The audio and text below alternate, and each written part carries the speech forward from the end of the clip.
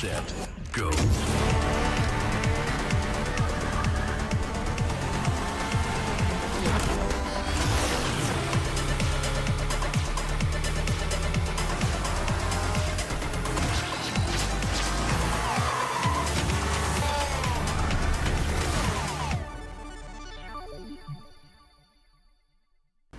لحظات البداية معنا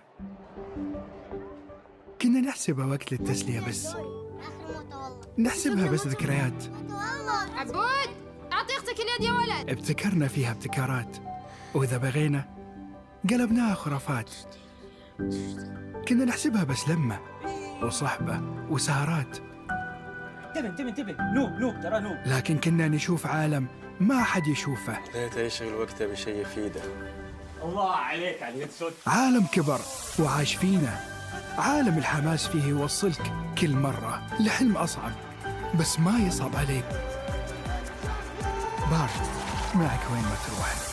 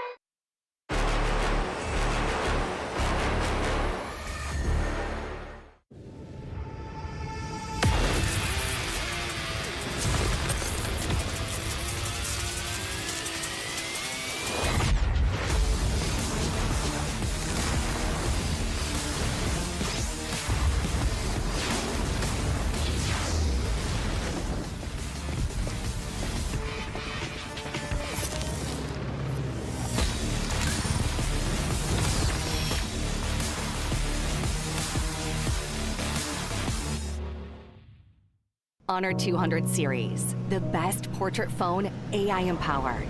Studio level, AI portrait camera, 3 hardcore portrait modes. Color, vibrant and classic to capture portraits that truly stand out. AI empowered magic portal. Snapdragon 8S Gen 3 AI chipset. 5,200 milliampere per hours silicon carbon battery, 100 watt, Honor Supercharge. This is Honor 200 series. You ever wondered how a Hollywood movie is shot? On a Sony. You review it on a Sony. And how do you make that sound epic? You record it on a Sony. Lunch break on a Sony. So why wouldn't you watch it on a Bravia by Sony? Have you got what it takes to get to the top? It doesn't matter how high you climb. To reach the top, even the biggest champ needs a break.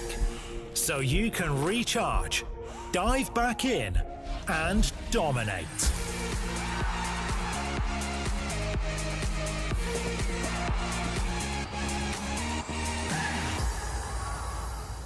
Have a break. Have a Kit Kat.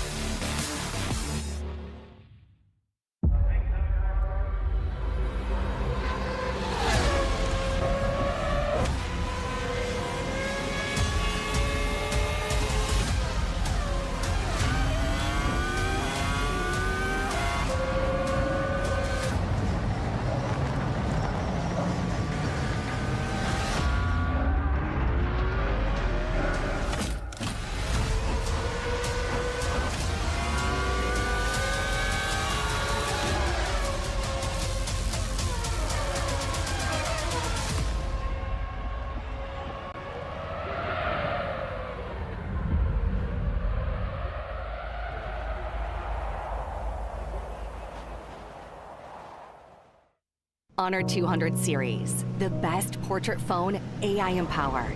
Studio level, AI portrait camera, 3 hardcore portrait modes. Color, vibrant and classic to capture portraits that truly stand out. AI empowered magic portal. Snapdragon 8S Gen 3 AI chipset. 5,200 milliampere per hour's silicon carbon battery, 100 watt, Honor Supercharge. This is Honor 200 series.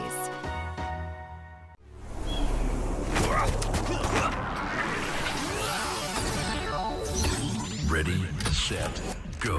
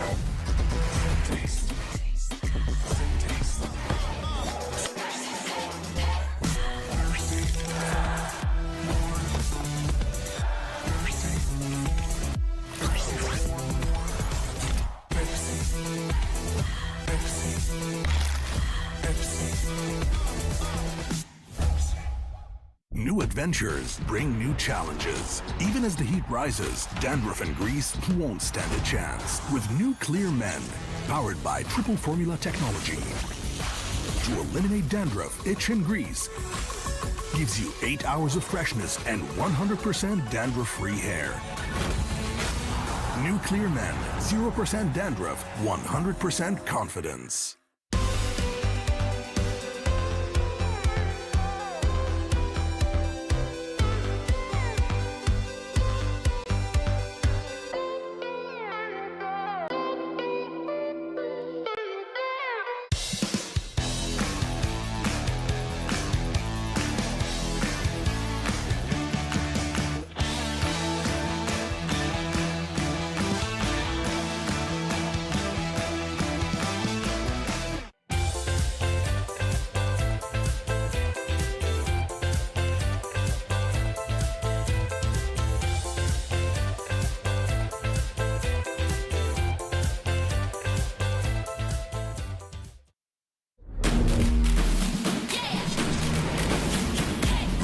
Just like you and me, finding our destiny.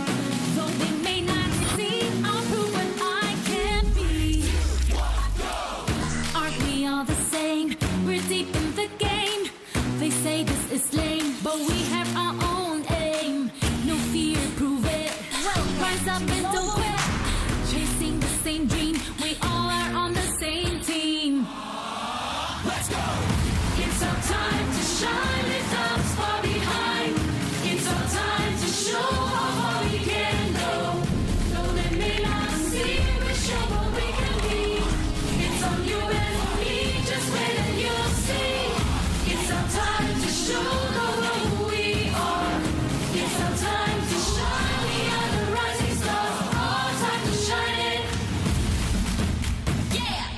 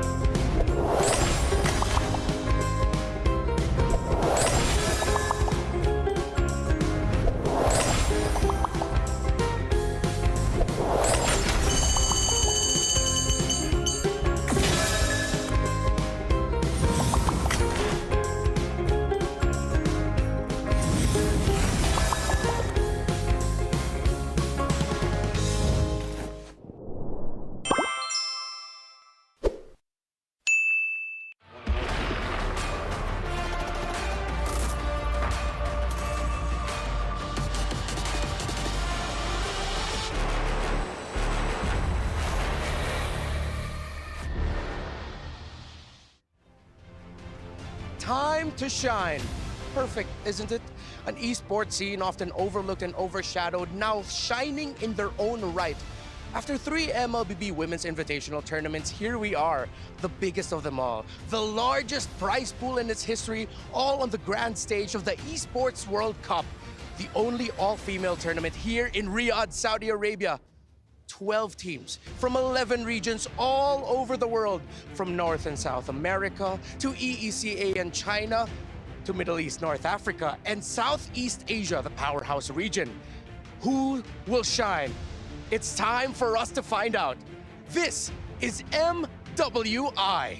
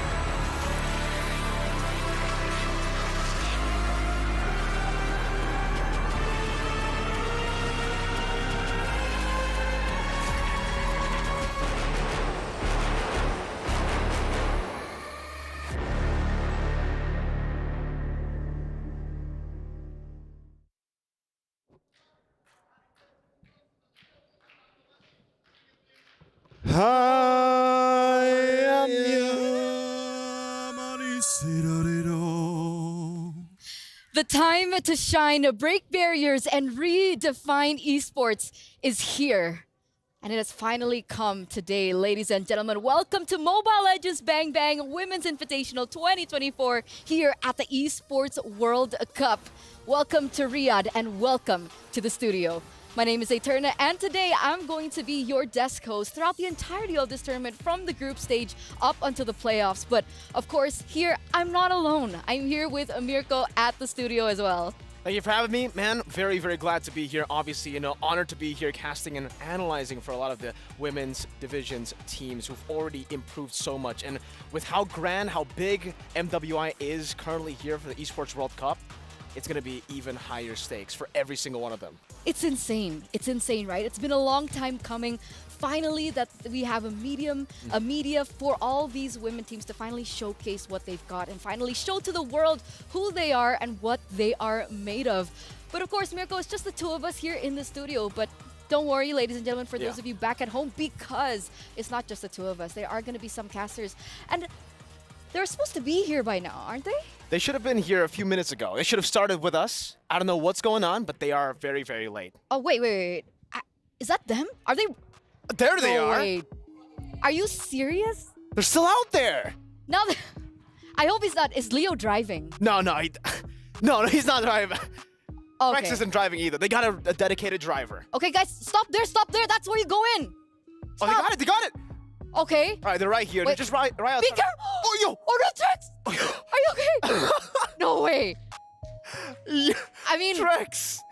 Okay, you know what? It's fine that they're okay. late. It's okay. I hope he didn't rip his suit. There they are, right?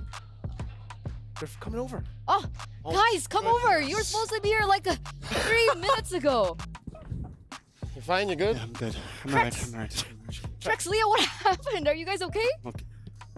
Are you fine? I'm fine. I'm good. I don't know about my good man here. No rips, right? We're good? No, we look you're good, good, Eterna? We look Amazing. good? Impeccable. You too. Thank you. Oh, we're on broadcast. You look great. You look amazing. So how are you guys coming into today, right? This is the first time that we've ever seen an MLBB tournament at this magnitude. And we're going to be the ones opening it up today.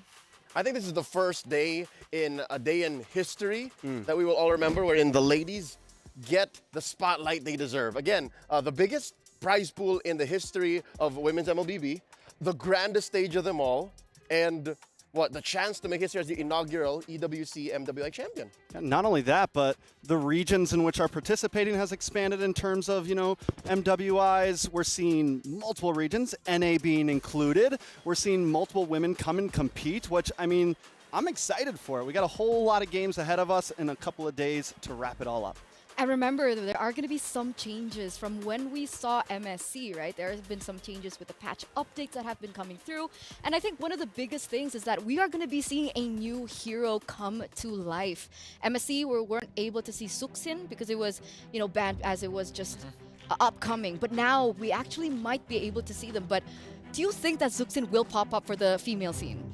Me personally, I mean, I already got the chance to talk to some of the teams here, and they are already very, very confident in a lot of their Chiefs picks. Zosk might be coming out, and honestly, with Juice in here, we might see it, but obviously it'll just be more of an experimental pick, because with all the dive that is in the meta with all the assassins, it is very difficult still to pull it off in the early game. I would rather side on the air of caution because a hero like Jushin definitely changes the tides of battle. So if you're gonna try to win against teams that have an established playstyle, maybe you bring out the Jushin when they're not ready. Yeah, and well, the question is, do you bring it out in this best-of-2 format where it's risk it for the biscuit, or you play it safe, or do you wait until bracket when you have time to kind of run things down? That's a big question.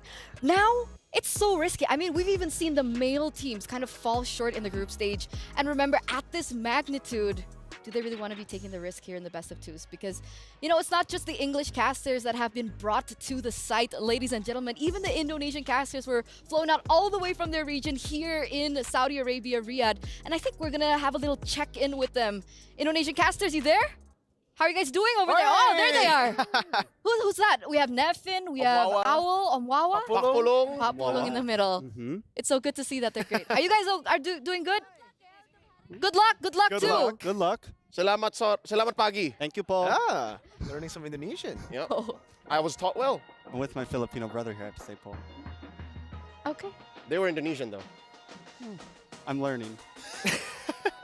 Sometimes it's that way, because it's a global event. Only one language at a time, guys. Come on. It's a global event. It's a global event. I mean, it's EWC, right? I mean, you're talking about emerging regions coming through, and it takes time. So, we gotta slowly learn. The languages. Correct. Small brain. I can't say most of the Filipino that I know though. Not Same. on podcast. Why? Anyway, thank you guys so much for coming over. I think you're a little late to the caster desk. We're happy to be here. We do have to hunker down. Yeah. Thanks for having us. Thank you.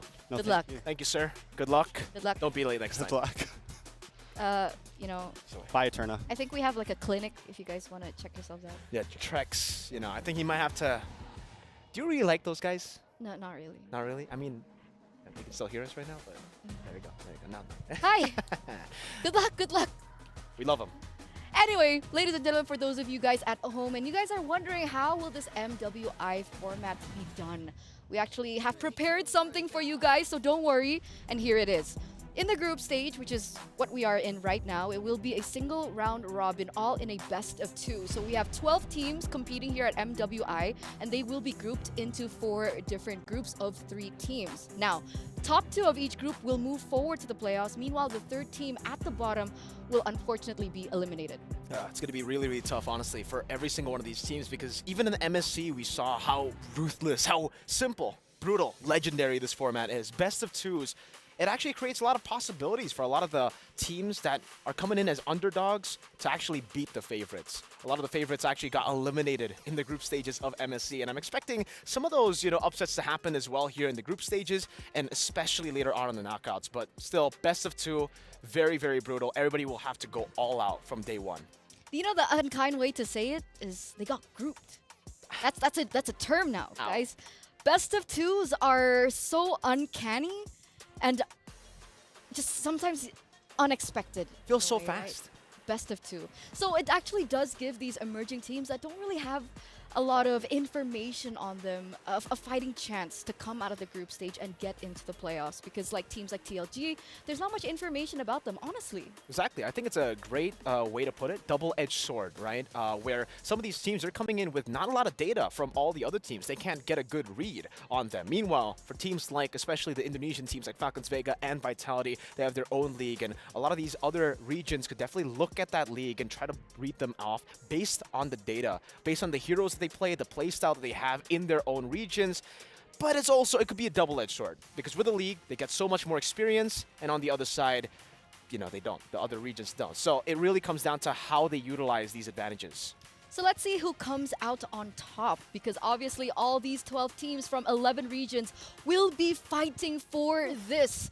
The tournament prize pool, the biggest, the largest, the grandest prize pool that we've ever seen, ladies and gentlemen, in an all-female MLBB tournament at 500K USD. It's a staggering amount, man. 500,000 US dollars.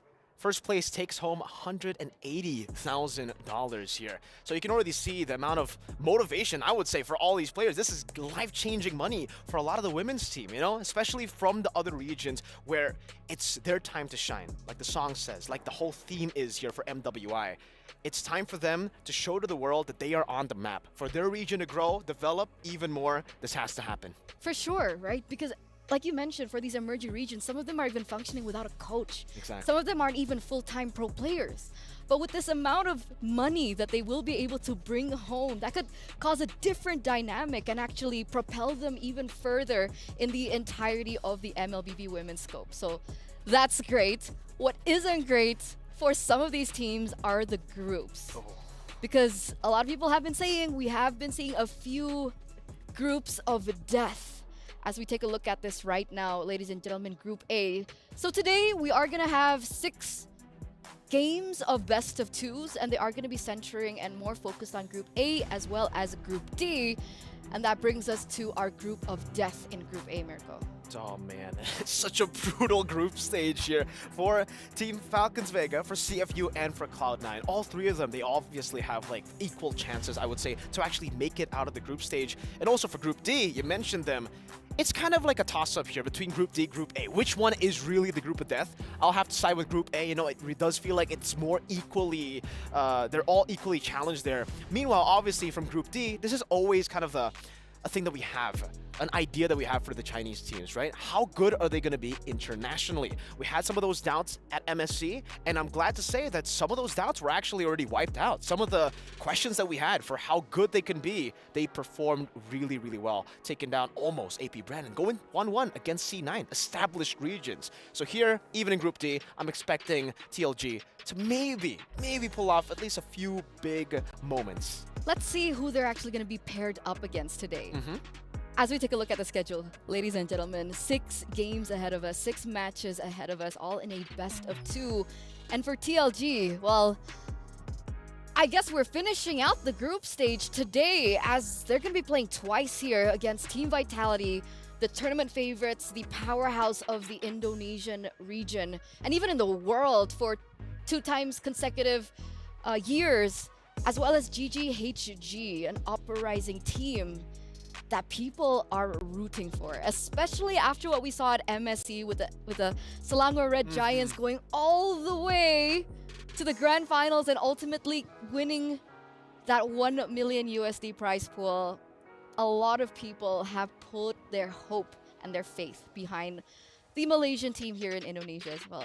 Just as a region, right? Malaysia just got that instant impact. Right after that victory, you see teams just go all out here for MWI as well. So me personally, I have the same sentiment as Eterna. I agree. I think Homegirls, GGX Homegirls, they're going to be really, really good. Definitely a team to look out for. But what stands out to me in the schedule is the fact that some of these teams will have to go back to back. The fact that it's already going to be 2 groups wrapped up in the first day, that's already a lot of pressure. But some of these teams, if they lose their first game, let's say Cloud9 in match number 2, and then later on Vitality in match number 4, they're gonna have to play it out again, or match number 5 rather. They're gonna have to play it out again, and momentum is a big thing here, especially for the best of 2s. We saw at MSC that if you lose your first match, sometimes in your second match, you still bring the tilt in. Sometimes your mental is not completely reset. And not just that, right? I understand the momentum thing, but also more so lethargy, right? Going back to back against 2 different teams, that is a different strategy. It requires different preparation. So we're going to see how these queens of MLBB around the world actually fare against one another as we welcome Dr. Sulaiman's upcoming showdown with Falcons Vega against CFU Serendipity up first in this best of 2. I love that we get to start off the day with a banger of a match here. Falcons Vega, obviously, you know, one of the favorites coming into MWI 2024 as well. Falcons Vega, coming in from Indonesia, I think when we're talking about the region as a whole, it's definitely the most developed region when it comes to the female side of MLBB. And for Falcons Vega, unfortunately, there's this storyline where they're the best team in Indonesia. If it wasn't for that one team, if it wasn't for Vitality, they would be the queens of Indonesia. But coming here, they have got a lot to prove with the grander stage, with a grander prize pool. But on the other side, CFU, they've been amazing. They've shown so much promise in the last few tournaments, and I'm looking forward to what they have to show here in MWI. Because technically, Falcons Vega weren't invited. They weren't an invited team. They didn't qualify earlier on. They were the last team to actually qualify into MWI through SPS, right? That's why Indonesia has 2 regions. So that's already a big storyline for them to show that that's how hungry they are to finally, kick off that title of being uncrowned queens and finally be the queens that will be crowned here at MWI. And I think what better way and what better time than now? I got the chance to actually talk to them, and yeah, it's very cool to see a team that's been, on the receiving end of a loss so many times in the grand finals still have the same hunger, actually are even hungrier now. I asked them if, how do you do that? How do you turn the losses into hunger? And they just told me, yeah, we just do it. It's that simple for them, So the fact that it's that simple, it shows me that they're even coming into this. A lot of people will probably think, the Indonesian teams will be coming in with a lot of pressure, knowing that they are the favorites, knowing that they're the most developed in terms of the women's teams.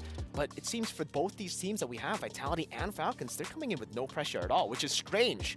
Because CFU, I would expect that from CFU. I honestly want to know what they're feeling right now. Right? You talked about pressure earlier on. Are we going to see that pressure coming through as we welcome them into the venue, ladies and gentlemen? Let's welcome the Jamil player entrance. Are they chill? Are they calm? Are they relaxed? Are they shaking a little bit? But here they are, both teams coming into the stage. We're gonna have a little look and a little peek as to how they're feeling. Yeah, we're gonna get to see CFU first here, walking up, rolling in.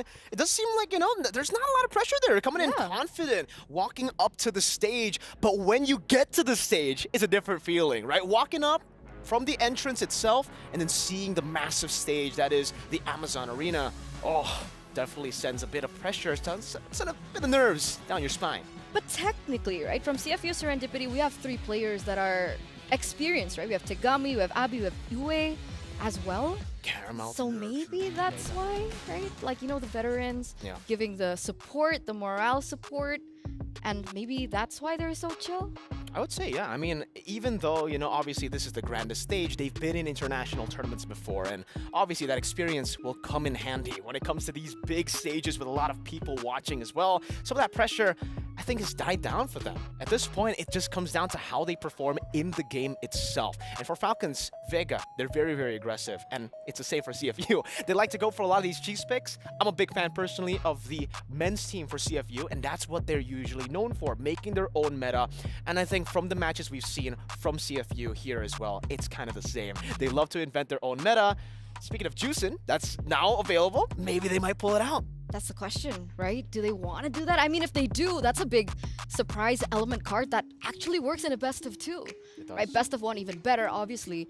Best of 3, that's when things are kind of more difficult to utilize that surprise factor. But best of 2, now we're talking. Yeah, because just getting one game itself is already so crucial, right? Because you already technically guarantee a draw with one game, and then you can go on with the next matches. So especially for the big matches, a lot of these teams coming in as the underdogs, they'll just be looking to get this one cheese pick in, or maybe a few cheese picks in, to secure game number 1. Once they do that, they can play with no pressure. Sometimes we see these teams winning with cheese picks in game 1 and then going back to the normal strat. So it really acts as a curveball to their opponents, and especially up against teams who are used to going up against the meta, this is really effective. They don't know the calculations that these cheese picks bring up. It's a whole new world. All right, so you've been talking about both of these teams for quite some time. Do I ask? No, we've been working with each other, for a long time. Never ask me for my predictions. The chat knows, everybody knows not to ask Mirko. All right. All right. That's a fair factor. You know, let's give these queens a fighting chance. Yeah. So what about you guys at home? Who will win this match? Do you think it's Team Falcons Vega or CFU Serendipity? Head on to the stcplay.gg right now and lock in your predictions. Obviously, I think this is one of the matches that are actually quite difficult, right? Because on one hand, you can even say that Falcons Vega is one of the powerhouses of Indonesia, but on the other hand, we've seen CFU Serendipity play in several other tournaments before MWI hit, and they've been looking strong too. Yeah, I think there are strong points for both these teams. Obviously, for CFU, I would have to say that they've been playing with this roster for such a long time already. So synergy, chemistry, it's already going to be really, really solid for the side of CFU. But if you take a look at Falcons Vega, you can say the same thing if this was like a few months before. But the fact now that they have a few new players, I'm not even sure who the main lineup's going to be. Is it still going to be Funi in the mid lane? Is it going to be Agatha? Is it even going to be a new jungler in place of Caramel? Some of these things we don't know just yet. And it actually works maybe in their favor. You know, up against CFU, a team that wants to stay together, wants to utilize their chemistry, maybe sending them a few of these curveballs for what they prepared. Hold on. To the counter. Why'd you bring that up? Bring what up? A different jungler for Falcons Vega? Yeah. Is that possible? Could we not be seeing Caramel? It sounds weird, right? That okay, Caramel. Uncertainty. Certainty. But you know what's certain? What? The possibility of new skins. Oh, I want new skins. Me too. So let's take a look at the Youth Fair exciting events sneak peek, ladies and gentlemen, because, you know, if you guys participate in this activity, you guys actually stand a chance to get your hands on exclusive new skins. And if you guys are curious as to what skins they are, check it out for yourselves. Do it now. You know, while we're waiting for the teams to get ready, while we're waiting for Falcons Vega as well as CFU Serendipity to get ready, check it out. Obviously, Miracle can't check it out right now. I've been looking at the screen because I want to check it out. Welcome to Guess the Sound. Welcome. Welcome. Her simply means restriction. One song. Leila. Is it Leila? Joy? I think Joy. Lolita. Oh, Lolita? Not Lolita?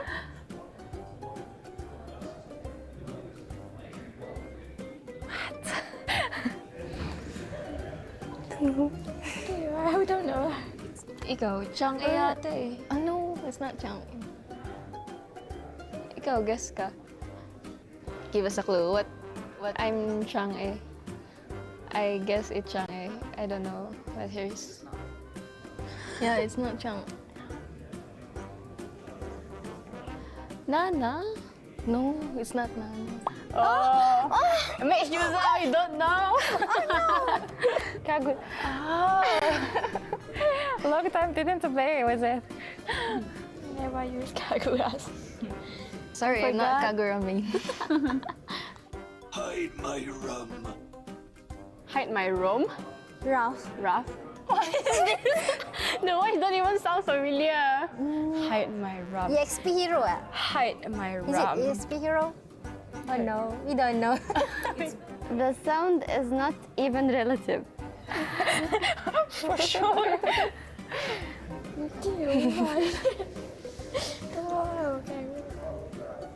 Bane. I don't use Bane, so I don't know. Oh my, I'm bleeding. I think I know this song, but I forget. I've never heard that voice before. Oh no, I'm bleeding. Cyclops. You good. Cyclops. Oh, yeah, Cyclops. Yeah. Oh, Cyclops! Yeah, That's Cyclops why it's voice. familiar. Yeah, Cyclops. Cyclops sound like that. Dude, wrong item choice. And ini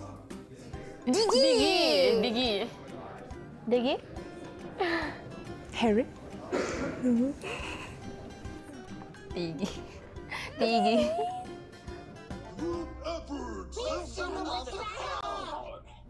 Who is this? It sounds familiar though. Yeah. What hero What hero? Maybe it's like got two... Because the voice changed, right? You want to surrender? What hero ya? My brain. Let me use my brain.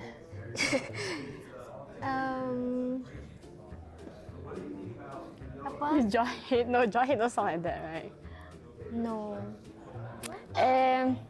Glue. Glue. Glue. Oh, Glue with his babies. Babies. That's it, girls. Yeah, thank you so much. And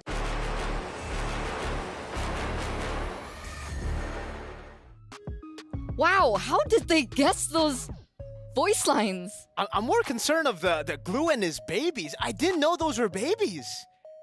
Are they actually Glue's babies? That would be kind of brutal, right? You smack the baby, you step on the baby to get HP? Anyway. You know, I literally thought that the last one was Barrett's or Jawhead.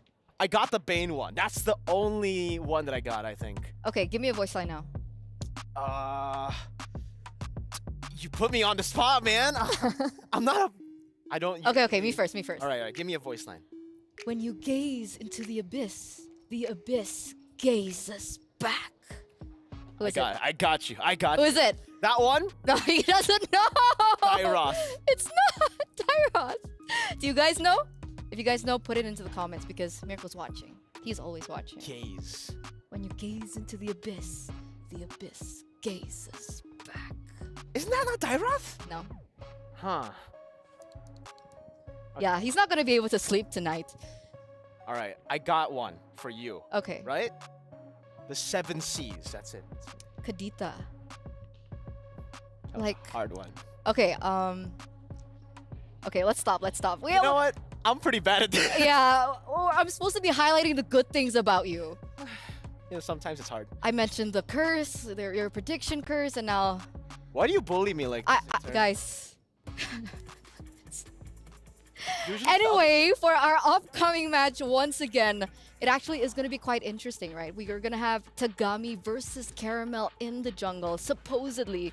Now, from what we've seen from them so far, how do you think that's actually going to go? Well, I mean, both of these players are very well versed in the assassins. We know that right now it's currently the assassin meta. All around the map, we are seeing Lings pop up, Rogers as well, especially Rogers and Lings as first pick. But even then, I think a lot of the other picks that they are known for especially for Caramel, you know, she has played the Martis before. We have seen the Martis that actually has been rising now with maybe the new item involved with the Execute. You know, that definitely helps him, or with some of the Executes as well. But knowing that both of these players want to go for damage output, knowing that both of these players can play assassins, it'll also be very, very interesting when it comes to the pathing, because I think for an assassin-assassin matchup, mainly what differentiates them, what makes it difficult for both these matchups is the pathing. Whoever gets the level advantage first usually has such a massive advantage to play with because mobility is already not a problem, damage is already not a problem, so it all comes down to the little advantage that you can get, and mainly it is usually levels into the neutral objectives. But it looks like the stage is set. Ladies and gentlemen, let's welcome the first game to kick off MWI X EWC 2024.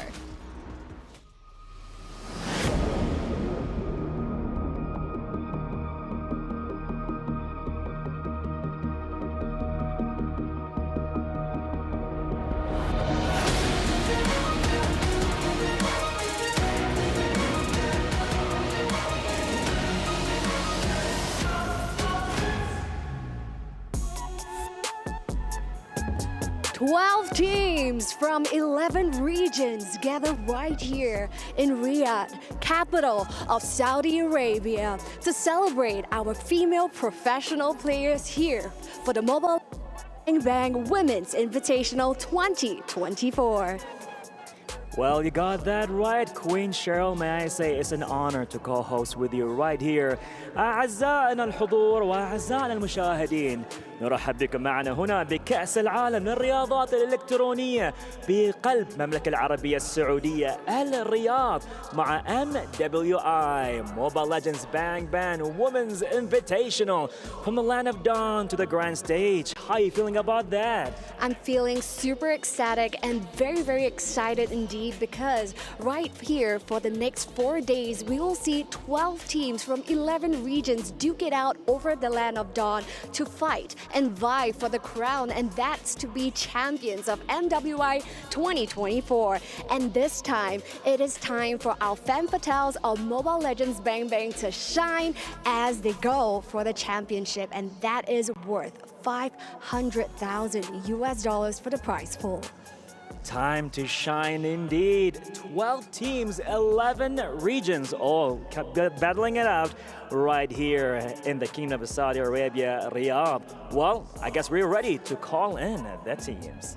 That's right, the Amazon Arena stage is set, and with that, let's take a look at the beautiful faces of our teams. Starting off with the pride of the Philippines, presenting to you Smart Omega Empress. And ladies and gentlemen, alongside them, coming in right now from Myanmar, let's hear it for Net Angels.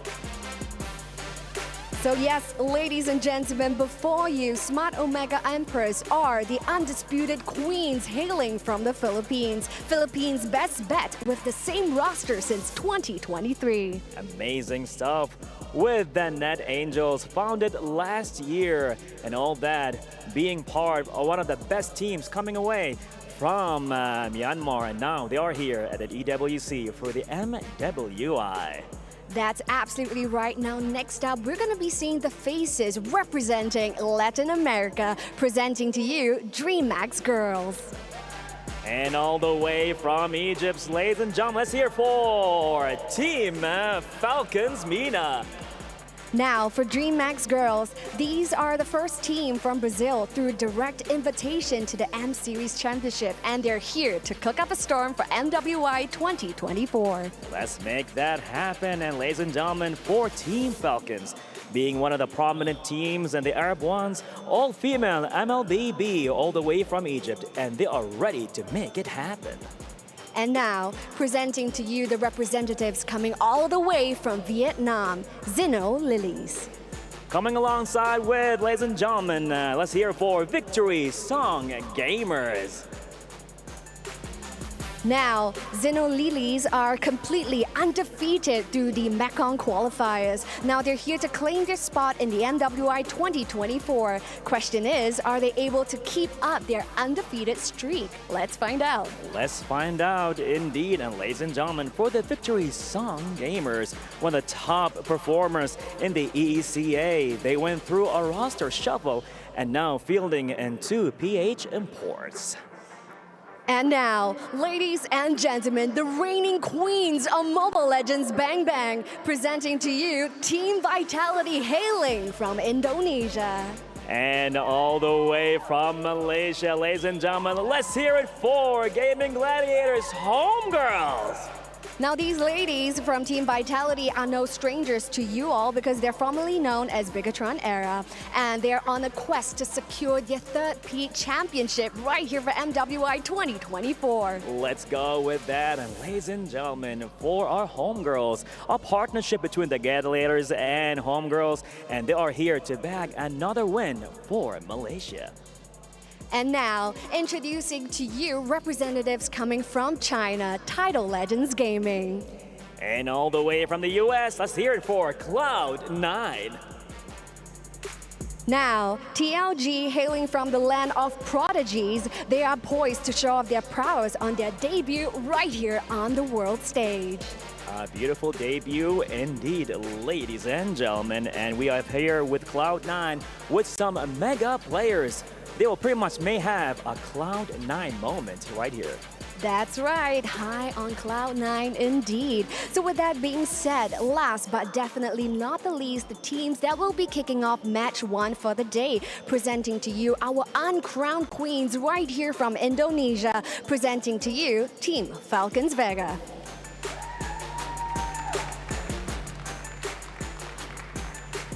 And alongside them for this match, ladies and gentlemen, the pride of Cambodia. Let's hear it for CFU Serendipity.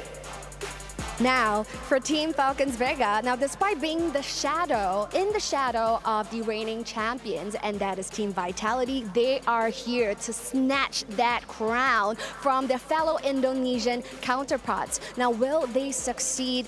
We will find out right here in match one itself, opening up the show here for MWI 2024.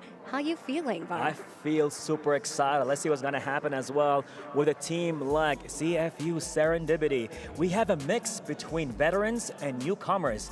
It's going to be a good one to watch and to be excited for. Now, what's promised right here for MWI 2024, even for the very first match, is going to be a high-octane game fight that's going to be happening at the Land of Dawn. But you know, we're just hosts for a reason. We're not experts. So without further ado, let's pass our time over to our friends at the studio. Take it away. Yalla! Thank you, Cheryl. Thank you, Bara, for that amazing opening. Finally, you get to, put the names to the faces of all the 12 teams that will be battling it out here at MWI X EWC 2024. And as you guys can see, both of our first teams will be ready. They are on their desks. They're getting mentally prepared. But wait a second, Mirko, is that Funi? It is Funi. So seems like Funi will be the one in the mid lane. Main lineup coming in from Falcons Vega. Still have to see the other members here on the team to actually see exactly who's going to be playing for the first game for Falcons Vega. We did mention earlier that they have a lot of new players coming in. They have swapped some of the players here and there with Agatha stepping in for Funi. But it does seem like, yeah, they're actually going to be deploying a new jungler as well. No Caramel, the Varen, and the head-to-head matchup that we were talking about, Takami versus Caramel will not be here, will not be the main lineup that we're actually going to be seeing. That in itself is already a big curveball over to CFU. Both these teams have amazing coaches, by the way, very experienced. So I'm expecting the drafts to go very, very close. I think it'll come down to the executions, really. That's the thing, right? I guess most of these teams were prepared for Caramel in the jungle, Agatha in the mid lane, but with the swaps coming through, now this actually poses a very, very interesting matchup. What's going to be the difference here? What difference in playstyle, what difference in gameplay will we be expecting from Falcons Vega? I mean, for Falcons Vega, it really comes down to how they've been able to utilize the side lanes. Side lanes has been their main strength, and laning in general. If Chin Chao gets a bully laner and she's able to snowball from the lane itself, then transitioning into some of these team fights, it'll be massive for Falcons Vega. That's how they usually get the snowballs rolling from the early game to take control of the mid game. Meanwhile, for the side of CFU, it really, especially after the patch, has a lot to do with the jungle.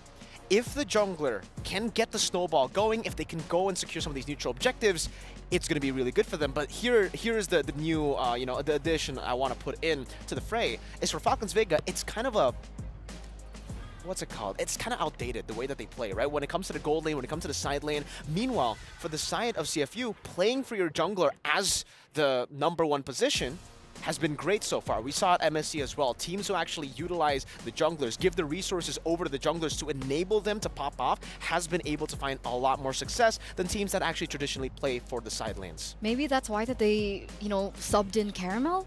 Could that be the reason that Falcons Vega are coming through with a completely different roster? Because technically one of the things that Falcons Vega are super known for is that they falter in the late game. Exactly. Right? And with CFU Serendipity being so comfortable in that particular aspect of the game, that's actually a risk, a factor that Falcons Vega are risking here. And what's scary is for CFU, right? They understand how to play the early game too. So even Falcons Vega's strengths here for the early game, usually they get the lane dominance, they control the game through the laning phase, through even individual 1v1s in the mid lane. We expect the mid lane to be, more of a clear shove and rotate over to the side lanes or to the jungle to help enable and get prior on the map. But for Falcons Vega, they've always had a very, very big emphasis on actually getting individual leads. And this is something that might change. Like you said, with the change of Funi coming back into the mid lane, maybe we'll see a more active mid laner as opposed to Agatha, who usually does want to bully a bit more, does want to play into the jungles. And with the new jungler, Meilane, Caramel was a bit of a mix. We saw her do well during the utility jungle meta, but I felt like it's time. This is the time to shine for her. Especially because, you know, the assassin picks, what she's known for, what she's always been known for, has been those assassin Nolan, Ling. Bennett, Nolan, Ling. I remember the Hayabusa from back then all the way. And Hayabusa has been coming up. So I'm expecting Maylane to maybe play the assassins even better, because why else do you make that kind of choice, right? And I don't think you'd want to go for something experimental in a best of 2. Definitely not. No, right? Not against CFU too, a team that is known to go for experimental picks, to go for cheese picks. All right, so with that being said, what kind of picks are we expecting here in this next lineup, right? Because, I mean, technically, when we're talking about the MLBB scene, sure, there are teams that are more formed. There are teams that are coming from a background where their league has been more developed, and they're the ones that usually bring up the meta picks, right? With the Rogers, the Lings, so on and so forth.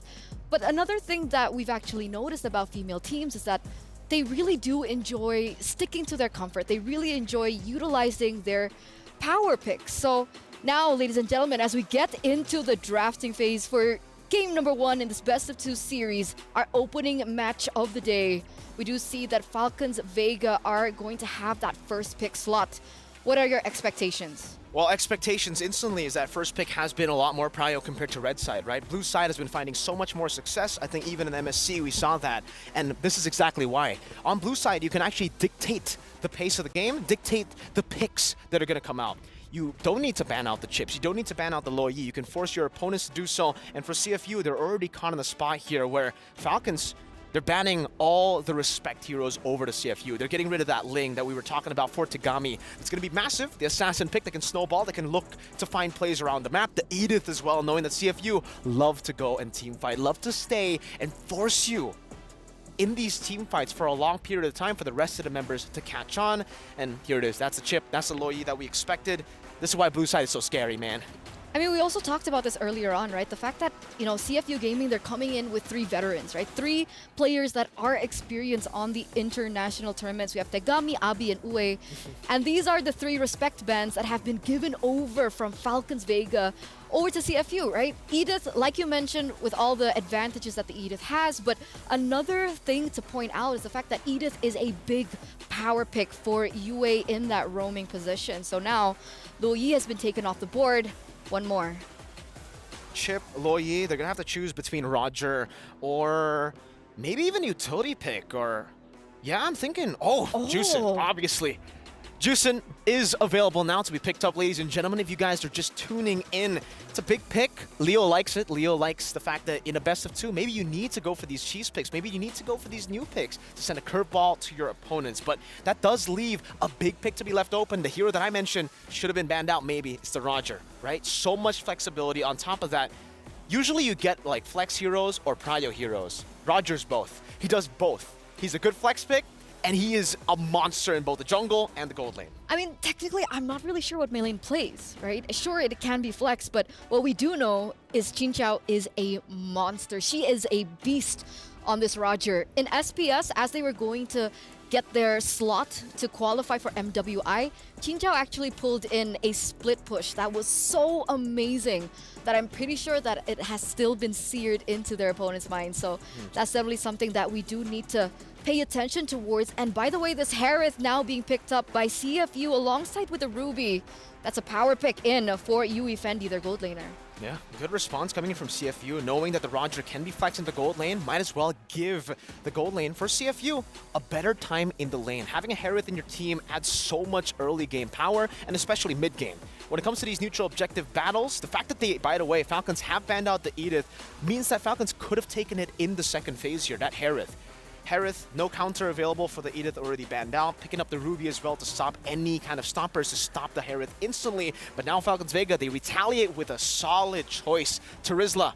I think when it comes to Terizla, even in the MSC, it was the favorite XP. Like, everybody goes for Terizla when it's open, and it's because you don't need to put resources at all to this guy. You don't need to funnel anything. He can be 2 levels down, and he can still initiate properly and tank up a whole lot of damage. So before coming into the second phase of these drafts, are you expecting perhaps a counterplay towards this Terizla in the EXP lane? Export, CC? That's the thing, right? What is even a counter for the Terizla? It really is about... Terizla is a non-laner. That's what he is. He really neutralizes any laner. Not in the way where he demolishes people. Some picks, yes, he demolishes. The X-Borg is a good pick against it, but the Terizla, all he needs to do is shove the wave and then play for the team fights. Get level 4, play for the neutral objectives, and completely ignore the X-Borg. X-Borg, if he doesn't bully the Terizla in the early game, he's going to have a little bit more, struggle, I would say, to get to the mid game to actually deal damage to the rest of the members from Falcons. So the winning conditions are definitely set in stone now for CFU with the choice that they have made here in the first phase. Now coming into the second phase, right now Falcons Vega, with the lineup that they have right now, they have a lot of catch, right? They have catch from the Vexana, they have catch from the Terizla as well, but they're still afraid for CFU Serendipity that they're going to double down on that catch. The Minotaur has been taken away from Falcons Vega. Good ban, reactive ban there. Knowing that CFU wants to be diving deep in these team fights as well with the Harith and the X-Borg, something like a Minotaur is great for the banning phase. But I think for Falcons Vega, this is a good approach for them too. Banning out the Lilia and then maybe the Valentina as well to take out, the possibility of CFU getting a pick like the Valentina, who's been able to find so much success in this meta as well. And the Lilia ban is really just about the prio in the mid lane. I think they can go for... Yeah, no, I'm thinking just mid laners. I was about to say maybe they want to go for the Grok ban, but they already have an X-Borg and Ruby, so Ruby's going to go Rom, X-Borg's going to go XP. There's no possibility, I think, for the Grok, unless they want to go jungle. Who knows? So let's talk about the possibility of the mid laners here for CFU, right? The one thing that we know, the data that we have about Abby in the mid lane is that she loves the Vex, Lilia, Nana, Odette, and the Nova.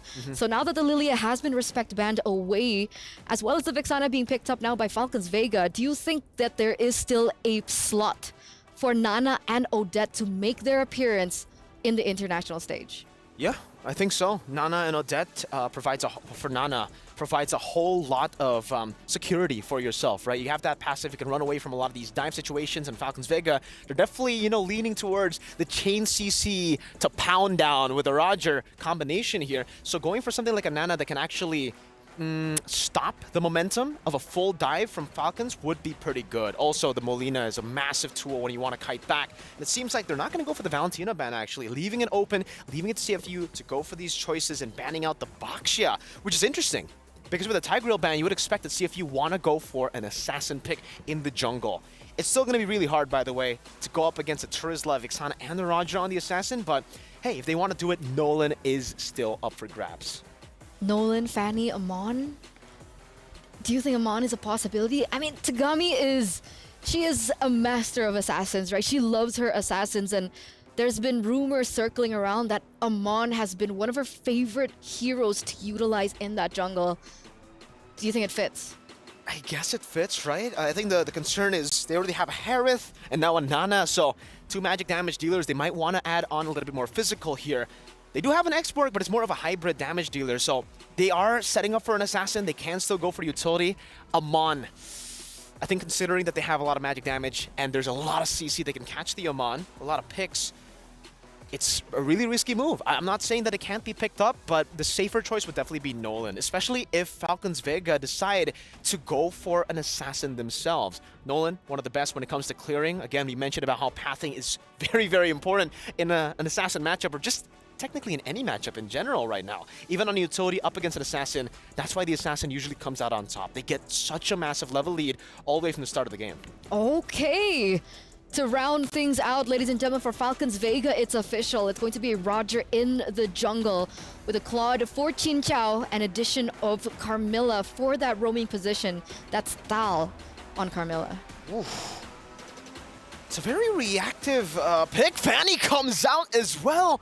No stoppers from Falcons Vega. They went for the Carmilla. They saw the Tigreal. They saw the Minotaur ban. They didn't expect the Fanny. They banned out the Baxia, and now these picks with no stoppers, they're going to have to deal with a Nana Harith and physical damage. Fanny. I'm ready. Are you ready? I'm super ready. Are the casters ready? Trex, Leo, you guys ready? We're more than ready. I can't believe the Fanny slipped through like that. It's looking spicy already in MWI right now. We got a Fanny in the Land of Dawn. Game 1 of MWI. Ito na, Mirko. bringing us the goods as well as the ladies. Again, this is Falcons Vega and CFU Serendipity coming through. The Sharks versus the Falcons. It's the skies versus the seas. You ever seen a shark fight a falcon? Well, we're gonna today. Never thought I would. Not in my MWI bingo list, ladies and gentlemen. Coming in live from Riyadh. I hope y'all are doing safe. I hope y'all are having a great day or evening as we get into the very first matchup, very first game in this history-making tournament. Starting off in the orange here for Falcons Vega, while CFU Serendipity dipping into their purple, as you do with a Fanny. Yeah, definitely as you do with a Vanny, and moving quickly over to orange buff. One of the things I'm a little excited for, this Carmilla pick in the roam position, it's like their only real stopper right now for the Fanny, so it's a lot on Thal's shoulders right now. And it's a soft stopper Quick too. Not to mention maybe, so at best they have like a 1.5, 2 stoppers, right? You have the Eternal Guard and you have the penalty zone. That's it. That's it. I wonder if Falcons Vega are kicking themselves for this now. In mid, Yui playing some footsies here with Thal. Again, I don't know if expected Funi to play today. Yeah. Funi and Mei Lane. Definitely a toss-up. Don't know exactly what happened. This might have been the choice due to some scrim decisions. Who knows? Mirko said it. They must feel confident with this composition. So excited to see exactly how this plans out. But that Tagami pick right there definitely spices things up for game number 1. And this is what we talk about in group stage. These are the possible, strats that can get you that first game 1 win. Yep, and the draft definitely worked out for Serendipity this time around. Yui taking a visit down to Yui Fendi. Something to talk about here as well. Chinchaw's not having a great time. It's very difficult now. Yui coming in deep. Yui takes a little bit of damage. Should be okay there. You talked about Yui. You talked about Chincha. I think this Yui Ruby pick is going to be glorious against Mailing on this Roger. Really, I feel like Serendipity just drafted very cleanly in this game. Yep, they do have their fundamentals down. Let's talk about XP lane. Ooh, what a damage though. Mochi Bang gets banged out. First blood over to Mei Lane. Looking for some retribution here. Abby putting some damage on the Mei Lane, but you can't beat the aggression the Falcons Vega bring to the table. Yeah, great first blood, great pick. And see if you tried to do something in the gold lane, but Team Falcon Vega actually succeed in the XP lane. Now it's turtle time. Here we go. Some footsies. 3v3 potentially. Orange worked on by Tagami first. I like the rope though that Falcons Vega pulled. You saw how they were visiting bottom. XP. Oh, check this out. Chincha. Oh, forcing out an ult from both sides. And then they pull a fast one. Like, wouldn't you have thought that it would come from the Fanny lineup? Shouldn't have been come from the Cambodian squad. I mean, yeah.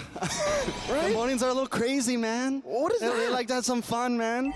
They bring out the Fanny game 1, and it was the fact that it was pick number 5. It's great drafting from Coach, man. Great drafting from Coach for sure. But here comes Turtle play. Nice stun onto Yui. Thal going to kind of hold down the front line here. The Carmilla should be able to get a stun down. Does have the ultimate ready. The Blood Pack able to do something here. Mei Lane just dancing around. Nothing too major. Keep our eyes on Tagami, though. Look at the damage. The Eternal Guardian does come down on Abby. Nice stun up, but in comes Tagami. Looking for the Turtle. Able to steal it, take it away. Can he get away, though? A lot of damage onto UA. Mei Lane trying to get the finishing blow. Trying to get the final hit. Can he get the Lycan pounce? Finds the kill. Now Mei Lane locking on Mochi Bang as well. CFU on the run, loses 2 for the price of a turtle. Mei Lane going ham this time around. 3 on the board already. About 2,000 gold ahead, I'd say, give or take. You expect these values to balloon up in the next few seconds. Again, Serendipity, clearly CFU won that draft. They got some sneaky picks through.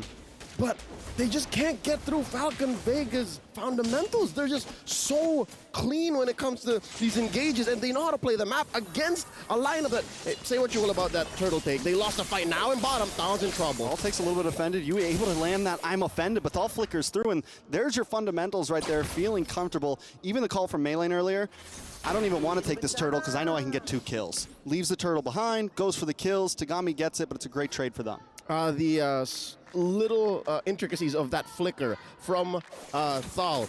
They knew that there was no one in that river bush. They knew that there was no one coming from mid. So they made the call, all right, flicker over here, you're safe. I got you.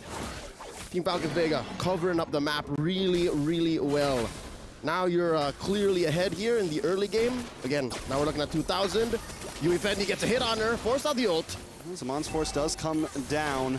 Yui there to help out along with Abby, but now it's 4 members of Falcon Vega and a big Guardian lands right on Yui. In comes Sagami trying to get some damage off. Where's the cutthroat? Can he land it? No, doesn't connect. Everyone able to dodge through, even Meilane with a beautiful Lycan pounce, but more damage coming on to Melee. Tagami finally finds one. Can they make it 2? A lot of damage onto Tagami. Tagami has to run away, but still gets the double kill from that burn. She got it down. She was trying. All this while, she was trying, and it took maybe 2 or 3 big engages. Here's the STC replay one more time. Again, the Eternal Guard came through, and now maybe we're seeing remnants of that initial dilemma. Oh, wait, what's going on? Nice push. All right, great conversion. Now we're seeing the dilemma coming through now. Where's the hold? If Tagami can keep doing this, then Team Falcons Vega have something to think about now. Melee wailing away. Yeah, Violet getting some nice damage on him. Moshi Bang's frag armor. Melee able to get the turtle this time. Tagami hightails it out. Last Insanity defensively just to try to get away. CFU backs off. All right, clean. CFU Serendipity. I think it's key for these ladies now to pick their fights. They can play where they're mobile, they can play where they're everywhere. Oh no, Abby! A lot of damage on Abby, but down comes Mon's Force, able to help out. Yui's there to help as well. The beautiful offended, but Melee still gets the kill. Melee now moving on to the orange buff, and CFU lose another member. And they got nothing out of it. Violet walks away. And now Melee, oh, Grand Theft Orange. That's a beautiful Grand Theft. Madam. She took a small camp on the way out. This is going to balloon out of control now. We're looking at more than 2,000 gold ahead. A push in mid. Tagami coming in, clearing the wave. That's it. They lost the main artery. Yeah, that's a bad blow. Mid lane gone, and even when they were having that fight up top, we saw Chincha chipping away a little bit at the mid tower, and that just gave it enough for Team Falcons Vega to be able to completely secure it. Right now, even with the Fanny, Team Falcons Vega are just, look at even the pressure they're putting here. They're keeping CFU Serendipity inside of a box right now, and Team Falcon Vega are able to control the rest of the map while doing this. And again, it's uncanny coming from a lineup that is facing off against Fanny they can't hold down. So this is just macro control. Absolutely a masterclass from arguably the second best team in all of the MLBB women's esports. And here, now they're putting in a lot of work, forcing back Yui. Yui taking a lot of damage. Mullane looking for the kill, trying to get the finish, able to secure it. Yui goes down, but in comes the last Insanity. Moshi! Bang! Beautiful last Insanity. Foul. They're still going in. More damage from Meilane, double kill onto Yui. Fendi making a triple. Meilane takes out Tagami. CFU Serendipity in pieces right now. Falcons Vega, they don't care about a Fanny. She's been cooking, man. She's been cooking. 8 minutes in, she picks up the Thunderbelt. I'm liking where this is going. As per my taste, I would have picked it up maybe sooner, but again, aggression is the name of the game here.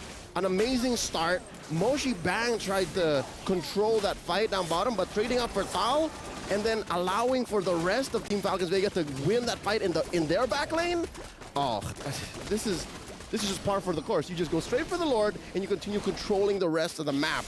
CFU Serendipity, I'm thinking maybe their next best move here is to cordon off these fights into smaller quarters. You notice how a lot of these fights that happen in the open spaces, Team Falcons Vega do better at?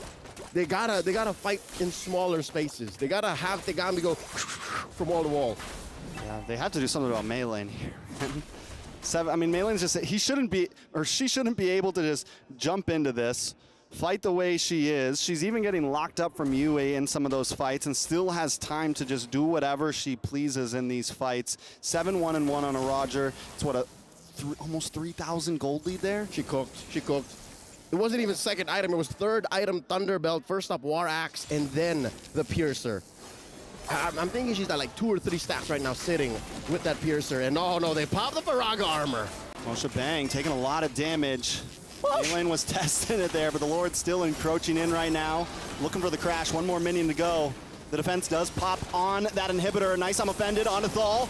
They're able to get the kill. That's a big deal for Abby, but in comes Meilane with a nice Lycan pounce on Moshi Bang. More damage on a UA Fendi. Meilane playing the field to Melee. It's looking dangerous right now for CFU. They lose an inhibitor. Tal is worth her life more in weight than gold. It's amazing how she's able to trade in for a big objective in mid and then another trade on the way out. CFU Serendipity, again, this is gonna hurt them even more because one of the strengths that their lineup is able to do is to go across the map and just pick fights, cut waves, and now they have to do that on a level wherein they're on the defense. Even if they can leave the base, which I think now is one of the few times they can, 10 minutes in, it's still gonna be tough. Is there enough farm on Uifendi is my question. Tagami, sure, she can run around, she can cut lanes, I mean, she can go deeper than this. But where's the farm on Uifendi? Is Abby dealing enough damage? Yeah. Count your blessings, she hasn't died. That's, I mean, as a Nana, you probably shouldn't. She has everything packed into her to survive, but here they go. Speak of the devil, Uifendi trying to pull through. Ua able to get a nice I'm offended onto Thal once again, but look at the damage onto CFU. And comes the last Insanity, unloading onto Violet. Violet able to flicker back. Melee still holding the front line, taking fire to the face. Takes out Moshi Bang. Tagami, though, looking for the finish, decides to back off. That's bad. Double kill for Melee. She got punished. They didn't need to hold her down. The damage that she had to go through just thinking about walking through Team Falcons Vega punished her. This is tough. 11-4, 11 minutes in. Mr. Wagner. CFU Serendipity, they had a great draft, but fundamentally speaking, Falcons Vega knew how to deal with it. Yeah, I mean, CFU seemed to not be able to play it to its maximum capabilities. Abby taking some more damage, and at this point, as you said, we look at the way that Vega's moving around the map right now. It's always 2-2 and Meilane kind of on her own, because Meilane can handle herself against the Fanny. A Lycan Pounce to dodge a Cutthroat, or a Lycan Pounce to dodge a couple blades and get the damage out, and the rest are covering each other's backs. The only real hero that Meilane has to worry about is Ruby, right? Like that's the only thing that she has to think twice of. Abby, she can just dodge Molina's gift. Forget about it. Like, I can just run around. I can hop through these gifts. And now another fight, breaking out in mid. The pack comes down, so the damage is unloading. Yue goes down first. Next might be Uifendi. Able to get the outplay, though. Looking for the final shot. Finally gets the kill onto Meilane. Uifendi pulling up in the Fendi. Doing some nice damage onto the Lord now, but it's still coming soon. Team Falcons Vega. Abby made bank. Can they do this? Can they defend? Where is she? Where are they?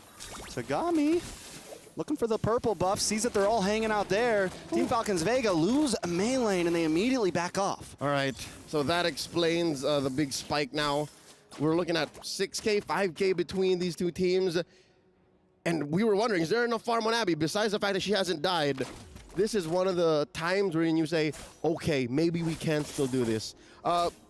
Good news is they still have one inhibitor. This could have gone so much worse. They could have lost everything, and they were forced to take whatever farm is left out of Team Falcons Vega freezing, which is what's happening now. But as it is, checking out, okay, a Trinity on Abby here. You have Uifendi, also a Trinity, just barely. I think maybe just one more item, and then a fight in like, you know, thicker part of the forest here, like a little corridor. That might be it, but you're still looking at 5K between. That's still tough. Yeah, it's definitely going to be very tough because now a lot of it. Oh, look at the damage though. Comes down once again. Tincha able to take out the Mage's damage heal. Uifendi down, out of commission. Falcons Vega now looking for another inhibitor. Tagami can't even go in. You don't let him breathe. I think that's the play here for Team Falcons Vega. Problem solving, CFU Serendipity. There's like 5 or 6 things that they need to do. It's a grocery list of things to hit on a checklist. One of them does not have an answer to Team Falcons Vega's one move. It's just force out fights. Here they are, taking out that last inhibitor, and waves are gonna crash in. This is well timed for Lord coming in a minute. You know, I gotta say, Thal's been so amazing on this Carmilla. Even though she's taken a few deaths, she always lands that ultimate at the perfect time to at least catch 2 members, and the rest of the team follows up so well. That and she can get out. If she dies, so be it. They're taking out at least one on the way out too. Not to mention, it's like Funi did not miss a beat. She's #1 in the damage charts right now. And the last time we saw her here in MWI, she also put up quite a show, honestly.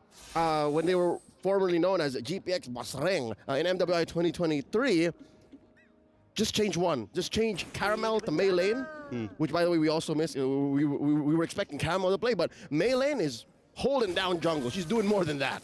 Meilane's doing amazing. I mean, Funi's doing amazing. even as someone that's kind of stepped back a little bit from the team a little bit, still showing that I still got it, man. I can still hang with the best of them. And she is stomping down. She's got her foot on the neck right now with these Sharks. Lord taking a lot of damage. CFU not going to be able to contest it. And that's a clean take. 2 Lords to Team Falcon Vega's name. 3rd this time as they push back the rest of CFU Serendipity. Oh, what's Tal thinking? Is she looking to steal this? They're just denying everything. Oh, there it is. Just serve it up. Serve it up. Take it, Chincha. It's yours. Another one. Another one. Easy. Falcons Vega just, and then now they take it slow, right? I love the lane freeze right now, waiting for Lord to come. They don't need to rush anything. 7,000 gold, almost 7,000 gold lead. We're getting there.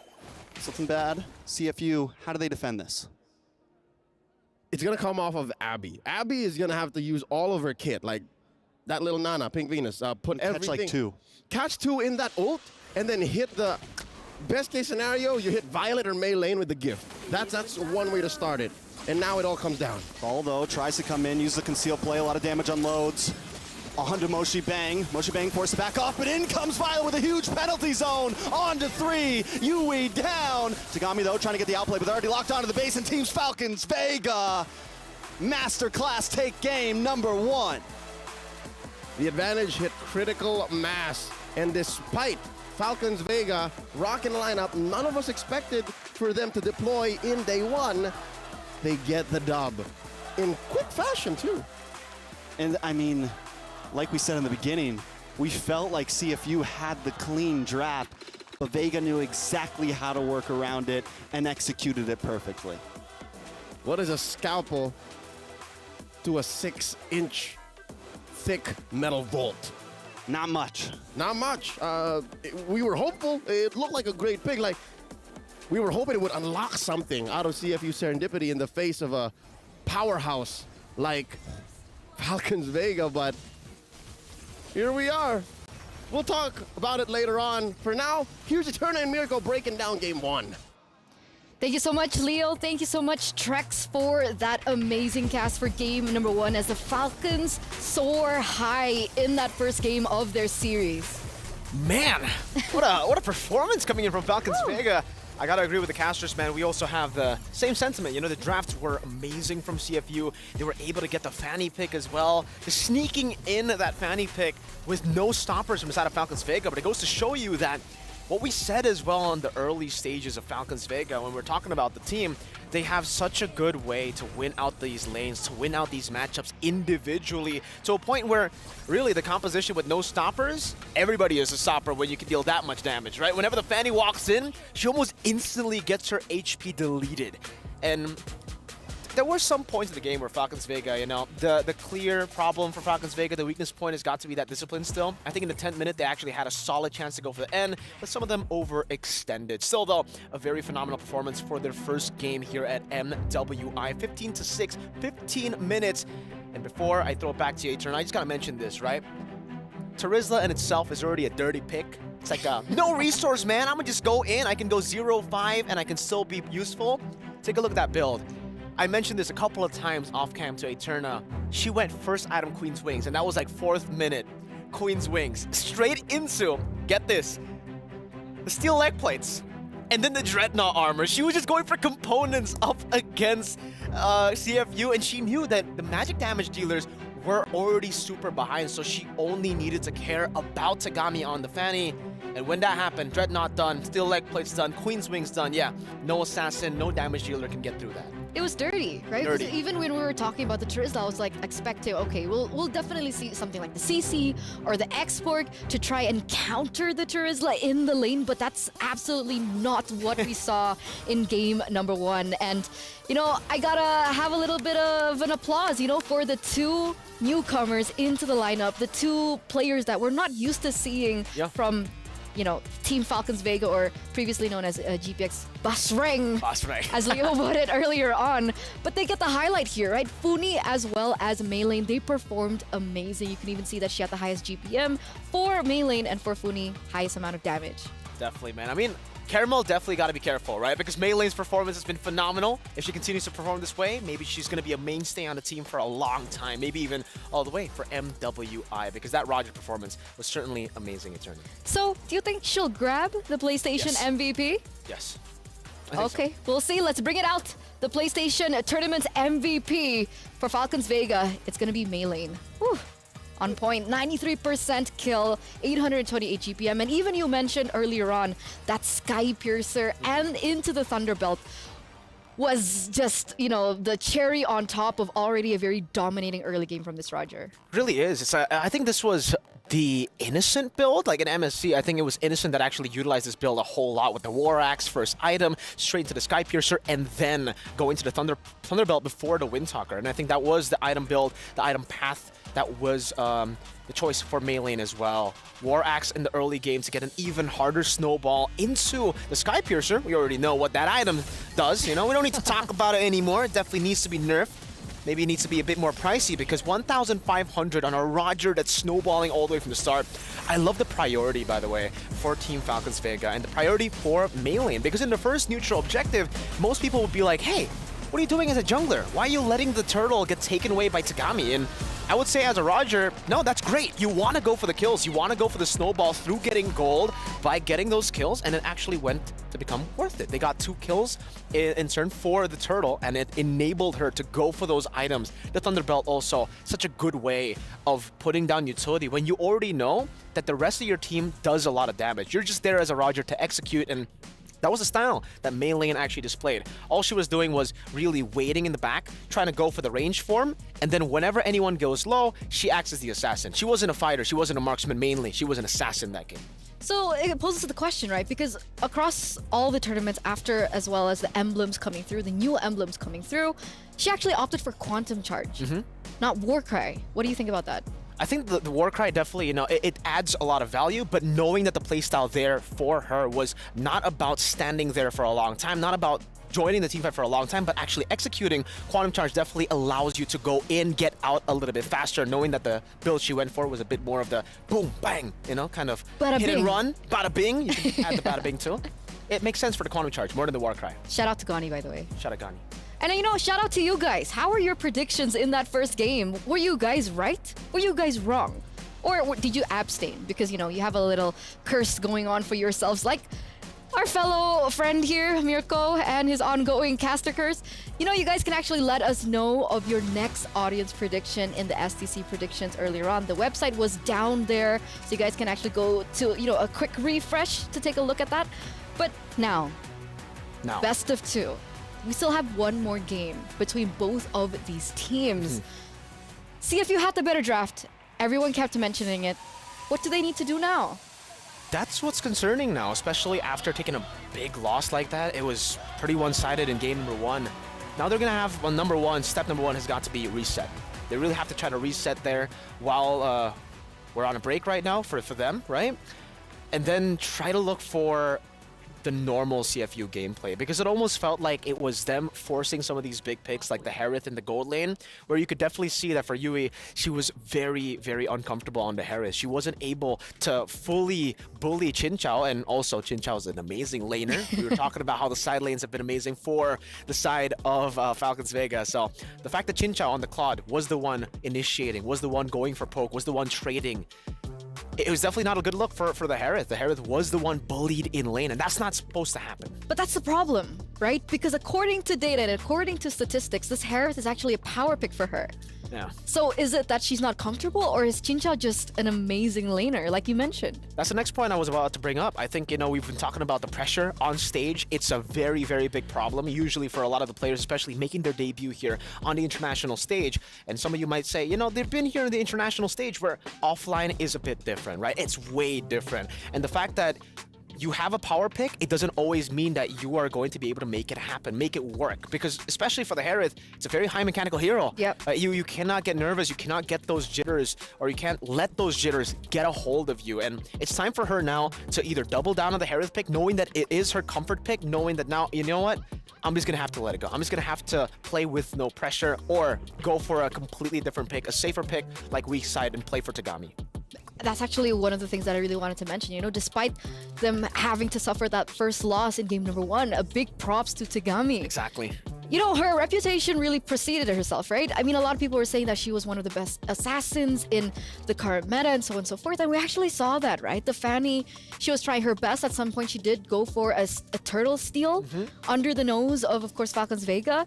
So definitely a big props to her, and hopefully she can stay consistent or even grow in this tournament, in the second game especially. Yeah, I think doubling down on Tagami will be a great choice to go for, by the way, for the side of CFU, because, hey, she already performed so well in game number 1, and that was the game that they were actually losing all the way from the start.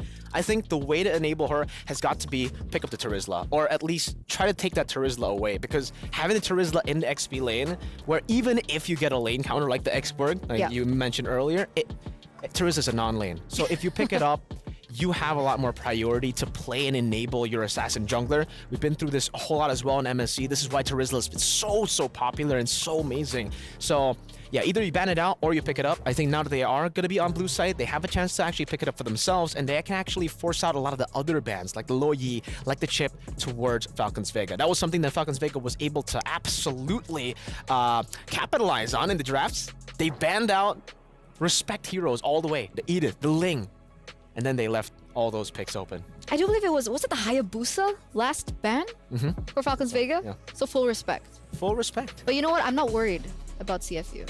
Why? Because they have the support. Ooh, of what? Of the pandas on their jersey. That's have true. you seen them? That's true. Man, guys. The CFU pandas. Once they get on camera, we need to appreciate those pandas, man. I want to appreciate those pandas too. They're so cute. Yeah, during the game, panda sometimes, sport. the face cams goes to the panda shots, and we're just like, oh my god! Was it not highlighting the players? Like the hand cam? Was it the panda? See, it is a hand cam, but I look at the panda. Yeah. Would you perform better if you had a panda, Eterna? I'd love a koala. Cool. I was born in Australia. All right, mate. What about you? I would take a Lafelle? I would take a Lafelle and a nice suit. Okay. That's a good one. Anyway, I keep getting distracted. I'm sorry. Yeah, it's okay though, but that was good, because honestly, for Falcons Vega and for the side of CFU, that's what they need. They need additional ways to actually take the game, and even for Falcons Vega, because even though that was dominant all the way from the start, we did see weakness points. We did see that in a couple of ways, CFU were almost able to come back when they were actually kiting back. So they could go for that. They could go for the exact same way, where they actually try to play for the kite back, wait for these initiations, wait for the overextensions that Falcons Vega technically have a tendency to do, and then punish them. Sorry, I'm waiting for the pandas. Me too. To be fair, I am too. It should be the next shot, right? We saw Falcons Vega earlier on camera, and we should be getting pandas after this. But while there we go. Oh no, it's covered. Oh no. No, show us the pandas. They know that you don't get the panda. They need to win first, then you get the panda. And it would be actually really great for them, right? Oh, panda! There you go, panda. Hi, panda. Oh, so cute. At this point, I think there are 5 of them. There are maybe even more for the coaches. You're right. You're right. And the coaches need it, right? They need to get their head in the game. I mean, technically, they did win that draft in the first game, so. See. Are you saying the pandas are? See, the cameraman gets me. Yeah, they're happy with the pandas. They're happy with the pandas too. But you said the pandas, they definitely need that, and they did win the draft. Are you telling me that I said the coaches. Yeah. Do you mean that the pandas actually help the coaches draft? It's support, they whisper? Right? If anything, it's support.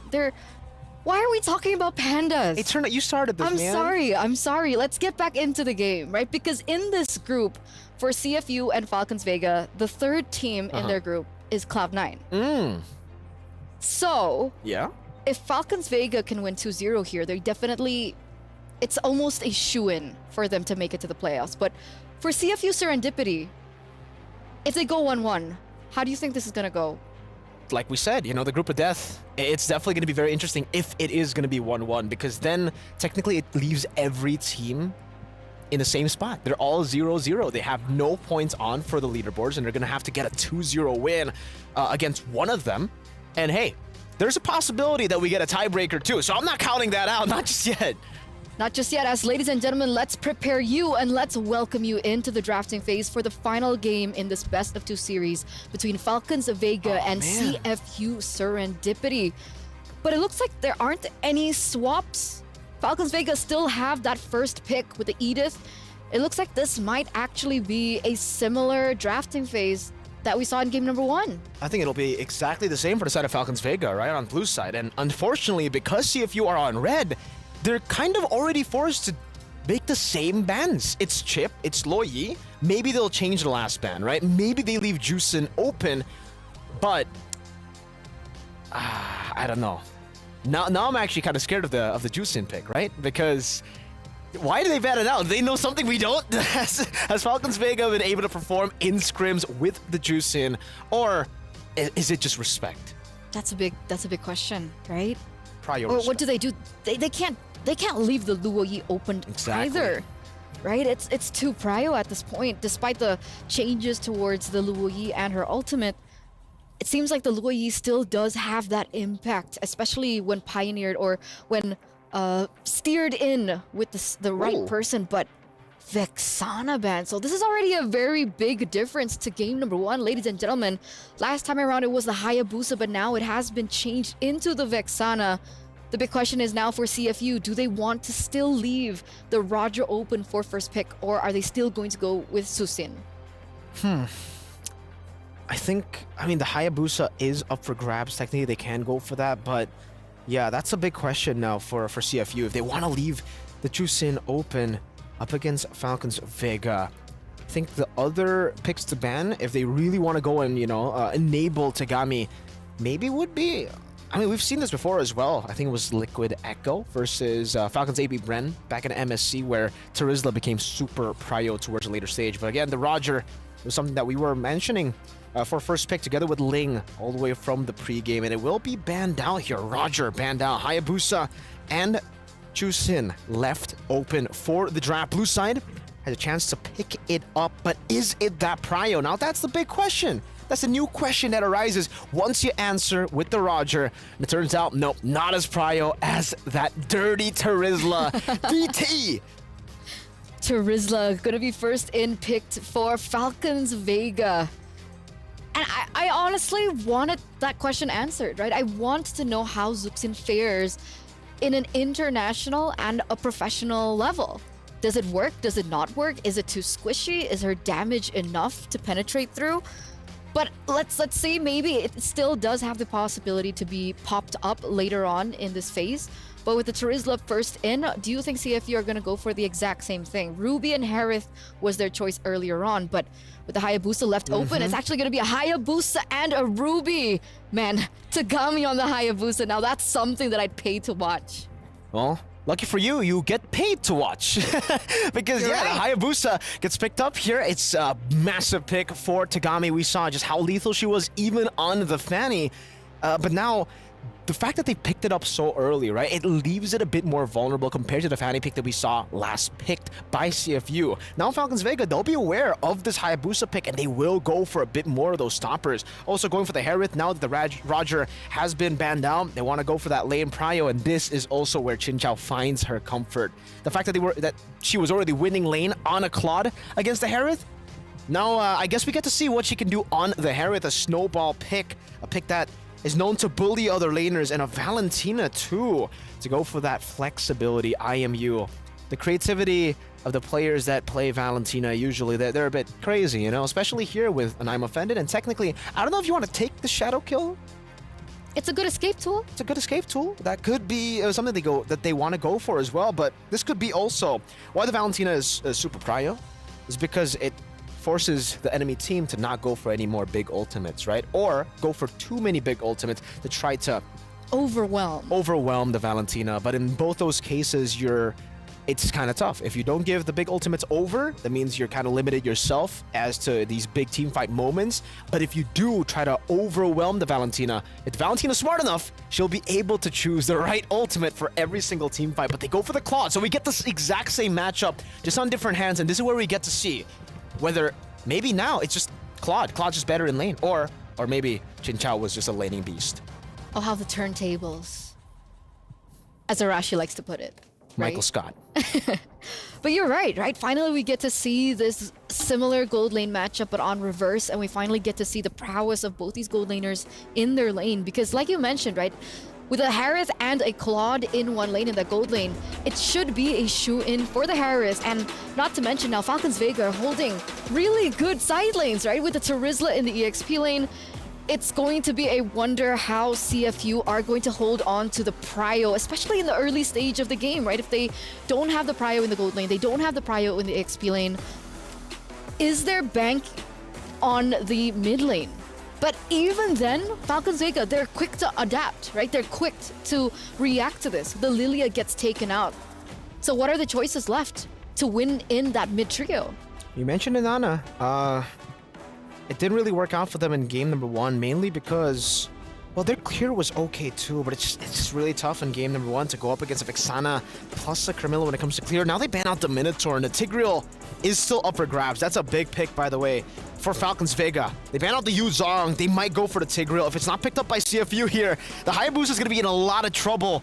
The Tigreal is one of the best picks, or I would say maybe the best pick when it comes to going up against Assassins, because once you go in, you get caught by that implosion, goodbye. Everybody's going to be able to follow up, and the Baksha ban is definitely interesting. I would have definitely thought, especially considering they have already picked up the Hayabusa early, that they want to go for the same exact bans as they did in game number 1 with the Minotaur and the Tigreal, but now they ban out the Baksha. At Falcons Vega, it really seems like they're already setting up for an Assassin pick, so the Baksha ban, again, is definitely something I'm going to be questioning, just like in game number 1. And they go for the Juicin debut! Zuxin finally makes her appearance, ladies and gentlemen, in the Land of Dawn on the competitive scene. And what better way for Zuxin to come out than in the hands of CFU Serendipity. But Tigreal doesn't even show up here. It's going to be the Nolan and the Kufra. That was one of my main questions, right? You mentioned the Tigreal being one of the best stoppers, but if we're talking about best stoppers against Assassins, I mean, back in the day, it was either Ruby or Kufra. And now Kufra's back. And technically for the Kufra, you get double the value here. You're up against the Hayabusa, you can cancel some of those dashes with the Quad Shadow, and you can also stop Ruby from dashing back and forth with her kit. Now it also kind of forces CFU to go for... What do they want to go for? It's great, by the way, for Falcons Vega, this Kufra pick. The Nolan pick, we expected, you know, an Assassin. That was already a great setup for them. They go for the Aurot. Vengeance, yes, can go through the Bouncing Ball. Anti-CC. This time, though, I'm going to have to say Falcons Vega, it seems like they have got a great draft to take it all the way 2-0. Good prio in every single lane. It's definitely a tough battle now for CFU, for our Cambodian representatives, ladies and gentlemen. If they want to have a fighting chance, if they want to put Cloud9, and if they want to eliminate Cloud9 right now, as well as Falcons Vega, they need to be able to at least take this to 1-1. But Mirko, are you ready for the deciding match? Absolutely. I'm ready for the deciding game, and I'm pretty sure the audience here in the Amazon Arena are also ready. So let's take a look into the casters. Leo, Trex, you there? We're here and we're ready to go. The Kamai bring out the Jushin, and in her debut game, can she make it happen? Can she get the upset victory for CFU Serendipity over Team Falcons Vega? Essentially, debut game in any international event, right? I don't think we've seen her anywhere else, really. And CFU is not disappointed with a variety of picks. We saw that they lacked a little bit of fundamentals in the last game. Is this maybe comfort for them? All right, to their defense, it's less about them lacking and more of just Team Falcons Vega having the solution. Team Falcons Vega coming from a very developed region such as Indonesia, going up against CFU Serendipity, who, by the way, have some veterans.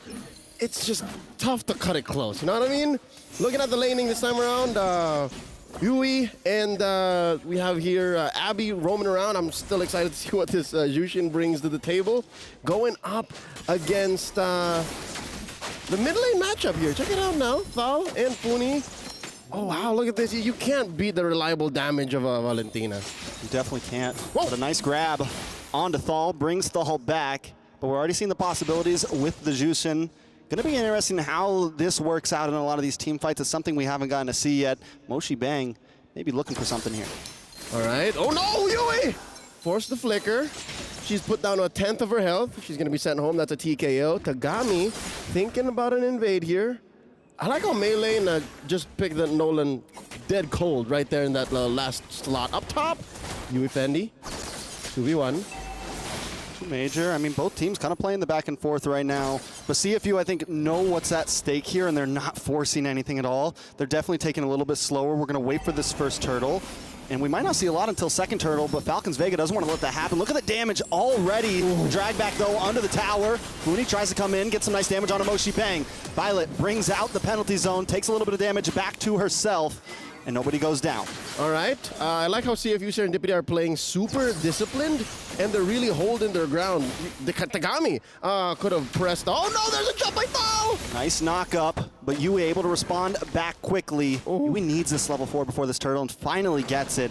Both teams a little bit low on health. Got to go back to these buffs. All right, I'm going to say it now, 2.5 minutes in. There's going to be a point in time where Team Falcons Vega aren't going to rely too heavily on their ults. Like, they can start picking fights.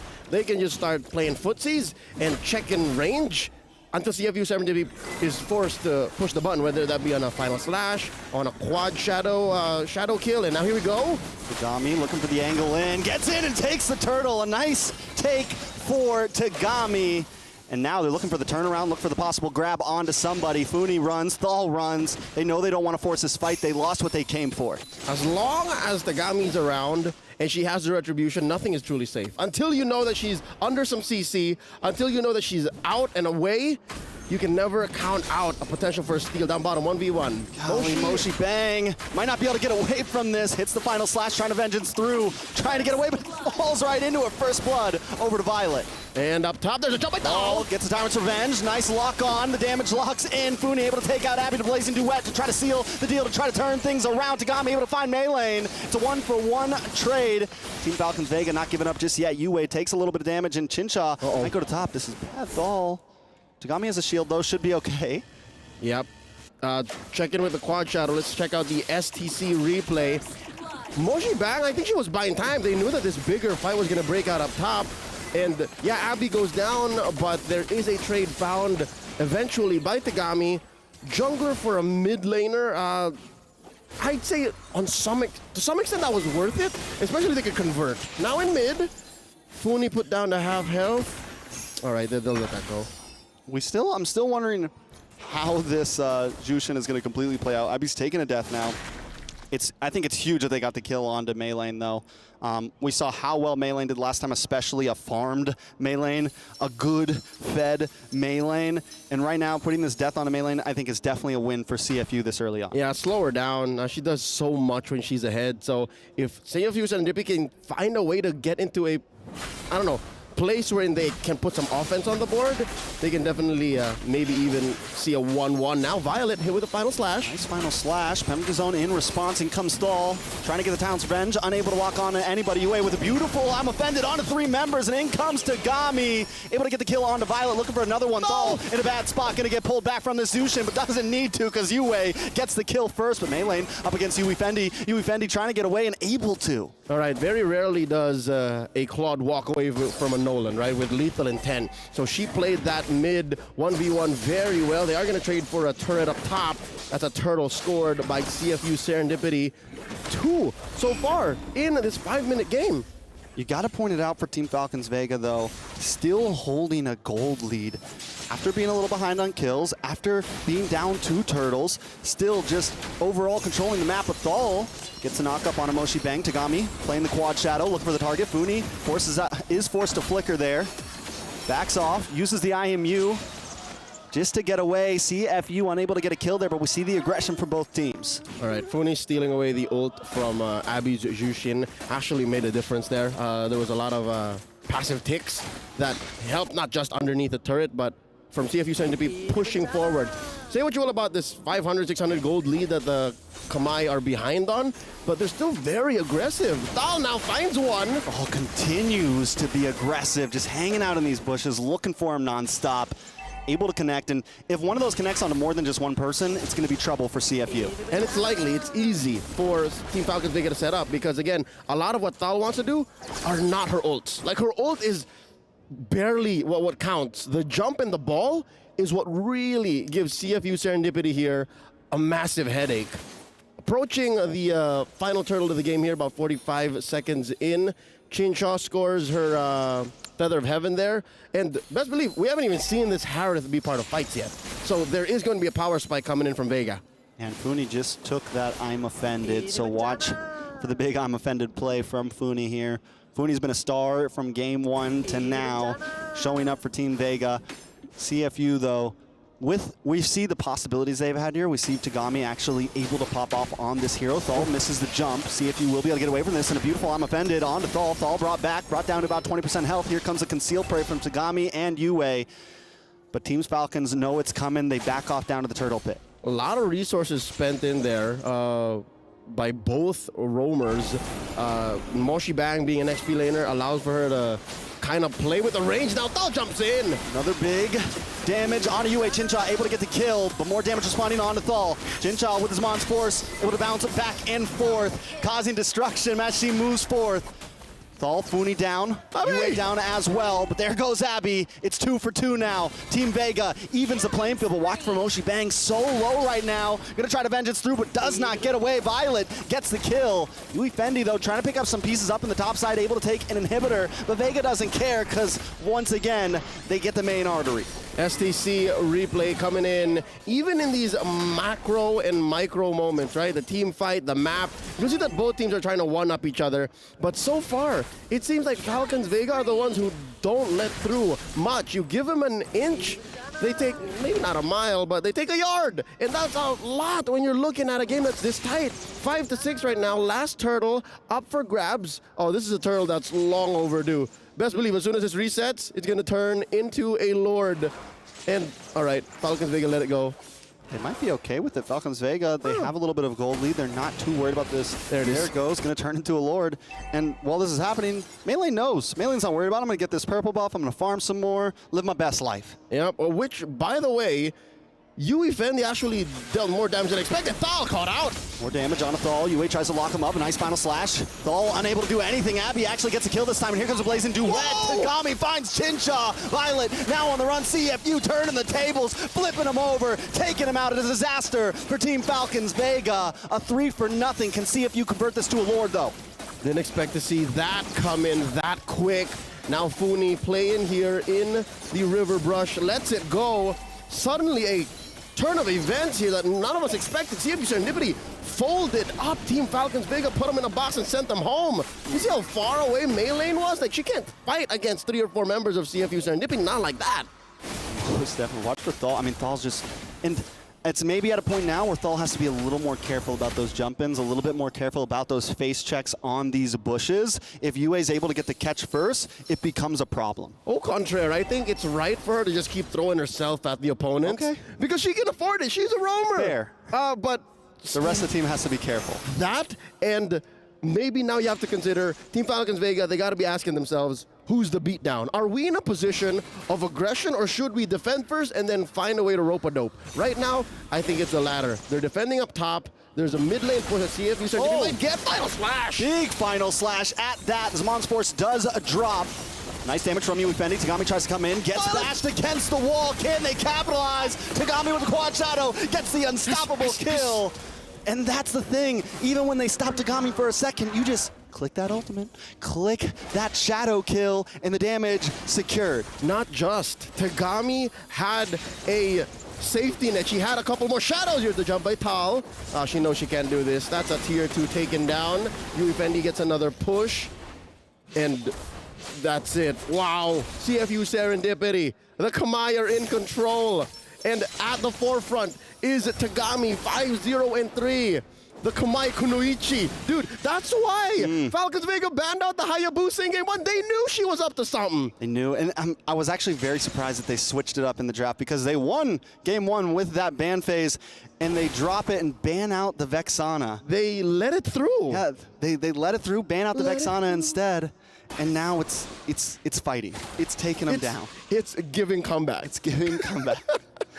All right, so let's talk about Team Falcons Vega's chances for a way to claw back into this. Again, that does sound like we are over-exaggerating the lead that CFU Serendipity has, but honestly, they're playing from a position of I'd say they're down, right? Especially after what happened in game 1. But now, looking at 2,000 ahead, CFU Serendipity have snowballed out of control. I think Team Falcons Vegas should have had the easier snowball in the mid-game. So now at what point? I mean, luckily CFU hasn't escaped too far away, right? Team Falcons Vega only about 1,000 behind, 1,500 behind. But CFU has hit a nice spike with Tagami 5-0 and 3. They got the snowball this time. What's the big play for them on this next Lord? Falcons Vega have to get to that point wherein Fal can throw out these jumps without dying. By buying the immortality just about 2 seconds ago, that should help. That, and I haven't really seen Violet hit an amazing penalty zone. Maybe she doesn't have to hit a penalty zone. Maybe she just has to hit 1 or 2.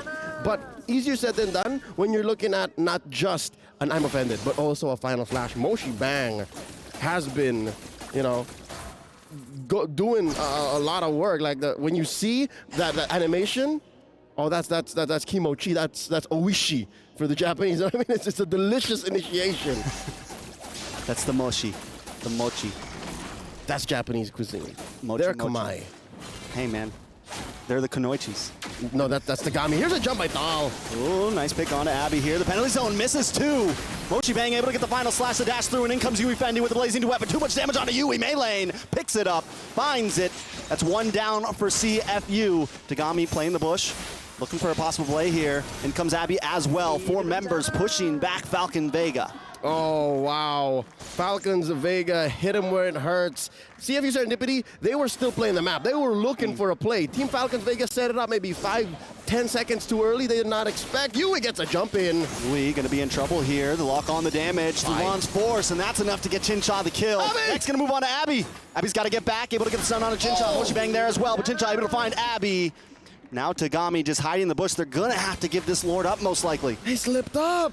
This is the equivalent of a banana peel. Honestly, they could have done better to check those bushes, stuck together, knew that there were more members of Falcons Vega on the map, but now they had to concede a massive objective.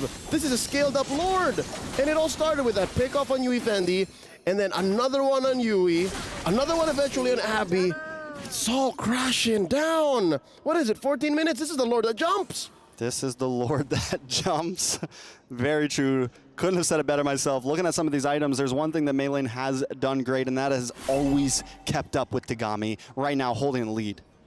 I mean, the shutdown gold has to matter, right? Who did they shut? There's not even a shutdown gold. They just farmed out of their minds after the pickoff. Farming their minds off. Now she's up by 700, 1,800 gold.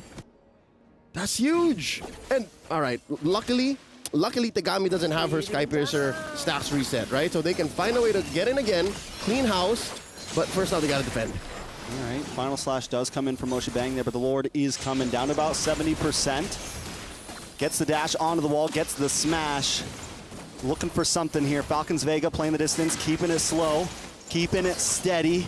Minions able to come through, but unable to get an inhibitor, and they back off. Another wave coming. Are they going to try to force this? CFU look for the play themselves. Tagami playing the quad shadow once again. Dashes to the back into the base. Penalty zone, lands into the wall. And a nice final slash into the response. We'll see if you try to capitalize. Mochi Bang goes down first. Out comes the blazing duet. Tagami forced back. Looking for the quad shadow, but unable to lock out the damage, and Thal with a big revenge against the wall. Tagami now on the run. The Shinigamis are here. Team Falcons Vega looking to wipe them out, but Tagami wants to defend, but they're already on the base. CFU, I don't know if Tagami can do it all by herself. Too low, too late, not enough time. Team Falcons Vega with the 2-0. They lost some altitude in the mid to the late game transition, but they found a way through a series of pickoffs, a series of sudden rotations. CFU, Serendipity, despite being in control for majority of the game, slip up and end on a 2-0 victory for the Falcons. We saw promising hope in that game from CFU, and it makes me excited in the games to come for them. But Team Falcons Vega show that they just have a steadiness to them. They have that, they got that dog in them. They're ready to hold it out and wait for that moment to pull it off. And it's that veterancy combined with, again, that dog, that grit that they've had for a while now, that they had running all through these years. Again, they got a chip on their shoulder. they have a shadow looming over them where they can't beat the best of the best, but they know that they can be the best. And they started off strong here in the very first matchup of MWI 2024. Congratulations once more. And I gotta be honest with you, Trex, folks watching at home and even in the Amazon Arena, this puts CFU Serendipity in a very dangerous place in their minds. We're gonna go to the stage right now. We'll be hearing from Cheryl and Barak.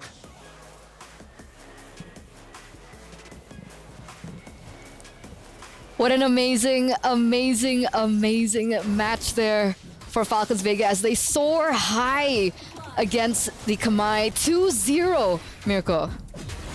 Phenomenal performance. It almost looked like CFU were definitely going to take that game, right? I mean, knowing that they were able to take the snowball from the early game as well. Some of these fights were really just 50-50. Super, super close. But this was the big fight that really gave CFU a massive advantage. It was the 5th minute of the game. This was when they got the hold of the game. After this, straight into the turtle, straight into these objectives, and then really punishing on these initiations from Falcons Vega. Because I think all the way from the draft as well, we were talking about how the Tigreal would be the best choice here for Falcons Vega, and I think I will still stand by that, knowing how Tal played the Kufra here. It definitely felt like it's more of a Tigreal playstyle, but hey, in the end, they were still able to make it work through the reactive plays again. But whenever Tal was the one initiating, it never looked that good. Because obviously, with this kind of lineup, when you have a Terizla and a Kufra, you want the Terizla to be the one opening up the map. You want the Terizla to be the one baiting out a lot of these resources and then initiating first for the Kufra then to follow up with the Tyrant's Revenge, with the Rage as well, finding them and really capitalizing on the clump-up team fight that was already set up by the Terizla. And in the end, we definitely got to see that where they actually comboed it perfectly with the Valentina, with the Nolan, and the Harith. And it just goes to show you, by the way, how scary the Harith still is. We were talking already many times with other analysts, with other casters, that the Harith has really fallen off at MSC. Yeah, never mind. MWI, completely different story. Harith just going through everyone. Back on track, especially that the Roger was banned out earlier on, right? The Harith still a big gold laner to kind of watch out, and we finally get to see Chinchao shine, right? Because from the first game, I was expecting that Chinchao would, carry through as she usually does in a normal Falcons Vega gameplay, but in game number 2, finally she gets her moment. It was her time to shine. She was, holding the GPM. She had the highest damage dealt towards the end, had a Maniac under her belt as we do present you, ladies and gentlemen, the PlayStation MVP. It goes to Chinchao. 11 KDA. 9-1-5. I think I just really gotta give props to the composure that Chinchao has in this game on the Harith. This is not a pick that would usually be able to fully carry in the late game, right? I mean, there are certain conditions to be met in the later stage of the game for you to carry, but luckily for them, they were able to still play along with the Harith in the mid game. That's where Chinchao is still at her peak when it comes to this hero, and you can see the understanding of Chinchao, of this hero as well, knowing exactly when to take these fights. I think it was one time that she was picked off. It was around the bottom lane. That's why she had that one death. Yeah, I think it was, no, not this one, the other one. But anyways, for Chinchao, the fact that she only died once up against this composition that was built to really punish someone like a Harith who wants to jump in, who wants to be up and close, up and personal, she played it really well. Purifies as well, always well-timed to get out of these sticky situations, even when she dove in with the team. For sure, for sure. And I think one of the biggest, turning points for Falcons Vega in that game that CFU Serendipity were leading for that certain point was that Holy Crystal. Yeah. Right? As soon as that Holy Crystal hit in for Chinchao, that's when things kind of went badly for CFU Serendipity, and actually that does put Falcons Vega at number 1 in the standings, ladies and gentlemen, in group number A. That's not a number, actually, that's a letter. By the way, But it looks like we are going to go to a short break before we get into match number 2, where, again, the CFU Serendipity will have to go head-to-head against Cloud9. To see their performance, we're going to throw to the break. Don't go anywhere. We'll be right back.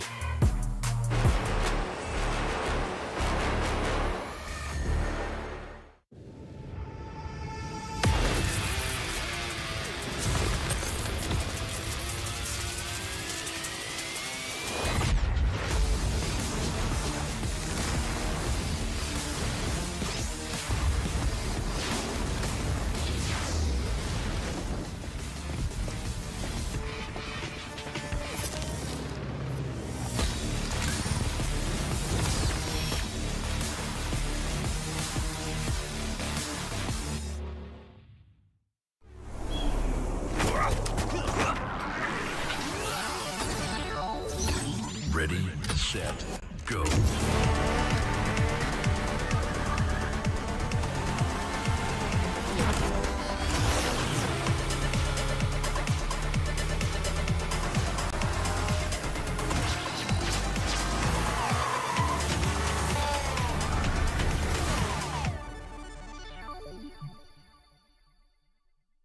لحظات البداية عاشت معنا. كنا نحسبها وقت للتسلية بس. نحسبها بس ذكريات. عبود أعطي أختك اليد يا ولد. ابتكرنا فيها ابتكارات، وإذا بغينا قلبناها خرافات. كنا نحسبها بس لمة وصحبة وسهرات، انتبه نوب ترى نوب. لكن كنا نشوف عالم ما حد يشوفه. ليت يشغل وقته بشيء يفيده. الله عليك على اليد سود. عالم كبر وعاش فينا، عالم الحماس فيه يوصلك كل مرة لحلم أصعب، بس ما يصعب عليك. بارد معك وين ما تروح.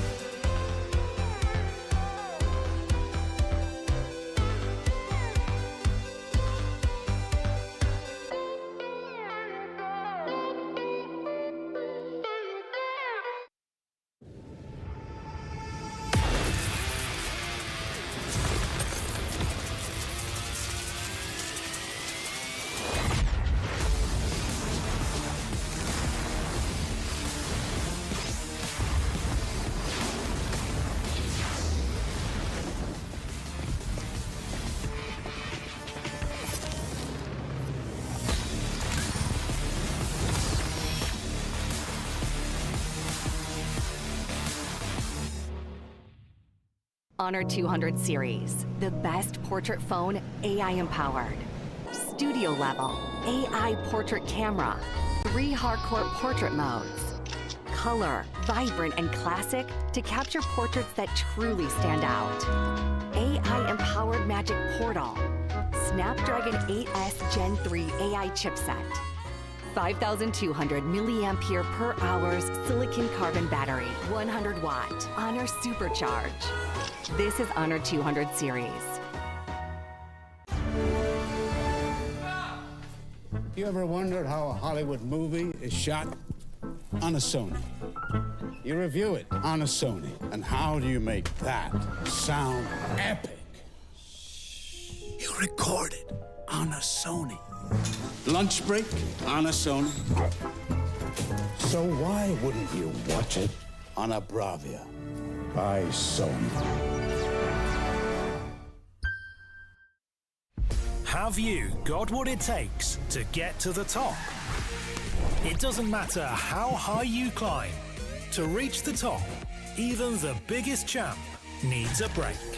So you can recharge, dive back in, and dominate.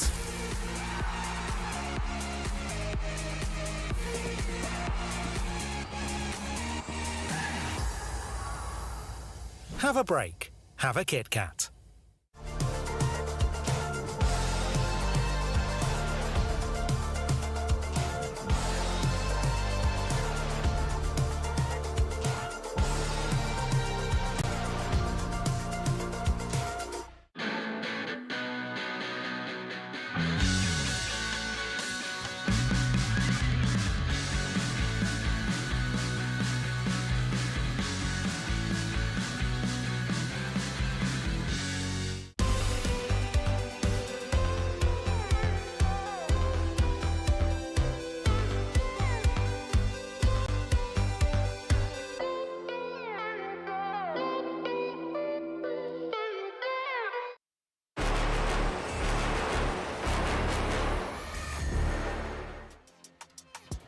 Welcome back, ladies and gentlemen, to the studio here for MWI X EWC. And we have an update now for the audience prediction. 91% for Falcons Vega earlier on, and it looks like you guys were right. 91% to Miko's 9%. Like, I don't know what that feels like. I don't know what that feels like, right? I mean, I think if you told me to predict, I definitely would have said CFU, so I'm in the minority. I mean, like, if you make a wrong prediction, you can cover it up and say it was a curse. Right, yeah. I mean, so do I say it's a curse now? Yeah.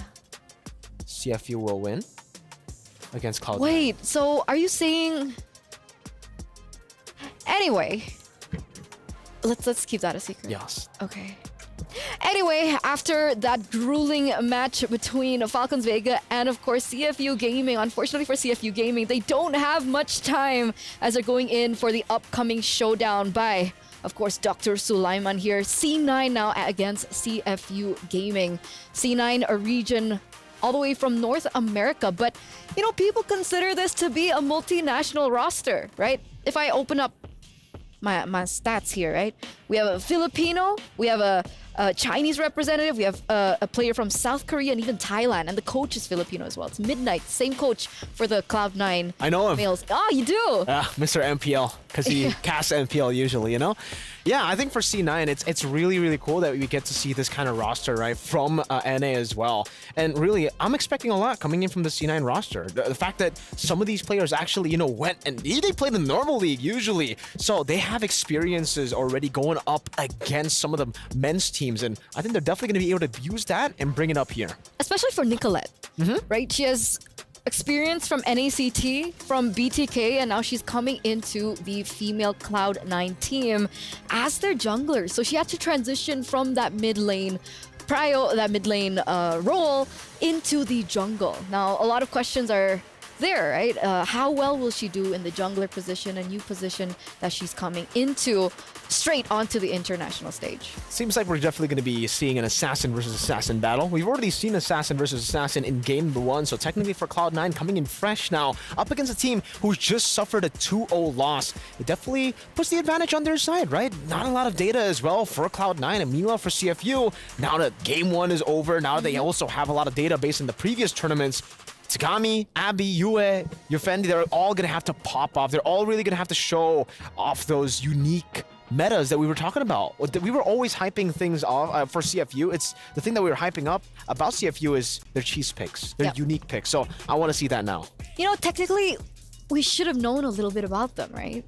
Because technically, 3 members from the side of CFU Serendipity were at MWI last year under Impunity Starlets.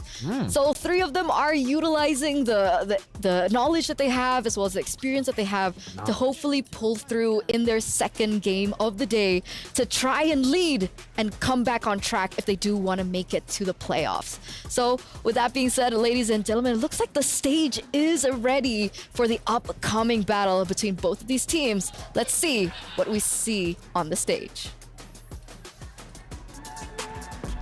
And ladies and gentlemen, again, welcome back and assalamu alaikum. Salam, Cheryl. Salam indeed. Amazing stuff took place in the first match. 2-0, wow. Yes, I'm incredibly excited, you know, to have watched the very first match opening up MWI 2024. We've seen the likes of CFU, you know, actually losing the first match itself and coming back here into match 2, you know, with barely enough time to come together. What we do know is definitely they are warmed up and ready to go. We have seen Falcons Vega taking the first win with a 2-0 clean sweep, even though in match 2 their positions were a little bit challenged, but they're here to show who is boss. So speaking of which, we're jumping straight in to match 2 for the day. We're going to be seeing the likes of Cloud9 all the way from America. Let's go.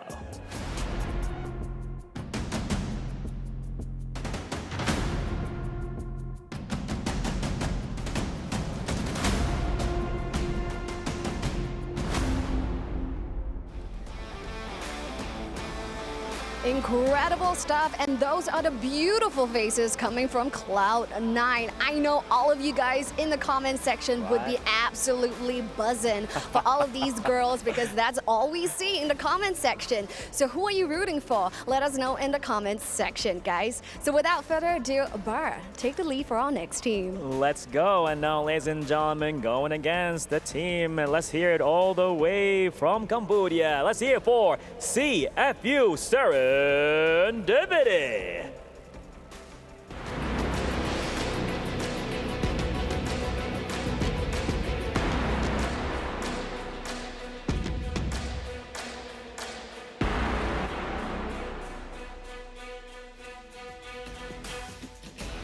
Stuff that are the beautiful ladies coming from CFU Serendipity. Now, despite facing a 2-0 loss earlier, what we do know about competitive players is that they will definitely bounce back.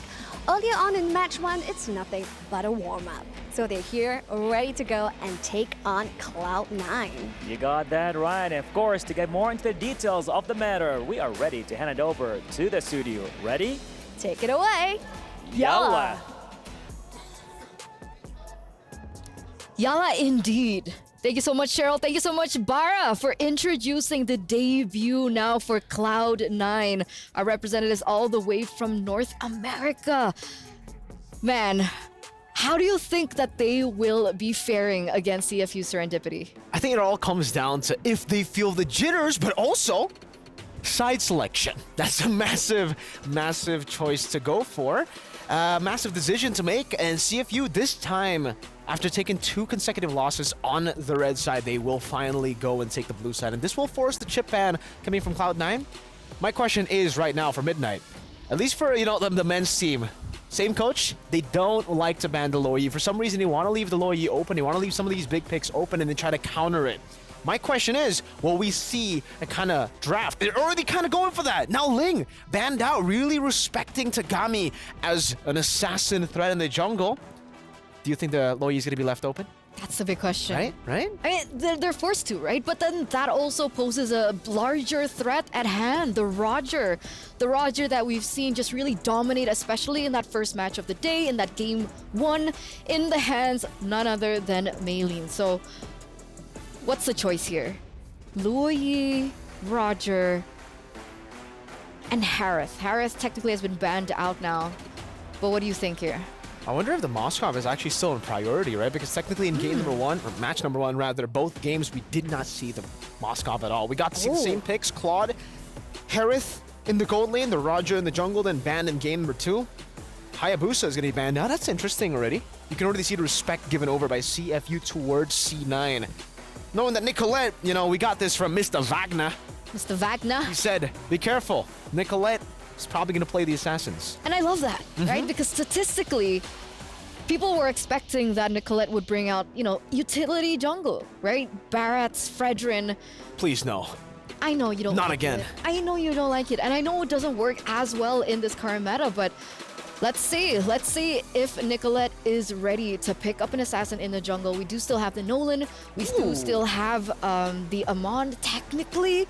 But with the Zuxin being banned out here, the Roger and the Luoyi have been left open, ready to be picked up by both of these teams. The priority should definitely be on Roger, right?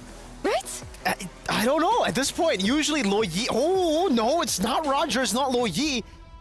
Does seem like for CFU, they're going to go for the Terizla first pick. Really, really adopting that style that was utilized earlier by Falcons Vega. We were talking about how Terizla just finds so much value, especially if your jungler wants to go for assassins. And now I'm glad that we see that adaptation being made by CFU, but it gives over the chance for Cloud9 to go for Roger and Luoyi. And it should be the picks here coming in from Cloud9. It should be Roger, it should be Luoyi. They get a good flex pick, they get an amazing mid laner too. And finally, maybe we get to see that midnight brain power that we've been waiting for since MSC. We'll see. Will it be the Luoyi? Will it be the Roger? Or will they go for more comfort here? I mean, there you go. That's a Luoyi. Not a Roger, though. Carry. It's a carry. I mean, technically, for Panda in the gold lane, that it is one of her comfort heroes, but Roger was also So technically now CFU can pick it up for themselves and utilize it once again as a great flex. What was the idea behind this carry, Mirko? Is it to shred down the frontlaners that now CFU are holding? They have the Edith and the Angela. Yeah, I think at first glance you might not like the carry pick, but then if you do your research, right, if you look at CFU, especially considering in game number 1, Edith was banned out, the Terizla was taken away from them. CFU really like to go for these tanky lineups, and going for the carry pick here might actually help them a lot later on in the mid to late game stage, but they still need to try to utilize this low Yi power all the way in the early to mid game. They need to try to capitalize on this, right? Because if they really just play for the carry, then really what's the low Yi for, right? I mean, these ambushes, it's going to be really tough. They can go for a Kaja carry combo plus the low Yi. We've seen that many times before. You get the diversions, get the Kaja into a great spot to go for the flank, and then the carry just goes and light wheels. That's carry's voice time. But they go for the Nolan first, which is interesting because it's technically the complete opposite of what CFU want to go for. CFU, full tanky, sustainability, and the other side is like burst damage. But if they want to go for that pick-up strategy, I mean, technically the Nolan still falls in line, and obviously they want to try and utilize their advantage in the timing to prevent CFU from banning it out, because I guess the other assassins that are up on the table would be the Nolan or the Fanny, right? So they pick up the Nolan first in order for it to be secured before it gets banned out by CFU, and if they still want to go for the Kaja, they technically do still have the chance to. And obviously the Kaja carry, the burst coming through from the Nolan as well. Even the Lo Yi does have also bursts as well as a holding onto the side lanes. It can definitely try and hinder if CFU want to go for an assassin too. Yeah, great X-Borg ban, by the way, coming in from CFU. It's definitely going to mention the X-Borg here would find a lot of value for Cloud9. But knowing that they have the Lo Yi, the carry, and the Nolan, it's going to be really hard if CFU actually get an assassin or a physical damage or whatever kind of damage dealer in the gold lane that acts as a hyper carry. So I'm thinking this is going to be a bit scary for CFU, technically, especially up against that Nolan. But if they have this tanky front line already and they want to play front to back, now that the Claude has been banned out, maybe they can go for something like an Atan. Very scary, by the way. It's not the best pick right now, knowing that the early game is, there's a whole lot of emphasis on the early game. You want to get that snowball going, but having these many frontliners, it definitely already kind of increases the threat of a Natan if ever it gets towards the mid game, if ever it gets towards the Holy Crystal. 3 Atom power spikes, and with the Angela, maybe none of these members can actually burst him down. CFU, they might also have to think about picks like the Kaja, because if they do want to go for, a hyper carry, whether it be in the jungle or in the gold lane, nothing can really escape the Kaja, huh? That's why for C9 they banned out the Claude, because technically the only way to get out is a blink. Claude has that. Natan has that too, but it's a bit harder to pull off. Not as instant. You have to tap. Double tap. C9 are looking confident here. You can see them, high-fiving one another, holding hands, giving each other support. That's confidence. It's confidence, man. That's why I never high-five. Yeah, Mirko's not that confident. Yeah. So Kaja an option? Could they still go for something else? But they don't. They go for a healer instead.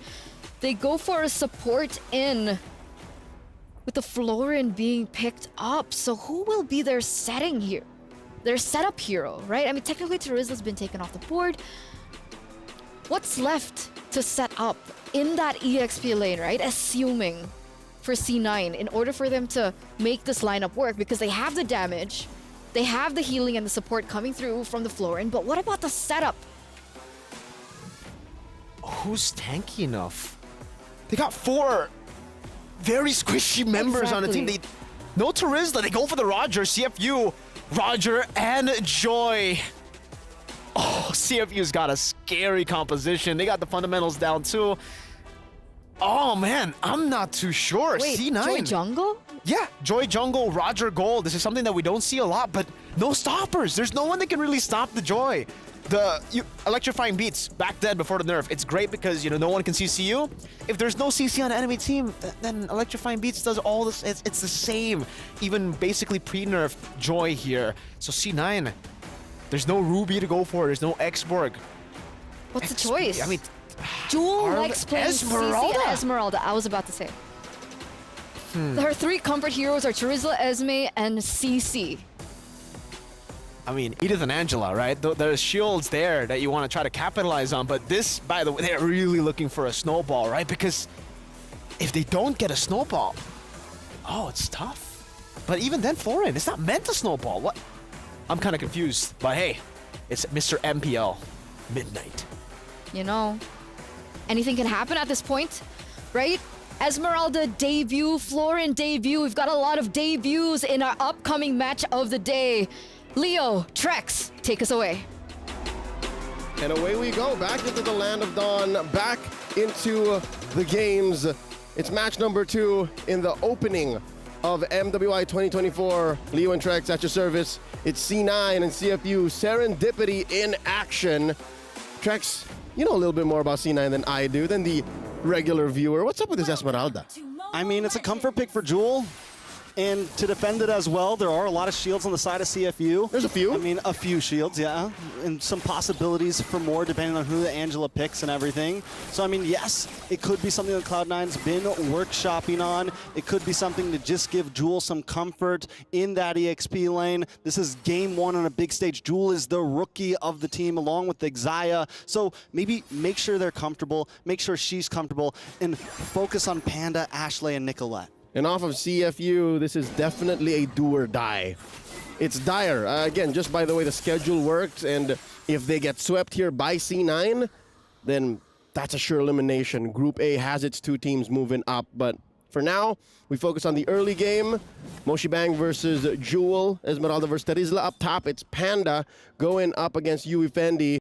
And again, just as how it is, like the Roger just start bullying. Yeah, I mean, a lot of possibilities for the Roger. Wondering how this Tagami versus Nicolette is going to go down. Nicolette kind of debuting some of these assassin picks here. We know that Nicolette has had a large hero pool variety, has played some other positions before, but how is it going to be when you're playing with the big girls? On the big stage. Abby here, bursted down, 2/3 of her health. Nicolette, quick rotation through, back in the XP lane here. About a quarter of a minute until the turtle spawns. For those of you who don't know, Nicolette, also known as Apple, played a good couple of years as a mid laner. And I guess, you know, from all of those mechanics and all of the map control you have, I guess it was just natural for her to pick up. Oh, nice steal by Moshi. Beautiful steal by Moshi, honestly, very clean. clean. That was a tip from the bush. That was a tip of that revenge strike. Just whoop. That's all it took. Into the bot lane, but both teams taking things slow. CFU knows what's on the line here. They know it's a deciding match for them. They need to at least secure a 1-1 here. Cloud9 also needs to kind of at least secure a 1-1 because they know what's ahead of them. Yep. Vega, the monsters of the group, essentially. And here comes Cloud9 looking for the possible dive here. Big penalty zone on 3 members of Cloud9, but the damage does respond. Yue able to get to her Earthshaker. Jewel goes down first. Nicolette looking for a target, gets caught up against the wall. This is big damage. Tagami comes in, gets the kill. It's 2-0. Cloud9 down. Single-handedly off of Moshi Bang's monstrous penalty zone. She turns the tide and is my personal MVP in that first engagement, which turns into a massive turtle here. SEC replay, seeing again the aftermath of that penalty zone. I think they missed the most important part. It was just a second prior to this, but this is the aftermath. This is the result. It's going to be huge. They're going to have to find a way to work around that. They're going to have to keep eyes on Moshi Bang. We saw the Terizla in previous games. Moshi Bang is able to pull some big moves off, especially early game. I feel like that's when Moshi Bang really shows up sometimes. Again, benefit of the doubt for Cloud9 looking at it optimistically. This is a lineup that takes a while to get up. You have to wait for Ashley to find these odd angles for maybe Nicolette and Jewel to jump through. But looking at how CFU Serendipity are playing and how they have such a huge chip on their shoulders after what happened in the first series of the day, I don't think these ladies are going to make it easy. Like, they are going to have eyes on the back of their head saying, you know, what's in this bush? Where's the rotation coming in? While being aggressive. Look at this now, Yui Fendi. And Yui, like, Tagami just coming and helping out. Yeah, Tagami, just to make sure that there's no funny business from Cloud9 here. Now, I like what you said there. CFU, there's either two ways you take a big sweep like that, like losing like that. You either break down. It crushes you. It crushes you, or now you're angry, right? Now you're hungry, you know what's on the line, and you feed off that. And so far in game number 1, CFU is feeding off of it. Cloud9 needs to find the response. Turtle going to be up in 30 seconds. Jewel having a little bit of trouble against Moshi Bang in the boss side, and Tower goes down in the top side. That's a flicker forced out of Abby here, but I think that should be fine. You are looking at an Angela, relatively low necessity hero, like all she needs is her ult, and then she's in the fight, so she can keep herself safe there. Look at this deep cut by Moshi Bang. It's been a while, like we rarely see this interaction in the XP lane, right? Because Esmeralda is a non-meta hero. But look at this, a level gap between Moshi Bang and Jewel. And I can only imagine what the gold is like, right? Look at this, 2,000 ahead, CFU Serendipity. Yeah, and a lot of it's probably in the pocket of Moshi Bang. A lot of it, luckily, Nicolette and Tagami at least at an even leveling field. So it's a good thing for Cloud9 when it comes down to some of these neutral objectives. You do have the dashes, and look at the possible play. Onto Yui Fendi here. Ashley, Xayah both hiding out in the bush. They get the pin. Yui Fendi looking for the getaway. A lot of damage onto Panda with the speedy light wheel. Out comes the Heart Guard. More damage. Can they find Yui Fendi here? Nicolette trying to lock on, gets the kill. Yui Fendi goes down. It's a 1 kill, though, onto the gold lane for the Turtle. Was the trade worth it? I'd say it wasn't, but Cloud9 are just doing what they can, right? The fact that it being Yui Fendi makes it close to 50-50, makes it almost worth it, almost a wash. But I'd say CFU Serendipity are okay with that, just as long as they don't slip up and let these pickoffs turn into massive objectives. Because look, their map is pristine. All turtles their way, not a single turret taken out. Looking at the item game here, yeah, can't confirm that's almost 1,000 between Moshi Bang and Jewel. But yeah, no, interestingly enough, Nicolette is above Tagami. Yeah, which, I mean, it's going to be huge. It's going to be important, even with the death. Holding only 100 gold lead, but still could turn it into more. Cloud9 need to now, I mean, this is their time. They're going to hit a spike at some point, probably around like 3rd turtle. They'll have a moment where maybe they can really do something. First Lord. But if CFU's able to really just give them the stiff arm here, it's going to be trouble. A little bit of damage onto Moshi Bang. Panda with the sidestep, able to get more shots onto Yui. But CFU are playing the macro game. They're taking towers. They don't care about fights. Yep, they're circling their prey as if they took the clouds themselves into the deep blue sea. The Sharks have taken another turret down bottom, and I appreciate what Jewel is trying to do here. Like, again, when the cat's away, the mouse plays, right? So when it's a free lane, you get that push in so that eventually the map opens up for Panda, which, by the way, we got to counter blessings. Panda hasn't died yet. As a C9 fan, as a fan of NA, as a growing and developing scene, again, this is the first time that an NA women's team has joined the MWI in its 3-year history.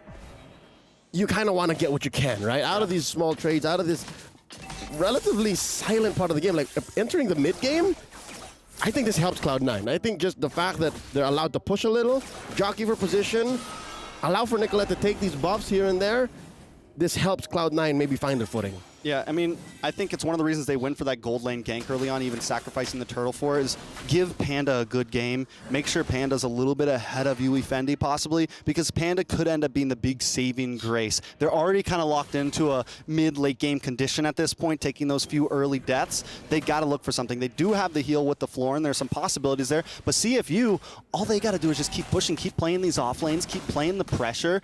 Don't force fights, just play for objectives. And now there's the last turtle of the game, scored by Tagami, and there's a fight. A lot of damage on Xayah, able to get some heal back though. In comes the penalty zone, able to commit. Abby gets the kill onto Xayah. Ashley now in trouble. The electrifying beat's able to lock on, bringing Ashley down to about half health. Tagami still forcing the field, dancing with danger right now. Jewel gets a falling star moon, but unable to do too much. CFU got what they came for once again, another tower. Whenever you fight CFU, especially with this kind of lineup, it's never a fair fight. You're never thinking, oh, it's just the same 4 or 3 ladies. You always have to think of Abby. And the way that Tagami and Yui Fendi just kind of dove in there and just, all right, threaten these fights. If you even think of diving us, then you suffer the consequences of a puppet on strings. I think Xayah's not there yet. Xayah can hit the blooms, but their lineup isn't built just yet. Her heroes don't have the items just yet, the damage output, to make that heal make sense. Yeah. I think it's completely right? And I think overall, we're looking at Xayah, we're looking at Jewel, the 2 rookies right now on the team. It's their time to step up. They got to be able to do something. Here comes The diversion play, can they lock onto Yui Fendi here? The stun almost connects. Heartguard does come out, but the Lycan pounce onto Xayah, brings her down to about half health. Jewel now on the run as well. Yui Fendi doesn't want to give it up. Yui also looking for Ashley, gets a toss-up, gets a knock-up. Ashley actually able to use the Purify, just dance around that, get some damage back. Jewel now get involved as well. Nobody goes down on either team. That's a pacifist run, just putting enough damage on a Cloud9 to force him back, and they eventually do get that push down bottom. CFU Serendipity shrinking the map up.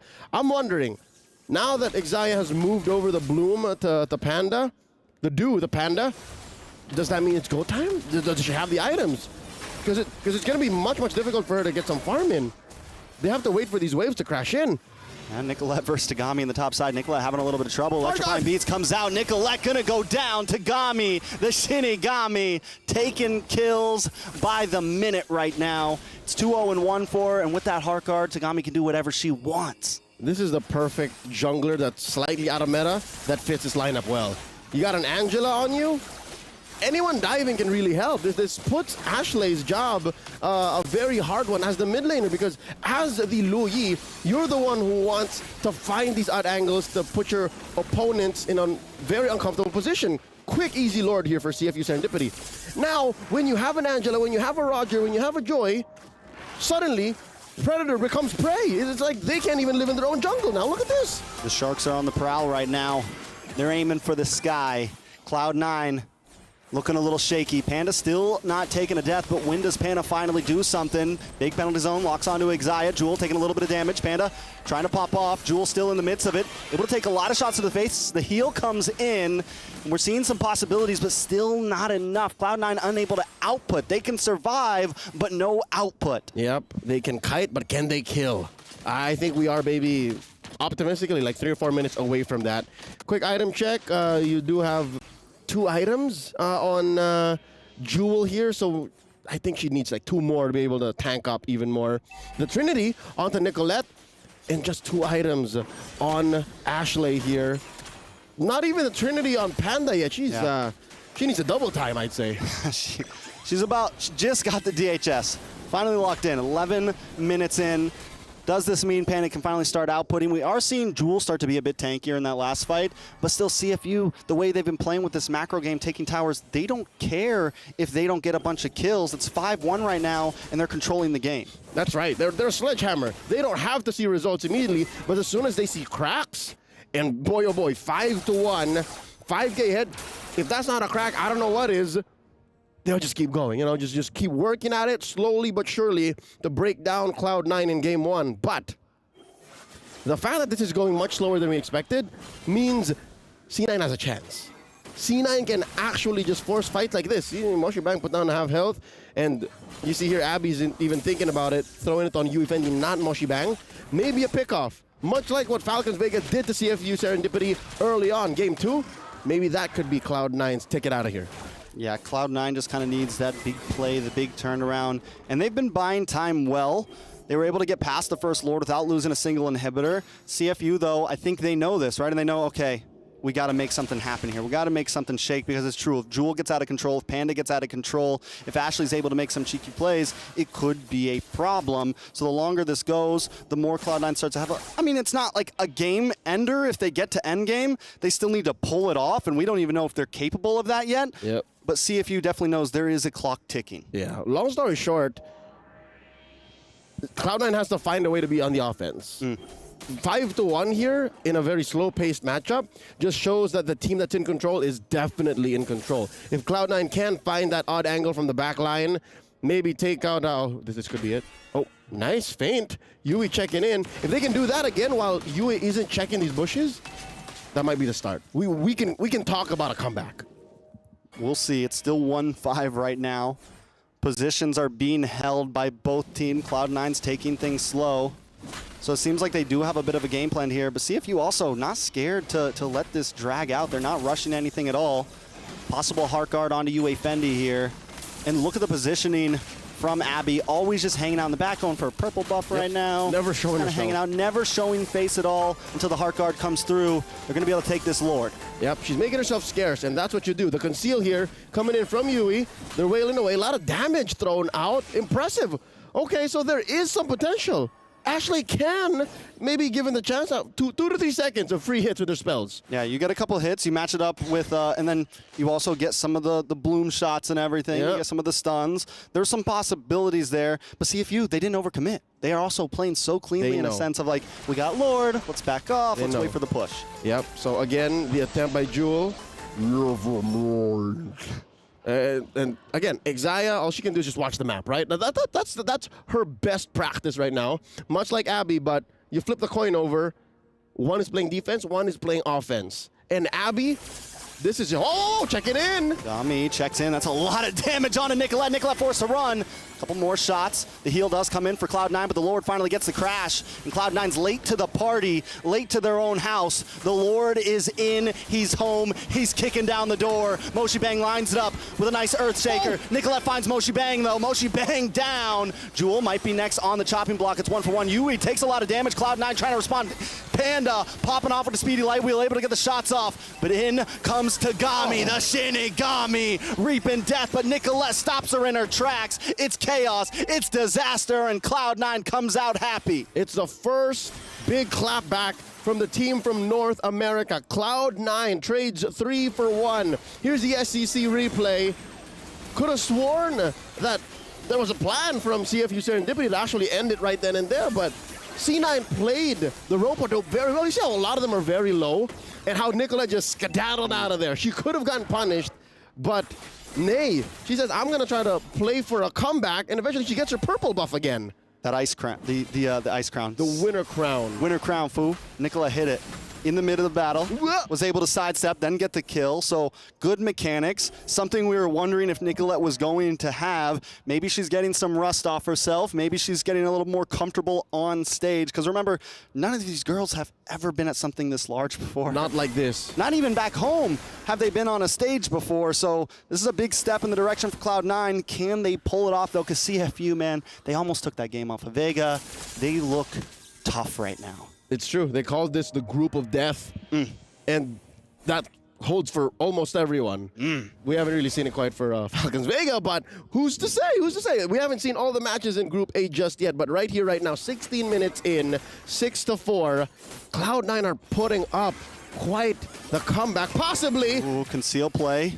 Winter Crown does come through for Ashley. Gonna get knocked up here, though. Taken out. Yui Fendi able to get the kill. Penalty zone just misses. Can they get the response to get the trade at least? Cloud9 finds it. Panda able to pop off. Yui Fendi still playing the distance, though. Heart guard still locked on. Look at the damage on to Jewel. Jewel able to just get away. It's 1 for 1. But CFU, they're gonna hightail it back to the Lord, not try to push it too deep. I wouldn't say that's the safest thing to do right now. Because look, I think C9 knows that it's time to hustle. All right? The few weeks or months that they've been together as a full-on team, in the guidance of their coach, knows that, hey, we got to take it step by step, you know? There are some fundamentals, some things that you got to do, basic protocol. And so far, Cloud9 have been checking off these boxes. Like, again, having seen multiple MWIs casted at last year's, this is at a level where I can say it's pretty competitive. Coming from a team that has been together for a while, in the Kamai, in the CFU Serendipity, going up against C9, first-timers on this big stage. I'm impressed by what I'm seeing. Definitely holding their own, and with Ashley back on the field, they can fight for this Lord, and CFU knows it. You said it might not be safe to rush it. They knew it. They made the call. Now they're just playing the distance again. I think they kind of want Cloud9, hoping that Cloud9 might slip up here, make a mistake. Jewel, though, she's tanky right now, man. She can finally hang out. The Esmeralda's starting to pay off a little bit. Tagami dashing through. Ashley! Looking for the big damage on Ashley. Ashley trying to escape, not going to be able to. Tagami gets the kill, but look at Panda down on the boss side, trying to pop off onto somebody. Speedy light wheel comes out. Tagami gets the winner crown. Can they capitalize? Panda in a little bit of trouble. A lot of damage coming from Moshi Bang. It's still 2 for 1. Yui Fendi, though, in the wolf form, looking for the Lycan pounce. Nicolette switches directions up against Yui here. Doesn't have the fracture, doesn't have the damage. Panda locks on to Moshi Bang. It's chaos once again, and Moshi Bang goes down 2 for 2. Cloud9 still in the game, but look at Yui. Jewel might not want to be the target. Minions do come out. He has the heart guard ready. Abby is a problem. What's the solution? She is with and without these fights. The fact that if you rope a dope CFU Serendipity, they can just tuck one of themselves into another and then pick a better fight. I think Cloud9 got as much as they could out of that trade. By taking down Tagami and Moshi Bang, that's as best you can ask for, but that could have definitely been the end. CFU Serendipity, again, much like the Sharks that they are, these ladies are able to split up Cloud9. Isn't that what Clouds do though? They're just condensation in the air, man. But they're holding on. I think if they can put Ashley in a better position, they can get a better fight. It's like the Russian Lord though. Tagami's ready, Heartguard ready, Cloud9 down. Their health bars are looking a little bit low. They need some heal. They decide to back off. They know it's too late to rush Lord. What I've seen from the past stalemate. 5 or 6 minutes of this bout here is Ashley not finding an angle. Can they get the steal? Nicolette gonna try to dash in here. Can Nicolette pull it off? Tagami able to get it in the big knock up. Nicolette down. Jewel now on the run. CFU with a Lord like this could be dangerous for Cloud9. Jewel still on the run, has a lot of shield, should be able to tank whatever CFU sends. It's 40 seconds on the clock for Cloud9. We're still waiting on a wave. Can they defend this? This is pre-TikTok timers, 18 to 20. This is as good as TikTok timers, especially if there is a gap as tight as this one. And I'm not talking just economy, I'm talking about the map. Look at this now. All 3 waves are crashing in, and Lord hasn't even spawned. This is going to be difficult for Cloud9 to defend. Yes, Nicolette can come through, but they are lacking the map. They are lacking the space to work with this. They can't play on Inception. They can't shock CFU Serendipity anymore. Yeah, it's definitely going to be a big, crucial moment. 4 seconds on the clock for Nicolette. Panda is fed. Going to work on Melton down. A member here, Moshi Dang with the penalty zone. Into the backside. Jewel also with the falling star moon. They're trying to pull the Lord to the side, but in comes Tagami. Jewel goes down. Yui Fendi taking a lot of damage. Lord still at half health, and the base falls anyways. Cloud9 cannot defend. CFU take the win. The Sharks can breathe. Get some oxygen in their gills because it's not over just yet. They are still alive. Group A proven to truly be the group of death. C9 had a lot of promise. That lineup, their execution. We'll throw it over to Eternity, and we're going to break it down even further. Thank you, guys. Thank you, Trex. Thank you, Leo. But GG for CFU Gaming, finally coming back from that loss from match number 1 to lead this best of 2 series now here. It took them a while to actually take that game, which is very impressive. Again, like Leo and Trex mentioned about C9, the fact that they were able to somehow even force it all the way to that later stage despite getting absolutely obliterated in the early game team fights was very, very impressive. But still, there was a lot of promise with this lineup, obviously in the later stage of the game, but when those promises get fulfilled, when you lose all your base turrets already, when you lose 2 base turrets already, it just becomes way too late. And unfortunately for C9, CFU understand that they always have that advantage. With the base turrets taken down, they know that these waves are always going to be constantly slow pushing back towards Cloud9. They never need to actually make the desperate call to rush the Lord. They can just go back and forth with this new version of the Lord dance that we have come to know now with, the changes onto the Lord damage. But all throughout, the fact that CFU were able to just constantly look for these fights, there were moments where they were disconnected, and those were the moments that Falcons Vega were able to punish in match number 1. Unfortunately, here C9, they were good at kiting back. They were really good at kiting back, almost, right? I mean, with the carry, with the low yi, it's good for kite back, but every time they got CFU low, it almost felt like for C9, they really had to wait for CFU to dive even more, to overextend, for them to actually punish CFU. Meanwhile, if CFU make a mistake, they can always just be like, all right, you know what? That's a bit too much damage. I'm gonna just head out. Jewel, shout outs to her, damage taken. She was able to take so much damage, and even for damage dealt, the carry doing a good job. But unfortunately, when you're dealing damage to these frontliners, which we already, I think, established that the frontliners are quite sustainable as well for the side of CFU, the targeting really doesn't matter, right? At that point, you're not able to fully burst down to Edith with the Primal Rat sustain, with the Angela sustain, Terizla that we've already spoken about in match number 1 being a ridiculous hero. She also had Queen's Wings, and you can see the damage reduction, definitely. So it was the broken item build for the Terizla once again. And yeah, it actually poses the question, right? In MSC, it was very different, but for MWI, is Terizla first pickable? Oh, yeah. Is that the meta that we're seeing right now? As of course, that we do have to crown our match MVP by PlayStation Tagami again, right? One of the biggest anchors in CFU Serendipity. We saw it in game number 1 and game number 2 for their first match of the day against Falcons Vega, and we're finally seeing it once again in the game. And we're gonna have a little look at her highlights this time around. I'll have to say though, if it was me, I want to give a massive honorable mention here to Moshi, because honestly, with this Terizla, this is the reason, by the way, Terizla is so prio, and that's why in match number 1, I already expected it to be super prio, was because, especially considering most of the players here are trying to utilize the assassins, the Terizla is just the best enabler for all these assassins. I think in the first turtle fight, you guys saw that Moshi was able to get a penalty zone on the 3 members, and that just set up perfectly for the electrifying beats coming in from the Joy. If you have anyone who can lock people down while also soaking in all the damage, baiting out all the resources, it really enables these assassins to execute everybody. But you know, ladies and gentlemen, before we finalize this best of 2, you know, anything can happen. Cloud9 could definitely come back in the second game. We are going to throw to a short break, so we'll be right back. Don't go anywhere and stay tuned.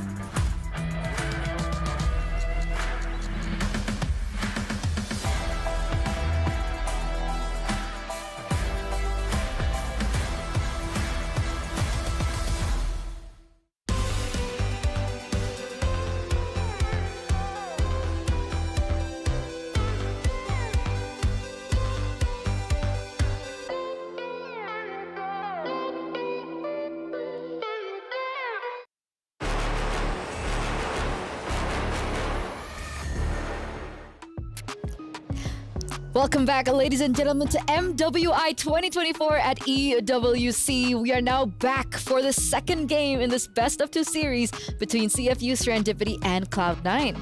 Earlier on, CFU Serendipity were able to lead this best of 2 series 1-0, and it's now or never. It's now or never for Cloud9 to make their comeback to push this to 1-1. Now I'm wondering if game number 1 was a bit more of an experimental game for Cloud9, right? Because obviously it is game number 1 of a best of 2. We were talking about a lot of these cheese picks maybe seeing the light of day here in a best of 2 format, especially in the group stages. But yeah, after that performance, I feel like, you know, it's time to go back to the fundamentals. It's time to go back to the picks that have been meta, right?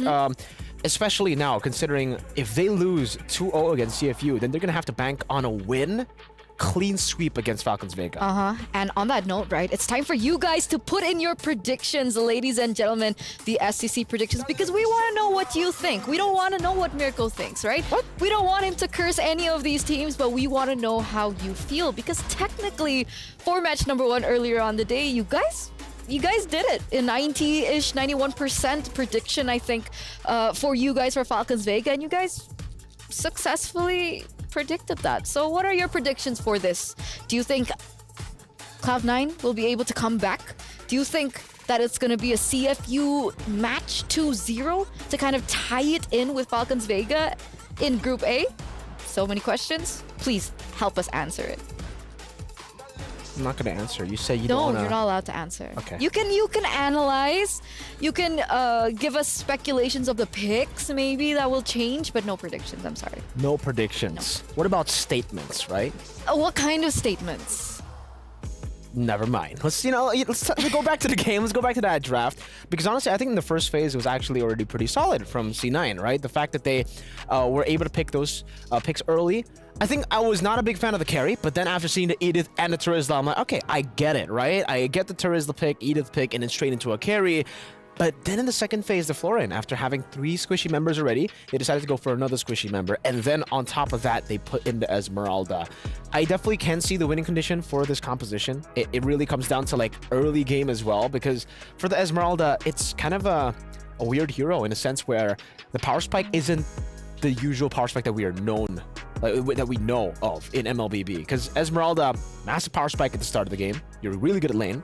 Then once people get Dominus Ice, you kind of fall off a bit. So mid-game, down again, and then late game, that's when you get the power spike again. But unfortunately, again, although those promises, all the potential that we saw in the late game for that lineup, they got it a bit too late and they lost so much. So if they want to go and enter with the same approach, they really gotta clean up a lot of the execution, because early on with the Florian, even we are kind of accustomed to that, right? We know that with Florian, you don't go for the first neutral objectives. You leave that open, you go for farm, and you go trade.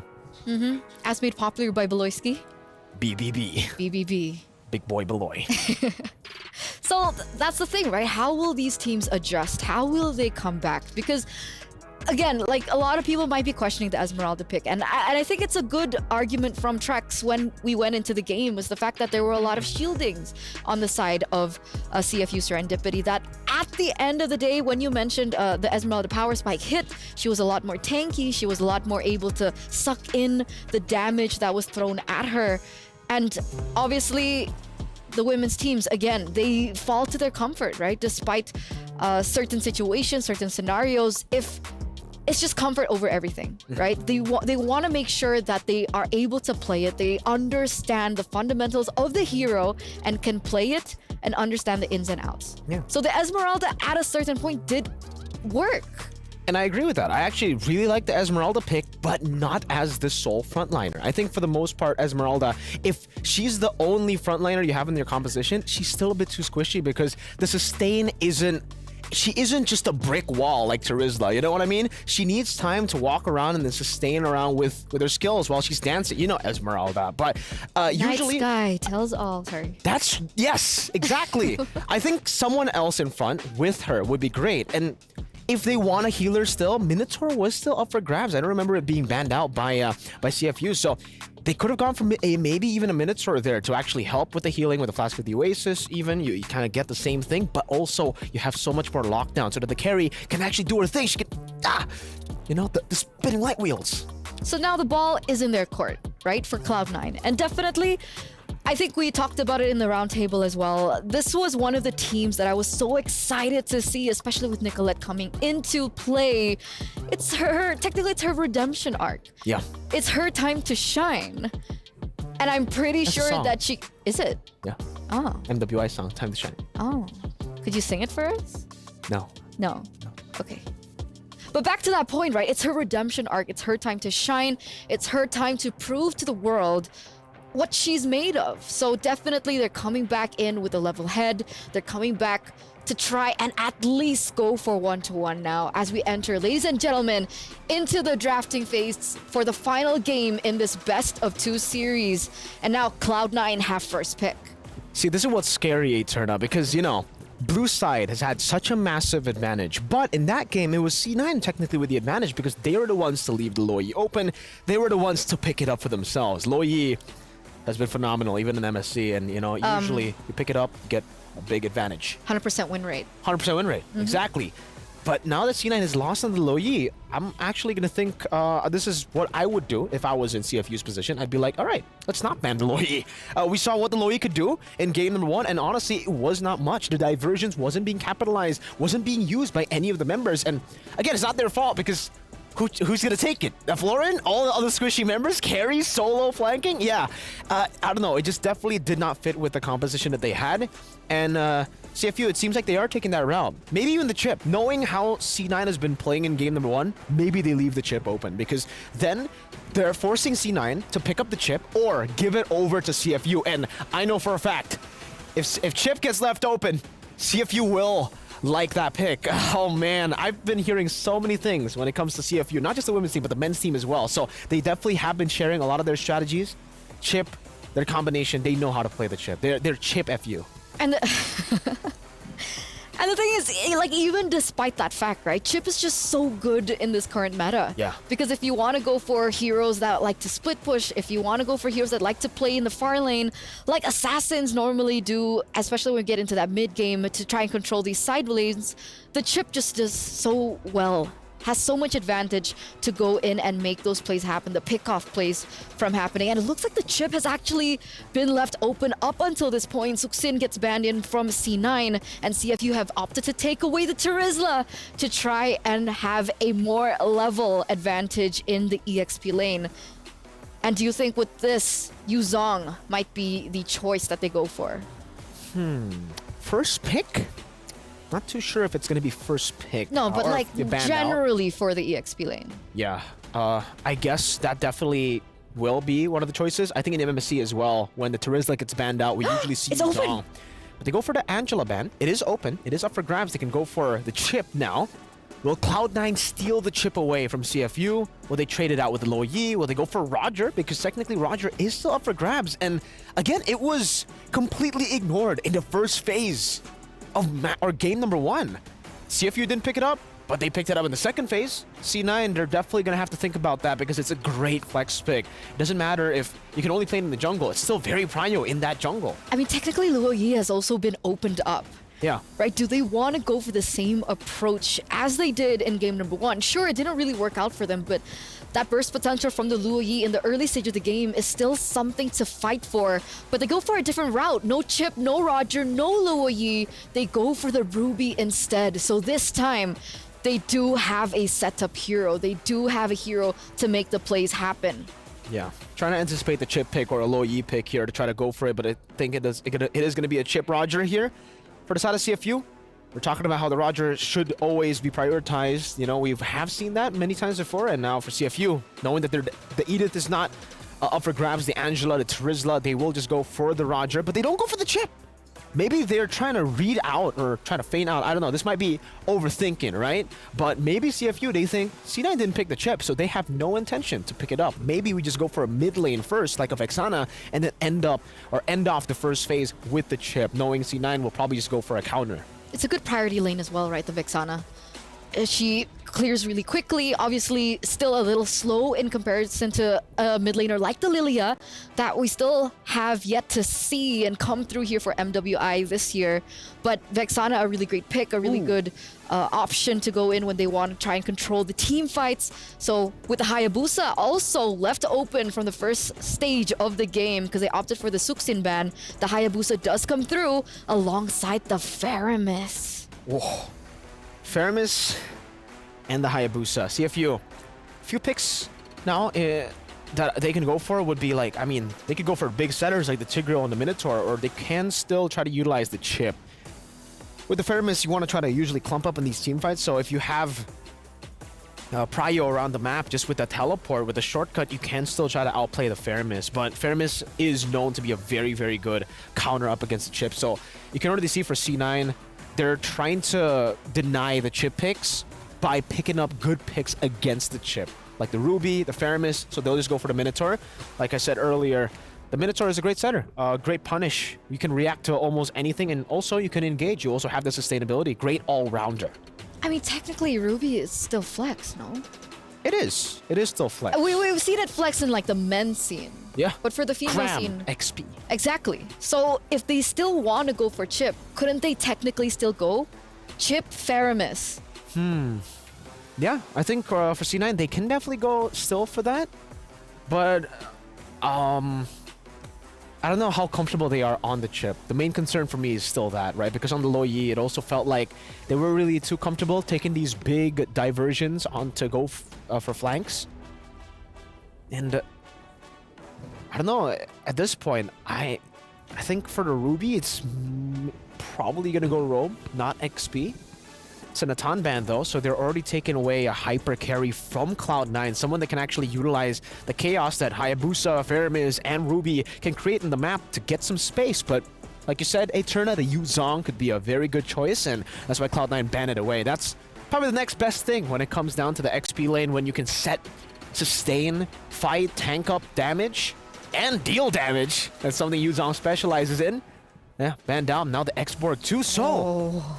Wow. Planning for a tanky XP lane, I'm guessing now. Who would that be? I don't know if they... I mean, technically with the Minotaur and the Vexana, Arlet is a great pick. You can also go full tank on that Arlet and still get countered by the X-Borg later on in the mid game. Yeah, I'm thinking Arlet right now with the Minotaur and the Vex. You get so much value out of the CC that is already there.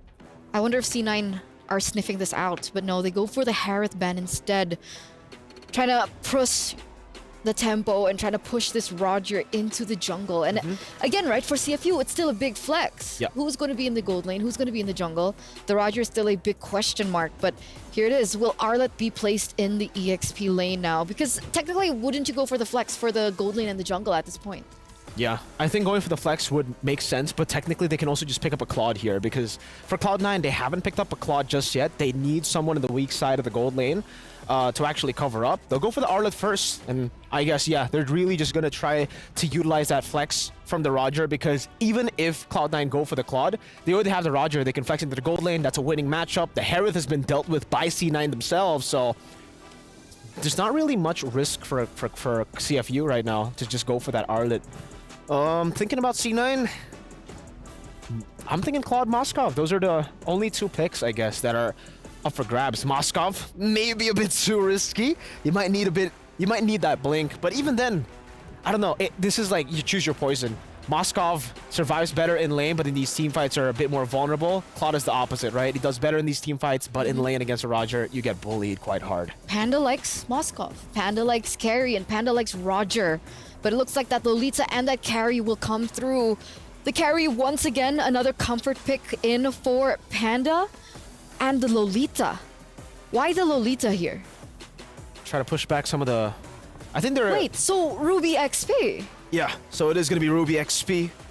For Jewel, the Lolita pick is really because I think they're anticipating another gold lane or another marksman to go to the gold lane and Roger in the jungle. So trying to capitalize on the 3 ranged heroes that CFU has. But again, this is why the flex pick is so valuable. This is why they picked up the Arlet first instead of a marksman. Now they can adapt. They can go for an assassin in the jungle. It's not, I mean, technically it could still work. Something like a Nolan in the jungle could still work. Heck, I would say with how much damage they already have here, if they want to go... Lancelot! I was about to say, if they want to go utility, the Arlet could still go like hybrid damage and also tank, but they go for something even crazier, Lancelot. So those three debut picks, right? The Lolita, we have the Lancelot. Faramis too? And the Faramis, exactly. And Arlet, so another debut in MWI. Man, these picks are getting even more interesting, even more spicy, and everything is on the line for C9 right now. Everything is on the line for the North American representatives here at MWI. Trex, you shaking now? Materna, but whoever is the better team will win today, because this is the heart of esports here. Whether Cloud9 loses, wins, whether CFU comes out on top, we're here for MWI. Leo, we're in the land of dawn. And Lancelot makes a comeback. It's been a hot minute since we've last seen this assassin in the jungle. It's possibly a kit that Tagami prefers. Because in the absence of her Hayabusa and the Roger in the hands of Yui Fendi, I think this is their next best move.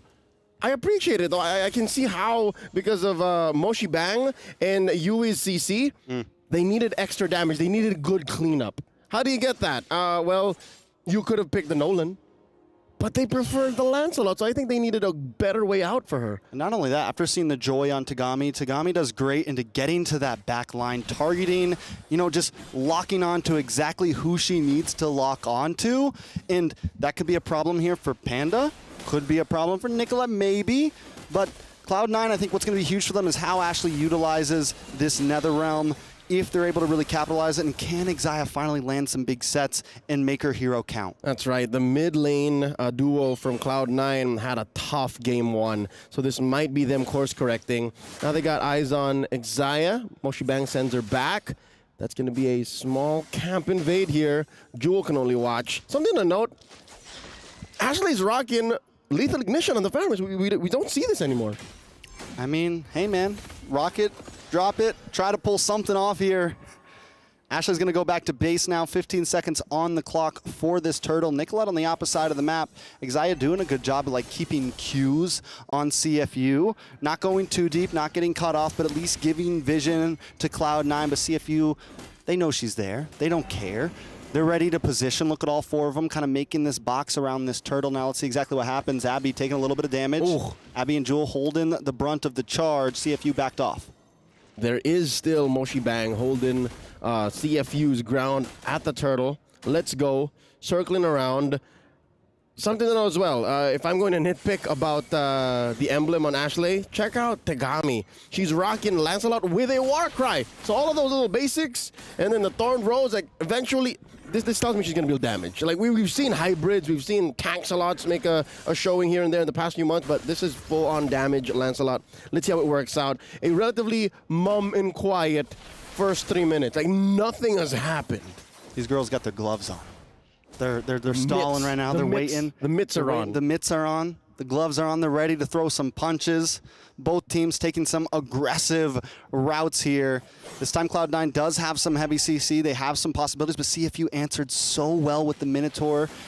Yui's going to jump in. Speaking of the Minotaur here, Nicolette holding to the bush, looking for Abby, locks on to Minotaur instead. In comes the big stun. Can Cloud9 capitalize on this? Nicolette able to get the first blood, make it two, a double kill over to Nicolette here. The pullback, Ashley with the stampede. Moshi Bang now possibly in a little bit of trouble. Moshi Bang able to output some nice damage. Ashley there as well. Nicolette, Jewel going to finally back off and go for the turtle.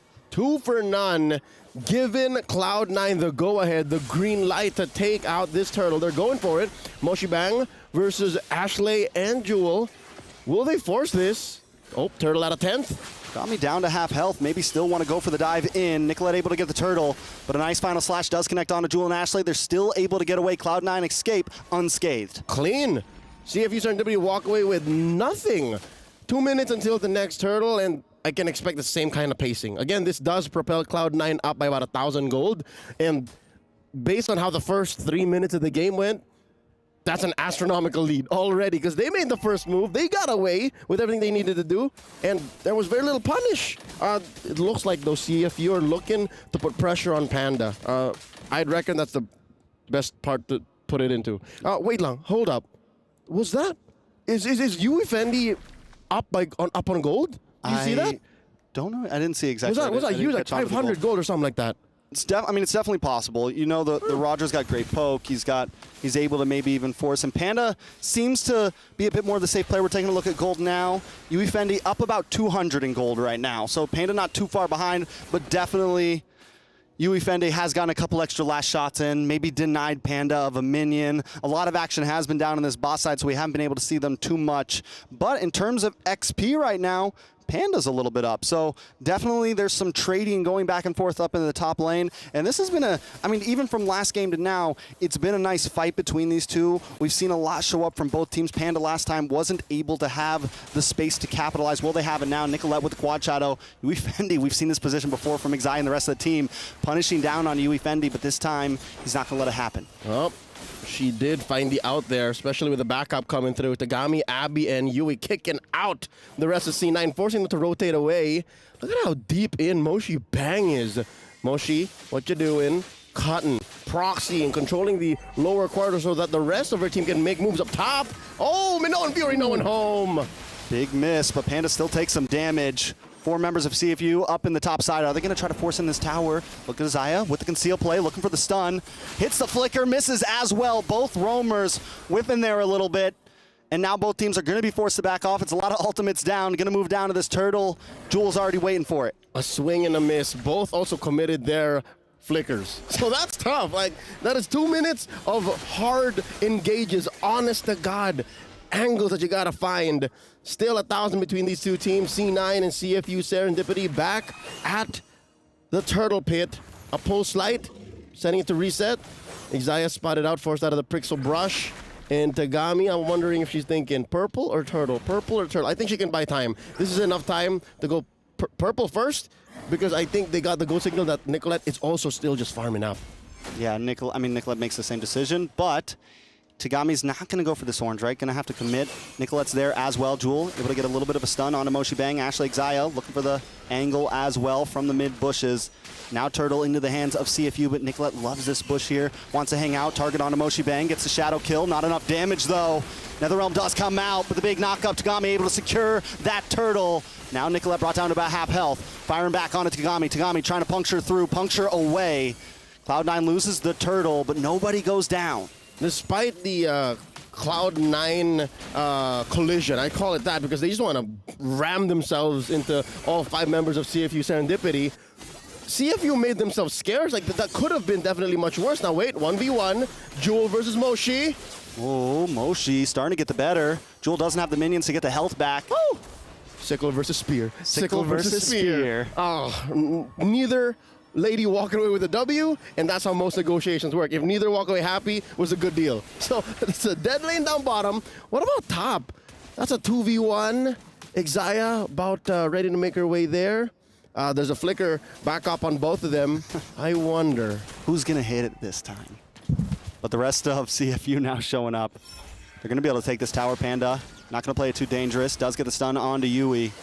Panda lets it happen. All right. They all retreat. That was a 4v4 waiting to happen. Possibly a 5v5 because Tagami was a little way off here. She is hitting level 11. Let's see now. She's down 500 gold. Which is good for Nicolette, right? This is where the shadows allow for faster rotations compared to the dashes on the lance.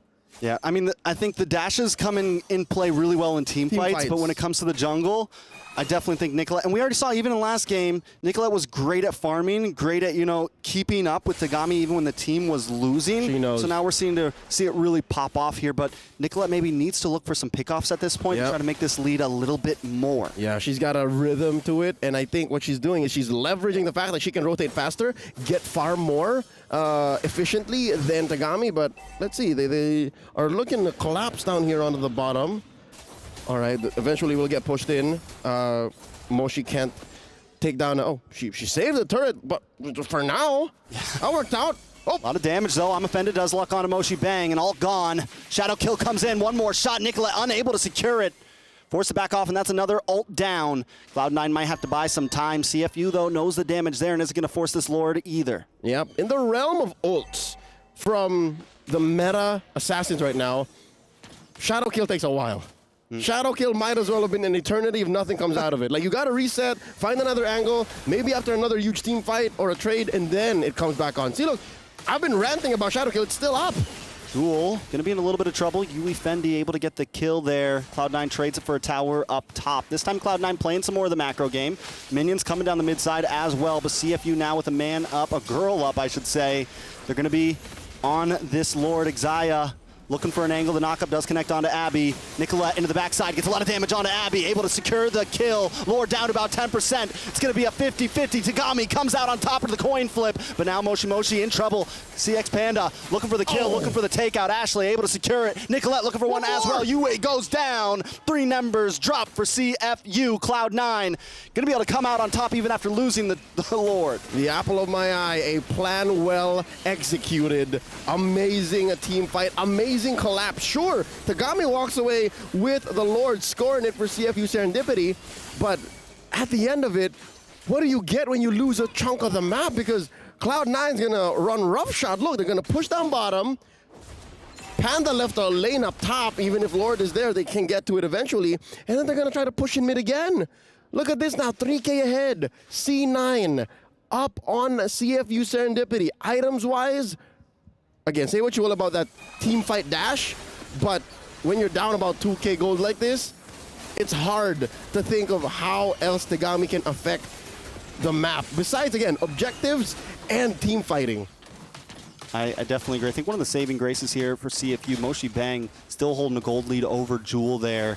And Moshi Bang's just been able to tank around, get some of these big final slashes, and it's something that Cloud9 consistently has to watch out for. And even there, they know they're going up top. They know Cloud9 has to defend Lord, and what does CFU do? They cut bottom lane, they open up space for their minions to get there, and they get a tower. So even though they lost out on that Lord, they still found something in the chaos. And it just goes to show they always have a macro mindset. CFU just doing wonders with it. Yep, and I think as soon as Cloud9 transcends to that level, because again, they're winning team fights, they're winning trades, as soon as they're able to turn that into a macro movement, then CFU Serendipity might be looking at checkmate. But for now, they're clawing back. It's giving comeback, as it is. Moshi Bang checks in with the bush, spots Jewel, and Xayah there. Oh no, 1v1, could this be? A lot of damage on Tagami. No shadow kill. Yui Fendi able to get the kill on a Nicolette to shut down, putting a nice chunk of gold into the pocket.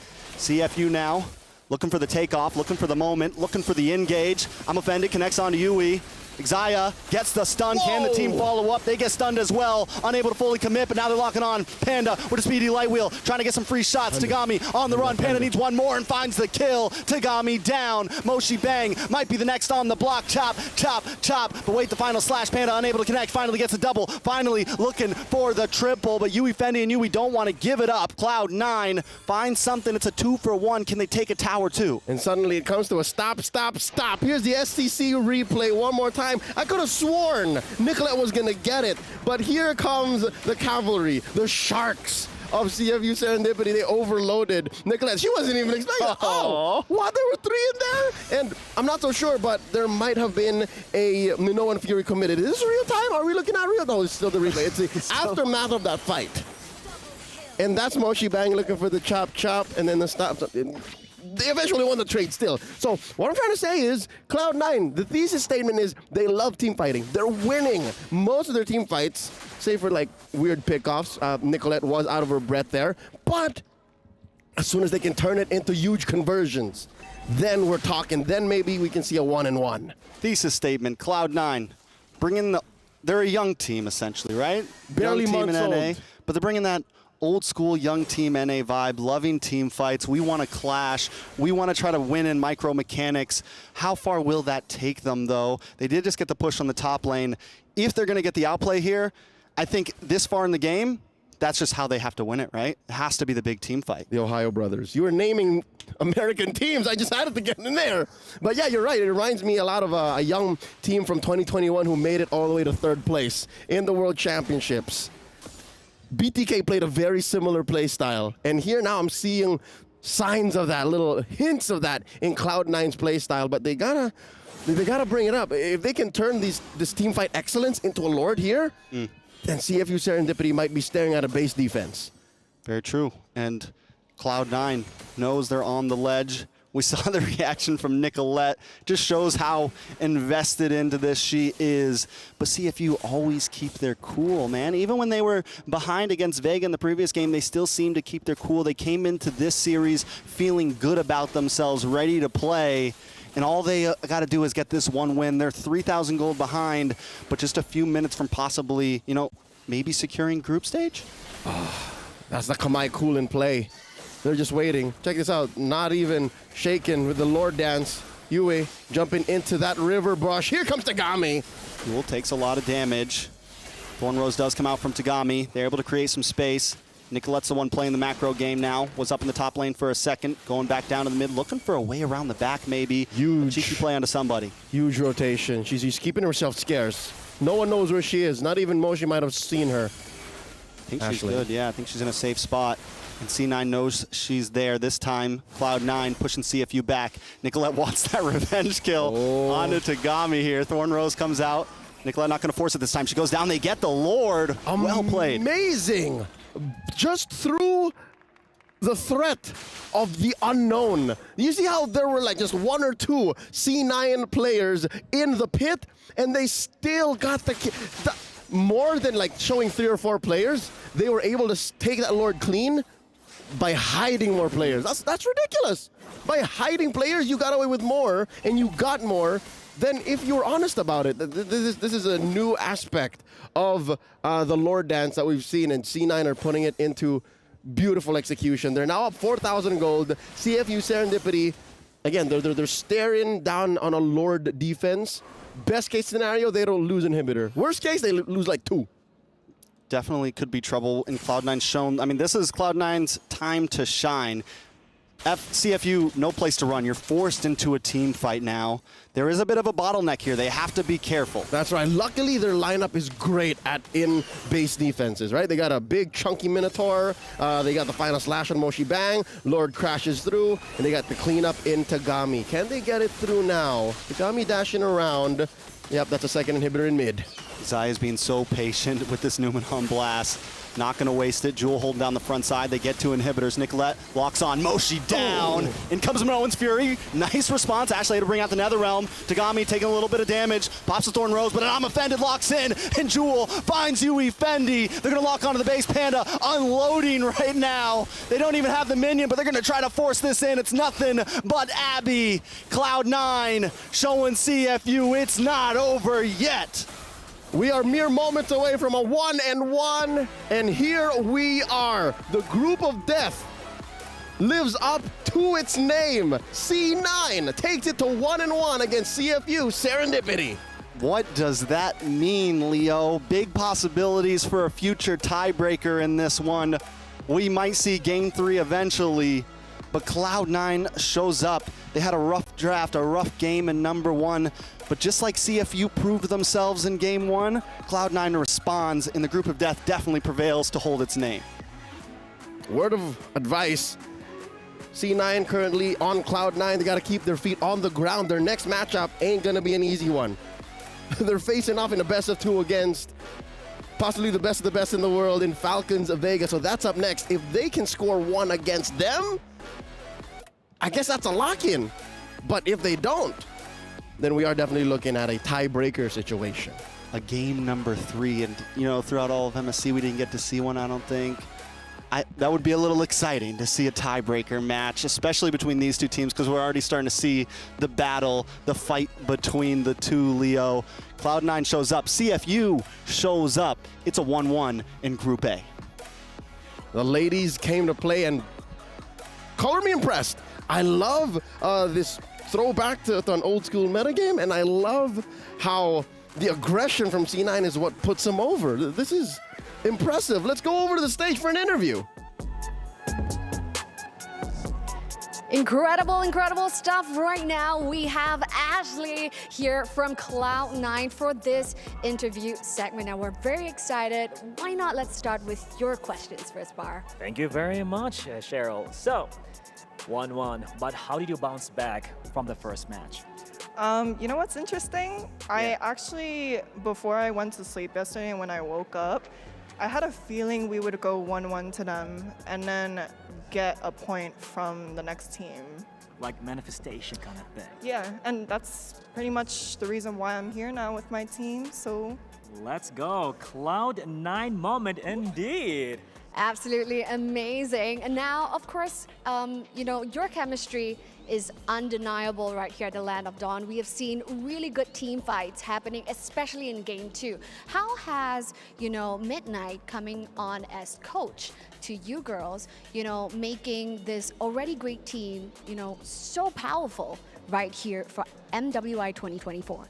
So I would put a lot of emphasis on Midnight's help on our team, because even though he put such a short amount of time and attention on us because of the other team, he was giving us limited information, but that limited information was enough for us to improve dramatically. So very thankful to him.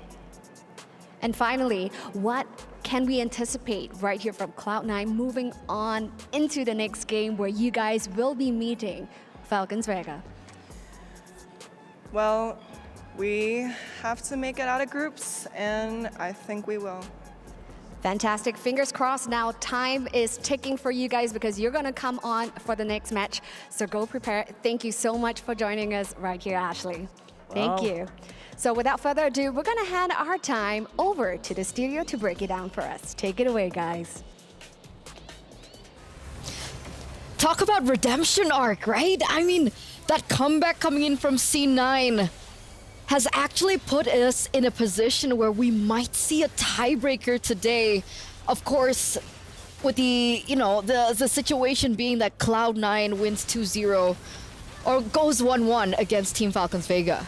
Goes to show you, by the way, that in this game, if they get a draft that has fundamentals in it, they can still make it happen. They don't need those crazy experimental drafts like we saw in game number 1. But I understand, right? In the best of 2, game number 1, maybe you want to try to shock your opponents. And here, we finally get the real C9. We finally get them on picks that we're used to seeing from, just normal teams. So Cloud9, really fantastic team fighting. I think the casters pointed out many, many times.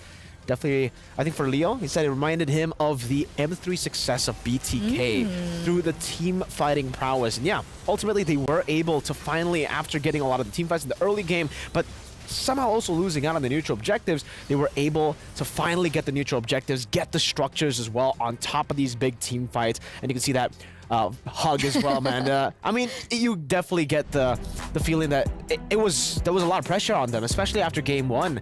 Losing out in game number 1 like that, the fact that they were able to come back in such a dominant fashion too. If we take a look at the scoreboard, 11-2. CFU, the only thing keeping them in this game was their neutral objective control, which again was still very, very impressive considering they were down gold, I think, at every single point of the game. It felt like they shook the jitters, right? I think game number 1, it was a big warm-up for them. And in game number 2, they just really popped off with, of course, the drafts that were given to them. But the PlayStation MVP presented is going to be Nicolette. As the casters pass it down, redemption arc. Talk about her redemption arc. Being the MVP here, let's hope that she can carry on and manifest for game number 2. From a mid laner to a jungler, first we got to talk about that adaptation, that's right? True, because that's true. It's already such a different role. In the mid lane, you usually play to enable other people to carry. Depends on the hero you use, obviously. But here, it almost seems like it was seamless. The way that she was able to adapt into the jungle role, acting as the carry. And again, I would say, even though she missed out on a lot of the neutral objective when it comes down to the contest, Hayabusa isn't really a neutral objective secure man hero, It's more of a fight hero, fight man hero, yeah? And Cloud9 now 1-1, CFU 1-3. So they already mentioned about the possibility, if Falcons Vega take them down 2-0, that means we're gonna have a tiebreaker between CFU and Cloud9. All right, you're right. It's an interesting group of death. Already. What if they take first group? If they take a tiebreaker game out of if they take a game, they're through, and CFU will be eliminated. So it'll be Cloud9 and Falcons Vega. So all Cloud9 needs to do now. One game. I mean, Ashley, she was talking about it in her interview, right? She had that vision. She manifested. Manifestation. Before she slept, she was like, I have a feeling that we're gonna go 1-1 against this team, but in the next team, that's when we're gonna get our point. And if that actually comes true, then manifestation, ladies and gentlemen. Manifestation. I mean, hey, it happened. It happened in game number 2. The fact that they were able to come back there, not just, I mean, that was just really, I was really impressed with the team fighting prowess that they had. And I'm excited to see what the next match has to hold for us, ladies and gentlemen. But before we get into the nitty-gritty, we are going to go on a short break. So don't go anywhere. Stay tuned. We'll be right back.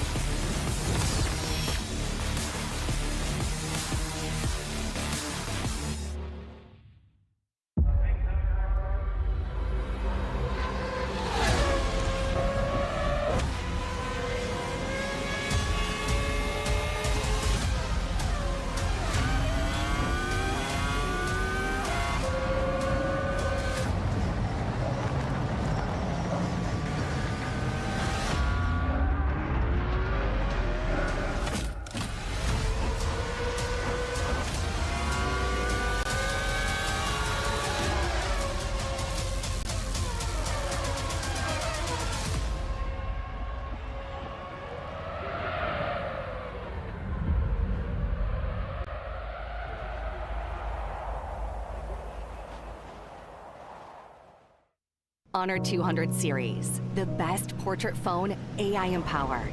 Studio level, AI portrait camera, 3 hardcore portrait modes.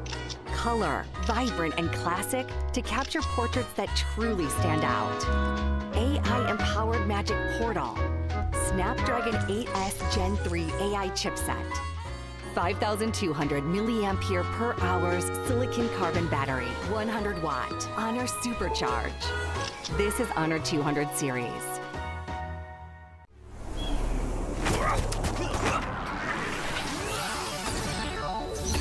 Ready, set, go.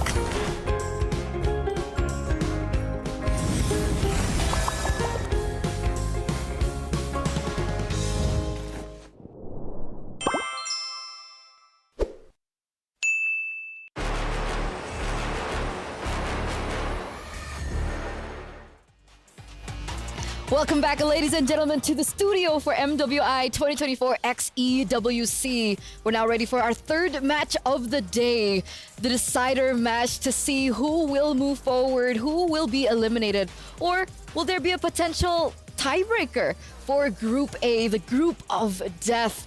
But of course, ladies and gentlemen, as we get into the showdown here by Dr. Sulaiman Al Habib, it's a journey. It's been a journey already for both of these teams, but the Titans now coming through for Cloud9 against Falcons Vega from Indonesia.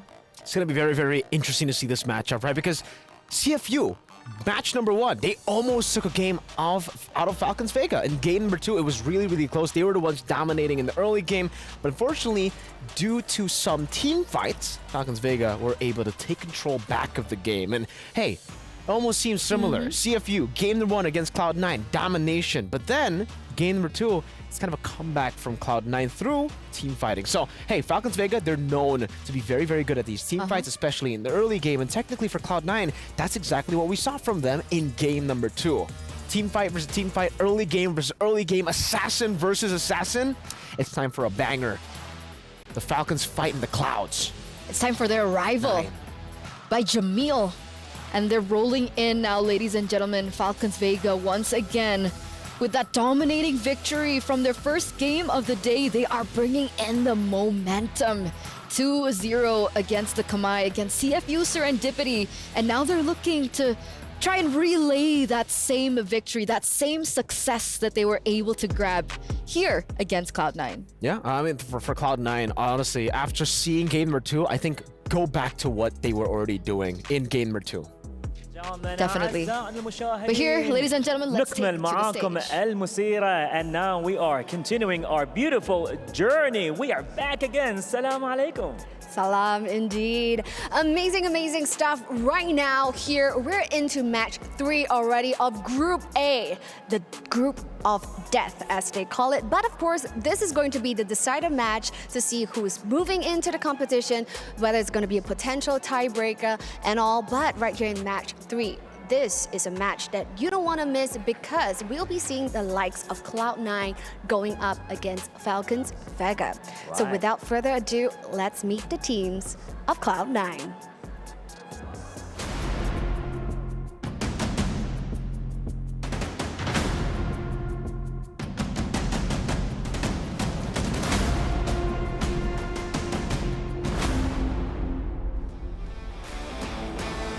Incredible stuff. Now, the beautiful faces of Cloud9 is something that you guys are not familiar with, right? So now we have seen their prowess over at the Land of Dawn. The sisters are now in sync. Question is, can they take match 3? Now, who are they going up against? Well, can they indeed going against, ladies and gentlemen? And let's hear it for Falcons Vega.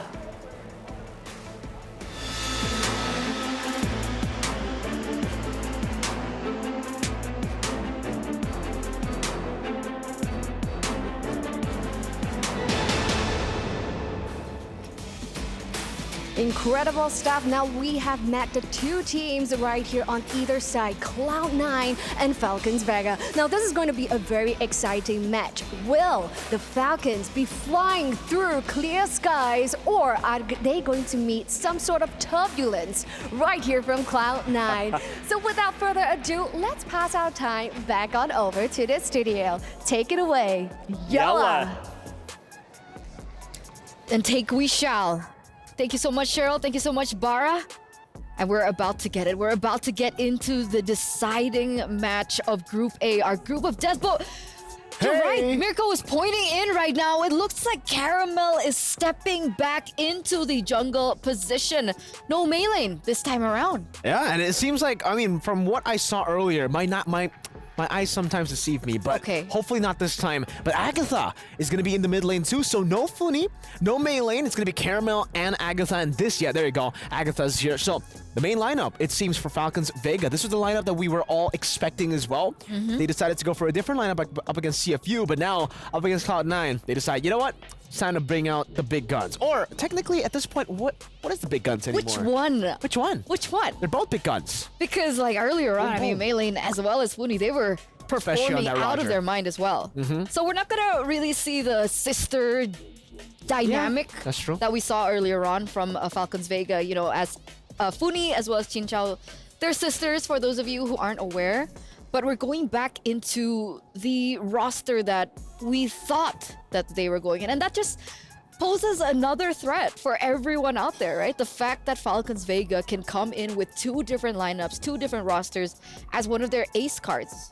We've seen in the past, though, if you keep on shuffling rosters, it's not really that good. It can be good, but it can also be very bad, right? It's a double-edged sword. Exactly, where in one way, it's good because technically your opponents don't know what to plan, like whether to plan against that roster or the roster now with Agatha and Caramel. But on the other side, team synergy is definitely a very important thing. The fact that they are trading in 2 players and not the whole team with another team means that these players that are staying, Chin Chao, Tal, and Violet, they're going to have to understand that they're playing with completely different people with completely different styles, right?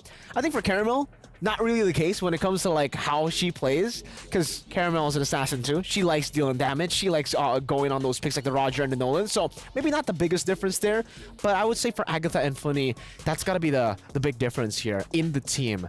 For Agatha and Funi. So with Agatha coming back in the lineup, maybe we'll see more of the carry heroes instead of the enablers. Funi, she played Vexana 2 games in a row, right? So she really was there to follow up, put on more CC, and add on more utility to enable the team.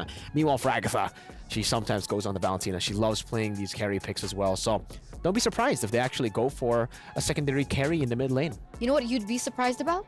What? A fun fact. Whoa! We like fun facts, right? Surprised, yeah.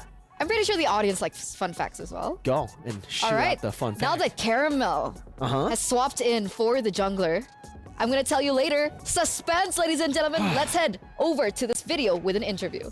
What is it, man? I'm not gonna tell you. Hey there, it's Renmar. I'm here with Caramel, the jungler for Falcons Vega. They just won their first series here in MWI. Caramel, what do you think about your team's performance? They are doing so good, and I think we will do perfectly for the next match. All right, good. They're going to go from good to perfect. Is there one player in the team right now that you want to highlight? I really want to highlight Chin Chao's performance from the previous game because she is so strong in laning, and I think she carries the game well. Oh, okay. So Chin Chao, they're going and carries the game really well, according to Caramel. Now, actually, there's another thing I wanted to ask you. You are right now, currently, you weren't able to play the first series, substitute. So what do you do for the team behind the scenes, or are you just ready to play anytime? I'm helping for anything that I could help, like watching other teams and then motivating them and always be ready. All right, so Caramel, super dependable. Now, is there anything you want to say to the fans in your native language of Bahasa Indonesia? In my native language. Yeah. Halo semuanya, jangan lupa tetap dukung tim Indonesia di MWI. Yeah. She mentioned there, if I'm not mistaken, you mentioned, hey everyone, please don't forget to watch or support in MWI, that correct? Yeah, you are doing really good in understanding our language. Just a little bit, just a little bit. All right, thank you so much, Caramel. Good luck. Thank you. Thank you so much, Reptar, for that backstage interview with Caramel. Ooh. You know, that was perfect timing, right? Because my fun fact was actually about Caramel. Oh. Okay. Okay. Are you ready now? Yeah. What about you guys back at home? What about you guys at the venue here? Yeah. That's them. Okay. Yeah. Thanks. So, Caramel has a ritual. A ritual? Before every match that she plays competitively. Okay. Her ritual is that she plays ranked games with Luke. Oh. Your Luke. Her boyfriend. You said my Luke. He's your Luke now, right? Yeah. Wait, that's public information, right? No, you actually just revealed. No, No, yeah, it is. no It is way. public information. Don't do me dirty like that. So that's why she didn't play in match number 1. She said it in an interview. She was still warming up, playing ranked games with Luke. You know, it's always great to have an amazing, reliable XP lane as an amazing, reliable jungler. Right? Yeah. Especially that XP lane. I mean, it's like probably the best XP in Indo. You know what I mean? You know, like Luke. You don't agree? Do you not think Luke is the best XP in Indo? I mean, we'll see. We'll see back at MPL. But here, we're here to highlight MWI players. So, you know, let's shift our focus back on this because you know, seeing the performance of Cloud9 and the fact that they've already really warmed up, right? That was a very dominant showing by Cloud9 in their second game of that series against CFU. So, oh man, again, I really want to know which way you think this will sway. Don't do it. Don't do it. Okay, I'll change it. What are we expecting between both of these teams? Oh, I'm expecting early fights, a whole lot of early fights, but also I'm expecting again for C9 to be able to hold down Chinchao in lane through getting a weak side matchup, right? I mean, as long as Panda doesn't really go for these fights, put her on a carry again and she'll do amazing. I think the carry pick has been amazing. Even in game number 1, despite the fact that they lost, Panda was doing really good. She was able to kite back a whole lot of the times, and she was able to always stay safe in the back line and even in lane when she got ganked. So putting her on a carry will be number 1 priority. But again, for Falcons, they can definitely try to take that away from her or bully her even more in that lane. That was my concern, right? And also blue side. So far, we've seen Panda really pop off on the carry, but that's all we've seen from her, right? And that's something that Falcons Vega have definitely taken into consideration. So maybe we'll see a respect ban coming through for the carry in the first phase. But even Cloud9, they left the carry open to be picked up in the second phase. So the mind games have begun, ladies and gentlemen, as we enter the drafting phase of game number 1 in this best of 2 series between Indonesia's Falcons Vega and NA's Cloud9. And there it is, carry respected away from Cloud9, really forcing Panda into position to explore her options. Without the carry, what else can you perform on? Yeah. According to statistics and according to data and according to the history that we've seen her on, Roger and Moskov are alternatives.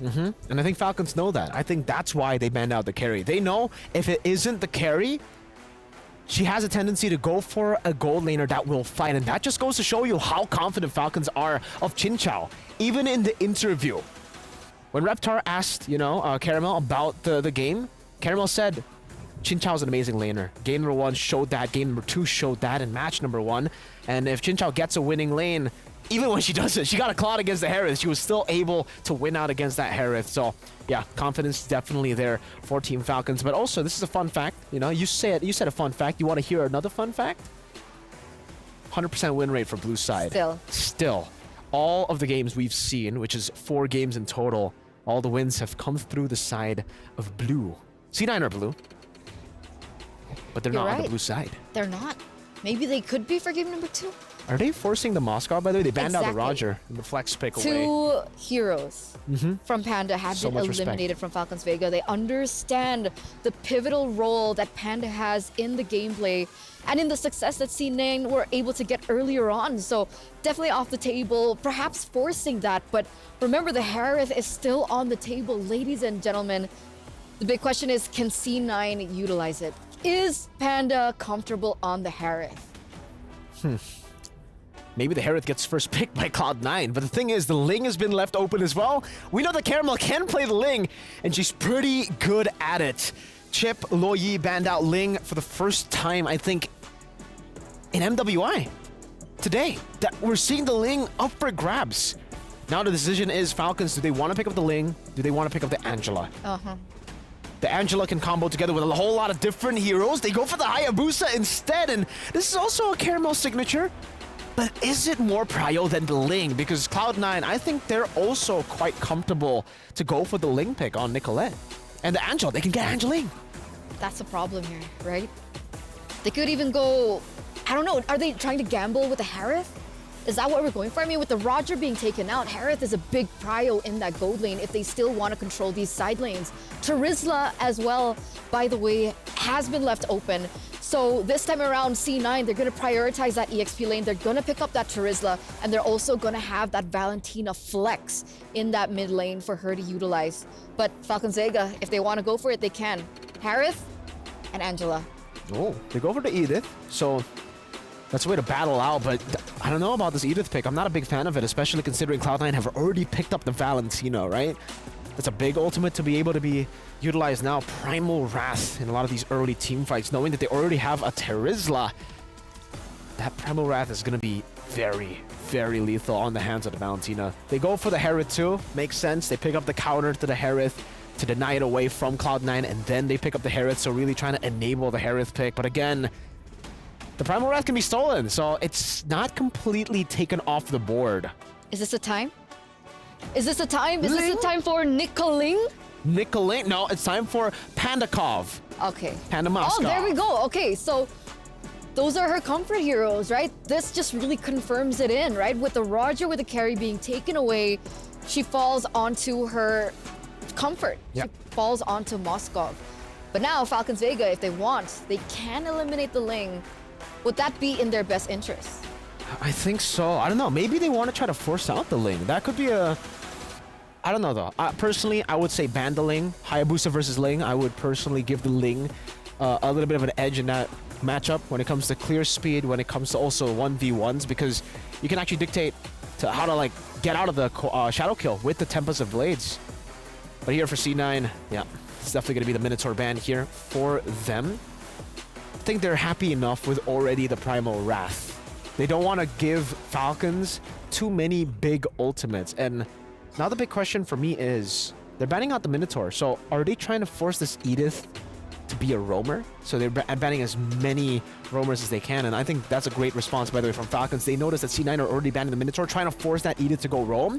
Falcons say, hey, we can do that. We can force the Edith to go roam, and then we're just going to ban out the Kufra, ban out more roamers, so that now Xayah will be the one placed in a tough spot. Tigreal, right? I think you mentioned against the Assassins that Tigreal could definitely be a big factor to how this game turns out. Are they going to leave it open, or are they going to ban it? I don't know about this game. Because again, they might want to pick it up themselves up against this Hayabusa. That could be a great option to go for, especially considering, you know, the Valentina can steal the Primal Wrath, so even more lockdown. But honestly, knowing that they already have a Terizla, if they want to pull off the Florin, it's not that crazy. I think to think about the Florin here in this game. They ban out the Yuzong too. So setting up for the Moskov to have a better time in these team fights so that he can actually space better. Yuzong is a great tool that Falcons could have used to actually help the Hayabusa get towards the Moskov, get towards the Valentina. Now for Falcons, Vega, final ban. No Kufra. They might ban a Tigreal. Tigreal, Ruby? Ruby's banned out, so... Oh, yeah. You're right. Tigreal or an assassin. A jungler. Ling, Nolan, I would say Ling. Fanny. Probably, if they were to choose, I think it should be Ling or Tigreal. They go for the Tigreal ban. They're trying to set up for the Hayabusa. And now it's C9's time. They need a roamer, they need a jungler. Ling is still up for grabs. They don't really have any flex towards Angela's the jungle. technically still open. Yeah, they could still go for the Angeling. They could pick up the Angela here. And honestly, Falcons could also pick up the Angela, so that's also a pretty ridiculous combo if they get the Angela on top of the Harith and the Edith. But maybe C9 with the Valentina pick, they're already they're kind of set up for it already. But there you go, Florin.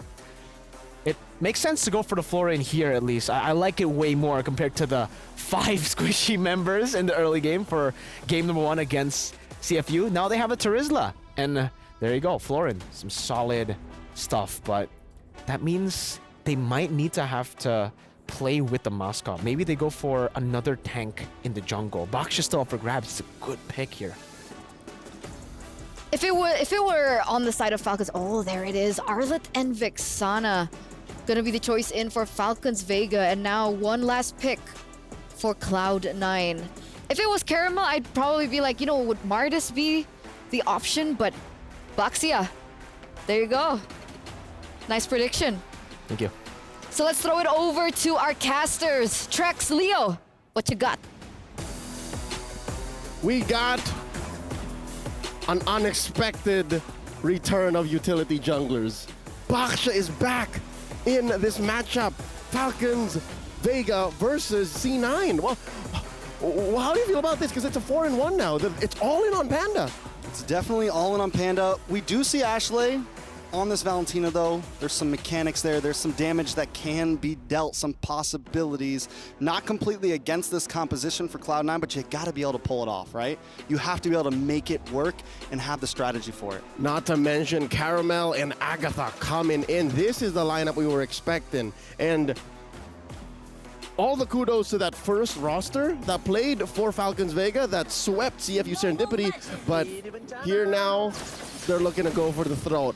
Game number 1 in this best of 2. An orange start for Vega, and C9 going for that purple. It's so weird now. They're playing on 2 different planes. The wavelengths are so different that there's a utility jungler on one side and then an assassin in the other. And this is a first pick Hayabusa, mind you. Yeah, first pick Hayabusa so comfortable, right? You got Caramel now in the game, along with Agatha. Team Falcons, I think, knew not only a first pick Hayabusa, but Ling was open. Ling went unbanned, unpicked the whole time, and similar to what we saw in previous series, we saw the Louis and Chip never get picked up. A lot of these women's teams are coming in ready with what they want to pick, knowing that it's going to work for them. Yep, look at this. Deep invade by Falcons Vega. Jewel to the rescue, helping Nicolette secure her orange buff. Oh, no, Jewel! They are playing so aggressive. Vega showing up in the early game already. And they're just hanging out, man. They're not even worried about Ashley. Now getting involved as well. Thal takes a lot of damage, able to get a 4-man knock up there. Nicolette, though, forcing the engage possibly here. Ashley there as well. Violet responding. Gets the vengeance through, more damage. Jewel looking for the kill on Thal. Thal able to dash away. It's back and forth, but it's still 0-0. Could have gotten that first blood, but both of these XP laners are chunky in their own right. Now this lane right here, the Moscow versus the Harith, it's clearly a Chincha in control. Look at that. This is a TKO if I've ever seen one. She sent home Panda. And again, as mentioned as the match started, Panda needs to get on top of things. Yeah, Panda needs time to farm. And right now, Chincha, what did the interview say with Renmar? They said, we have faith in Chincha. Chincha is going to perform in the lane, and right now it is showing. Panda has to sit back at the tier 2 right now and watch the gold plating just be taken away. That's a lot of money on Chincha. She is making bank. Almost 200 gold. Under 2 minutes. Now Jewel here, 1v2. Turtle already spawned. Both teams taking their time. Ashley very low. Yeah, playing the distance. A lot of damage from the Eternal Guardian. Cloud9 are hanging on, but how long will the thread hold until Team Falcons Vega cut it through? Nicolette a little bit of trouble, down to about 20% health already. The final slash connects. Eternal Guardian there to help out. Ball taken low, but Violet taken out. Cloud9 able to get the kill. Carmel still walks away with the turtle. Easy money for Vega. Sharp. Falcons of Vega score the turtle at the cost of Violet's life. But I'd say that's worth it, but they're still going. They're deep in. Look at this, purple. A lot of damage. This is bad for Nicolette. Nicolette low. Carmel able to get the kill, but they respond by taking out Caramel. Jewel there, looking for Thal. One more hit, slams down, but Jewel loses the life for it. It's a 2-for-2 purple buff. Where'd it I think go? It went to someone that died. Some tells me Nicolette stole it and then died very shortly after. And all this while, this is what Naisu, Joseph Rezabek, our friend, would call the gold lane experience. And it's not even because of how she's been assisted by her roamer. No, Chincha's been single-handedly pushing in. Here's another look at that team fight. Short but sweet. And yeah, Jewel finds Thal, but they gave too much space to Agatha. Where'd it go? You see where it went? No, maybe it went over to... it was gone too soon. Yeah, it was gone way too soon. Maybe Caramel too, then she just died, right? Yeah, maybe Caramel. Anybody could have gotten it there. At this point, either way. It wasn't on the map. Yeah, it's definitely not on the map anymore. But you know what it is? Thal here, looking for the toss-up. Ashley forced to use the Purify. Thal taking a lot of damage. In comes the penalty zone. Nicolette able to get the kill. Make this the enemy zone. Looking for the thrill. Violet now in trouble. C9 ready to rumble. They find Violet. Another one on the target. Jewel, Nicolette brought low. Falcons Vega looking for the response, but Cloud9 still take the kills 5-2. It's hard to fight Cloud9 blow for blow. Like, if it's team fights you're looking for, these ladies got you. And I am impressed as to how Team Falcons Vega, maybe with the roster switch up, is caught out of their breath. Look at this now. They're 1,000 gold ahead, yes, but they're down 3 kills. And you give Cloud9 maybe 2 more of these fights in the next 5 minutes, and they should be in control. And again, folks, just to remind y'all, in Group A, that's all Cloud9 needs. A single game win to secure the next stage. One little game, one game to rule them all. Cloud9 trying to prove that they're here to get to the groups. There's already a lot of hype around Vega. Team Falcons are known. People expect them to make it out. Cloud9 trying to escape the group of death right now. They don't want to go to a tiebreaker game. and they're kind of in control, but look at Team Falcons Vega, man, still holding a strong gold lead. Jewel in a little bit of trouble. Shadow Kill comes through. All they need is one more shot. Carmel look for the final one. Does get the penalty zone off, but not enough to get away. All right, the clapback from Cloud9 seems to be in the gold lane. Let's see if they can equal the odds here as Chincha goes against 3. There's a minion wave coming through, and that's a clean turtle take. Team Falcons Vega walking away with that. So a lot of major objectives going over to Vega. All this while, Cloud9 are, again, just playing out these skirmishes. There's got to be some trade back. There's got to be something that they're getting on the way out. Because look at this, wow. Look at how fast Vega is on the response. They're taking a turret up top too. Yeah, they're taking everything. They're taking the lunch money. They're taking the dinner. They jacked their wallets. A final slash. You might just call it. Jewel in trouble once again. They're targeting down on Jewel, man. That's 2 kills in like 1 minute, 1.5 minutes. All right, to be fair, Jewel has been slaying it. Jewel has been since minute 1 there all this while. Now the onward from Thal puts Zia down. Chincha. X barely knew her. 2 seconds and then barely knew her. Grand Theft Orange. Caramel guilty. Now one more. Ashley in trouble. Chincha able to get the kill this time. Nicola now in trouble, knocked up. Looking for another kill. Chincha still holding the front side, keeping them at bay all alone. That is what you call the gold lane experience, like you said, at 1-0-1, but farming good. Went from probably bottom of the EXP damage up, shooting up to the top now. It's going to be a problem. Caramel's warmed up well. Caramel's ready after watching game 1 and 2 from the CFU series. He's like, bring me in, coach, I'm ready. And here she is. 6-5 now, about 5K between Vega and Cloud9. I'd say the grip has slipped out of Cloud9's hands. These ladies are very aggressive. They love the team fighting, but Vega have been moving around the map in a very synchronized way that they've dodged a lot of these massive team fights in the past 2 to 3 minutes. It's impossible for now, Cloud9, to even think of contesting this turtle because, yeah, sure, you could throw out a spear. Panda could be part of the fight, but I reckon she's not ready. Not now, not here. It's very similar to game 1 against CFU. Cloud9 at this point needing to buy time. They still have some late game potential in a sense, but they're going to have to actually pull it off this time, right? They fell a little bit short last time, even when it looked like maybe they could have the game back in their hands. Nicolette looking for the engage. Ashley dashes forward, but Zamon's force drops. Terrify on a Nicolette, knock up by the Eternal Guardian, and now the chaos pursues. Nicolette still up, though. Able to maybe just get away, but Violet collects the kill. Can Cloud9 try to respond? Carmel goes down. Panda with the solo on the bottom of the map. That is a good response, if anything. 1-1 is Panda finally back online. A massive trade. I don't think it was ever a question of if she was ever online. This is her first showing. That green dot showed up just now, and we were so focused on this fight up top, which is, again, majestic in its own right, but... Oh, Ashley!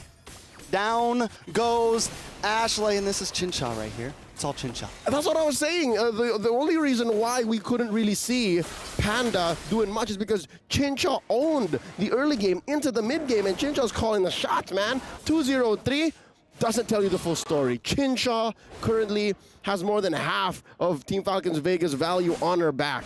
Maybe a little bit on Agatha, maybe a little bit on Caramel, but Chincha up front. As long as there's a sword on the floor, you don't want to dance with Chincha. You don't want to dance. Oh, more damage on Ashley. Ashley goes down, Xia goes down. Members are dropping. Chincha just feeling confident with it, smiling about it. She wasn't even aware that, oh, I was doing that well? Like, team fights were going to go that way? Oh, that was a replay. That was a replay. I'm so used to the small screen. Yeah, it was a replay, and again, Chincha just back to regular programming. Like, she knows, right? She got her feet up. It's calm and collected into the late game. 9 minutes, 30 seconds in. Lord marching through down bottom. Well synchronized by Falcons Vega. Look at this. Another Terrify. The Falcons Vega never force it, right? They never do the full-in dive. They take their time. They're meticulous with their pushes. Yep. There's so many ways for them to engage. Off of an Eternal Guard, off of a Final Slash, off of an onward Earth Shatter, and Thal can play with the angles, right? Thal can find one up front and then flicker into the back, dash in, and this is spelling disaster currently for Cloud9. I'm looking to them losing maybe one inhibitor. That's what's going to happen here. They don't get the big Lord push, but look at the big final slash. Cloud9 brought back into him, but now a little bit of trouble. Nice penalty zone. Is Panda gonna commit here? Violet goes down, Xi able to get the kill. Inhibitor goes down, but it's 2 members down for Cloud9. Chincha holding the front line, saying this base is mine. Team Falcons Vega gonna back off though. They found 2 members, they found an inhibitor. They're feeling comfy. That's a 2-for-1 trade. Costly defense for Cloud9, but they can rest easy knowing that their base is only cracked open and vulnerable from one side. And that's strong side, if I'm not mistaken. That's easier to defend, save for the fact that it is a long lane. Like, you have a Lord spawning at 60. What's difficult for Cloud9 is they are a Lord dancing lineup. This is a utility jungler, so you want to hold on to this Lord, play for it the long way around. Luckily, they do have a Moscow. This is a fight breaking out. No, Thal coming in. Another big knock-up. Nicolette in a little bit of trouble, but able to just withstand. Can they get a kill? Jewel able to find Chincha. That's huge for Cloud9, but still they got to back off. The damage is still there from the rest of the team. Thal trying to lock in. Violet takes out Jewel. An eye for an eye. 1 for 1. But Cloud9 still defend, looking for a comeback angle, but Team Falcons Vega doesn't care. They're ready to finish this anytime. And now they're going to steal away the orange. Not that Caramel needs it. She has one on her. And I was just going to say, this bottom lane defense, Cloud9, they can do it, given that they have a Moscow, so they can just throw out the SOD. Panda can redeploy herself. Here's an SDC replay of, again, yes, checklist of how to survive, how to win, right? Take out Chincha, yes. Force out the early Zaman Force, yes. Get out of here, get out of there. But they forgot that there's so many other members of Falcons Vega that they got to deal with, right? Violet is willing to trade. Caramel is still a lethal member, and Agatha definitely deals a lot of damage. And now that's a pickoff. Jewel's good at getting up close and personal, but maybe sometimes too up close and personal. Does Cloud9 even want to contest this? Too close. Nope. Let it go. Let it go. Ooh. That's a dangerous SOD if I've ever seen one. They do throw out a stolen Eternal Guard. I'd say maybe Ashley needs to protect herself a little better, but I find it hard to do given that they only have really one frontliner. They only have Jewel. Nicolette, you can kind of call a frontliner, but she's also looking to find the weird angle, right? She's walked away from death more often than she should have, but a winning team fight for Cloud9 involves the fight lasting a little longer, so that means Jewel has to stay. Jewel has to not die first. Yeah, there's also certain situations like before Lord where Nicolette can't be the frontliner, because if Nicolette goes down, they lose their opportunity. But look at the damage onto Panda. Chincha just unloading, big final slash pulling in Nicolette. Tortoise Poisons comes out. She's able to get back behind the towers, able to get back to safety, but Chincha doesn't care. Diving through the towers, diving in. Chincha can do whatever she wants right now. Violet with the conceal, holding the side. Ooh. Massive Lord. Ashley yet to steal an ult. That's going to be key here to start the fight. Ooh, big final slash. Doesn't land onto Xi, able to pick her out, pull her out. Now Nicolette falls next. Agatha able to do some big damage. Lord still up at 40%. Ashley down. This is going to be it. Cloud9 in trouble. Falcons Vega take the dub. In a snap, the bodies dropped, and so did the base. Team Falcons of Vega with a new lineup nonetheless. A roster with 2 new players, Caramel and Agatha, coming in, ending Game 1 against C9 in swift fashion. 13 minutes 45, Trex, all it took. Very quick action at that. Vegas showing why they might just be the Reaper in this group of death. Let's see what our analysts think. Eternal, Mirko, talk to us. And talk we will. Thank you so much, Leo. Thank you so much, Trex. But it's a good day for Falcons today, not dropping a single game so far. 100% win rate. Man, it was crisp, clean from Falcons Vega all the way from the start of the game. The fact that they were able to steal that neutral objective away gained them so much stability. And honestly, for C9, this draft wasn't bad at all. The way that they were executing the game too, the game plan was not bad. They were doing what they needed to do, you know, putting the pressure on towards Falcons Vega. But unfortunately, Falcons Vega, they've been in this kind of situation many, many times before, where the top side of the map loses out. Chincha, though, we've been talking about her, I think, during the whole game, every single time, just winning it out in the lane. And we got to give props to the draft, to the coaches as well, for really enabling Chincha to get such a massive advantage in the lane. Harith versus Moskov, banning out the carry. Carry would have been great, by the way, against the Moskov. Not that carry would win, but carry would actually be able to dodge away from a lot of the synchro fissions with the second skill dash. Moskov, not as lucky. Very low range. You need to use your first skill to deal damage, and you technically have Spear of Misery, but if you get shoved in constantly like that, it's very, very tough as a Moskov, and you can definitely see that Falcons Vega took control of that. They really abused that, and hey, wow. Guess who's at GPM? Guess who? Guess who, you know? Chin Chow again. Caramel said it, we're saying it, and now she's saying, You see that? That's a pose, right? There's no in it, right? There is. She's touching her eye and like. Anyway, MVP presented to you by the PlayStation tournaments. It's Violet this time around. So like, despite the fact that Chin Chow has been a huge element to Falcons Vegas gameplay so far and so forth, definitely one of the main things that were able to facilitate Chin Chow was Violet. Yeah, and not only that, but she was the stable member in the team when we're talking about the early moments of the game, because Caramel was taken down even though they got the neutral objective. Atal was taken down during the purple buff steal as well, but Violet was always there, alive, putting them down, you know, like really stopping them from getting anything else. Violet acted as the pillar, I would say, in the early game to stop the full snowball from happening from the side of Cloud9. If it wasn't for Violet, it would be a different game, I would say. And that's why I think we also had this conversation, Eterna, where it's so hard to find a weakness point for Falcons Vega. And really, when it comes to individual mechanics, I don't think there is a weakness point. Every single one of them are just so good individually, mechanically. But if you get them to the later stage, if you try to outwit them, that is something that they have, you know, that is where they've usually lost their composure. The macro. The macro. Right? The discipline. Discipline. We saw that in their first match of the day, right? They overheat a lot. Mm-hmm. But like, how do you get to that point? Right? If you're losing in your matchups, if you're losing in the laning phase, how do you even get to the point that you drag them all the way to the late game to look for an opportunity where you can find that opening to punish them? I think Cloud9 already had a very good game plan to do exactly that. They had a weak side goal laner to try to, deny all of the fights possible against Chin Chow. They had a way to actually try to get a win up top. And I think it just comes down to the adjustment. Cloud9 was able to make a massive adjustment from game 1 against CFU to game 2 against CFU. It almost seemed like a completely different team. And I think I don't want to doubt them here for Cloud9. I think they can make those adjustments because it really comes down to just simple adjustments. The draft was already good. It comes down to how they can adjust that execution. Maybe take less fights around the top side, especially maybe they need to try to consider Violet here as well.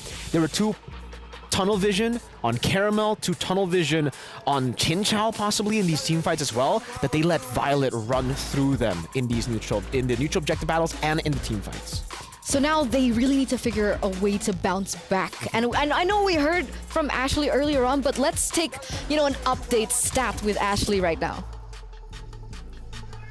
Hey, this is Brent Martin. I'm here with Ashley from Cloud9. Ashley, would you like to tell the viewers what position you play for the team?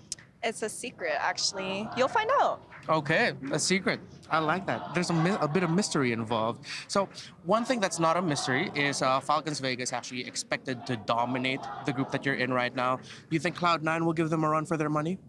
I'm not going to say yes 100%, and I'm also not going to say no 100%. All right, a lot of things up in the air here with Ashley. So is there a specific team that you're really looking forward to face in this tournament? I do hope to go against Vitality if we make it out of groups. Yeah. So, all right. Hopefully. Of course, everybody wants to face up against Team Vitality, one of the best women's teams in the world right now. So one thing I want to know is that when it comes to going into a tournament, going to a series, in a game, would you rather be amped up, excited, full of adrenaline, or more relaxed and chilled out? I would say the first part, because I usually thrive off of like chaos, if that makes sense. But at the same time, my attitude is very like nonchalant almost. All right, nonchalant and filled with adrenaline. I could see where that's going. Can you? I can. Okay. Is there a song that you like to listen to, or a genre of music that you like to listen to hype yourself up? Not a specific song, but I do enjoy listening to EDM. Ooh. All right, EDM. I'm too old for that now Are at this you? point. Oh, a little bit. No one's too old for EDM. I like that. No one is. All right, Ashley, you're a vibe. Share me your playlist. And I will. Would you like to share a few words to your fans and your supporters? So first, I want to give a huge shout out to Cloud9 for putting their trust in my team. And next, I have a lot of people to thank, actually. All right, let's go for it. So my previous manager, Talon the Great, who was my manager leading up to the qualifiers. And I would say pretty much a majority of the North American community was helping me out a lot since January. Yeah. And I'm very thankful to y'all, and hopefully we make it out of groups. Yeah, hopefully so. That's Ashley from Cloud9. Thank you, Reptar, for that interview with Ashley. And you know what, guys, for context, it turns out it wasn't a check-in, right? Because like she was mentioning that it was a secret, what her position was, and she was being very vague, but like now we know. It's great to be vague as a mid laner, Eterna. Okay. Because technically you gotta keep on feinting. You gotta keep on feinting, you know, back and forth. Not faint, like faint as in like, you know? Like, oh, okay. I thought like fainting. that wouldn't be good for anything. That's why I was a little confused. But you know what? EDM. Do you like EDM? EDM, like the genre yeah. of music? Yeah, I could get into EDM. Why? I think that fits Cloud9's gameplay, right? Because they want to look for team fights. They need the adrenaline, but they're also nonchalant. Even their attitude is vague, right? Like, we want to get hype, but we're chill. I am a secret. Okay, she didn't say that. No. She didn't say that. I am a secret. That, I guess, you know, that's a good way to, you know, break ice. If you ever meet someone, you're like, yo, I'm Eterna. I am a secret. I am a secret. That's cool enough. Anyway. So now with this, right, one more game away. So this means that there is still a possibility of a tiebreaker. There is. So if you guys are waiting for a tiebreaker, the only scenario I believe is a 2-0 win. And Falcons Vega, they're one step away from actually doing that, from forcing CFU and Cloud9 to go for a third game. We might get the full best of 3 technically. The tiebreaker will be a best of 1. So with the best of 2 earlier 1-1, this is the decider of who goes or gets out of groups. And did you guys predict that? Was that according to what you thought was going to happen? Because, you know, let us know, right? Give us your predictions, ladies and gentlemen, and vote for the next game. Who do you think will win it? Which way will it sway? Because obviously you guys get the chance to, but Mirko does not. And LaFell is actually on standby backstage. Really? You can actually see him right now. You guys can't, but he's also banned from, you know, the predictions. I mean, why you got beef with me and LaFell though? Like, you know, we're gonna be your partners here today. We're gonna be working with you, but now you're putting us under the weather. You're really just putting us down. You can't predict here, sway, way, day. That's what you said, right? You said something about sway and way and sway. I was trying to rhyme. Bars. That is not EDM. But here we are, ladies and gentlemen, moments away of seeing how this game will end, how this match will end. Will Falcons Vega go 2-0 against Cloud9, or will Cloud9 go back with a comeback, right? Because it feels like that's been their story. Game number 1 has been their warm-up, and then they adapt better to the team that they're against, and then they pull out surprises. Because even you mentioned, right, their draft was good. I liked it. It was just execution that they kind of fell behind of Falcons Vega in that game. Yeah, again, I feel like the draft could definitely have worked there. I mean, they already had a Florin, they had a lot of tanky members, but they weren't able to really facilitate or enable Panda enough in the gold lane. If if Panda had a better lane there in the bottom side, if they actually sent the Florin down instead of going for these invades early on, maybe they could have gone the Moskov into the item power spike a bit earlier. And if the Moskov gets into the item power spike, she could actually participate in a lot of the skirmishes. But the main problem now, I think, for Cloud9 is the fact that they're up against Agatha and Caramo, and this is the reason why, you know, many of us thought this was the main lineup, and I think that kind of already cemented themselves there. Their performance was amazing, and I expect them to do the same, but Cloud9, blue side, 100%. 100% so far, ladies and gentlemen, as we get into the drafting phase for the final game in this best of 2 series. The Roger gets eliminated out of the Land of Dawn here from Cloud9.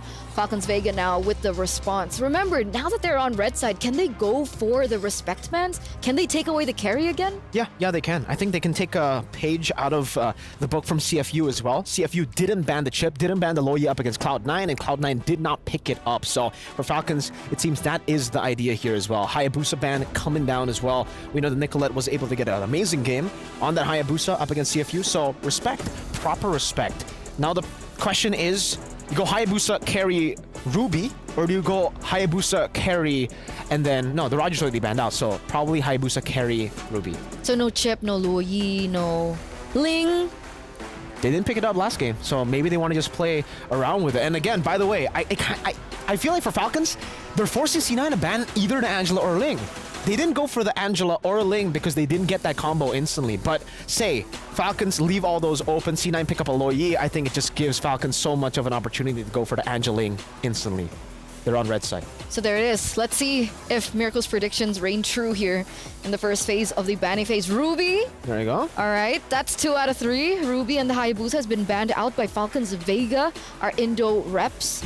Now for the NA reps though. The last ban. C9. Juice in. Roger. I think they might have to ban like either chip or Loyi. Because Falcons can utilize the chip, can utilize the Loyi. I don't know if it really depends on if C9 wants to pick it up themselves, because they can deny it away. But knowing that Falcons have banned out Haya and Ruby, it shows that Falcons are confident even going up against it. If C9 don't ban it, it'll be very, very tough, because again, we know how Falcons thrive in utilizing the early advantage. That's the chip. Now Falcons, I think it should be the carry. They want to just set up for Chin Chao again in the gold lane. Let's see. The last ban from Falcons, Vega. Currently on a win streak, ladies and gentlemen, not dropping a single game so far today. And it's, again, the ball is in Cloud9's court right now. Will they be able to get an advantage against one of the tournament favorites? One of the powerhouses of Indonesia, Falcons Vega. And it looks like Falcons Vega, they're actually taking their dear time here. I think they're thinking about Terizla too. Because C9 has been able to pick it up. I think they were able to pick it up. Oh, there it is. The previous game, first pick. So Terizla carry, they decide to go Terizla in the end. It's a good choice of ban because it does set up for an assassin pick really well. But now C9 has to choose. Leaving the Loyi open is definitely a bit of a problem for them too, because Falcons, they can definitely use it. We talked about how Agatha's very creative. Usually goes Valentina. Now she has a chance to go Loyi. That's her power pick, by the way. Yeah. Power pick. Power pick. Out of all the heroes that were chosen in for all the other players, Agatha had only one. Yeah. And that one was Loyi. Now I'm struggling to think of maybe they go Edith first pick now that the Terizla and Ruby has been... They might... I don't know. They go Valentina. That's definitely the smarter choice compared to the Edith, but I was just trying to anticipate the Loyi, right? Because I was already expecting the Loyi coming in from Falcons. I think with this, Falcons don't even need to pick up the Loyi here because the Valentina has already been revealed. They can just go, hey, they can go Angeling. Angeling, exactly. Angeling is up for grabs here, ladies and gentlemen. Oh. And there it is, Harris. Okay, so with the Roger being banned again, they are gonna look for a priority lane for Chin Chao first and foremost. Because technically Falcons Vega, they didn't have as much control in the early stage of the game, right? When Chin Chao was able to participate more in the team fights, participate more in the neutral objective takes, that's when things kind of swayed more in favor of Falcons Vega, and they know that, they understand that, and Harith and Edith is going to be the choice. Now C9 again. Do they want to go for the Angeling? I don't think so. I don't think they'll go for the Angeling here, but I think they'll go for the carry. The carry was banned out. This is a matchup that kind of enables Panda to be the weak side that she wants to be in these games. We saw in both the games against CFU that she was able to make the carry work still. Nolan was the choice they went for in game 1 against CFU. They go for it again, but no carry. They actually decide to double down on the Moskov despite taking a loss and despite losing in lane quite hard. So Moskov, I guess for them, the decision is to just change a bit of the playstyle, utilizing some of the core elements from the previous draft. Because again, the previous draft wasn't bad. All right. Arlet now going to be the last pick in for Falcons Vega as we head into the second phase of the drafts. With the Terizla being banned out, Arlet, Yu Zong is actually still an option. What is a good laner against the Arlet? Yu Zong. Yu Zong. Yeah, that's why they take it away instantly. The Yu Zong is amazing up against the Arlet. Usually when you get that matchup, it's automatically just like Arlet just has to sit under turret. It's very tough unless you send some members up top, and yeah, they'll just ban it out. That's the easy way out of that tough lane. Terizla, Yu Zong. I think they should be okay. Maybe they ban the X-Borg last for Falcons, knowing that that would also create a lot of problems for them. Cloud9 though, at this point, I don't think they really need to care about the Tigreal. Usually we expect the Tigreal, especially considering they already have an assassin, but Falcons have already picked up the Edith and the Arlet. It'll be very weird to see the Arlet or Edith not go to like XP/Roam and for them to pick up a Tig. So that should be out of the book, so C9 decides to just ban out the Ling. No assassins, it seems, for Caramel. What about Fanny? Right, I guess, well, Caramel is known to play the Benedetta and the Martis, right? Those are the two heroes that are left open. So do you think that the Benedetta can work in this current meta, or do you think something like the Fanny would be more appropriate? Ooh, the Fanny. I think, again, considering C9 haven't picked a roam, it's still very, very scary to go for the Fanny. They can go and try to pick it up. Last pick, they're on red side. They have the chance to do that. But C9 can take it away. I think they should be able to read this out as well. Ling ban, they should get rid of another assassin. Or hey, they might actually just try to take the Martis away. The Martis is a signature pick for Caramel. Angela? Oh, go Angela. What? Huh. So I guess they're thinking that the Angela could be used as a mid laner, right? Edith roam, Angela mid. You're right.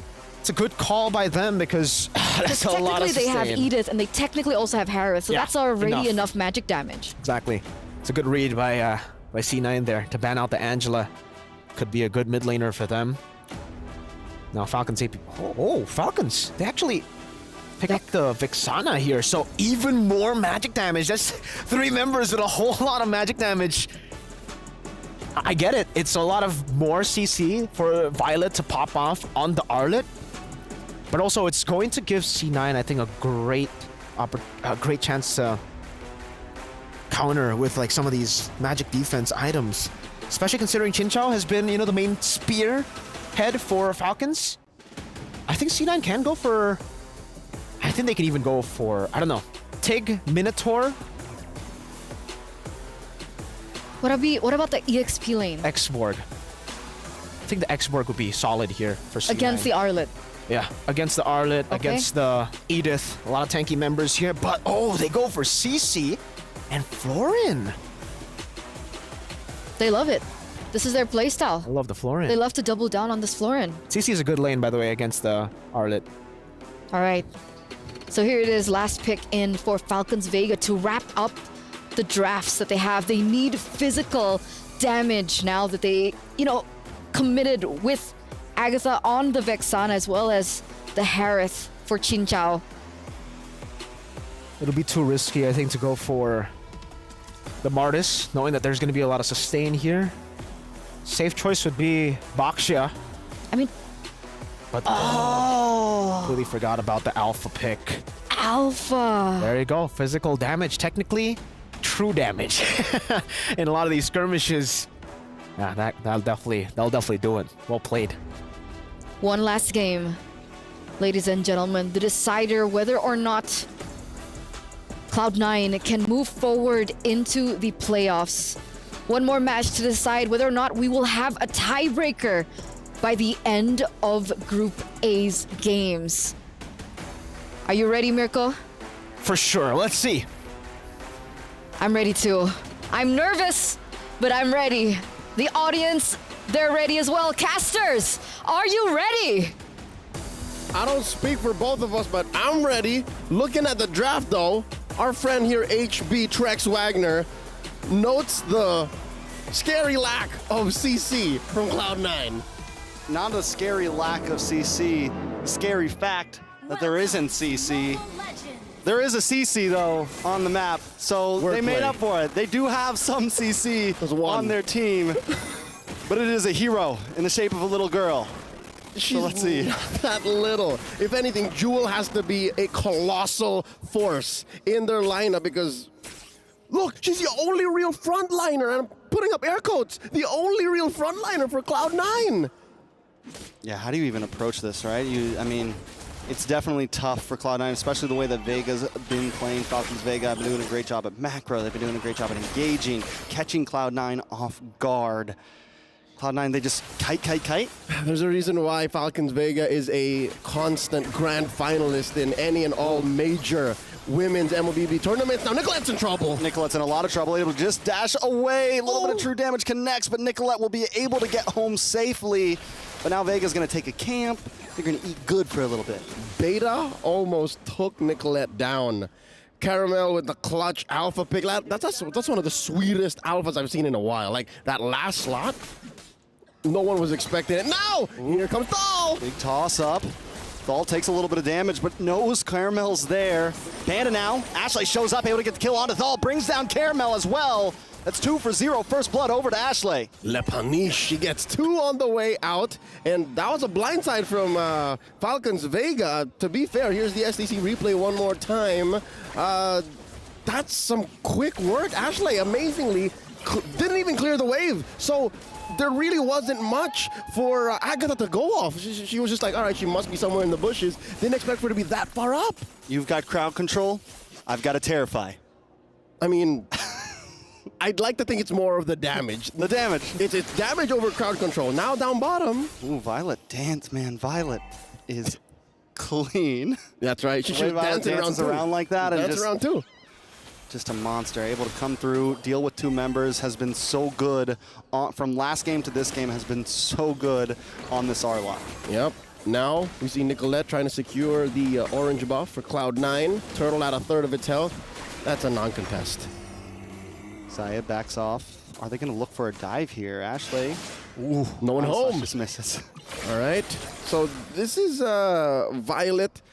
Again, as long as it costs nothing, a flubbed ult is as good as a hit ult. You know what I mean? Like, especially in these early stages of the game. We're looking at about 3 minutes in. 2 kills for Cloud9. And again, Team Falcons Vega's overall game sense and IQ that they've honed for years together as a team just shows that even if they are down, they're still up on economy. How are they 200, 300 gold up? And they're pushing in to into Nicolette and Ashley now. Oh no. Panda takes a lot of damage, able to get some life back though. Got the bloom, got the heals. Right, Xayah, clutch. Keep diving. Vega keeps on pushing. In comes Ashley, though. Nicolette there as well. Look for the damage on Agatha. Unable to get the finishing blow. The fracture comes through, but it's still not enough. Chincha firing back shot after shot. Cloud9 now pushed away from the tower. Team Falcons Vega may be able to pull something off here. Watch for Violet. This is going to be dangerous. Big. Oh! 4 members taken out of the bush, and Cloud9 are grabbed from the sky. Team Falcons Vega showing up. That was majestic. That was beautiful, elegant, near perfection. She literally animation canceled into the bush, almost the whole length of that bush with her. Oh, let's see it one more time. The SEC replay will tell the whole story. Even caught out Xayah. She was exiting the bush too. That was disgusting. That's what you call, like I said, Violet right now. Violet's oiled up right now, ready to go. Violet's on this Arlo, as you like to say, Mr. Dan. He was born to play the Arlo. Like, that was, say what you will about the first Final Slash, but that was definitely what she was going for. She had to pick up. She had to heat it up, like a diesel engine. Took a little time, get it going, the rev. And now we're here. They're up by about 1,000 gold, 1,000 and change, 2-2. No major objectives scored as far yet. There is a turtle to Vega's name, and they are going to take down Panda, 2v1. Panda's been having a hard time from this game to last game, but now a little bit of damage on a Chincha. Can they get the kill? Nicolette's there to help out. Should be able to find it. Finds Chincha. Thal now. A little bit of trouble. Terrify. Is it going to be enough CC? Nicolette looking for the final hit. Doesn't have the fracture. One more shot. That's how it takes Thal. Gets away, though. With the spear. 1 HP. She sidesteps or forward steps it and Agatha to the rescue. That was so close. She was like 3 feet away from that spear. The SOD, Panda misses so close. Another check, the SEC replay here. So the 2v1, that was definitely painful. And then the clap back. Here's the backup. There they are. All right, so Chincha was way underneath the turret, took way too much. And then eventually Thal walks away. Thal walked away from a 3v1, man. Think about that. Think about the mechanics that's on this young lady. Look at that. The spear so close. Look at it coming up. I saw it. Oh. She hit the matrix on it. I mean, a slow-mo matrix. But now we've lost a tower in the bot lane. Just as quickly. Nicolette has not gone down. I was a little worried when I saw her in a weird position. Violet, though, taking a lot of damage. Ashley able to unload. Here comes Thal and the rest of the gang. Oh, no. Caramel heated up. Looking for something here. Nicolette looking for a target as well. Gets the final slash to the face. In comes Jewel. Getting a few free shots onto Violet. Chincha drops him on Force, but unable to connect onto anybody. Nobody goes down. 3-3. Yep, the SOD went right through the crowd. Interestingly enough, I'm seeing already a dilemma for Cloud9's lineup here.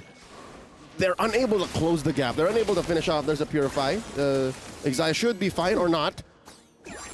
Okay, she's fine. Damage. Here we go, the clap back. Panda's starting to output, though, a little bit. Yeah. But again, back to my point, they're unable to close the gap, whether it be through a failed SOD engage or just finishing the job. Like, there have been multiple times Nicolette walks away that they couldn't finish. Like, they couldn't kill who they put the damage on, right? It's true. So, I mean, unless they can solve that, then we could maybe think of this going late. Yeah, I think they're only, honestly, the answer is just maybe look for picks, right? Even moments like this, if they can secure those 2 kills in that moment, or Nicolette can get the pick off, that's going to be the answer, because they're not going to be able to get the big group CC moment, especially right now. I don't think they win in the 5v5, Oh, yeah, right? no, definitely. They need to play the macro, which is something that we've seen them lacking on. It's got to be guerrilla warfare. It's got to be guerrilla warfare. Yep, on a full frontal fight. Yep, in the clouds, in a full frontal fight. Oh, that's a stolen buff. No, Ashley got it. Got it. Yeah, I mean, all right, Nicolette so got it. That means she just forced out a retribution. That's good news for Cloud9. This is a turtle that might just expire by the looks of it. Oh, no, this is bad for Ashley. All right, I think she knows. She's just covering her bases. Might not be. Doesn't matter if she knows or not. That is death possibly, or at least the tower. Team Falcon, this is their macro game, man, hanging out. And now they're rotating as a full 5. These are Falcons on the hunt. Look at this. They're pulling their own version of the Ube, and they go straight for the Lord. What? Straight for the Lord?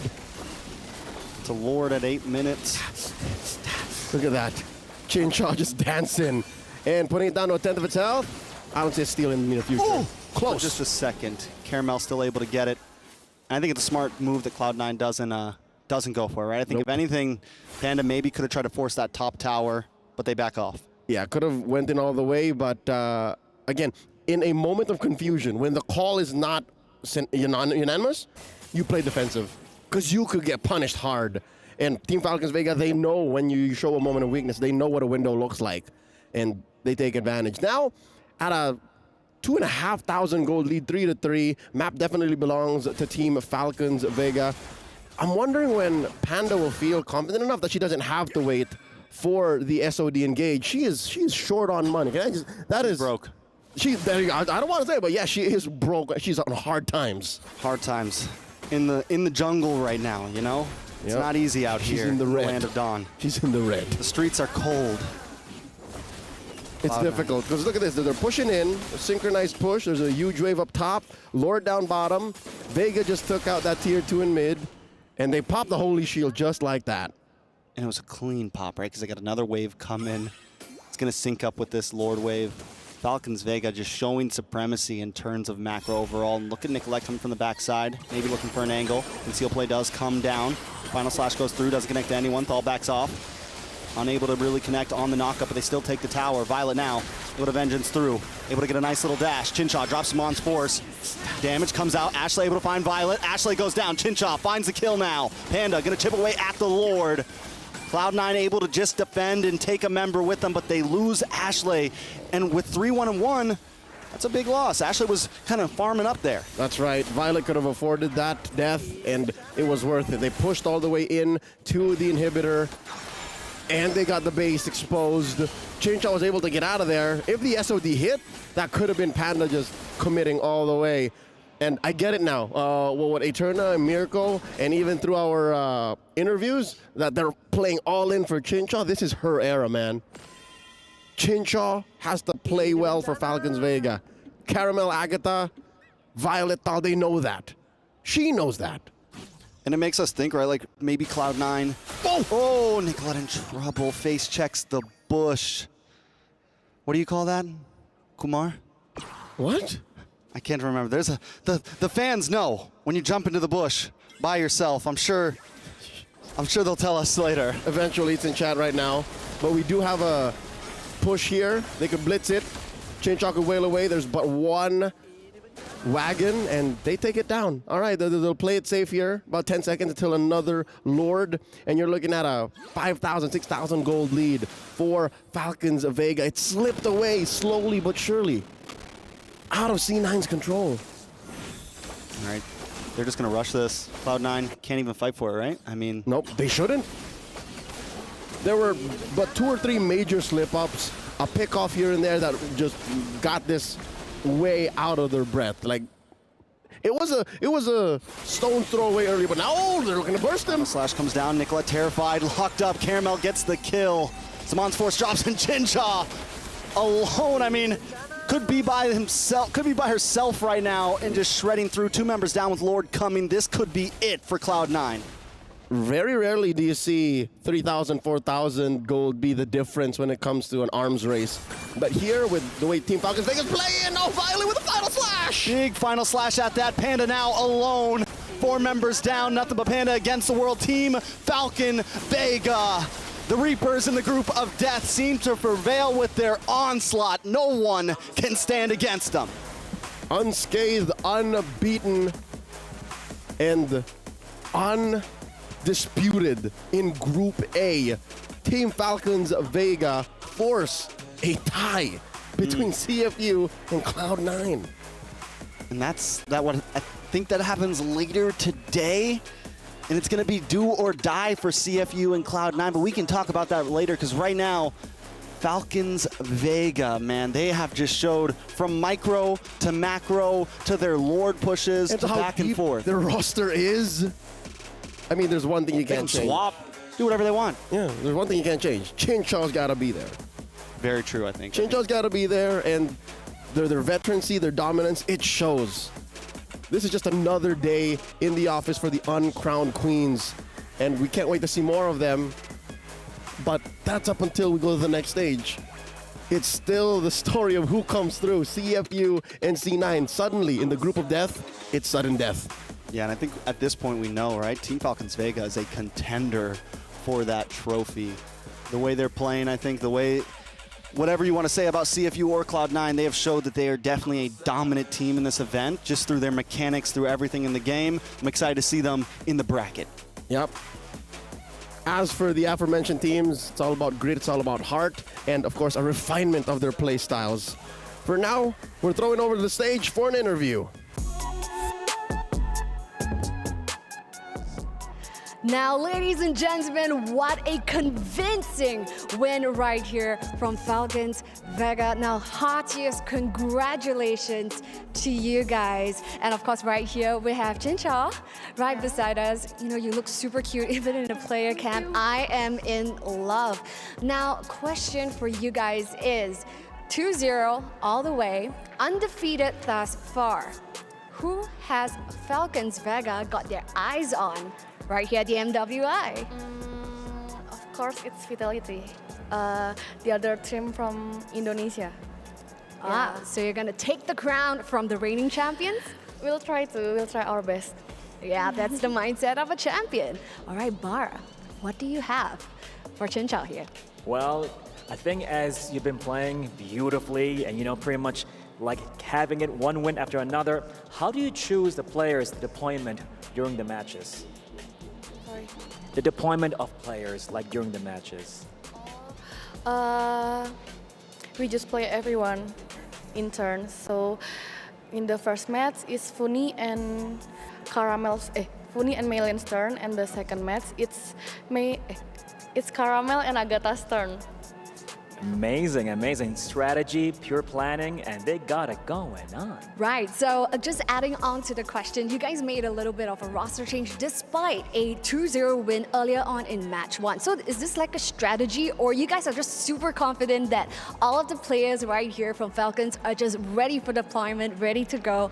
Why the switch in match 3? Oh yeah, we believe all of our players are competent enough to play in the matches, so yeah, we'll just play everyone in the next match also. Now that's a flex. That's a flex. It is. So yes, ladies and gents, we have heard from Chin Chao herself. So if you guys are wondering, hey, what's up with the player switch? This is because they are ready. Falcons, Vega are ready for that flex because the eyes on the prize to take the throne right here from Team Vitality. And here in Group A, they have proven that they are ready. So without further ado, let's hand our time back on to the studio. Take it away. Let's go. Yalla. The uncrowned queens strike again, ladies and gentlemen, as the Falcons Vega, all the way from Indonesia, they're going to be able to move forward from the groups into the playoffs.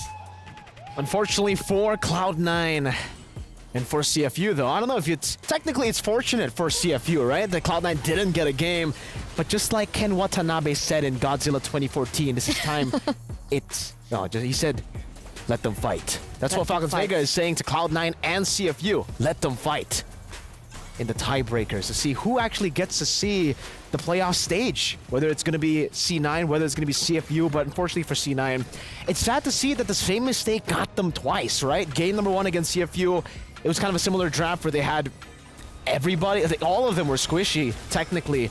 Even the Esmeralda in the early game, but then yeah, one frontliner, technically, the Esmeralda. This game, it was the CC again. I don't know, at this point, it really feels like it might be a hero pool issue, right? For Exaya, maybe. For the foreign, right? Because really, we've seen the foreign, we've seen the Lolita. I think that's it. So definitely, when it comes to adjustments, I think Cloud9, they definitely have a lot of things to adjust, mainly the hero pool, because when teams already have the formula, like Falcons, they were able to read out the formula so fast. They banned out the Ruby, they banned out the carry in game number 1, and then game number 2, without the Terizla, this composition had no proper frontline. I wouldn't even call CC like a proper frontline. She's the only frontliner, but she's not a frontliner. Like, CC's not meant to be the guy all the way in front. Chin Chao again, always just taking the damage dealt. GPM, phenomenal stuff, but also massive shout out to Violet. So many final slashes. It almost seems like it's crazy. Did you see that? Violet was insane. Violet was insane. Ridiculous. Do you think that she'll grab the MVP again? I think so. Based on the moments, I would give my personal MVP to Violet. Yeah. Did you see that 4-man? I emoted. I was like, whoa. We all emoted. We all did. Even LaFell, and he's not even here. He isn't. I wonder if he'll be here later on. I hope not, Hope not. You don't like him very much? No, we really... yeah. We like her. Yes, Violet was amazing. Definitely like her. Match MVP presented to you by the PlayStation Tournaments. Violet from Team Falcons Vega. Amazing stuff again, right? 7-0 KDA. You know, like, the KDA that she had didn't really reflect the impact that she had in the game.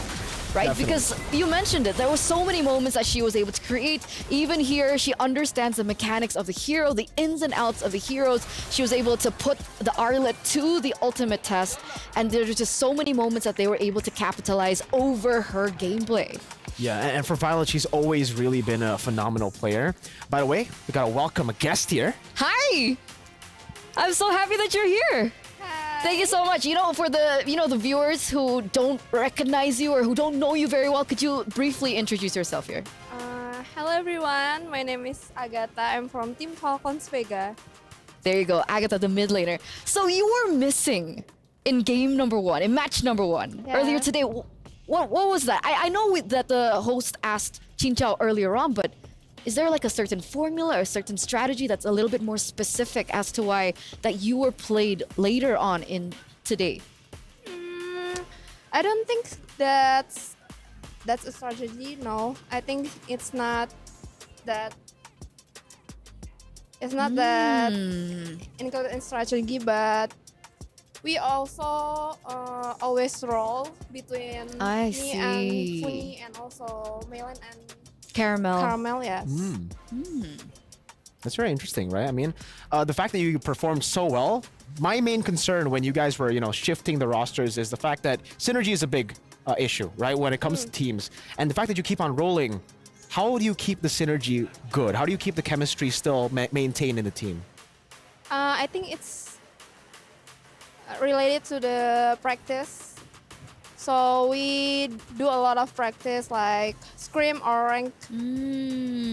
It's every day, so it's not a big issue. Oh, so you always swap in these scrims, in these ranked games, always the swap. Yes. Oh, so they're used to it. They're used to it, Because man. we were thinking that maybe that there was a certain reason as to why the swaps happened, but it's the same lineup essentially, right? With the same chemistry. Do you have the last question, Mirko? Yeah, I mean, this is kind of a toxic question, right? you can choose, but out of the two teams that you demolished today, right? 2-0, which one was harder? Was C9 more difficult or was CFU more difficult? I don't really know because I feel like it was the same. Oh. Who do you think is gonna make it out of groups then? Because they're gonna have a tiebreaker. I think CFU. Oh, okay. CFU. They had the longer game with CFU, by the way. They did. Right? It was like a 50-minute game on average. That's true. And against Cloud9, it was 12 to 13 minutes. So, all right. But what about you guys back at home? What were your predictions, ladies and gentlemen? Because, we're still waiting it on. But last time, you guys predicted a 92%. Agatha, 92% of the supporters predicted you guys to win. What do you have to say to the viewers right now? I'm very thankful for everyone who supports us. Of course, it means everything for us. So I just want everyone to continue to support us until the end of the tournament. All right. Congratulations once again on Crowned Queens, maybe Crowned Queens later on as this tournament develops. But again, congratulations, and we'll see you in the playoffs. Thank you, Agatha. Thank you. Thank you. So with that, ladies and gentlemen, before we head into the next group, Group D, we are going to throw to a short break. So don't go anywhere. Stay tuned. We'll be right back.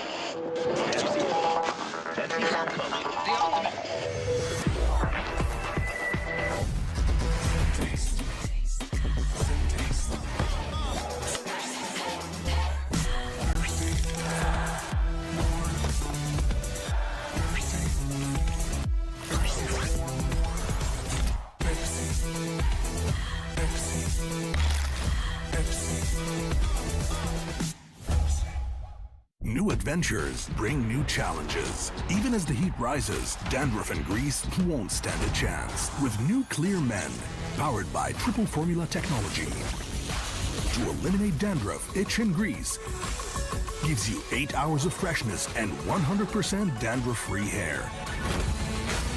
New Clear Men, 0% dandruff, 100% confidence.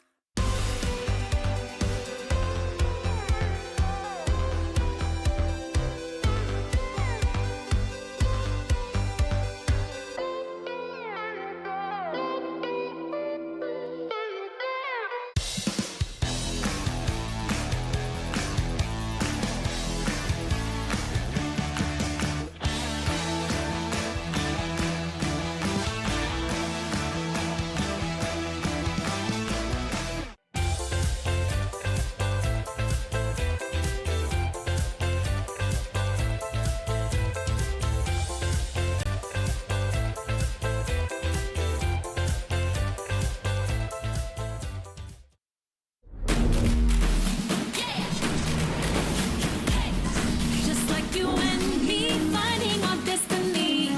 Though they may not see, I'll prove what I can be. Aren't we all the same? We're deep in the game. They say this is lame, but we have our own aim. No fear, prove it. Rise up and don't quit. Chasing the same dream, we all are on the same team. Let's go! It's our time to shine, it's us far behind. It's our time to show how far we can go. Though they may not see, we show what we can be.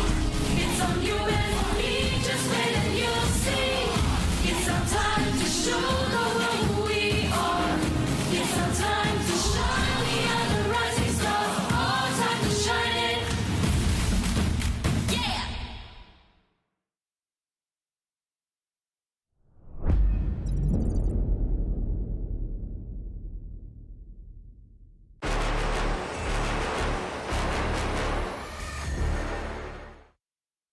Welcome back, ladies and gentlemen, to MWI Studio Moment. Wait.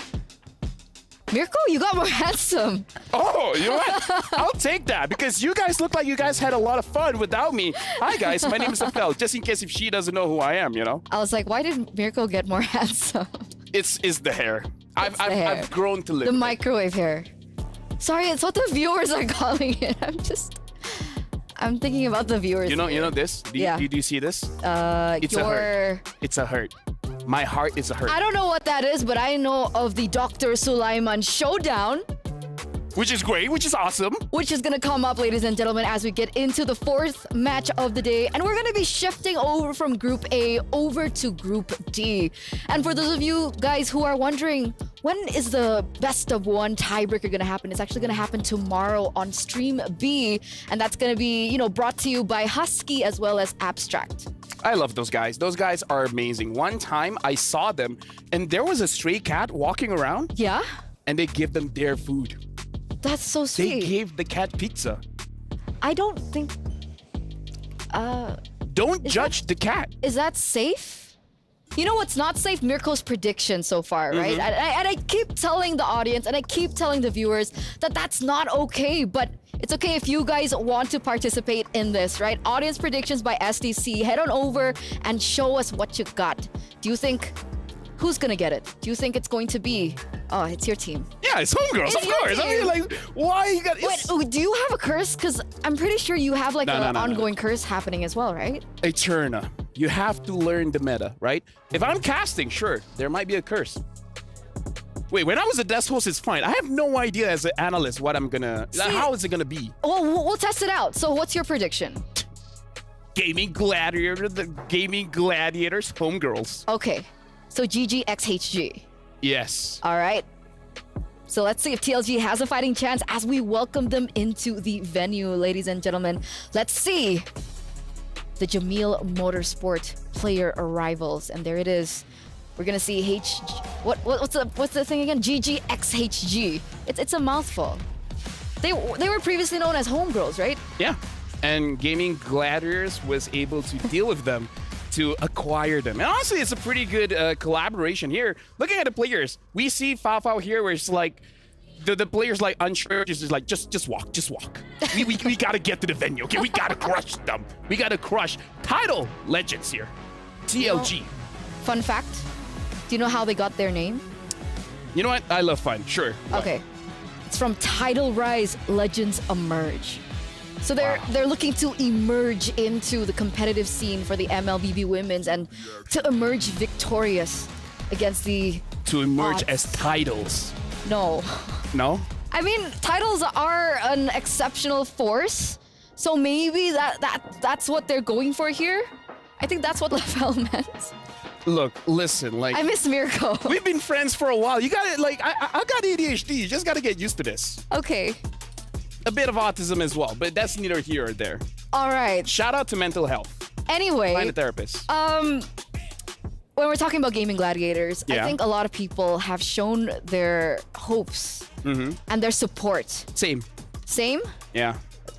But let's talk and let's throw over to the interview, ladies and gentlemen, before we get into it. Hey everyone, Renmar here again, this time with Chi of Gaming Gladiators, their roamer.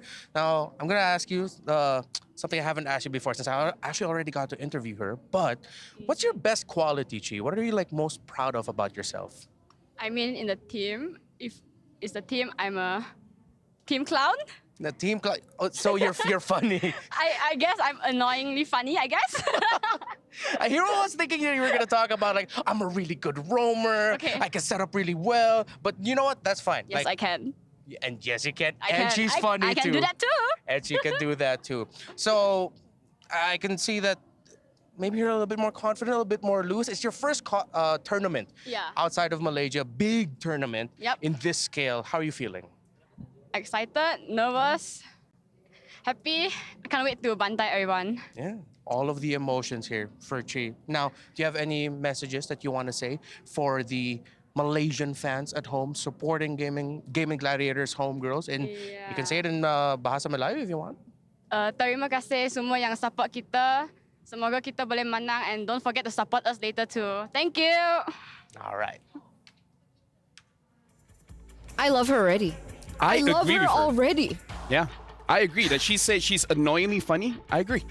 And then she's coming through with the, infamous Malaysian, what would you call it? What's infamous about Malaysia now? I want to know. No, that's not what I meant. I mean, like, you know how they're very, like, confident and they were like, and then she even mentioned in her interview that she's gonna bantai everyone. I'm not bantai confident. is like dominate over everyone, but like in a, what's the translation of bantai? Bantai means It's like destroying. Stomping on your opponent so But hard. very violently. Very violently. Stomping very violently. And it's like sending a message. Yeah. Yeah. The next generation of players will know about this day.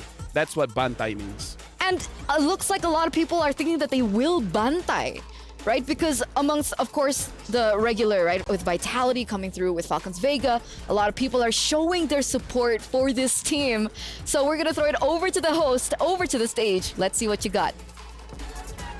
And ladies and gentlemen, welcome back ونرحب بكم معنا مرة أخرى هنا بكأس العالم للرياضات الإلكترونية مع Mobile Legends Bang Bang Women's Invitational بمجموعة D. And now we are in Group D. A lot is happening and it's going to happen as well, Cheryl. Now I'm very, very excited as Eterna as well as LaFell has mentioned. What's going to be happening right here for Group D, opening up the show for the group. There will be no Santai, just Bantai.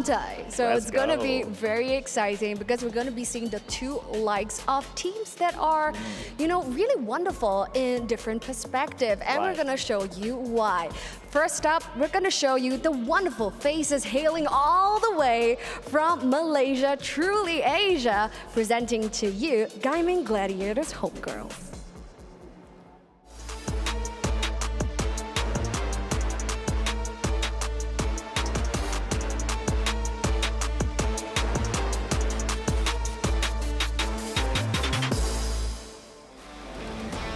Now, I don't know about you, but for me, I'm incredibly excited about what Gaming Gladiators can do. Okay, LaFell, don't get excited, calm down. But for me, I'm very excited because, are they able to replicate the success, just like the boys did in MPL, Malaysia, as well as taking the throne for the MSC. Now, will Homegirls or Gaming Gladiators take this victory and proceed on in the tournament? We will find out with this match starting off. And who are they going up against? Well, like you said, exactly. They might win another and bag another win for Malaysia, but now they're gonna go against, ladies and gentlemen, as they're gonna rise to the tide all the way from China. Let's give it a good voice to the amazing team of Tidal Legends Gaming.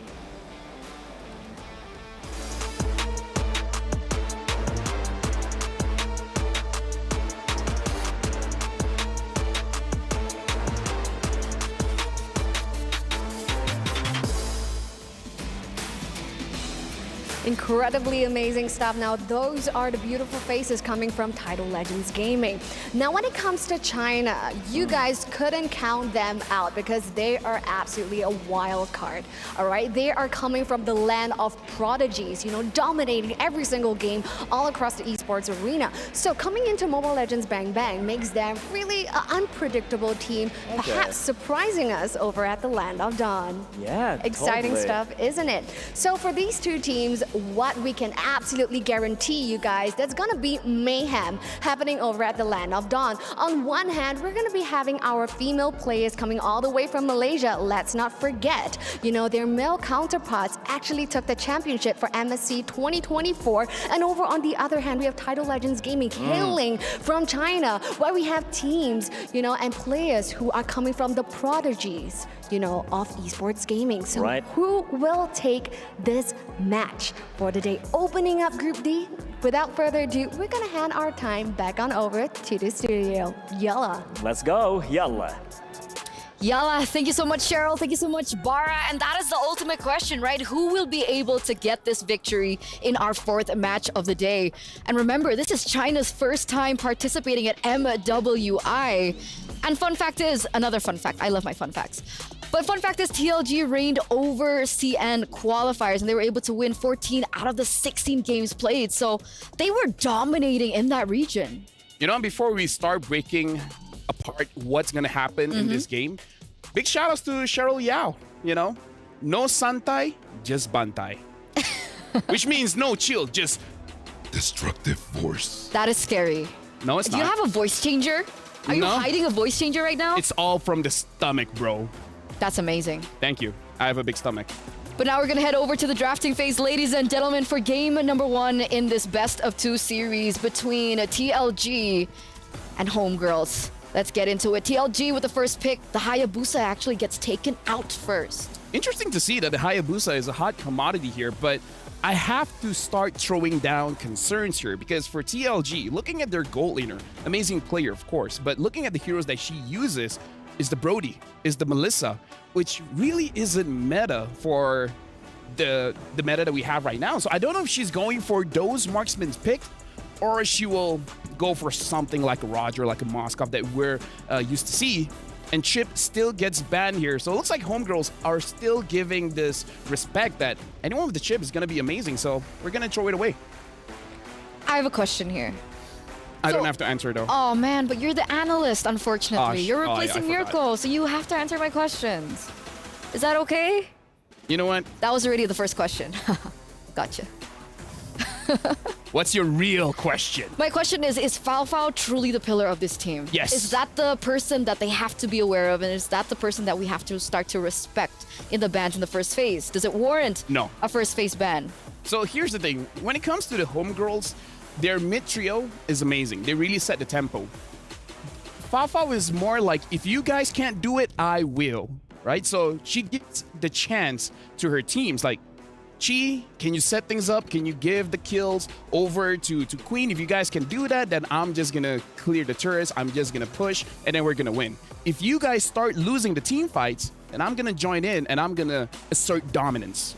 Okay, so that's what we're expecting. And so far, it's been true, right? For the first game, we see a Hayabusa. We also see a Ling being banned out. And I feel like this has been the recurring pattern that we've seen for MWI. These heroes always taken off the board. And now the Roger also gets eliminated. I feel like Terizla should be respected as well, because if TLG gets the Terizla first pick, it's going to be a little bit more difficult for Queen to go for a damage dealer in the jungle unless she wants to go for something like the Alpha. You know, this is a two-way conversation. You can... You know. Oh, I thought you were going to elaborate. Well, expect the unexpected. We have been getting the unexpected so far. So I think we can add a hashtag here for MWI. It's not just, it's time to rise. It's time to shine. Time to shine and rise as well. Of course. But it's also hashtag expect the unexpected. Unexpect the expected. Okay, Angela now being banned out here for TLG. And so the Terizla has still been left open. And if they go for the Terizla here, then obviously the Luo Yi will be opened up for TLG to pick up in the first phase. But another thing that we've seen is Harith has also been a recurring pattern. Which is something that homegirls will prioritize if it is open. Because Fafao has been a monster on the Harith as well. Mainly, she's not super aggressive. She just waits for her 2-item or 3-item power spike. Afterwards, she's just like, the game is mine. I'm going to do it. You guys just chill out. Now, for this pick here, I do feel like TLG should go for it at Terizla just to make sure that they have a winning lane in the EXP and then having an advantage when it comes to the turtles. Because just looking at today, Terizla is a tempo setter. It's going to make it easy for your team to actually start the fights, to grab neutral objectives, and to potentially slow down the game if you needed to. So it's an expensive pick. And Yes. we've seen that it's been very difficult to counter it, right? Because like, you know, on paper, a lot of things happen on paper, but in the Land of Dawn, it can be executed very differently because notoriously, when we think about, oh man, we forgot that she was opened up with Angela being banned out here in the first phase by TLG. But Juicin has actually been left open. But that would also First mean that phase, first homegirls pick. can pick up the Terizla. Terizla, Harith? Harith, exactly. Yeah. What do you think? Honestly, I feel like Terizla Harith is a very good opener because I feel like in terms of the jungle, Queen doesn't have to go for a damage dealer if they have the Harith. She can go for something like a fighter or even a tank because one of her best heroes in the previous patch was the Boxtia, so might as well. Do you think it still can work? We saw Boxia being picked up earlier on and it didn't have the effect that they wanted, obviously. No, with that mindset, if you think you can, then you can. Right? Yeah. Don't have what a was your downer tagline attitude. at MSC? That was so long ago. You had a tagline. You forgot. Admit it. Dude. Oh, Minotaur Terizla. Let's look at the draft. All right. Minotaur is great. They're not forcing out the Harith because I kind of feel like Fafao's top heroes are the Moskov, the Harith, as well as the Claude. So I feel like she's okay fighting against the Harith. Or, like I said, so far, Yinhuai has been using the Melissa as well as the Brody. So they're probably expecting her not being able to use the Harith because that's a difficult hero to pilot. I believe that Bruno was also an option that she utilized back in the day. But again, with it being so out of the meta, so outdated, it's very situational and conditional for these heroes to pop up into the Land of Dawn. So it really forces her in a spot to either go for comfort that might not work or they stray into the meta again. But Xborg gonna be the choice alongside the Harith. Now, there you go. You know, you're very negative. You should relax a bit. I want to expand more on this Juicin because honestly, Vermont, the mid laner during the China qualifiers, whenever we see an MVP, it's all her. She has been able to set the tempo for her team because she's very good at moving around the map and making sure that her side lanes actually excel in the laning phase, and then moving to a point where they go for a 3-2 or a 4-1 formation and let the jungler as well as the gold laner to pick off the turrets one by one. So grabbing more advantage there. It looks like Fafao will be going for the Claude to go up against the Harith, where I feel like she has this matchup quite a lot in her competitive career. So she's on her comfort at this point. I mean, technically, it's not the best matchup for the Claude. Not with that mindset. Eterna, Wow, I need to teach you how to be positive. I'm not done. Okay. But we saw Chinchao being able to do it and being able to dominate in the lane against the Harith on the Claude. That's how you should be. Guys, I miss Mirko. Can we bring him back? Is me and Mirko so different? You're more handsome with the hair. Thank you very much. I'll take that. Now we got to look at the bans here. I feel like for homegirls, they might consider this X-Borg possibly going into the jungle. So when it comes to the bans, I feel like, oh, never mind. They feel like this X-Borg maybe could go to the jungle, but banning out the Julian is going to be good here. So I kind of feel like they're making sure that Chi on this Minotaur is going to have a good time. So probably ban out heroes that is able to punish the Minotaur, and then you're going to be good. And on that note, right, we were talking about the Zask earlier on with the patch updates coming into MWI from MSC, and finally we see the Zask coming through. Okay, Getting banned. not getting played, Yeah. banned, but at least we see Zask on screen, right? Because I think a lot of people were anticipating that Zask would be a lot more popular coming into MWI. I get it. It's okay. You know what? Looking at the bans here, I wonder though, why do they ban the Zask? What do they know that we don't? Which is very interesting because I feel like Zask is good in the mid lane if you're fighting against a damage dealer because you're able to outplay that kind of situation.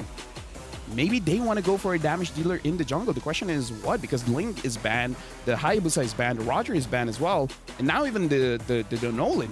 So what else do you go for? Do they go for the Fanny? Like, that's very risky, especially when the Terizla is there. Like, going for a damage dealer when the Terizla is on the opposing side may not be the best idea. So what do you think? Honestly, Alpha. Alpha. Alpha to go up against the Terizla as well as the Minotaur with the X-Borg. There's a lot of true damage going on. So you can have a prolonged team fight, especially when you have Zushin as well, using the Lantern Flare, able to move people around. It's possible. It's definitely possible. So Alpha, one of the options that they can utilize here, and it still works despite them not going against a utility jungler. I mean, we don't know just yet, right? True, we don't know. true. So homegirls maybe don't show the jungler now. They're picking up the Novaria. The Novaria kind of shows that you kind of want to go for a utility jungler because it helps the team out, right? It helps Terizla, it helps the Minotaur to set things up for a fight around the turtle. Okay, so the Novaria being picked up now. And I thought the mid laner for Gaming Gladiators, she likes to opt for more support instead of damage. Novaria can give a lot of support, right? It's gonna make them able to... It's an enabler. Novaria is an enabler, giving vision, as well as a bigger, hitbox to make sure that the Minotaur as well as the Terizla can actually execute their skills. Oh wait, that's a Bane! Ooh. Casters, are you there? Are you seeing this? A Bane debut coming through. That's Bane. As you can see, he's very excited. I'm Naisu. This is Leo still. We did a little swip swap, just like we did with Mirko and LaFell. How are we feeling about the Bane? Y'all know I'm in love with the Bane, but I'm also excited to see how GGHG and TLG do it in the Land of Dawn. Honestly, the Bane is amazing because the ult can actually counter the Blazing Duet coming in from the Claw because it's a knockup. So you can cancel out the Blazing Duet. So honestly, this composition coming in from TLG, they can have a very prolonged team fight. And honestly, it's pretty good for counter-engaging. So if Homegirls wants to engage, might not be the best idea. When was the last time we saw Bane? Did we see Bane at MSC? Yes, we did. What was the choice of emblems, of items? What did that look like? Oh, so it looks like it's the Alpha coming in from Homegirls. Gonna be very quick here. I can hear whispers. Oh, same here. So since we're hearing whispers, do we want to throw it over to them? Yeah, let's do it. Alpha being locked in. Naisu, Leo, what you got? Hey, we were whispering, but thank you so much for breaking down the draft here, guys. You know, we're excited about the matchup here because, yeah, we're moving to Group D. And once again, everybody, welcome to the Caster's Desk here. I am Naisu with Leo as we're bringing you the next 3 matches to round out today, day 1 of MWI. It's a best of 2, and again, only 2 teams move on through the next stage, and we're starting the competition here in the group with TLG from China going up against GGHG from Malaysia. Eyes on these ladies from Malaysia specifically because, as mentioned by our desk host, by our analyst, They recently won the biggest tournament here in MLBB Esports just about a week ago under SRG. Now GGHG have a big chip on their shoulders. We're going to find out exactly how things fall into place, just like we did with Group A, now that we are starting to kick things off with Group D here. Once again, it's Title Legends Gaming from China and GGHG Gaming Gladiators, home girls from Malaysia.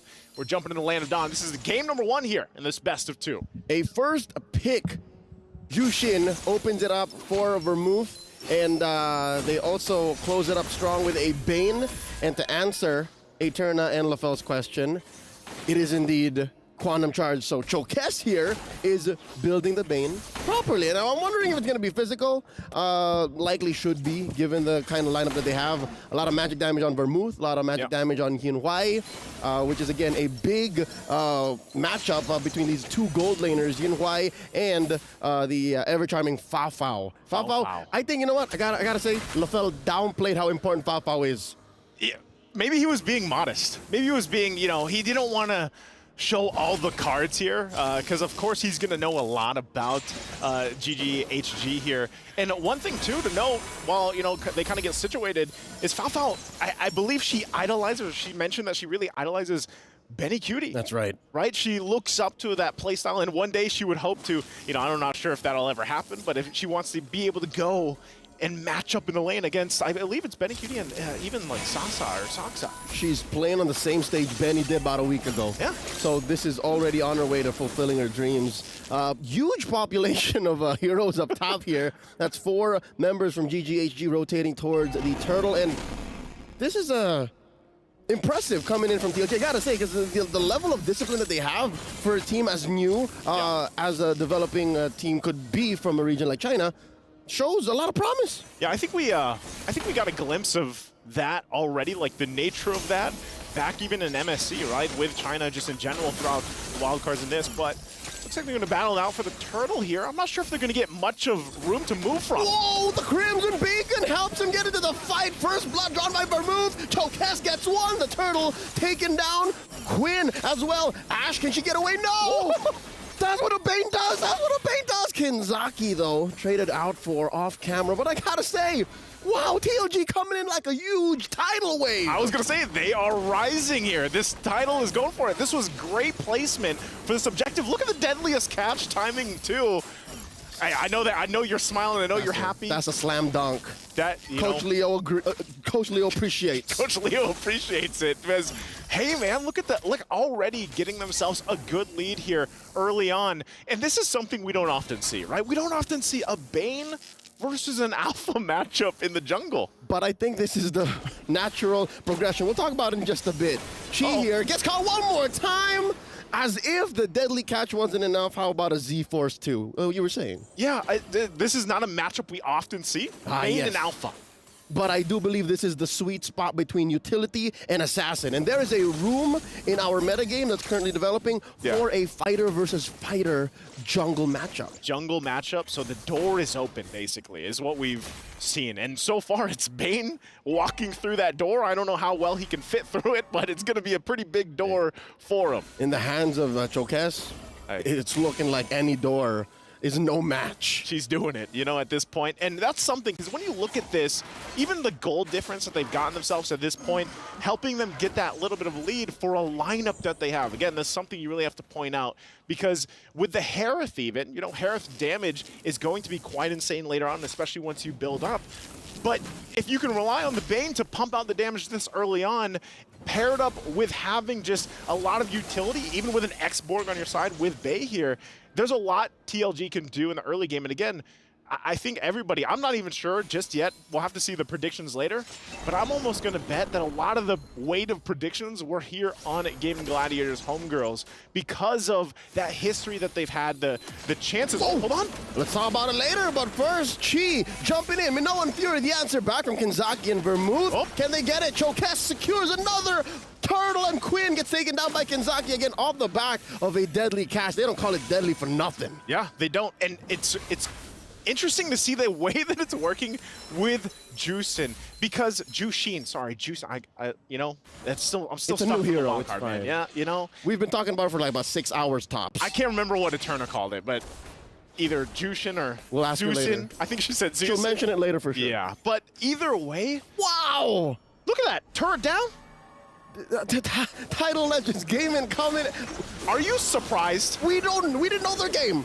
We didn't? It's a very limited amount of information on them, and now Quinn's in trouble. Another try from Ash coming in. Chi-Boy still holding down. Vermouth gets taken out by Hani. All right, GGHG on the board. Okay, they're on the board. They lose an objective down bottom. They've lost 2 turtles. So for they're gonna lose. Yin, why? Why? A 1v1. They lose. What was Fafo doing? Maybe that's why LaFell wasn't talking so much. You know, Fafo gets 1v1 there against the Harith. What's happening? Oh, here we go. Fight's continuing. They don't Quinn's stop. in trouble. The knock up, the deadly catch. Spear of Alpha out. Okay, Spear of Alpha out.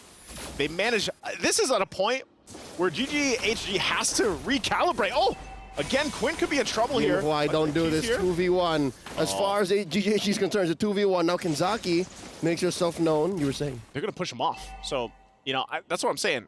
GGHG has to go ahead and kind of recalibrate a little bit. This early game, very in favor of TLG. Oh, huge fight up top. Kenzaki taken down. Chi gets a score. Yin White dancing. Summon Force. 3 come through. Bay pushing Ashi back. This is favorable for the X-Borg if the fight goes long enough. Yeah. And they let go. All right. All turtles so far up until this point went to TLG. Now with woman down, Kenzaki just about to catch up. Kencho Castile. I think you're going to see her be very patient, but Asher's going to go ahead and spot this out. No. Forces are back, so no. Turtles security are finally, they get an objective for GGHG. They're happy with that. Go ahead and get these resources as well. This is where you start to see this lineup that they have, which is also very CC heavy and vision heavy, with that Novaria start to shine here. So TLG, they conquered the early game. Yep. Now you just got to be like, all right, do they have enough in the tank to keep toe-to-toe in the middle game? Now with this lineup, as you see, they're going ahead trading objectives around the map. They're working around with that. Fafao gets the DHS locked in now too. What Yinwai is doing is what they should actually be doing. Forcing all of these objectives, these fights, and these takes while GGHG aren't quite ready yet. Again, the early game, the first 6 minutes, what it did was put them up 3,000 gold. Yeah. Right? Now slowly GGHG is catching up. I think there will be a point of no return if TLG can get there. If they can all but secure this Lord coming in a minute, that should be it. But because, here's my theory. GGHG, if you're just talking about clear macro, they might be better. If they're able to hold out. Right. Which is most likely, again, an experience thing. Yeah. Like, they have so much more, I would say, because TLG was what? They were originally formed, I think, beginning of the year, 2024. You know, they came in. Tops. Yeah, tops at that point. So, you know, in terms of the macro level, hold on. I'm offended. Here we go. Kenzaki pulling Hani back, forcing out the flicker and the astral form, and now Ashi gets caught out. Could it be the jump in, the last insanity, the punching base strikes, and she's able to get out of there. The Spear of Alpha knocking him out. Plus, Key coming through, Chokes taken down, Kenzaki as well, 2-for-1 trade. They spent a little too long underneath that tier 1 in mid now. The fight up top. Foul caught out! Can Yinwei end the job? No, she gets away. She gets away. Man, that would have been way better if TLG managed to get the kill. We're going to look at the replay here brought to us by STC. Yep. Look at the CC that I was talking about, especially with this Minotaur setup from Chi. So they fight under the turret. They jump in, a Spear of Alpha to connect, and they're just... The title legends they were the ones in the air. That's right. They were getting the tide at that point. A trampoline. Yeah. And now because of that, GGHG have a clear go at the Lord. Clean take by Quinn. And now the ladies have to pace themselves. Kenzaki gets the I'm offended. That's the knock up on the Chi. Chi gets hit by the Crimson Beacon, gets moved out by the snare. And that's a pick off, but too little too late. The objective goes over to GGHG. And they've closed the gap by about 1,000 ahead now. Yeah. Just barely. Again, the lineup they have is going to shine at this point. And we saw it just from that last replay too. So we'll see how does Title Legends take what they've done? Again, even on the macro level, Yunhoi's been doing great work, focusing on these turrets, getting them down, but they also have to worry about the Lord now going up on the top side. So I'm wondering how they're going to go ahead and rotate there, keep that under control. And you can already see too, Fafao is farming on that top side, waiting for the rotation to come out. but TLG will stick together. That's part of the main thing that they have to do. And, you know, one thing is, again, UNOI hasn't died, has a Starlium Scythe, Feather of Heaven, working on the Holy Crystal, and that's all right on time, man. Under the 11 mark, if she's able to go ahead and finish that, she is going to be even more of a threat if TLG goes for that fight. Golden Staff, Wings also picked up here too, so big power spikes for both teams. Look at that. That's I don't know, what do you call that? The soul snare. The soul snare. Yeah. Grabbing their soul, pull them towards you if you want. That could play a part in some of these skirmishes and team fights. Yeah, that's the difference between GGHG and TLG's CC. Like, it's utility for Tidal Legends. Like, they make up for it in damage and utility. But if you're just talking about CC, just clear out crowd control, knock up stuns, nothing comes close to what GGHG has done here. Yeah, I think they're, like, I guess their layering is... Oh, wait. Forcing out an SOA. It's out. Defensively, that's okay, though. You know, there's the Holy Crystal. So right at the 11-minute mark, it is picked up. That is just the proof of work that we've seen from UAI so far. Oh, jumping! Ash coming in, a surprise penalty zone, no one home. Now we know if you're the answer by Key, and they're all knocked up. Vermouth down. Kinzaki gonna be following up soon. And here's a clapback. UNY dancing. For this Harith Bay punching Quinn down into the ground. 3 for 2 so far, and TLG stand tall. Okay, as I was saying. You blink and you miss it. You blink, you miss it, and there is Yunhoi with that Holy Crystal damage. And that was a great team fight there overall. So now I know Zaman Force, that's what it sounds like. She's dancing. Look at it again. Look at the replay here from STC. This was an initiation from GGHG. And a great placement. I mean, look at this. Again, the placement of the Zaman Force was right on where it needed to be. And the angle of the catch, too. Oh. She's all in the right to be screaming with that set, because it was honestly beautiful from GGHG, right? Yeah. But how TLG responded. Good response. That was a creme de la creme. Yeah, that is the creme de la creme. Yeah. I don't know what else is better than that, but there's a conceal. I don't know. They might force a fight again. Coming through from another angle, Kinzaki with the I'm offended, forcing out of known fury from Chi. And the deadly catch coming through, the soul snare. All right, again. Great placement by the Z-Force. Good for a pickoff. Nothing sure quite yet. Good time to go for the Lord. Good time. They got Chi down. Lord's half health here. Keep an eye on Ash. She might force an initiation with the penalty zone, so they're gonna have to go ahead and take their time with this, but they get the reset, and that might be what they're looking for. It still hasn't fully reset just yet, but they go back to this point. They hold it together, and here we go. Vermouth also picking up an item here, has the glowing wand available. Ash still waiting patiently. It seems like Tidal Legends Gaming is like, yeah, we don't know if we want to commit to this just yet. Yeah, there is a Purify Y. Walks into that bush where Ash is hanging out. The full reset coming through. The forced flicker from Ash. So that's a huge resource that now GGHG have to count out for. Interestingly enough, the dance continues. And look at Foul. Look at Foul. Yeah. Farming her mind out at this point, you know? And when it gets to it, this is where we see these Claudes. In a way, I don't know who I would pick more in the late game, Claude or Harith. I'd probably go with Claude, especially with the lineup that they have, especially because the value of a blazing duet is so good here. That's where it differs. Now, wait, the fight continues. Forced out, the deadly catch. Ash goes up against Chokes. Again, deadly catch comes off cooldown like 8-9 seconds. Yeah, that's no problem. Should be fine. But yeah, Foul, I guess is making herself scarce. Like, she's showing herself, pushing down bottom, coming back. This is giving TLG a minor headache. I think this is what you're talking about. You know, the macro decisions from GGHG. This is what we see from them. So at some point, TLG, like, think how much time they've spent here around the Lord. It's, you know, it's almost been an eternity in my book. It's been a minute and a half and, you know, plus 15 seconds at this point. So basically forever in this That's a lot of math, you know? It is. And with that... Wait. Oh, hold on. They catch Bay, forcing out a last insanity. And there's Chi with her Minoan Fury. The answer back to deadly catch. What I say, quickly off of cooldown. And now all 5 members of GGHG, the ladies, are all in. Here comes the cavalry from TLG coming in from the east, forcing out a blazing duet. There's a pull down, goes Foul. And that's a woman down, 4v5, GGHG. Can they contest? They're going to be able to. They're going to hold them back, though. Even down a member, GGHG is going to go for it. 1/5, 1/10. The Lord still standing. The deadly catch let go by Chocas. Where is this Lord going? Watching Bay scores it. Down goes Chi. Roast beef, anyone? This is a turning point. Ash going down here, taking her time. Bay right now is Kabir. That one's for the Amazon Arena. That means huge. Check out the replay. Look at this, with the last insanity. Punching Bay here. She gets it with the last insanity. Flamin' Bay. Flamin' Bay. And gets them a huge objective. Imagine, you know, they got to feel pretty good about that. I would be hyped too, because this just swings this in their favor now. And to top it all off, the creme de la creme, if it's still that. Creme de la creme. Creme de la creme. The Divine Glaive picked up by Yunhui. Yunhui has slipped up not but once. Yeah. This whole game. She died. She put TLG on her back, and everyone's just doing their job. Put them on the wave. They're right in the wave. They're right in the wave. They were able to penetrate up top, almost taken down bottom.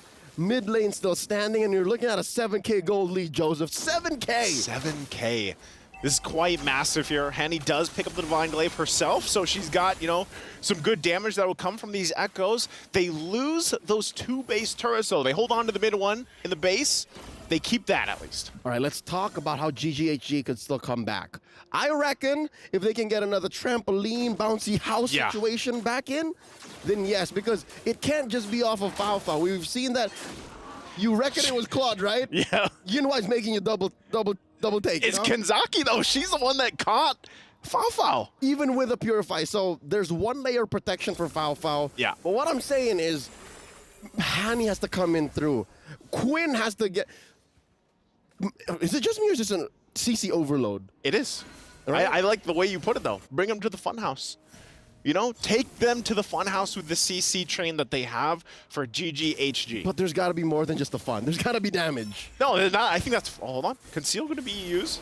All Forces them out. Zaman Force drop too. Early Z-Force. In comes Kenzaki, forcing out a blazing duet. Here comes Chi. Using her on Fury and the flicker. The animation cancel. Here comes Vermouth. Ash the answer with the penalty zone. Kenzaki down. Chi as well. Trades that 1-for-1. Look at Ash in the back line. Vermouth looking for the snare. Oh, there's the delivery right into Chokes. 2-for-1 the trade. Oh, that feels tough. You know, already Terizla is not the hero that has a lot of mobility, but then you get dragged back, and now Quinn in trouble.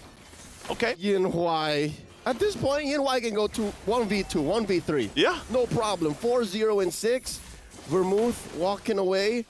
That Crimson Beacon, the fact that it gives you a shield allows for her to kind of tank a little bit of the funhouse. Yeah, I think so. And they're going to lose this last turret in the base now for GGHG. This is... Where do they pull the discipline, the mechanics, and the killer instinct from? TLG's on a whole nother level. They are, and that's why I'm saying I think a lot of people coming into this for day one. I didn't know their game. I'm gonna apologize ahead of time. I'm sure maybe a Turner and LaFell as well, but look at this. Here Chi in trouble. Chi catching a good chunk of the Z-Force, of the flame missiles, and here's the last standing right into the corner. Choke S securing that Lord, and there's a blazing duet into a freeze to win a crown by Faofao, but it's not going to lead to much. Quinn's still going to go down. Vermouth gets a soul snare on the Ash, and it's just a matter of time. TLG taking down the Terizla. That's 2 members left. GGHG got to defend. They got to defend, and might I add that this is the best I've seen Jushin play it at this point. I know, you know, we have a very small pool of data for that, but it is on point right now from Vermouth. So with this, look at this. They're actually just going to keep putting pressure. You don't want to go to the fountain? Oh, Vermouth! Okay. Takes a little too long. Try to get the snow snare, but could this be it? Faofao gets knocked up. Gets her immortality popped. Here comes the Zaman Force. Down she goes. Hani left to defend. And Chi. And there's the Minoan Fury. Can they end this? The base standing tall. Now it's down. TLG washing through. Hey, TLG, you can see the claps coming out too because they have to feel good about that. Again, I'm sure back, even looking at the audience prediction when we see it later, it's going to be heavy for GGHG, man. A wash. It washed it all out. All doubts. This TLG came to play. TLG came to play. The title is here. The title waves. And it's rising. It has risen. The tide is rising. The tide is rising. Yeah, that's got to feel pretty good because, man, talk about a performance for game one. You got to wonder, too, where does this put GGHG, especially with all the eyes and the pressure on them? Exactly. All the expectations. Exactly, because they were asking, you know, we already saw what Malaysia did at MSC. They're on top right now. They're on top right now, and look at this. It's, again, performance that even for me, myself, I was just kind of taken aback from because of, you know, hearing where they came from, hearing their journey up to this point. And I don't know, I think even looking at the player cams here, you know, they're probably a little bit even surprised how it went. But let's throw it over to the panelists to break it through. Thank you so much, Leo. Thank you so much, Naisu. But I think we've got another group of death on our hands. Wow. I guess coming into MWI, a lot of people have been saying that Group A is the group of death, but looking at the performance by TLG, wow. We gotta talk about Vermov, right? Using this juice in, it makes it so that, yo, homegirls, I hope you have frontliners. Not anymore. She's the one picking people off. Like, it's amazing. Like, they're showing why Jushin should be bad. And let me just say, in terms of the macro understanding of this game, TLG did very well. They have a very good understanding of making every single fight a 4v5, because before they do anything, they're gonna pick off one person, and that person is Chiboy, making sure that this Minotaur is a non-factor. And then after that, everyone else from homegirls makes it much more easier. Like, look at this. Every single highlight we see, Chiboy is the first to be taken out. Yeah, every time she tries to go in for something, every time she tries to build momentum for her team or tries to go in for cover, for support, she gets immediately annihilated. And to make it all worse, Kenzaki, she did amazing as well on this Ruby, right? There were so many times that we even mentioned it, right? Fao, one of the main pillars, one of the main backbones of GGHG, gone. Every time she went in with the Blazing Duet, I'm offended, and then that was it. Honestly, the itemization for Vermov here for the Juicin is making sure that she does not die, because she has the Clock of Destiny, which has been changed, making sure that when you're below 50% HP or mana, it increases again. So she can stay in the team fight for a very long time. And Jushin actually eats a lot of mana, even though her passive makes it so that she can have more mana like in a prolonged team fight. But again, that Clock of Destiny really helped her out to make sure that she can keep pulling away the front line away from GGHG. Because we saw Zusin played earlier on in MWI, but not to this degree. And we finally see the potential that this hero has in the mid lane, just creating an entirely new landscape for the mid trio. And, you know, mid prio.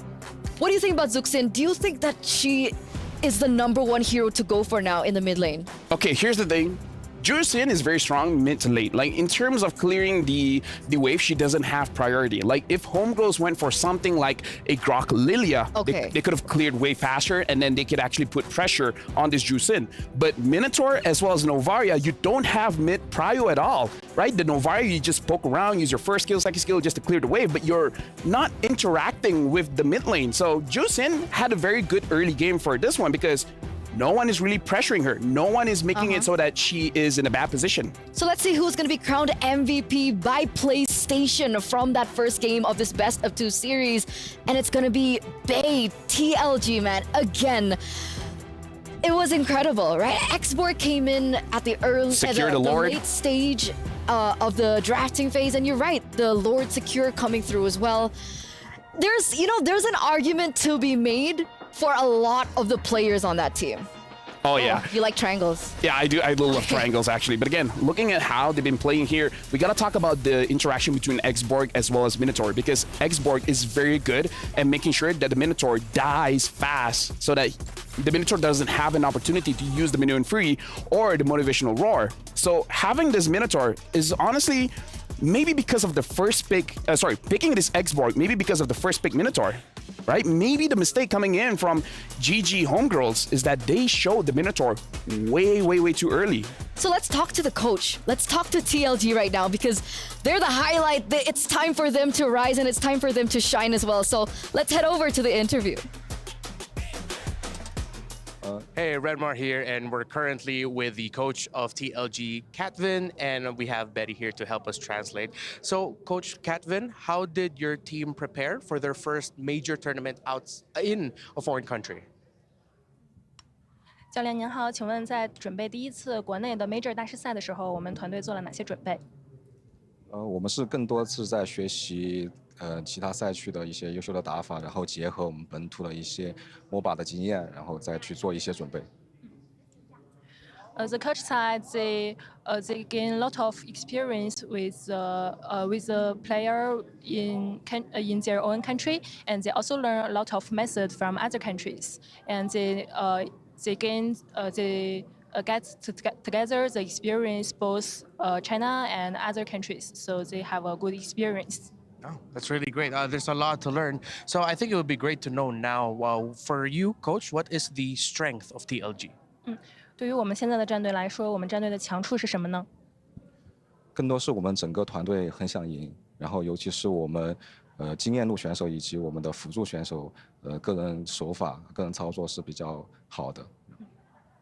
The most important thing is everyone in the teams they wanna win, and the team have the excellent roamer and EXP players, so they are very excellent players in the teams. All right, so watch out for the roamer and EXP leader of TLG. All right, very quickly, what is your message for the fans of TLG? 最后有想对粉丝们说的话了吗？谢谢大家能关注中国 MLBB 以及中国女子 MLBB， 然后也很感谢大家支持 TLG， 我们会不负大家的希望啊，然后继续打好我们自己，打出风采。The coach says, thank you everyone. Pay attention to the MLBB, especially to the women MLBB, this MWI, and they will keep hard work in the future, and they will have good goals to all the fans. That's it. All right. Thank you so much, TLG. Time to shine. 谢谢。Thank you so much, Reptar. Thank you so much as well to Coach Catvin. What's this? The mindset. The mindset. Redmar was asking, what makes your team so strong? They want to win. It's all about the mindset, baby. The mindset. And talking about mindset, let's take a look at the player reaction. That's a lot of passion. That's a lot of, wow, look at that. I feel like I understand what they say. Okay. I'm gonna go for a shot. She's even choking on the victory. That's how passionate they were. Grab her some water. She needs water. Wow, that's just great to see. It is great to see. Because I think coming into this matchup, we're going to take a look at the audience prediction as well, but I'm pretty sure a lot of people are hoping that GGHG would win this and then TLG do that. Maybe I do have a curse. Maybe when I'm a Decimals, it's fine. I don't think you can say anything. But what about you guys? What were your votes? What do you think is, what's your prediction for the next one? You know, let us know at stc.gg. For the next game, do you think that TLG can go 2-0 against, I would say, I mean, tournament favorites is Vitality, but I think GGHG they're up there, you know? If it was me, I would go to stcplay.gg and actually vote for TLG so that it could be a 1-1, so that maybe we have more tiebreakers, right? Okay. The more games, the better. Don't you love more games? Like, aren't you hype? Yeah, let's put Abstract and Husky to the test, man. Let's give them all the tiebreakers. Give them all the tiebreakers. Give them all the tiebreakers. I love the energy. Yes. That's the energy that we want. Okay. All tiebreakers. Mindset. No clean sweep. Mindset. Mindset. It's all about the mindset. And it's the mindset for GGHG as well to come back because, again, momentum is such a big factor, especially in a best of two. Bandit Juicin? Juicin is pretty strong. Okay, we need to have like a discussion about how to pronounce Zusin. No, it's pronounced as Juicin. Juicin. So it's not Zusin. I can speak Mandarin. Okay. 大家好. 我不知道. Yes, there you go. So honestly, like Juicin has been proven to be very strong. If you want to let go of that, you need an assassin jungler because how is Juicin going to protect herself? Using the Crimson Beacon, sure, you can. Takes time. You can glide away, but I think that's why the Hayabusa and the Ling is banned out because imagine if Hayabusa was there, imagine if Ling was there, what's the Juicin going to do? So like, you know, that's her skill. You're not wrong. I am not. Okay, so coming into the second game, drafting phase. What's your thing? What's my your thing? suggestion? What my thing is, you know. If I was TLG, ban out assassins, you know, Hayabusa Ling out of here. Okay. And then win. It's not that difficult. Oh, what about Zusin? No. honestly, I feel like homegirls, Hani can use Juicin very well as well. So I kind of feel like, as long as you know that the threat of assassins or a Roger isn't there, because the Roger can probably do well against the Juicin as well, then you should be fine. But here's another thing. Okay. If you pick up the Juicin and then you pick up a Tigreal, oh, that's going to be difficult for you to deal with. Yeah. Even like for any teams, you want to go in to kill the Juicin and then you're caught by the implosion. And then that's it. You know, you can have your blanket because you're going to sleep. So it's not a bouncing castle scenario. It's like a maelstrom scenario. Female strum scenario. I'm not saving you this time. I don't Clean it need up saving. yourself. I don't need saving. I think what I said, moi perfecto. Clean it up. Nope. We're keeping it female strum. You're the host. Control the conversation. I'm sorry. Okay. I don't want to clean it up anymore. No. Okay. Listen. Okay. I'm listen. an experience. Okay. Okay. Like I'm here. You are an experience. I'm an experience. Okay. Like we saw Ashley is a secret. I'm an experience. Here's the thing. And I'm a victim. But ladies and gentlemen, let's get into the drafts for game number 2 in this best of 2 series. The final game in this match. Homegirls, next up, they're going to be facing off against the defending champions, the reigning queens of MLBB Vitality. So, I mean, it's not that hard. Just break the crystal and then you're fine, right? yeah.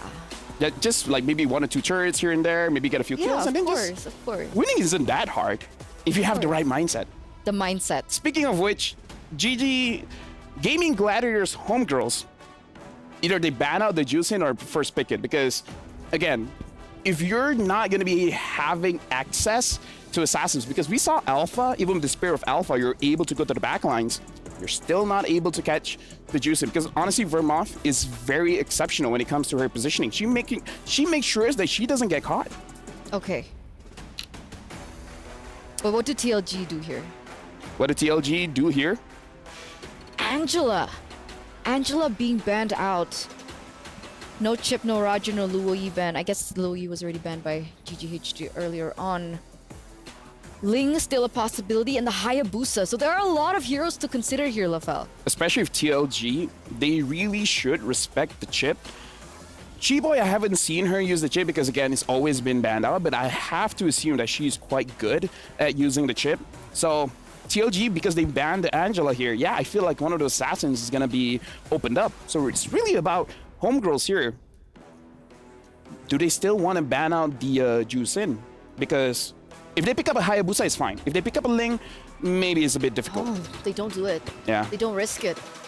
I mean, if you lose your 2 here, it's going to be hard to get out of groups. Like, Gaming Gladiator homegirls, they need to win this one. If they at least have 1 point, then they have a chance. They do. And again, like we mentioned, right? In this group, in the 3 teams that are in Group D, it's them plus Vitality. So it's no easy feat. It's absolutely no easy feat. But TLG now on the hot seat. Angela already banned out. What do they want to go for again? Chip should be considered here. And then either let both Hayabusa as well as Ling go if Chokis can actually use the assassins. But it looks like they're banning out the Hayabusa. So again, I'm holding out that they banned the chip and then letting go of the Ling. Perhaps that's their understanding of the meta. If Queen does not have the Angela, they can handle the Ling. Just get Valentina Tigreal or Valentina Terizla, and you should be good. Tigreal has been an amazing hero so far to try and contest against these assassins, so it's definitely an option for them to pick up. Hayabusa going to be the choice here. Ling still left opened for grabs. What about the Roger? Right, last time they opted to go for a Roger ban in the first phase as well. Homegirls were the ones to ban it out. Chip going to be the choice. So now, exactly, right? So TLG are put in a precarious position where they have to choose. Pick your poison. Chokis is pretty good with the Roger. So I feel like they're okay. Like banning out the Ling and giving the Roger to Gaming Gladiator homegirls is going to be a bit of a risk. If they let both of them open, let Queen have the Ling, and then Choki's having the Roger, it might put TLG in a favorable spot. We'll see. Here it is, the final moment in for TLG. Or do they just not go for both bans? Right? Terizla is still an option for them to eliminate. Okay, if they Roger want or to. Harif. So Ling gets taken out of the board for TLG, and now there it is. Ling, Harith, Terizla. Honestly, Roger or Harif, because you saw what Yin Huai was able to do with the Harif. Looks like the Claw was not enough. I would say Roger is probably the best here, but yeah, Roger picked up. TLG should be able to pick up the Harif here.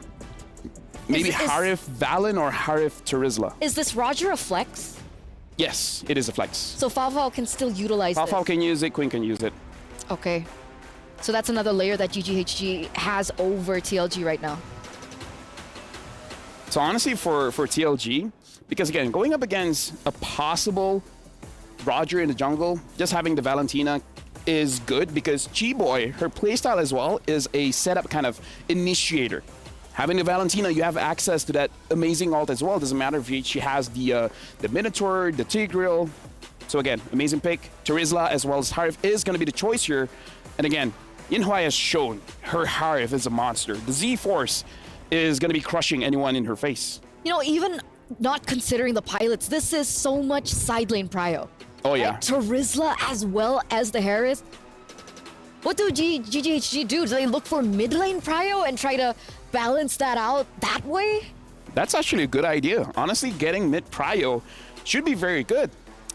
Seeing that the Terizla is here, they could opt for a Yuzong or an X-Borg as well, and then ban out heroes that is good against the X-Borg.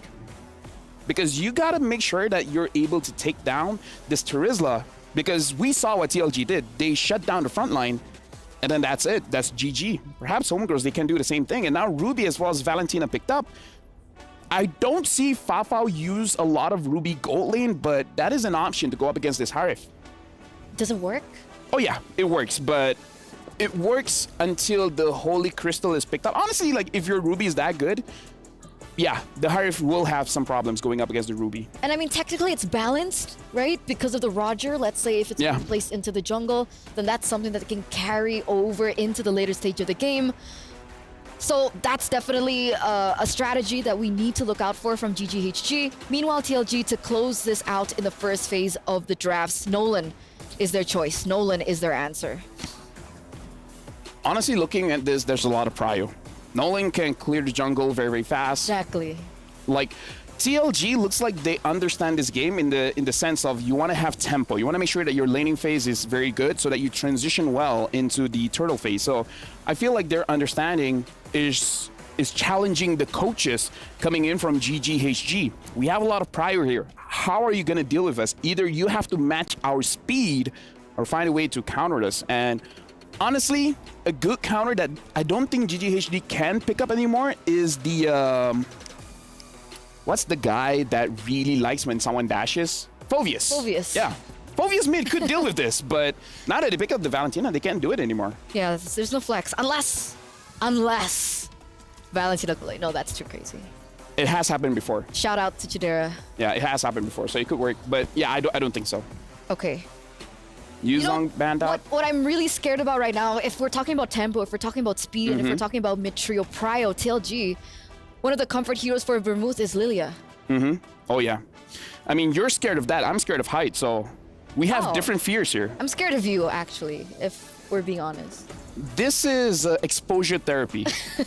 So I have your. I hope you're having a good time here. Yeah, Zaz thank you. Zaz gets banned out, and honestly, like, it's okay to let go of the Lilia because honestly, Valentina players like going up against the Lilia because Valentina is able to push Lilia around and then get her ult so that the Valentina can be much more aggressive and then eventually just use the black shoes and reposition. So honestly, like, just because the Lilia is there, as long as you have the Valentina, doesn't mean the Lilia has prio.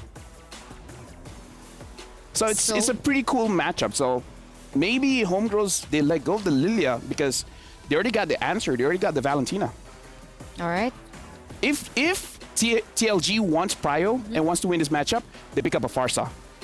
Oh. Yeah, the Farsa is good against the Farsa. Valentina. Minotaur's banned. Good. Do you think we will potentially be seeing a Farsa game? I'm kind of on the fence with the Farsa. I understand her value. I understand that she has really good wave clear. She has really good burst damage in the early stage of the game, and she's also very mobile. But she's so vulnerable, is she not? You need to fix your mindset. Oh man. If you have that kind of mindset, then the enemy could have 5 Laylas and be like, oh, can I use a Farsa didn't here? help GGHG in the first game. Maybe they had a bad mindset in the first game, right? You don't know, right? You don't know. Honestly, the Farsa going up against the combination that GGHG has, remember how Vermont used the Juicin? She was out of harm's way, so I feel like she could do the same thing with the Farsa, but if you want to be safe, you could also go for an Aurora. Wow. What? Aurora. Yeah. Okay. Aurora has good prio as well, mid. Okay, we'll see.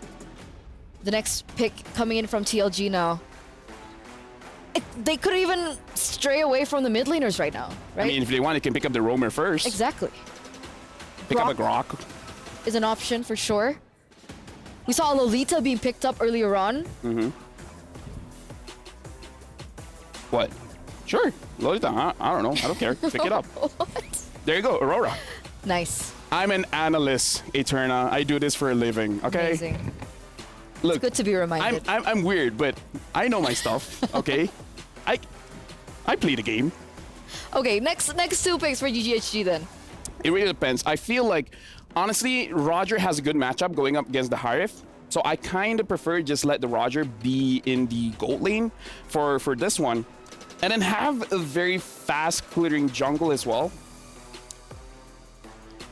The Boxia is fine, but I don't know. The Boxia is very tricky here. Arla picked up. So this Ruby is going... Actually, no. Even the Arla can go roam, so it's still flexible. Ooh, Arla Valentina. That's very aggressive. That could get mid prio for sure. And that's exactly what they need, right? Mm-hmm. I mean, they're losing both of the side lanes. Alpha. But they're going for the alpha. Yeah. Again, the matchup for Roger going up against the Harif is very good. The burst damage coming in from the Roger makes it so that the Harif is not a full threat. But again, it's a... How do I say this? It's a skill matchup, right? It's not a hero matchup, it's more of a skill matchup. What did they pick up for Gromer? Exactly. Tigreal is good here. Tigreal. The only bad thing is that the Tigreal can give the implosion to the Valentina. But other than that, it's okay. If you don't want the Tigreal... Do you really want to give over a CC hero over to Valentina at this point? I'm thinking Grok has an amazing ult. Tigreal has an amazing ult.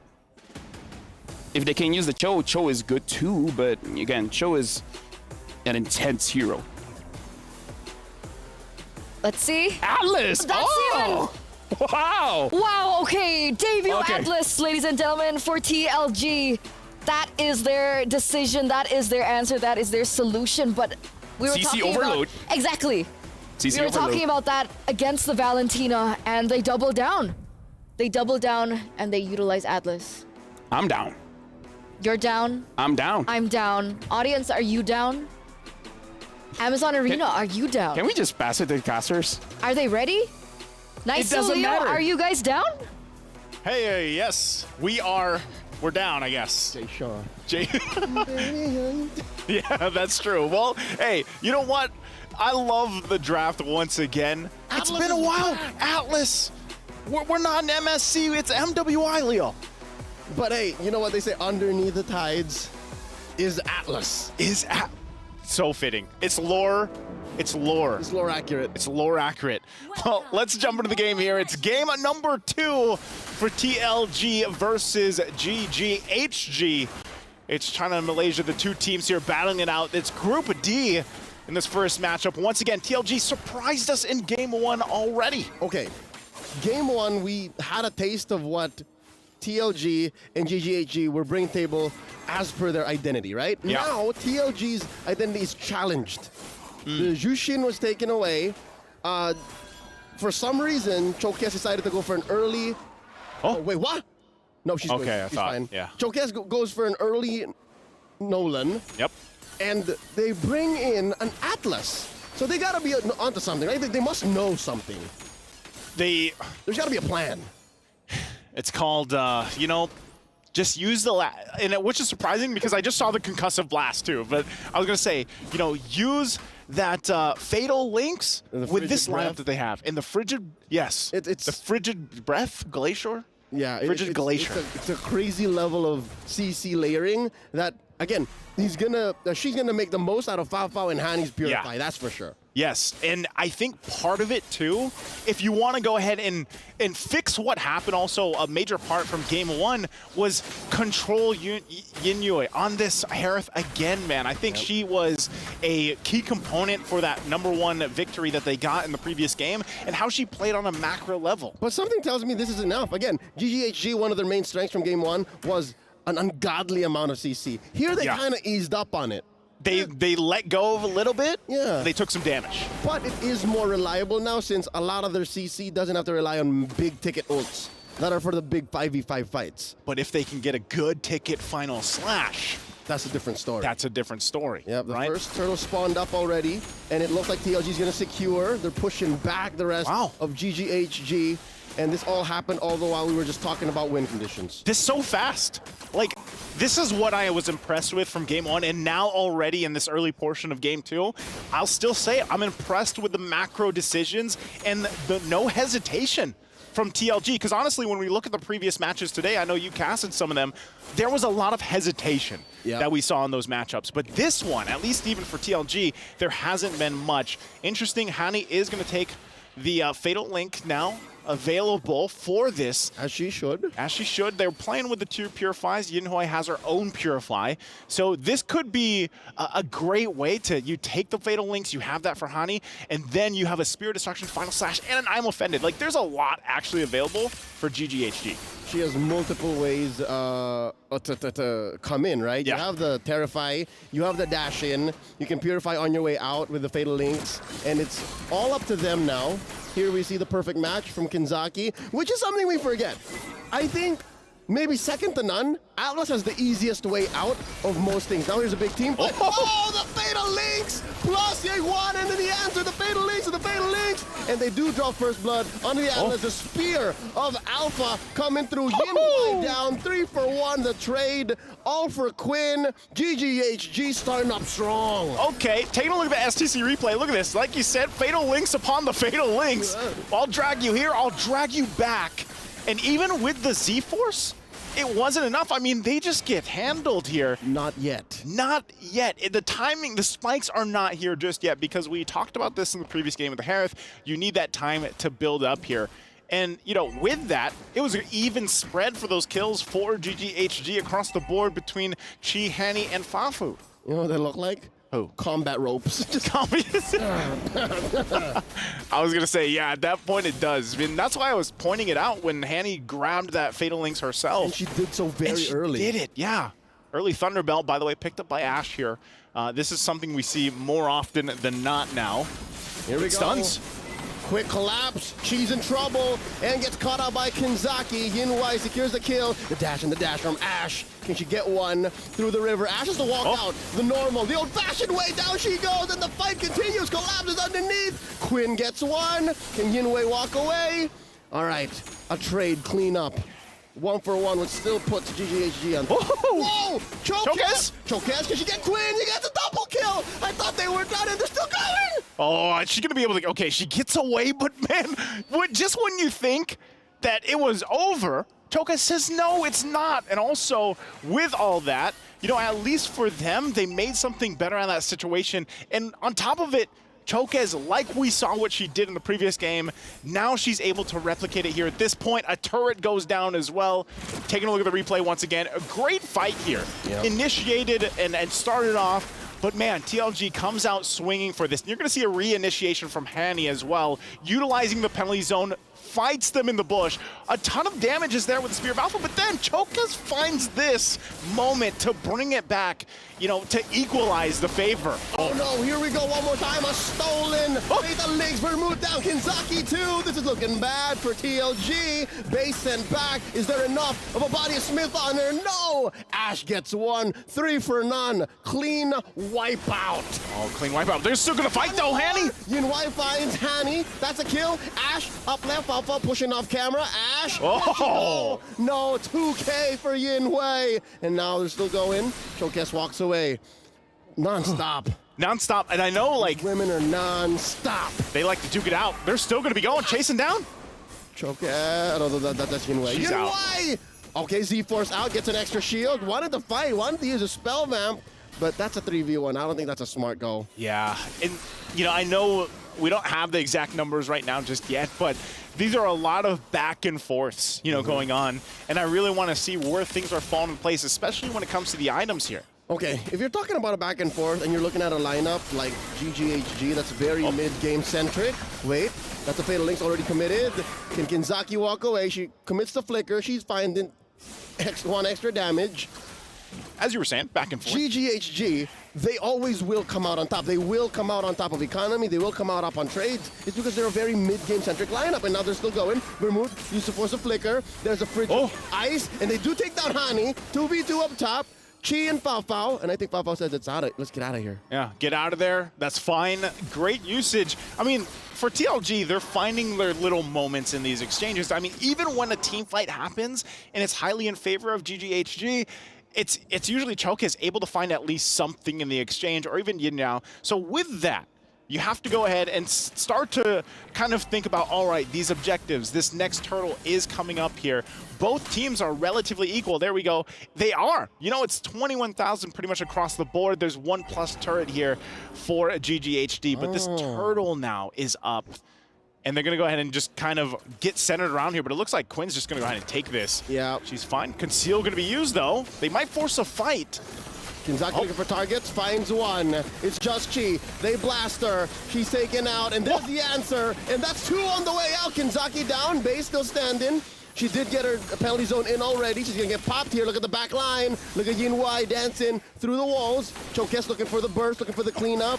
No one home, not gonna force it. That's a 2 for 1 with a trade win for GGHG. They're looking for the re-engage.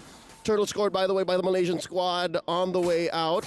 And all this while, Fafa was pushing. This is the Fafa we were looking for. Yeah, this was. And, you know, she's having a much better game this time around, especially on this Roger pick. She's been playing really well, too, with the Purifies, because every time we see an initiation started from TLG, it's, again, usually with a concealed, they try to get that Fatal Links combination off, but Hani has done a great job at kind of stopping it from getting too out of hand. We're going to take a look once again at the STC replay here. This is the exchange we're talking about. Yep. And look at that. Hani brings to a bit further with her own Fatal Links. And really at this point, this is the thing about the Nolan. You really can't just shove yourself into this fight, right? No. You really have to be careful here. Chokez is able to get out, but you can see, you know, the tensions are there, of course. And I think it's right to put the onus on Bay. Yeah. She has to be the initial Purify what is it? Trigger? Oh, wait, they do find one. Ash hit with the Fatal Links. Where do they go next? Already spent out the penalty zone. They're inside. Kinzaki gets popped here. Another one goes. That's Bay. Chokez looking for the engage in the back line. Down goes Ash. Yinwei drops the Z-Force. Underneath tier 1. All right, still, again, the same result. Same result. 2 for 1. And you know what they say about insanity? What do they say? It's expecting a new result with the same steps, something like that. I was going back to the idea. Yeah, I know. Doing the same thing again, except there you go. Something like that. Yep. Yeah. So doing the same thing, expecting the same results. And that's the same thing, right? Like again, look, and then throughout that whole thing, the whole debacle. Yeah. Not a single Purify was used. Not a single. And that's the point you were getting at here, Leo. You know, you're saying that Bay has to be the one. She has to be the one. The initial to get those out. Trigger. Yes. Yes. And this could be the time for her to do that. She has a flicker and a penalty zone available. Chokez is going to get spotted out of that, you know, little bush that she was waiting in to get this vision, but they're going to go ahead and start up the Lord here. So it's already half health. She also waiting there, getting the information they need. They might I don't know. I don't think they just get this freely. Concede it, looks like. Do they? Yeah, it looks like they're just going to give it up here. So very interesting decision from TLG. Maybe it's more so like we need more time. You know, but how much time do they need to buy to build up these items? What are they waiting for, you know? Okay. The 11-minute mark previous game, Harith had the Holy Crystal, Starlium Scythe, Feather of Heaven. Not as simple and a clean go at the gold for ENG here in Game 2 compared to Game 1, right? Definitely. But I understand in the defense of TLG as what they did there. Are you going to try to contest and, you know, try to stop the inevitable, or are you going to go farm elsewhere, right? Like what they did was farm elsewhere, tried to find something. Chi gets hit by the Fatal Links. Zaman Force dropped in. That's Good Chi pick. down. 4v5 now as they go for the defense. That's a great start. All right, so as we were talking about that too, Holy Crystal's locked in. It's 10 seconds later from the previous game. So still on schedule. Yeah, still pretty much on schedule. They're going to have to deal with the Lord, of course, keeping the mid lane down too, trying to hold on to that tier 1. But the eyes are set on this. It looks like they're going to go ahead and grab this. That's the play here with that Lord take. Also going to lose some of the resources, but right now, Hani. Okay, I didn't think they were going to start an initiation there, so it looks like still Lord's going to be worked on. And for now, TLG will go ahead and hold on to their base turrets. And as we're looking at it too, you know, a minor lead here. We're talking about 3,000-ish gold for GGHG. Minor, but, you know, significant enough. Yeah, it still plays a big part because I think that, you know, the nail on the head here is the fact that TLG has to get these Purifies down. And so far, every time we've seen a skirmish or a team fight, man, the final slash has actually done wonders for this lineup for GGHG. Oh, yeah. Especially when you're already using the Fatal Links. Yep. Oh, they're going to chase Ashe down. And but it's worked out so well because TLG have been trying to get these kills and they almost only find Chi or Ashe. Yeah. Right? And at that point, then they get just retaliated. And and especially at that point, it's not worth it. Oh, here's an I'm offended. Kenzaki found. Got the Fatal Links on 2. The Purify spent up already on Fao. Zaman Force dancing. Good damage? Way. Quinn is about to go, and they get bursted down. Fao was here. Fao. What? Helping Quinn score a double. That's 3 for none. GGHG. Great team fight. And somehow, I mean, I expected Quinn to go down, but she survived, and she has the immortality. These fighter junglers, man. These fighter junglers. And I guess that's the difference when we were talking about this in Game 1 was like that door, right? That room for the fighter versus fighters, if you will. Yep. A good taste of damage plus utility. And, you know, so far, Nolan is not able to match up exactly the way we saw with Bane in the previous one. Because looking at this replay, you know, this was actually a pretty good team fight. Great Frigid Glacier laid down as well. But Fao just re-engages at the right time to clean things up. And Quinn, because of the way Alpha works, and you get that sustainability, it's tough to take Quinn down. So great team fights there. And this is most likely just going to lead into a Lord take now, once again, for GGHG. Should be relatively easy. Again, same situation as that first Lord. Like, if you're not going to contest, let it go. Just right? let it go. And now, Kenzaki with the conceal, finds 2, comes in, gets blasted, final slash. That's Chi, and now the Frigid. Oh, there's no one home. The Z-Force, they're dancing. Down goes Hani. They're still going. Look at Fao from the east, and they're still going. Bay gets taken out. Kenzaki 2 for 1 the trade. And Cho'Cass, where's she going? What's she thinking? Fakes the recall, reveals herself. Now Ashe with the dash. Fao coming in. This is not good. Cho'Cass shut down. This is all going down for TLG. Oh, that was tough to see. Again, it just looked like, you know, TLG, you were saying it. Maybe just let it go. You don't have to force this fight, but instead, Kenzaki was like, no, we are going to fight. Frozen fans. Yes. Just, they don't like it. They don't want to let things go. They want to fight. How do you let a tide fall down? Best grossing film of 2013. That's true. Here we go, an SCC replay one more time. This is the tail end of the disaster. That was the Hani for Kenzaki and Bay trade. Usually when you take out a gold laner, or rather a mid laner, it's a good deal, right? That's a huge amount of damage and utility. You take a Hani, but if for the price of Kenzaki and Bay, that's a high price. It's expensive. Yeah. It's a big take. That's quite expensive. It's quite expensive. And right now, they're going to have to defend against this push. I mean, Lord's still making its way in the bottom side. You're going to try to hold this on. But I think, you have to watch it. Penalty zone used. defensively, at least to clear the wave, at least to deal with it. No Purify spent, but it should be fine. Again, given maybe 15, 20 seconds, they should be back in shape. Kanzaki still has her Fatal Links though, so just say goodbye to this turret. Yeah, Hani has it as well. This is what we've seen time and time again. Woo. This is that insanity. So turrets are going to go down to mid and bottom. Lord's still up. It's quite healthy. TLG's got to deal with it. That's a half-health Lord coming through. Bay hits him with the penalty zone, and there's a Fatal Links. Looking great. Quinn down. Inside the base, Chi and Hani fall as well. Oh, Yihuan just dancing. And they almost get a wipeout. Just TLG! And that's it. What? Why? All the way, taking everyone down from GGHG. And I'm not so sure if this is enough to call a GG. I guess they're not insane. As we look at the STC replay, they've done this time and time again. Penalty zone used, a Fatal Links used, and they win this fight. Talk about a setup from Vermouth too. Man, the Frigid Glacier, multiple targets.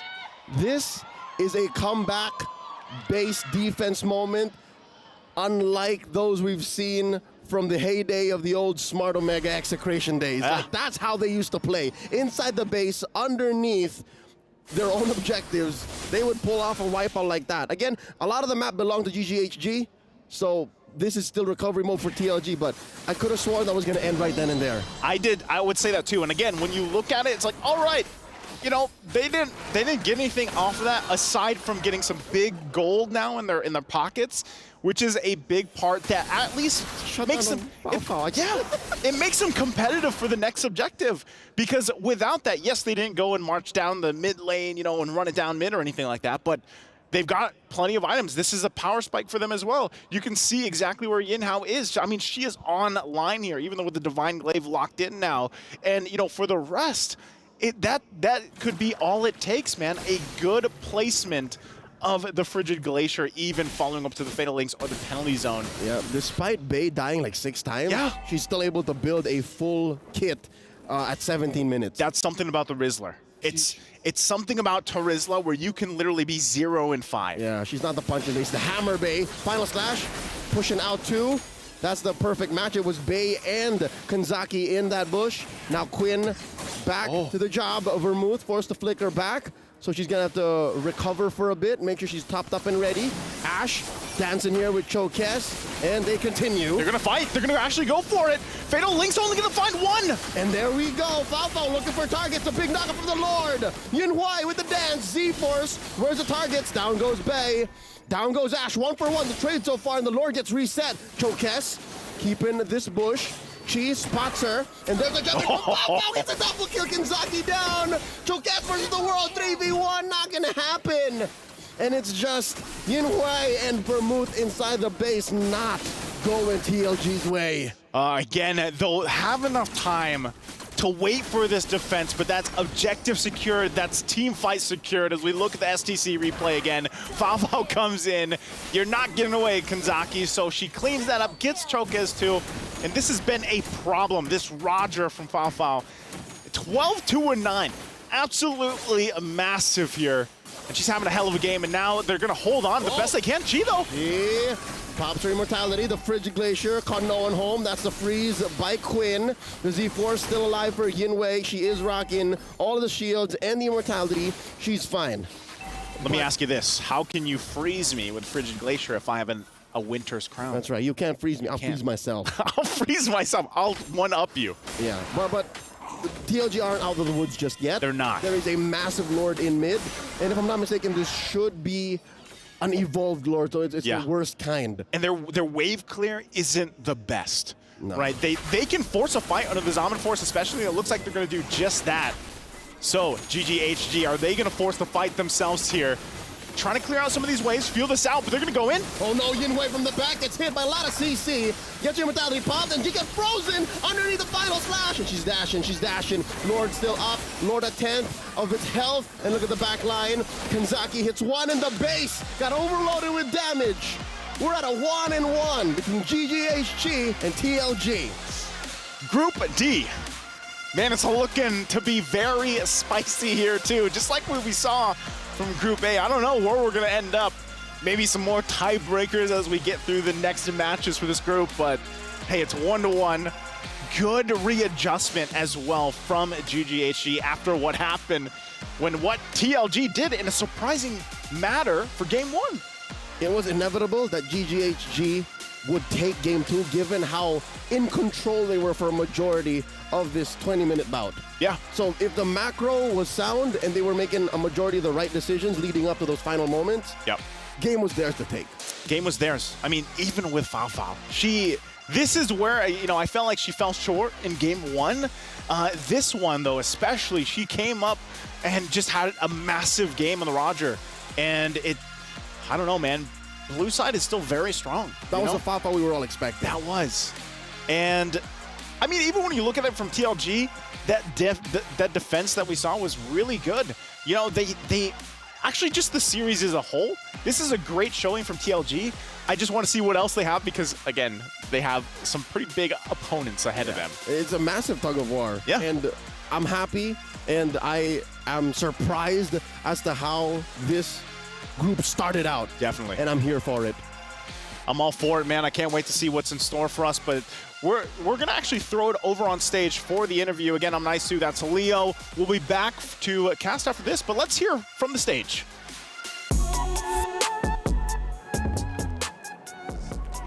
Now, welcome back, ladies and gentlemen, and right here at the stage segment, we have none other than Bei right here from TLG right here with us. Now, we have so many burning questions for TLG, given that this is their very first debut here on the international stage. You got that right. Of course, congratulations. So the question would be, being your debut right here at the EWC, how does it feel to represent China on international grounds here in the Kingdom of Saudi Arabia? 想要问的就是，你们首次就是在这个国际舞台上就是登场，有什么感想？很开心吧，然后也很荣幸，很感谢沙特主办方能给我们，就是给我们一个这样的机会，然后也很感谢国内的生态，就是女子电竞的生态环境，然后才能让我们一起能站到这个舞台上面。 Now it's very inspiring to say that they're very excited to be here and they're very thankful for the support from Saudi to give them the opportunity to come on board right here on the international stage. Amazing stuff. Well, go ahead. Let's see what's going to happen. 还有第二个问题想要问你，就是想要了解一下稍后的这一场游戏，你们会遇到这个印度尼西亚的这个战队，那他是前冠，就是 MWI 2023年的这个冠军。 来就是玩这场游戏，您有什么准备吗？有什么感想？我们会尽自己最大的努力去准备好每一场比赛。 All right, so the question posed to Bebe was that, they will be facing off the defending champions of MWI, and that is Team Vitality, which is whom they're going up against next. They said that they will do everything in their power to play all the games to the best of their efforts to take the match coming up next. So, 谢谢，感谢贝贝，就是让我们更深入了解你们中国战队，谢谢。 Thank you. So yes, thank you so much, Bei, for this interview right here. Now, they're going to be going up against the queens of MLBB next, and this is Team Vitality. So stick around, and we're going to hand it back to the studio. Take it away. Yalla. Thank you so much, Cheryl. Thank you so much, Bara. And oh, wow. Is it too early to say that we are in another group of Death Level? I feel like yes, because this is the very first match of Group D, and I really feel like for both teams, it's a roller coaster of emotions because winning and losing, and like we see the intense moments coming in from the players, like they're very passionate about making sure that they get a 2-0. Both teams failed to get a 2-0 here, but again, starting things off with a 1-for-1, I feel like even Team Vitality, it caught their attention. Definitely. Because now it's up to them, because they're going to be the ones, the team that has to go back-to-back later on, first up against TLG and then against GGHG. I feel like one thing that Gaming Gladiators homegirls have shown is that the juicing is very strong. Like, we see how the mid lane coming in from TLG is very strong, supporting her own team. So I feel like if they take that out or just prepare an assassin to deal with it, this is a lot of information coming in for Team Vitality after this. Yeah. For GGHG, we see that sometimes they overcommit. So it's definitely a dangerous situation where I feel like Team Vitality should be able to handle. I mean, technically, they do still have a bit of time to prepare, right? Especially for GGHG into... Is it enough, though? That's the question. But that's the beauty of a best of 2, and that's the beauty of having 6 games of that best of 2 in an entire day. Oh yeah. Don't you just love it? We have 6 games back to back to back. 20 minutes, by the way. 20 minutes. I gotta say, Eterna, you must love this, right? But either ways, right now, looking at the stats here, something that we do have to say is that Fafao, yes, she did perform very, very well. But again, it did seem like TLG, they had the reactions to actually deal with the Roger in the goal lane. So I feel like this is a wake-up call for both teams. Like, as strong as they think they are, all the other teams here are potentially stronger. Wake-up call. Ring, ring, hello, it's like 4 a.m., wake up, you gotta pray. And also, you gotta give in your predictions. Right, ladies and gentlemen. So let's take a look at what you guys voted for. Audience predictions was 75% for GGHG and 25% for TLG. I mean, that's expected. Yeah, because right? if you combine... That's expected. They came into this matchup as the favorite, I would assume, right? And the fact that TLG was able to get that first game away from GGHG, that was an upset in itself. And the second game, it was a difficult win. Yeah. Sure, GGHG won, but it wasn't easy. That was... Do you remember that final moment? Oh, yeah. Oh. If the Waves... Nerve-wracking. If the Waves were in a better position, honestly, TLG could have ended it. So let's crown our MVP by PlayStation for game number 2. Because again, right, it was so close. And finally, Fafao gets the recognition that she deserves. And it was funny, right? Because the casters in the game, they even mentioned, like, this is the Fafao that we expected. This is the Fafao that we know and love. And Fafao gets to show off in game number 2. Again, I feel like the first game she couldn't perform well was because of the Bane. The deadly catch is deadly. Like, the moment Fafao goes in, even, like, you don't have to think about the Blazing Duet getting interrupted. She died immediately when she goes up against the Bane. So, honestly, like, game number 1, she couldn't do it because the jungler is a direct counter to what she's trying to do.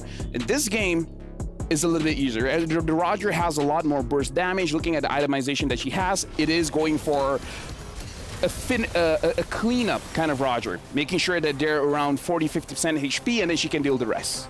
And, you know, one of the other things is that she was in a matchup that was unfavorable to her, right? Harith and Claude. But in this particular situation, in this particular scenario, we see time and time again when she's given that space, when she's given that time to farm from the early stage of the game, that's what she does. Yeah, because the annoying thing about a Hive is that you generate a lot of shield, but the Roger just destroys the shield so fast. So that's why the Roger is honestly a very good pickup going up against the Hive. There you go. Over and over and over and over again, she gets her moments. It's her time to shine. I see what you did there. Nice. But again, for both teams, I didn't know that Roger was taller than me. He's pretty big. I'm kind of scared. Don't be scared. Roger is scary in particular hands. I don't want any part of this. Well, he's not here anymore. I need a break. I'm too scared. I'm shaking in my heels right now. So we're gonna throw over to a break, ladies and gentlemen, for the next match of the day. So we'll see you right after. We'll be right back.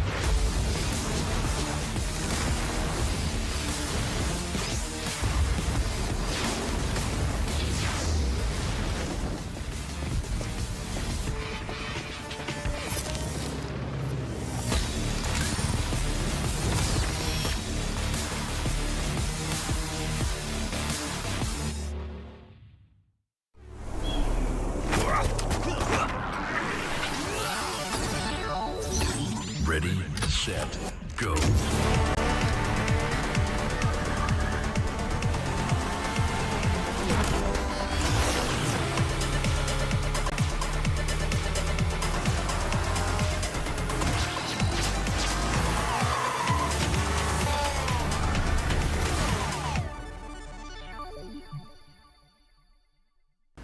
لحظات البداية عاشت معنا. كنا نحسبها وقت للتسلية بس، نحسبها بس ذكريات. عبود أعطي أختك اليد يا ولد. ابتكرنا فيها ابتكارات، وإذا بغينا قلبناها خرافات. كنا نحسبها بس لمة وصحبة وسهرات، انتبه نوب ترى نوب. لكن كنا نشوف عالم ما حد يشوفه. ليت يشغل وقته بشيء يفيده. الله عليك على اليد صوت. عالم كبر وعاش فينا، عالم الحماس فيه يوصلك كل مرة لحلم أصعب، بس ما يصعب عليك. بار معك وين ما تروح.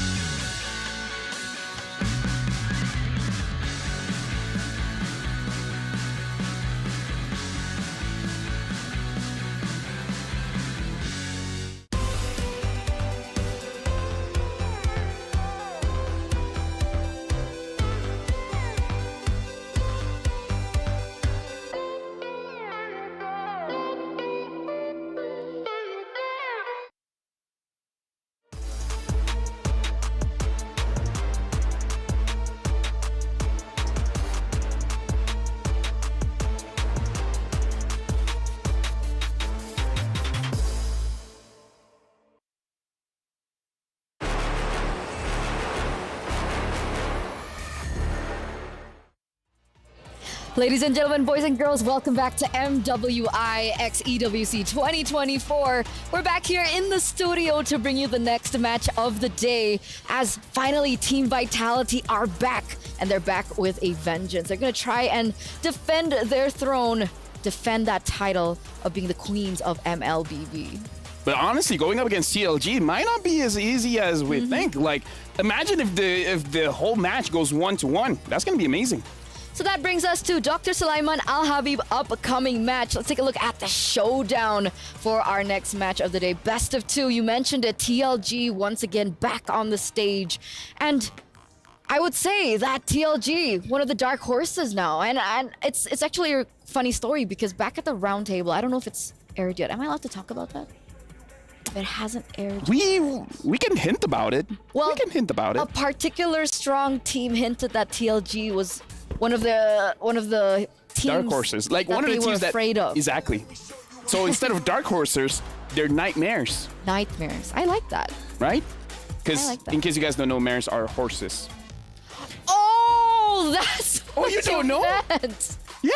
No, I thought you were referring to just a No, general mares are nightmares. horses. So yeah, dark horse, night, glup, it's very dark. that's why he's an analyst.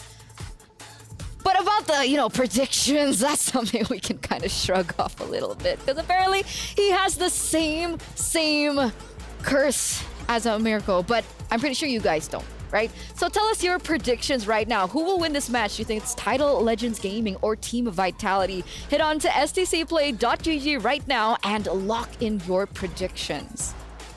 I don't know what is it about me and Mirko. Is that I don't know either.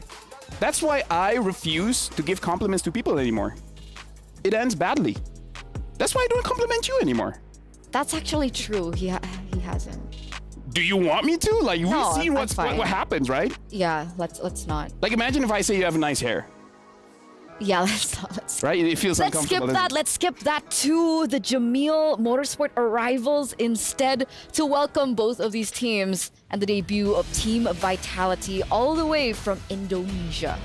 And again, we can definitely see, like, for all the teams here going to the stage, it's really about making sure that you don't get psyched out when you're on the big stage. Because again, for some teams, they're used to this. Like, Team Vitality, they're like, yeah, whatever, it's a stage. We have a chair, we have a table. Same difference, right? With anywhere in the world. But TLG kind of showed that they kind of don't care as well. they seem like they have the experience of handling that kind of pressure because game number 1 and game number 2, I don't see them making mistakes. I mean, they were reigning in their particular region. Yeah. Right? But I don't know. Don't have that negative mindset. Hey, Turner. Going against a 24 tournament winning streak team.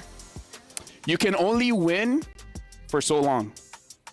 Right? That's true. We have a saying in Malaysia, pada pandai tumpai melompat, satu hari dia akan jatuh juga. Yeah, that makes sense in Indonesia. Right? That makes sense in Indo, right?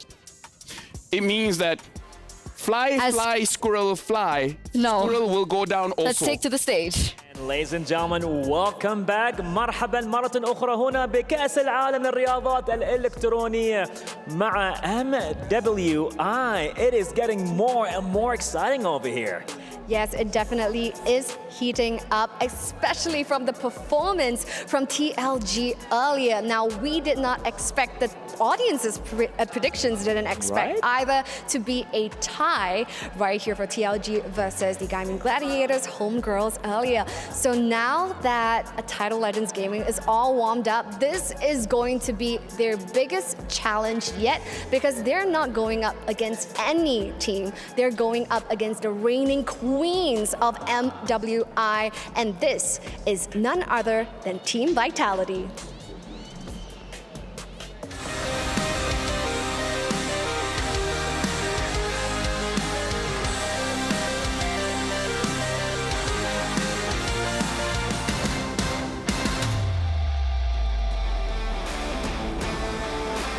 Absolutely amazing. Now, if you're looking to get the championship for MWI 2024, this is the team that you're looking to beat, all right? And of course, this is not an easy feat, by the way. We're talking about Team Vitality. They are the reigning champions right here for MWI, and they are looking for their 3-peat win. And speaking of which, what makes this such a tough challenge for any team that's looking to take the throne is because they have a 27 consecutive tournament win.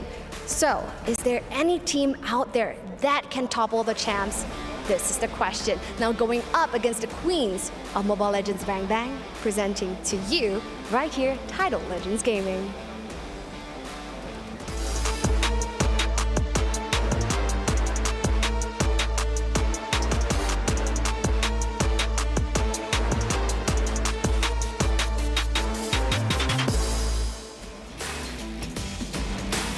And ladies and gentlemen, yes, this is gonna be it. Debuting for the first time, representing China right here at the EWC Saudi Arabia. A lot of surprises took place. They surprised us with the last win and within the tiebreakers of the first match, but now we are here for the second one. What's gonna happen? I cannot wait. Yes, we're very excited indeed. So once more, just to recap a little bit, we have seen TLG taking a 1-1 earlier from Gaming Gladiators. So how would they fare against our reigning queens right here at MWI? We're gonna hand our time over to the experts to find out more. Take it away, guys, at the studio. Yalla! Yalla, we're back in the studio. Thank you so much, Cheryl. Thank you so much, Bara. And you know, even Cheryl mentioned, right, 27, 24. You know, people are starting to lose count at this point, Lafel. Numbers, just numbers. It doesn't matter. I mean, it does depend. Oh, it does? I think it does, especially as an analyst. Yeah, I guess mathematical people are not going to be happy. It's like, yeah, they're seething. Numbers. Numbers, alphabet, same difference. Also, like the squirrel thing, that's not what I meant. It's clever squirrel jump. One day squirrel will fall down also. Yeah, okay, that was better. It's not fly, squirrel, fly. Eventually you'll fall down. Listen, I'm scared, okay? Okay, that's okay. That's okay. While we get you unscared, we're gonna head over to the drafts, ladies and gentlemen. Our first game of this best of 2 series between TLG and Team Vitality. The dark horse now, I would say, for TLG, going head-to-head against the queen of MLBB themselves. Hayabusa taken off the board. I feel like the plan should stay the same. My only question is that will TLG get the Jushin again? And I wonder if they have something else. Because the thing is, Vermov can use damage dealers, But so far, it looks like in this strategy, they're going to be using some support types. But I understand, because if your jungler is going for a damage dealer, then as a mid, you have to be supportive. If the jungler is a utility jungler, then you're fine to go with damage, because you just want to make sure that your entire composition has balance. So now, Vitality, they've already banned out the chip, and they're banning out the Juicing as well. So TLG, now they have to figure out what's going to be their first pick here, because I kind of feel like they want to catch. I feel like that's their entire strategy. So as long as they can play around that, make every fight against Vitality a 4v5, they might have a shot. I'm concerned though from the drafting phase, right? You're because always concerned. I know. I just want the queens to think about this, right? Because earlier on TLG, they had 2 winning lanes. They had the Harith and they had the Terizla. Harith got banned. And yet they still lost. No, I mean, like, for this one, Harith got banned, so...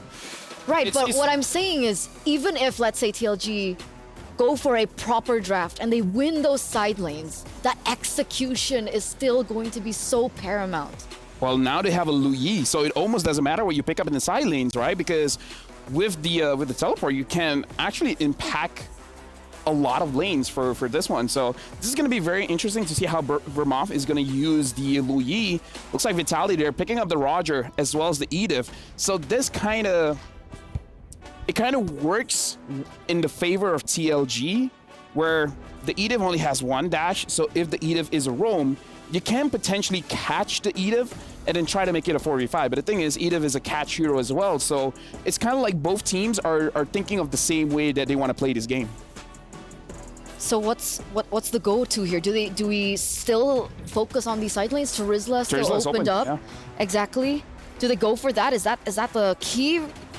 The only problem is that where are you going to pick up in the gold lane? Because not a lot of matchups win going up against the Roger. Looks like they're going to pick up the Arlet first. If this is going to be an Arlet mid lane, it's going to be amazing. And they pick up the Julian. So they understand. Win early, win mid, you're good. They have a good tempo moving up. If this Arlet is going to go mid, they can punish Vitality, and it looks like they are picking up the Terizla. So this is going to be an Edith roam. But dude, like, TLG's hero pool right now, right? I mean, they've been swapping around. They've been picking up debut picks here, left, right, and center. And it's insane. It's a hero ocean, not a pool anymore. I mean, tidal wave. Exactly. Okay, stop it. Okay. Export ban. Export ban. They want to secure, for sure, a winning lane for this Terizla, right? So X-Borg, heroes like CC as well, is definitely something that they are going to look towards. Yuzong. Yeah. Honestly, like, Arlet going up against the Terizla, I'm not a big fan, so I kind of hope they have something else in the EXP. But for TLG, I kind of feel like they should ban out the mid laners. The Valentina is still open. Perhaps banning out that Valentina could be good. And then eventually maybe even... Honestly, their comp is good going up against a Farsa, so I feel like just focus on the mid. But looks like they're actually going to ban out the Nolan. If they're going to focus on Assassins, maybe even a Fanny. Fanny, definitely a big option here. I mean, Team Vitality, Vival in particular, right? She's quite flexible, right? She can go for the utility. She can even go for the fighter junglers that are looking to find a lot more success here at MWI and have seen more success here at MWI, and of course the Assassins too. Minotaur, though, going to be the choice of ban from Team Vitality. It does seem like with the Minotaur ban, you kind of want to go all in, like a very heavy dive composition. So perhaps this Roger is going to the jungle role, and then they have something else in the gold lane. But I don't know, I kind of feel like as long as you have Roger in the gold lane, you kind of win the lane, you win the pressure. Looking at the lineup here, if Vitality, they want to challenge back what TLG wants to do, they could have a Lilia to make sure that they can slow down TLG and make it so that any kind of engage doesn't look good. Like, if Julian finds a Lilia, you can just Black Shoes out of there. But is the catch for the Julian jungle enough here? Right, we have Terizla, we have Edith. If Holy Crystal first item, it's going to be enough. It really depends, because we've seen players go for Holy Crystal first or the Genius Wand first. Both are great, but damage-wise, definitely Holy Crystal. So Valentina now gets eliminated. Yeah. Honestly, at this point, still a lot of options. Like I said, the Lilia is going to be okay if you want to play more tempo. If you want the Aurora as well, it's going to be pretty good. But the Kagura, now I didn't see that one coming. Another debut. I love today. I love It's debuts. a day that keeps on giving. What? Yeah. Yeah. Me too. So Kagura now being planted in. And again, right, that burst, the CC coming through as well from the Kagura. I've seen it in a different tournament. It has done well. But in this composition, how do you think it will fare? I feel like the Kagura, the reason why it's there is to deal with the Luyi. So the Luyi wants to stay in the back lane and then try to use the yin-yang reactions to control the fight. The Kagura can use the yin-yang overturn to burst the Luyi very, very fast. So it looks like your job is just to win the 1v1 in mid. I mean, not in mid in particular, but like in turtle fights, in lord fights, just aim for the Luyi. And maybe that's why they pick up the Kagura, because you have easy access to the back line. And okay. Ruby Claude and Louis. Claude for TLG now. Okay, again, this is flex. Both Arlet as well as Ruby can be flex in the roam position. So Vitality, now they have to show whether this Roger is going to the jungle or going to the gold lane. I like TLG's draft because it's a very meta draft. Like, we see male teams use this kind of draft. And the strongest point about this is actually the macro play, right? Sending the Claude over anywhere all across the map, making sure that he has a fine time farming. And now the carry gets picked up. So this is going to be a Roger jungle. Yep, Roger in the jungle. I'm actually quite surprised, right? Because last time at SPS, when Falcons Vega qualified for MWI, Team Vitality, they did so well with Shell on Roger and Shell on Clint. So with the carry being picked up, it's interesting. Why do you think they went for carry? I really just feel like that they want to have a good laning phase going up against the Claude, because I think she really just wants that true damage on the Claude so that the Wind of Nature doesn't really help. Ah, I see. So there it is, ladies and gentlemen, the first game in this best of two between Team Vitality and TLG. We're gonna skip over to the casters. Guys, are you ready? Ready we are. Thank you very much, Eterna and LaFell. Love the nightmare thing, all that too, LaFell. Love it, you know? Did you get it? I got it. Hey, once again, it's me, Naisu, and Leo joining on the desk. It's this match number 2 for Group D. And yes, it's Team Vitality versus TLG. Once again, Title Legends Gaming. You know, they had a 1-1 in the previous series, man, so maybe they can replicate what they did in Game 1 to GGHD against the Queens of MLBB. Just non-stop. They've been winning. Just everything. Undisputed. What was the number? 20-something? 20-something. Over the past 3 years? Who's going to unseat him? Who's going to knock him off that throne? Title Legends is going to give it their all. Their Girl Scout try here. That they could. Maybe have some cookies as well. But, you know, for Team Vitality, what makes them so good, I think, you know, even LaFell touched on a bit on this in the draft. Those first three picks especially, this is something that you see constantly back from the men's teams, even when we were in MSC. It's a very meta. It's very meta. Yeah. The Kagura, I was not expecting. So it's refreshing to see, yes, like Eterna said, these debut picks on day 1 already. There's a lot of unique heroes coming up. I forgot the exact number that we got to see throughout MSC, but I think it was like upper 70s or if not 80s once we got through all that. But the Kagura pick, I don't know, how do you feel about it? Is it enough burst damage with the lineup that they have, even though they already have a Roger here? It's been about 2.5 years since we saw Kagura in a, I don't know, consistent basis in the professional scene. Yeah. So with that said, there has been some changes on her, right? We were talking as Chokes goes ahead and applies some pressure on to Chell there, but yeah, no. I'm wondering if those changes are going to be enough. Yeah. To put her over the top and make her a legit pick once more. She's got the level 4 right now, so they're going to go ahead and make their way to this turtle. Looks like they have complete control over it too, so this might just be an objective in the hands of Team Vitality. And it looks like just that. Vivil gets it. They come in though. The diversion. And now Vermouth goes down. A quick response by Fumi Echo. And Bay's really trying, but Chinny takes her down. 2 free kills for Team Vitality. And now that's a purple attempt by Chokes. I'm not so sure this is wise.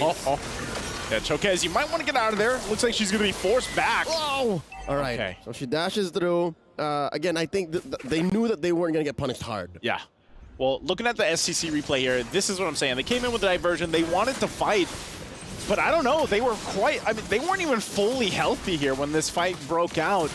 And, you know, with the advantage of, like, if you're just looking at this early game advantage of having a Terizla in the hands of Fumi Echo, who, you know, naturally Terizla, especially early on with a Brave Smite and that body of Smith, she's tough to take down. Yeah. Even with this, I mean, look at this. You're just going to force her back and she's going to be fine and will sustain back up here. And taking a look at the items, you know, early on, you got a lot of penetration coming out with the arcane boots. Because that's all they need, that's really. There's an overabundance of CC coming in from the Queens of MOBB, and they're coming in at a low cost. Wow. I don't know how they call Vermouth there. Something tells me it's off of Vivian. The queen, the mother of tanks here, just caught her out of breath. And again, she had like 10 seconds left on that Purify. Yeah. Vermouth had nowhere to go. This is, again, as you're looking at just how they're dominating this early game, it's a rotation that you guys have seen many times if you've been fans of esports for MLBB. They've been doing this since 2021. Yeah. This is the same play style. Even under the utility jungler meta, Vival was living in their opponent's jungles already. Yeah. Pretty much. And, you know, this allows her, because of how this is going, diversion's going to be used. I don't think they can stop that from happening. Just turret take already this early on, under the 5-minute mark. Okay. Oh, Kez, though. She's trying. Does she get it? She did. Now she's in trouble. Can Chokes finish the job? Oh, Chokes gets it. But where is the clapback? Chokes walks away. Off camera, Team Vitality scores another turtle off of Vival. And I guess that was enough of a tempo break, but you're still looking at about 2,500 gold ahead for Team Vitality. Oh, Whoa, whoa, whoa! Shell! All right, Shell. I didn't expect her, like, she didn't even use the flicker. She didn't have to. Nothing. It was just full-on commit. I don't know what Yinwei was trying to get at there, but I hope that the death was worth the gold she was getting off of the plate. I was going to say, she got some gold, but, like, even with that, look, 2,000 ahead for Team Vitality because of this macro play that they're making that they've done time and time again, which is reason why they've just been so dominant in the women's scene here for MLBB. So for TLG, it's like, you know, they're trying to find something. It's almost at this point where, you know, as we even look at the replay, this is already after Yunhua was pushing for that gold. We get a slow-mo look too, because just Shell comes in. Of course she's gonna feel good about that. She didn't even expect that she would get it that quickly, right? Yeah. And now here's a concealed play coming in. The BMI out. Yinhua is not going anywhere. She could have flickered, but I'm sure she would have died still. Yeah, most likely would have got dove under that turret. So, you know, again, at this point for Team Vitality, they're scaling up really quickly. Even on the carry, mid lane though. Fumi Echo catching all of that and still standing. The body of Smith, that passive, just allowing Fumi Echo to be so tanky. I know, you know, the body of Fumi Echo at this point, it's just tanky enough. She's just standing there. Like she's capable. She has the kit. She's got the guts. And now here comes Vivian, asserting dominance. Look, Chokes, she has to think about it. Where do I go from here? Oh, here comes Vermouth, alone. That could have been disastrous. And now the flicker away from Kinzaki. Team Vitality is just walking through. It's like they have, you know, these checkboxes that they're just going down a list. You know, they have these steps every time they go into a game. And now third turtle's up. We're right there on point. We go and grab it. We zone them out. Oh, Kanazaki. Got the I'm offended. Looking for the knock up. Fumi Echo. That's a lot of damage. Yinhua blazing the way into the back line. Fumi Echo still standing. She gets her. And now Vival traded out with Chokes. Can she get it? Throws out an umbrella. Taking down TLG's jungler. 2 for 1 the trade so far. But look at this. Chell is working quietly off camera as Vivian might not be able to defend. Can she do this? Oh, looking for some damage. Looking at it. Big gets her. Oh, and then she's actually going to come in and clean a kill too. Kanzaki down. Not sure if Shell can get anything further, but good response. And off camera, there's still that massive wave. So TLG have to clean up house. Interesting how Team Vitality are allowing certain things from TLG, but something tells me it's a calculated risk. Like, I'll let you come in a step further, but we're working on something else 3 or 4 steps back. It's almost like they, you know, it's either a game of chess or a code in their own where, you know, we'll, if and, basically, for coding. You can go ahead and do this, we'll cap off something from that, and even push on a macro level. And all this kind of leads into is eventually the Lord fight, you know? So for TLG, it's like they've managed to find a couple wins here. But when it comes to the objective that is coming up, I don't think they're anywhere near where they want to be. They still shouldn't engage. They should not engage because of just simply the lineup. I mean, I don't have to go down the list, but just because of an Edith and a Terizla alone is a lot to handle. Looking at the map, again, TLG just about to score their first turret off cam. There it is, down bottom.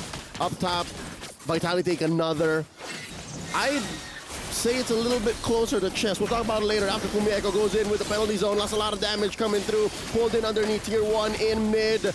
Chokes goes down. Can they get the revenge kill on the Vivian? The answer is no. Hyunwei falls. In comes Bay, dashing from one to another. Not before she goes down. 2. The shutdown on the Bay. Double kill on the way out. 3 for 2 the trade. I'm saying it's closer to chess. Like, take this juicy knight, but we're taking your queen. Yeah. And with that, they're going to go ahead and get themselves this Lord off of that. You know, as we look at the replay, this is exactly what Team Vitality wanted to do. Fumi Echo goes down and Vivian. They both go down in an exchange, but they get the 3 from a TLG plus the objective.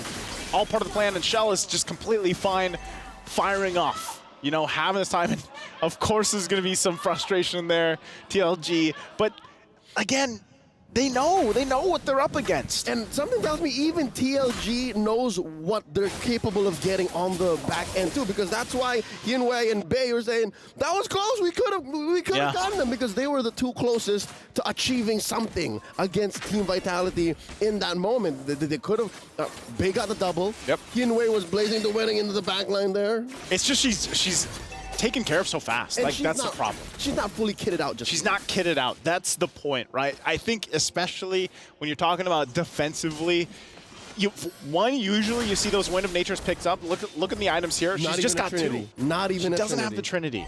And I think even if you get to that point where you have the Trinity, you also have to account for that magic burst, you know, coming out from this pit, because that's a holy crystal now online for Cine. So Lord's taken care of. Yep. They at least deal with that, but I'm not sure. Does Team Vitality want to push this any further? I think they're still going to go ahead and be the discipline. Like I said, they got boxes, man. And they'll go down those steps and check those off one by one. They're very disciplined in how they approach this, even with the lead that they have. I mean, looking at the damage, you know, this Kagura pick was a surprise, something we typically don't see often, but it's paying dividends. Again, you're talking about discipline. She's one of the heroes that you can just leave the damage out there and protect yourself with. And you have a cleanse built in. That's the concealed play coming in from Vivian. Finds no one. Does force out a final slash from Bay. And they let it go. They go ahead and take away all these resources from Chokes. I've been in this situation. I play a lot of Julian in rank. And when you can't jump in because your opponent outvalues you in CC, it's kind of miserable. You're just walking around like, how do I, you know, at least you can retreat. Like you have a way to retreat, but your whole point they talked about this in the draft, was that interaction where we usually see the Genius Wands built up, you know, or the Holy Crystals, whatever path is taken first, and you work really well with kind of like a burst combination, especially with a Luo Yi. And unfortunately, that just has not worked. That game plan that they approach this from TLG has not worked for them. And part of it is just the way that Team Vitality's been playing with their frontliners. Tanking that up, it works great. Because you can see, she's got the Genius Wand, she's got the Divine Glaive. And the Feather. And the Feather. Yep. So the damage should be there. It's more so like, can we get the placement? Oh, they go in. And there's the pull. Vivian welcoming it. Look at Vival looking for targets. Vivian very low. The blazing the in the back line. Bay goes down. Vermouth as well. Hyunwei follows. That's just 3 free for Team Vitality. And they collapse. Rojo Cass runs. He's going to fall. There's just about one left. Kinzaki, the lone survivor for TLG. Kinzaki, she's just going to be able to watch this as a full force of Team Vitality. Just 1 minion, is that all Team Vitality needs? The answer is yes. The Queens end at 12-22. The Queens of MLBB. Victorious 20+ times at this point, going on 3 years further. And you can see why.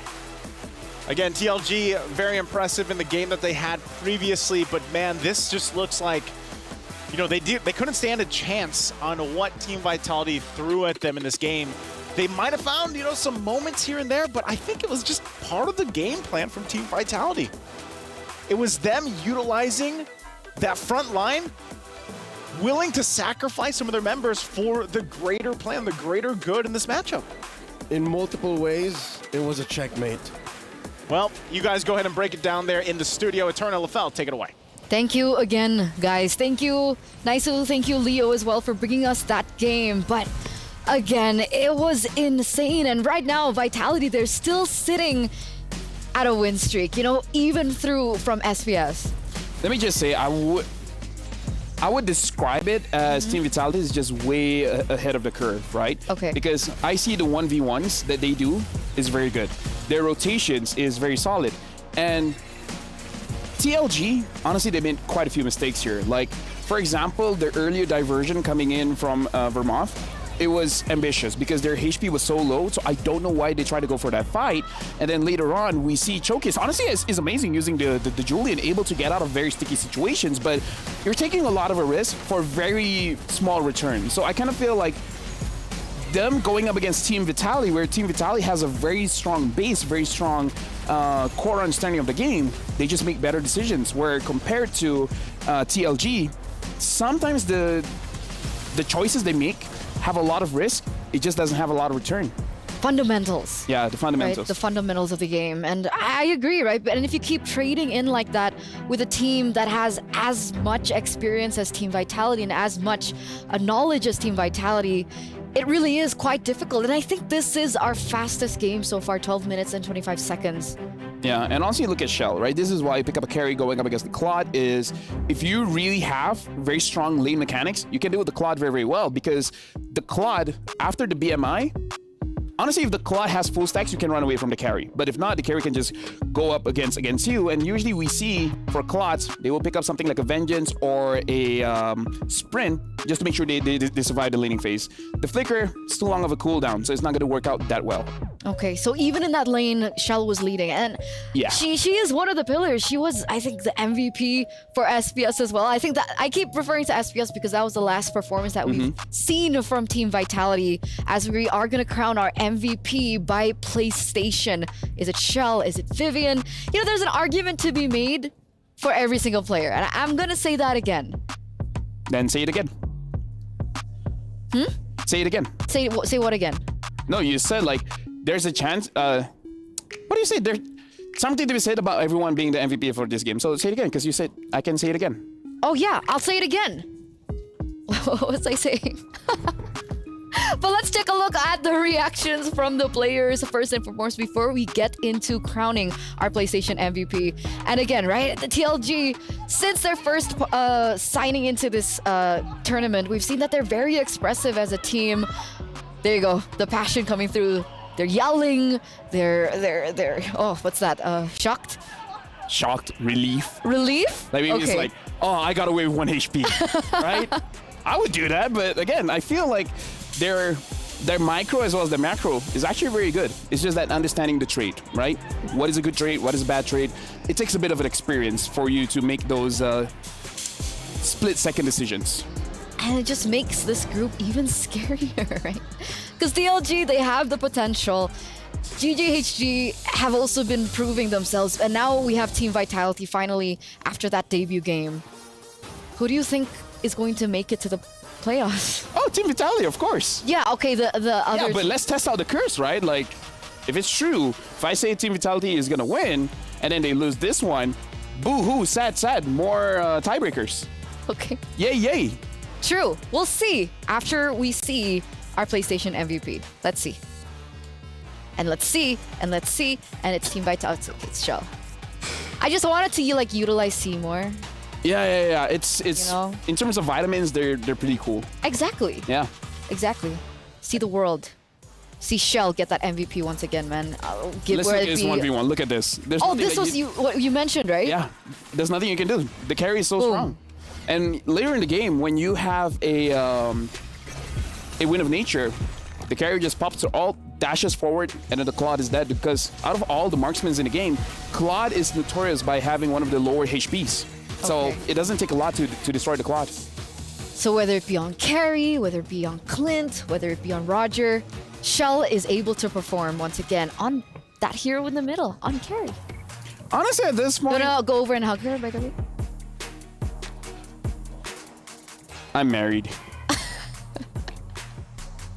I think I will get a mouthful if I go back and I like that, you know. So let's take to the interview over with Shell with Reptar. What you got, Reptar? Hey, this time around, we have another one of the Siswanto sisters. This time it's Chell, the gold laner of Team Vitality. You're gonna be going up against TLG that you only saw or knew more about based off of their first game earlier today. How are you and the team feeling about going up against a team you're not that familiar with? If I might say, I think I'm pretty thrilled and also challenged at the same time. But we're gonna do our best, and we're just gonna focus on ourselves and make sure that we have enough preparations. All right, so just focus on yourself, and I like that you really want to face the challenge of a team that you're not so familiar with. That confidence is important. Another important thing is the fact that again you're in the same team with your sister. So how do you guys usually like to spend time? Because I went through your Instagram. Seems like you guys enjoy hot pot. Are there any activities that you guys enjoy together? Go out to eat or spend a lot of time just joking around? What is it? Yeah, basically we love eating, especially hot pot and Korean barbecue. We love Korean barbecue so much. All right, so hey, if ever Korean barbecue, that would be great. That would be great, yeah. All right, so do you have any messages for the Indonesian fans watching at home and supporting Team Vitality? Should I say in Indonesian? Oh, yes. Okay. Buat fans Indonesia, tetap dukung kita, nonton match-match kita.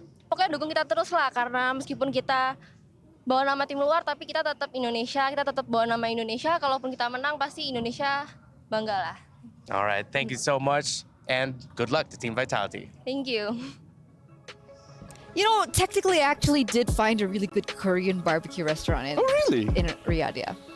I think I'll talk to Shell about it later on. For me, I'm just missing spicy food. Bring your own. That's what OG's doing. Really? Yeah, Ranger Mas, KB, Owl, they all brought their own sambal. It's sambal. Let's talk about the game, shall we? I mean, honestly, Shell, I like that she also is like, you know what? We haven't faced this team, so it's gonna be thrilling. It's gonna be challenging for us to go up against them. But so far, Shell did show gold lane, mine. It has been for so long. It seems like she's very comfortable on it. It's very similar to Chin Chao, right? Even being in a losing matchup, she's able to excel, and it's very similar to Shell too. So it's very interesting to see them actually in a 1v1, and maybe we'll get to see that. Honestly, we might, because so far, looking at Team Vitality, because that match really wasn't as close as GG Homegirls going up against TLG. So honestly, this is one of the matches that can go 2-0, but we have to talk about this. If Team Vitality goes 2-0 against both TLG as well as GGHG, same thing. Another tiebreaker. And if you see me, what I'm wearing, I like ties. So you're the curse. You're the reason. No, it's me. Why we're having a lot of tiebreakers. We come as a package. Okay. We're born from different parents. I checked just to make sure. But yeah, we both carry this power and curse. Because our uncle did say one time, with great power comes great curses. Not responsibility? That's Uncle Ben. Our uncle. Oh, it's a different uncle. Yeah, our Is it Uncle Wawa? Yeah. Wawa. Yeah. He's over in the Indo desk, guys. We have a weird family tree. Yeah. I would assume so. But I love my family, Go whatever we have. So right now, Team Vitality are leading their best of 2 series against TLG, and hopefully TLG can come back, because there are a lot of teams that kind of fall short in the first game, but they go for a terrifying comeback that is quite unexpected, and maybe that's all they need, right? Maybe they just needed to adjust to Vitality's gameplay, because technically this is the first time that they have met, seeing as this is the debut of TLG on the international stage. Maybe the Kagura really threw them off. Because Vermont usually had amazing games, but with the Louise, she didn't seem all that confident. Because again, before she can actually execute her combo, she gets executed. And she's like, wait, I'm not used to dying this fast. You mentioned that, right? The burst potential coming in from the Kagura? I know! Let's appreciate Lefel first. Thank you. I act stupid, but I have my moments. You too. Don't agree. Okay, what do I do then when I'm negative? You get mad at me. When I'm on your side, Let me teach you. You get mad at me. Habibti, let me teach you. Okay. Right? Okay, Habibi. Whenever we are in an awkward situation, we don't know where the conversation is going. We change conversations. That's what I do. If I say something that I shouldn't have said, by the way, how about the weather? The weather is quite nice, actually. Yeah, see, this is why I have a lot of icebreakers, because I don't want to talk about the weather, because if we talk about the weather, it's pretty dry. Get it? Oh, because... Get it? What about we get into the drafting phase? Ladies and gentlemen, for our second and final game of this best of two series, Vitality now on blue side, TLG on red. And again, right, so far, blue side has the best win rate. But Falcons Vega... TLG just had blue side. Yeah, exactly. But Falcons Vega... Yeah, this is the out-of-the-box moment. I'm colorblind, so I really don't care. Okay. Naisu's colorblind too. Shout out to Naisu. Shout out to all the colorblind people. We're special. Shout out to us.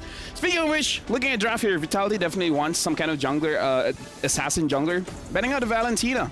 And if you don't allow those assassin junglers to go through, the chip is going to get through because they already banned out the juicing, right? So looks like Vitality, they'll be having either Ling or Hayabusa or the chip. So this is why blue side is actually pretty strong. And they banned out the Angela as well, so oof. Roger still up for grabs, however. Luo Yi, definitely an option. They go for the chip ban. Like you mentioned here, for Team Vitality and now TLG are put in a position where they have to choose their poison. We have Ling, we have Roger, Terizla, Hayabusa, you're right. Yeah. Honestly, I can definitely see Vitality just first picking an assassin and just like, yeah, this is going to be a sub 13-minute game again. Because again, I kind of feel like TLG, their micro and macro is there. It's just that the experience isn't there yet. Like, I feel like they don't understand the limit of every single hero just yet. For example, like the Kagura. So if Vitality comes out with a hero that they're not used to playing against, they will have bad decisions. And it showed. So we'll see now, ladies and gentlemen, as we get after this. Oh, there you go. The Ling first pick, very quick, very confidently, even without the Angela. They don't mind, they don't care. They understand the limits of this hero, and now TLG will have to go and pick against it. Tigreal is still opened up for grabs. Terizla as well. They need it. And, huh? No, they need it, because imagine Terizla and a Ling, how are you going to deal with that? Exactly. So I feel like TLG, they need to pick up the Terizla here and then start figuring out whether they want the Harif, because the Harif is open, or they pick up a priority mid laner and then last pick picking up something like a Hayabusa. So they pick up a priority mid laner here, they're picking up the Vexana, and they're picking up the Edith as well. This is a bit dangerous because they're giving away the Terizla over to the Ling. So you have one opponent that's hard to catch and one opponent that's hard to kill. And there's also a Tigreal that's still left open. Can Edith be flexed into the EXP lane? Is that... Yeah. Okay. So Terizla has been picked up by Team Vitality. You said this was scary, and now it's actually coming true. Minotaur and Tigreal, the option now. Or they can pick up a mid, something very aggressive, just so that the Ling won't be invaded, right? But going up against Vexana... Do you want to go for wave clear? Lilia? Oh, they're picking up a Claude first, but again, this if TLG doesn't pick up Harif now, it's gonna get banned out for sure. I feel like they need to pick up Harif right now. It's a good lane against the Claude. It wins that lane as well. They can try and shut down Shell. She was the PlayStation MVP in our first game from Team Vitality. So they need to figure out a way. How do we shut Shell down? And maybe that starts with having a better setup, a better lineup in that gold lane. The thing is, Ling is going to be quite good going up against the Harif, but again, it's kind of like pick your poison. If you have something else like other than Harif, then sure, go for it.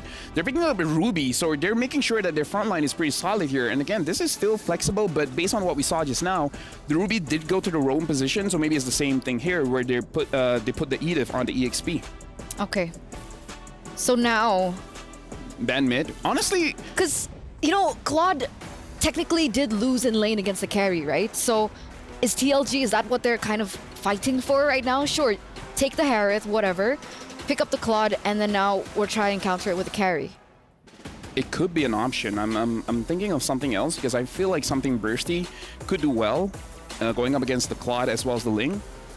I feel like Faramis is a good ban here because if Vitality has a Faramis as well, you have to kill them twice. Killing them once is hard enough. But then maybe that's when the Hayabusa comes to play. Yeah, actually you're right. Yeah, you're right. The Hayabusa can deal, but the Hayabusa gets banned. So this feels like a Faramis pickup. It's just that TLG, are they seeing this Faramis? Man, that's so scary. If it's not that Faramis, team fight.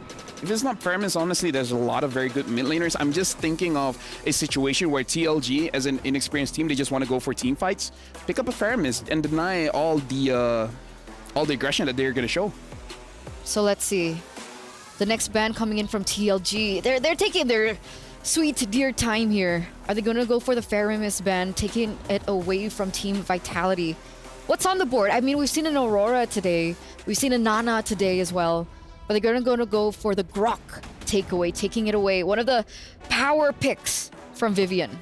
I feel like the Grok is a very good ban because, again, it gives you priority in the mid lane. And it's a hero that if you have a very good early game, you're able to go inside the jungle very comfortably. Harvey gets banned out. Now we got to see if TLG does want to go for the carry. The carry is a pretty good pickup here, going up against the Claw, going up against the Trizla. If they want a little bit more burst, we haven't seen the Brody, we haven't seen the Bruno. Bruno is one of Yinhuai's, comfortable heroes, but going up against the Ling is okay if you have like 3 or 4 items. What about Melissa? I think it's tough. Melissa is very, very tough here going up against the 3 heroes that Vitality has. Okay, so definitely taken off the board, but you don't want to give the mother of roamers a good pickup. There you go, the carry, right? Yeah, the carry is picked up here. Now, Vitality, if they want to go for a sustain, they can pick up the Faramis. If they want more damage, they could go for something like a Farsa or maybe even an Aurora, just to have a lot more control, making it easier for the Ling to go in and out of team fights. So they have a lot of options. I'm so biased to Lilia, though. Honestly, the Lilia is still good because as long as you have a fast tempo going up against TLG, make it so that they have very limited time to think about what's their next step. It's going to be pretty good. Especially if they have a very aggressive roamer as well, maybe like a Chow. Ooh. Yeah, Lilia Chow is pretty good. Is that Vivian's style, though? The Matilda is open as well if they want that. Last time she did perform on a Kufra, but we're gonna see the Tigreal and the Zas finally! Okay! Wow. Again, the day of debuts. The day of debut. DOD. The DD. Day of debuts, man.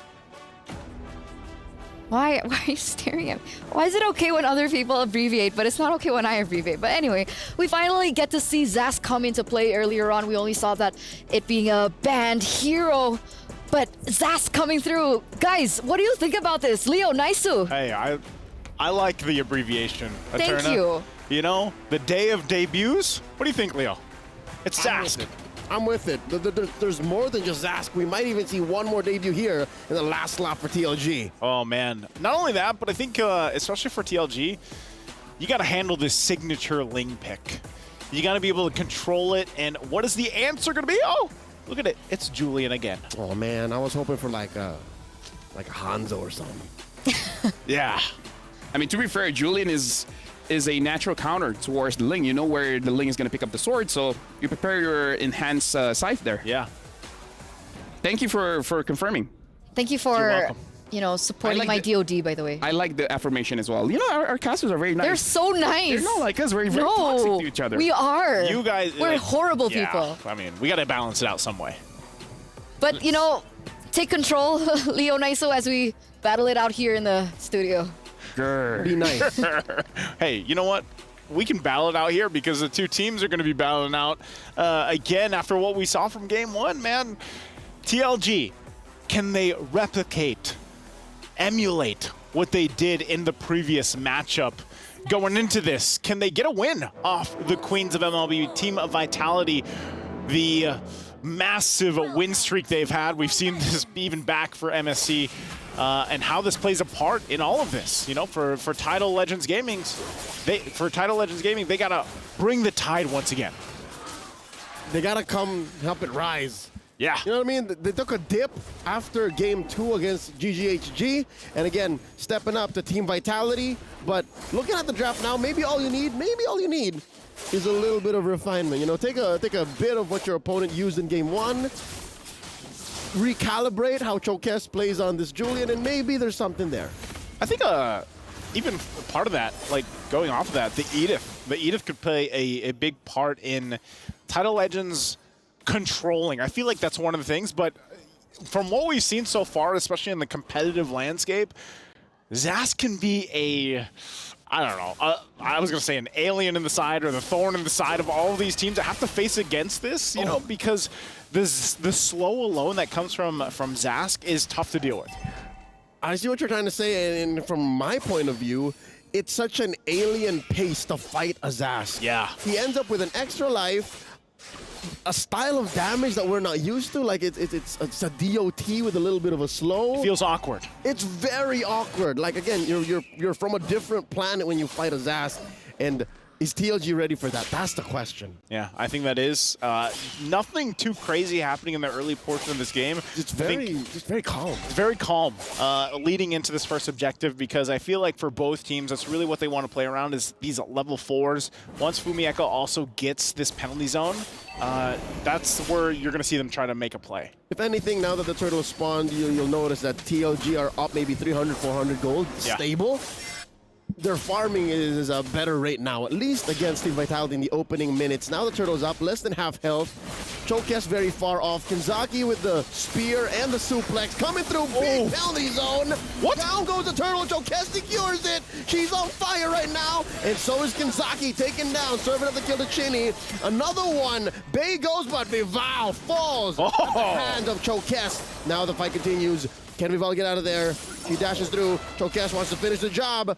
Knocks her off, but again, tricky passive on that Tigreal. And both teams walk away with a little something. Yeah, they both get something out of that. You know, it's they win in. Interesting, because I want to look at this again from STC, the replay. Interesting that Chokes gets that turtle. I feel like the retribution was also just off from Vival there, and even the placement wasn't on par from from TLG. It's a level 5 retry. Chokes on the Julian was just a little faster than the scaling Ling. That's true. That's true. You know, which is interesting the way that it went, because for Team Vitality, you still see that awkwardness with the Zask playing part of that. Gets 2 kills. Yeah, deal with it. Yeah, so Sydney has 2 kills now that she can go ahead and play around with. The spike of the Zas too. You know, dealing with these little aliens is already enough. Nightmare spawns. The nightmare spawns. Such a perfect name. It's a nightmare dealing with them. Hey, it is. It is. And now that you have an early kill, two early kills on the Zask, it will be more of a nuisance to deal with. But we'll see for TLG. They are maintaining that minor gold lead that they had. But I think this is where you want to see, okay, at this point, you have to make plays. You have to find setups. You have Bay able to use I'm Offended when she rotates to these objectives, if that's the choice. But even so, like, this is what I was saying with the Edith, you know? Like, this is a big play potential that you can use with the Earth Shadow combination. Yeah, despite being at 2-1, TLG are in a much better shape than they ever were in game 1. Yeah, right? definitely. 4 minutes in, they're up by about 300, 400 gold. Again, they're keeping that solid lead. As small as it is, it at least allows them to be competitive and forces Team Vitality to choose how they engage. Now the turtle's up, less than half health now. Oh, this is a quick take. I think they just give it up. Oh. Will they? In comes Kinzaki, repositioning herself, and there goes one more time, Deja Vu! Chokes secures the turtle! Vival takes out Kinzaki though, Tempest of Blades up, she's in the air, taking down Chokes. 2 for 1 so far, and Chinny scores another one, make it 3. All right, that, you know, Chokes gets the turtle, but at what cost? Right? I mean, look at this again, the STC replay. good setup, but look at the implosion. That was, I mean, we have talked about the Tigreal pickup so many times. That's why. All on Vivian. Yeah. All on Vivian. And the truth of the matter is, I'd reckon a huge chunk of why she is able to walk into these engagements and be on the brink of death or even barely take any damage is because of how well she plays the passive. Yeah. She stack. I'm coming in. Yep, I'm here, right? And she does it like, that was a multiple setup implosion, and we saw this even previously in an exchange where she didn't go down. Like you said, she plays with that passive very well. And that's a cornerstone of what's allowing even this lineup from Team Vitality to build up the way that it needs to. Again, we're talking about timing. Shell is just having that hell of a time farming up. What do they call it? What would they call that? We call it the gold lane experience. And what's crazy about her gold lane experience is in olden times, I'm talking about like Olden 9 months times. back. Yeah. Back in my day. You would need a roamer to help you out, Yeah. right? Or a massive rotation from your mid, duo even. But so far, even in game 1 of this series, she's been having the golden experience alone. Yeah. And I think, again, when you have, it's usually for a Claude especially, that's exactly what you want. Uh-oh. They're actually going to go for Vivian, but... Trying to find her. Kentucky was like an inch off on the onward. Yeah, unfortunately. So they're not going to get anything off of that. Also, Turtle's now up here. So far, though, hey, Chokas has been on point.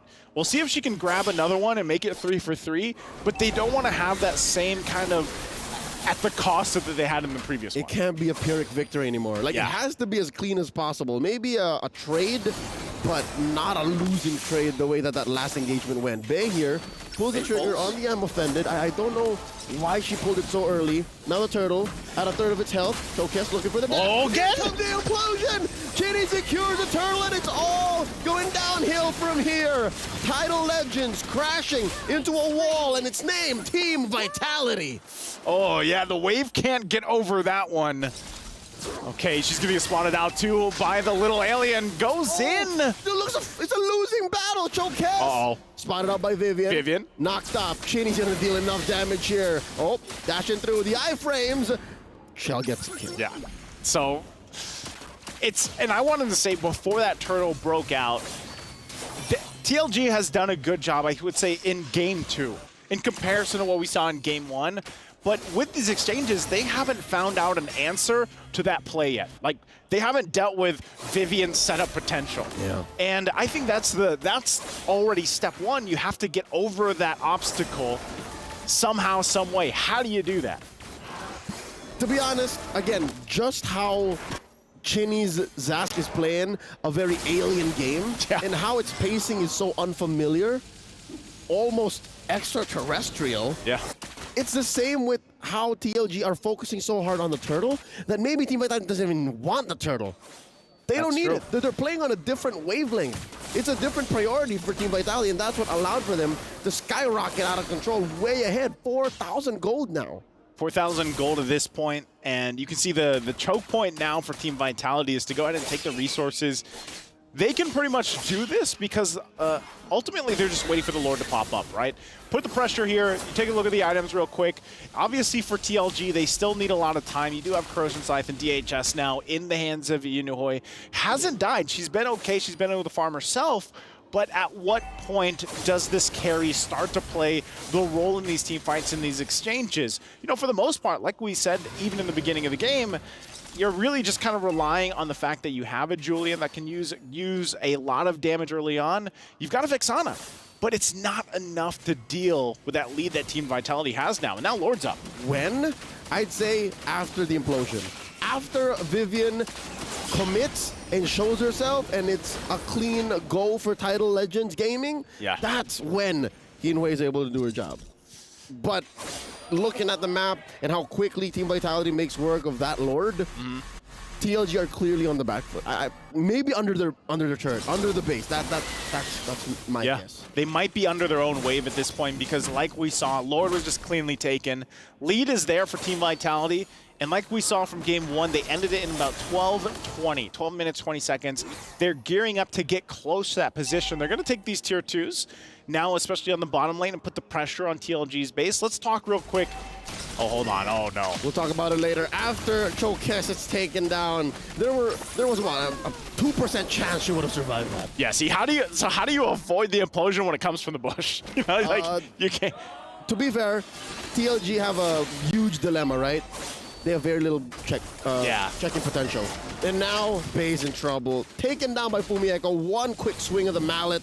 And just like that, TLG are holding on for their inhibitors. Yeah, going back to this, shields are all going to go down too. Lord's still top side, so they're down 2 members as well. And it looks like Team Vitality, again, might try to do the same thing, possibly even quicker. That last shield's going to go down here. Lord makes its way. They got 4 members now up. Bei should be up in just a second as well. So they're going to have the full force defense. They're going to lose that mid lane turret, though. They deal with the Lord. I think their eyes are going to be set on this top side, too. Even bottom. Vivian once again. All the way. Big 3-woman implosion. Down goes Jinwei. Chokes as well. This is just a matter of time. Bei goes down. So does Kinzaki. And it's just Vermouth left. Just Vermouth, and that's Vivian. That's my MVP. That's my goat for this game, too. And in fashion, there it is. The Queens of MLBB. It's giving Slay. It's giving Slay. The mother of tanks. Undoubtedly #1. I'd say MVP of this game, maybe even the series. Yeah. Never missed a beat. Never.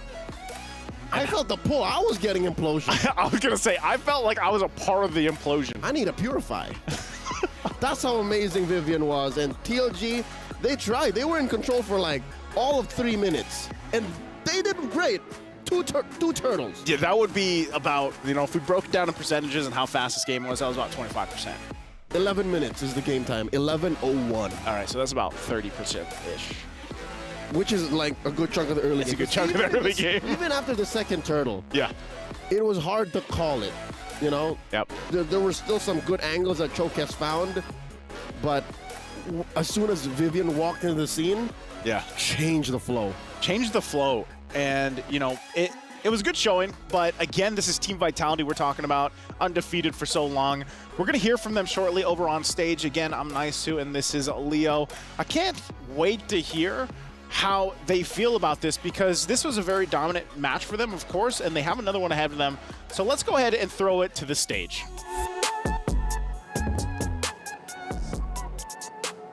Indeed, that was a very, very dominant win right here from our reigning queens of Mobile Legends Bang Bang Women's International. And right here for Team Vitality, we have Shell right here beside us. Hi. Hey.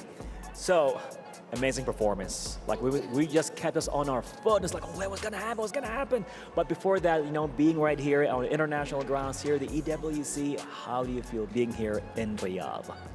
It feels amazing because like we're so facilitated here, and that's just amazing. Love it, love it. I really echo that, Riyadh. It's really, really larger than life, especially right here in the Boulevard itself. Oh, yeah. Yeah. So the next question is, you know, a little bit of a pat of the back for TLG, given that this is their debut, you know, coming in as the reigning queens. What do you have to say about brand new debutantes like TLG? For me personally, I think they played really well. Like most of the time, they dodged us, but they know what they're doing. Like they dodge us, but they want to get something in return. So they played really well. Incredible. And of course, final question for you, Shell, would be that you guys are the reigning champions, and you guys are looking for that 3-peat win right here for MWI 2024. Does that come as a stress on your shoulders for Team Vitality? No, we're just having fun here. Just a day, just a random day in the office. Just regular another day, having fun Yeah. right here, you know, walking in the Amazon arena, you know, just another day. That's a beautiful confidence coming from Vitality right here with Shell. But how do you feel about it? Now I'm very, very excited to see what they can do, of course, in classic and record time, may I add, especially for game 1. That was just record time, as they have mentioned on the panel as well. But of course, we're gonna let Shell go because they're gonna be starting off match 6 real soon. So thank you so much for joining us, and stick around for match 6 that will be coming up. We'll be seeing the likes of Team Vitality going up against Gaming Gladiators Homegirls. So I'm gonna pass it back to the studio. Yalla, let's go. Thank you so much to our amazing hosts as we get back into the studio, ladies and gentlemen, with me, Eterna, alongside with LaFell. And we're going to take a look into the highlights of this best of two over from game number 2. Honestly, I have to echo what Shell did say in the interview. Is like, honestly, they know what they're doing. They're able to dodge our engages, and then they're finding ways to get any kind of trades back. So honestly, this does show how strong TLG really is, because in this match, we definitely see a lot of glimpses where TLG could really take it. But I gotta agree with Naisu, man. Vivian's the MVP for this one. Look at all those crazy implosions. And there were even 2 Purifies, right? On the side of TLG. Yinhuai picked up the Purify, Vermouth picked the Purify as well, but with the way that they were able to layer their resources with the penalty zone coming through, and then Vivian comes in with the implosion, or either way around, or vice versa, right? It worked so well, and they timed it perfectly. Yeah, again, like, this is why we keep talking about this Tigreal pick. Yep. Sure, there are ways to fight against it, blah, blah, blah, you know, boring schmoring, but Tigreal's very strong. Like, that CC is instant. It's so fast. Did you see what I did? That's how fast it was. We couldn't even see it. You couldn't even see it. Didn't even see it coming. Especially, there were so many times that she actually put herself in a position where they didn't even have time to react, aka in the bush. The bush plays were amazing, and I think there were a lot of moments that TLG kind of overstepped because they couldn't check in, they didn't have the visibility that was proper, and they just played into the traps that were already set in by Team Vitality. I feel like Vivian is going to be amazing at parties, because I think she can throw an amazing surprise. Hi, it's your birthday. Oh, you're right, you're right. Right? She could throw an amazing surprise parties, like hug people, because that's what Tigreal does. Mother of tanks. He pulls, yeah. Mother of roamers. We have our very own Daenerys, but it's not a dragon that she's taming. It's all the tanks and the roamers. Honestly, looking at this game, sure, the MVP could go to anyone, but I don't care. Vivian has it. And it makes sense. But you know what doesn't make sense? What doesn't make sense? Your predictions aren't cursing. No, I feel right? I feel like Vitality is just too strong. Right? Okay, let's take a look at the STC Play audience predictions right now. 33% for... Wait, what? Wait, whoa. TLG 67%. I love this. This is amazing. Expect the unexpected. Where's the camera? There you go. Hashtag expect the unexpected. Do you expect this, LaFell? No. No? No. 9. How else can I say no in different languages? No? No. I think that's French. Maybe it's French. I don't know. Like, but here's the good thing. TLG has fans. TLG has fans. And they deserve it. Maybe they love the Dark Horse story. They love the Nightmare, which apparently Mare is actually a female horse. So the more you know. Do you remember the last time we were on the same desk together? We were also talking about horses, whether or not they could swim or not. No. We talked about. Oh yes, we did. MSC last year, I think. But let's crown our MVP by PlayStation, ladies and gentlemen. Is it the mother of tanks herself? And it is Team Vitality. It's Vivian. Are we used to seeing roamers with 11 KDA? No. Right?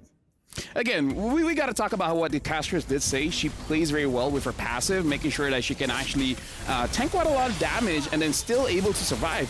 This initial fight kind of shows that both teams really have what they got. Like, we got to give credit where credit is due. Chokes was able to get 2 turtles. But again, the engage is coming in from Vivian. It's like, you can get the turtle, but I want you guys. Maybe it was a bait to begin with?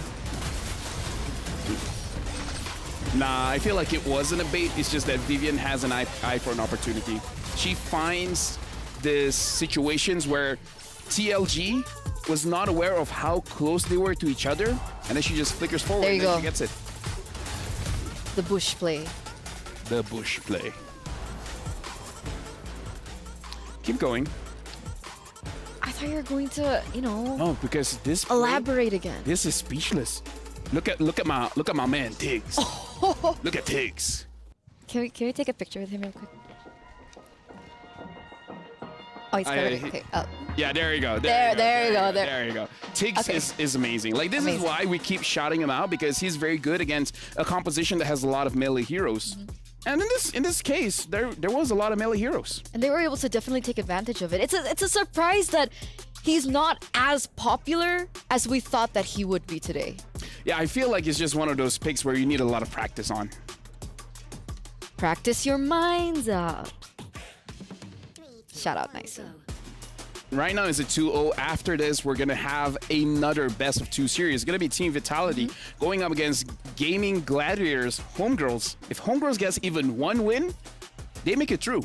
If they lose 0-2, then it's going to be a tiebreaker situation. And I don't know, going up against CLG, it looks like the more matches they play, the stronger they get. So if I was Homegirls, I want to get at least 1 point against Vitality. At least. At least. But before we get into that, let's take a look at their reactions from earlier on. Man, you know what? She's feeling it. She's like, oh, man. Oh, Vivian's actually feeling it, too. That's a surprise because usually they're very, like, nonchalant when they get victories because in an interview they mentioned that that's just the standard that they're going for. Winning is a minimum. I like when players are allowed to express themselves. Don't be robots. Don't be like, we win, it's okay. Don't be Super Marco. I mean, technically they were robots. Yes, they were, but now they're not. So express yourself. For everyone at home, if you're feeling sad, happy, maybe even depressed, just express it. People can have fun around you. They can help you out. Look at me. And now look at Eterna. There you go. There's Eterna. So let's head over to a break, ladies and gentlemen, before we get into the final best of 2 series of the day. And to answer your question, yes, I am expressing myself. So we'll be right back. Don't go anywhere.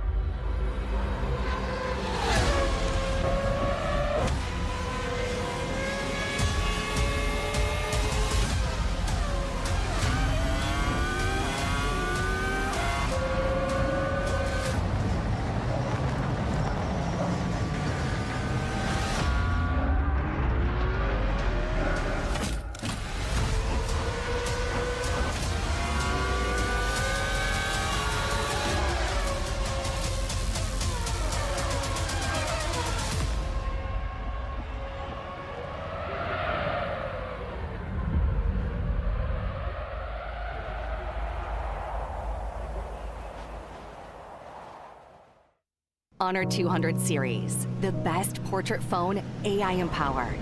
Studio level, AI portrait camera, 3 hardcore portrait modes. Color, vibrant and classic to capture portraits that truly stand out. AI empowered magic portal. Snapdragon 8S Gen 3 AI chipset.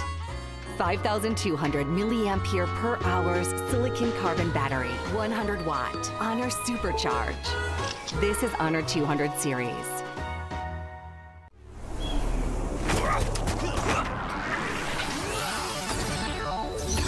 Ready, set, go.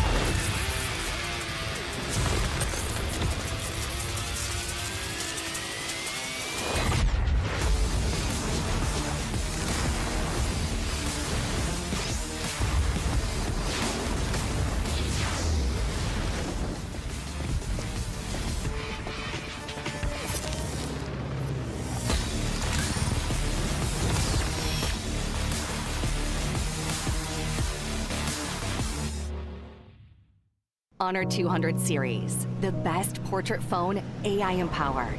Studio level, AI portrait camera, 3 hardcore portrait modes. Color, vibrant and classic to capture portraits that truly stand out. AI empowered magic portal. Snapdragon 8S Gen 3 AI chipset. 5,200 milliampere per hour silicon carbon battery, 100 watt. Honor Supercharge. This is Honor 200 series. You ever wondered how a Hollywood movie is shot? On a Sony. You review it on a Sony. And how do you make that sound epic? You record it on a Sony. Lunch break on a Sony.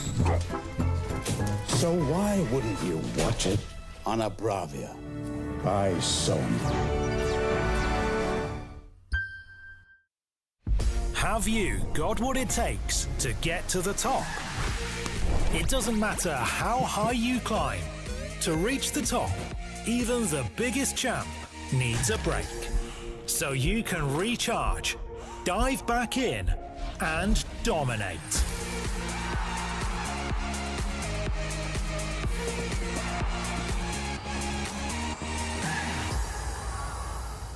Have a break. Have a Kit Kat.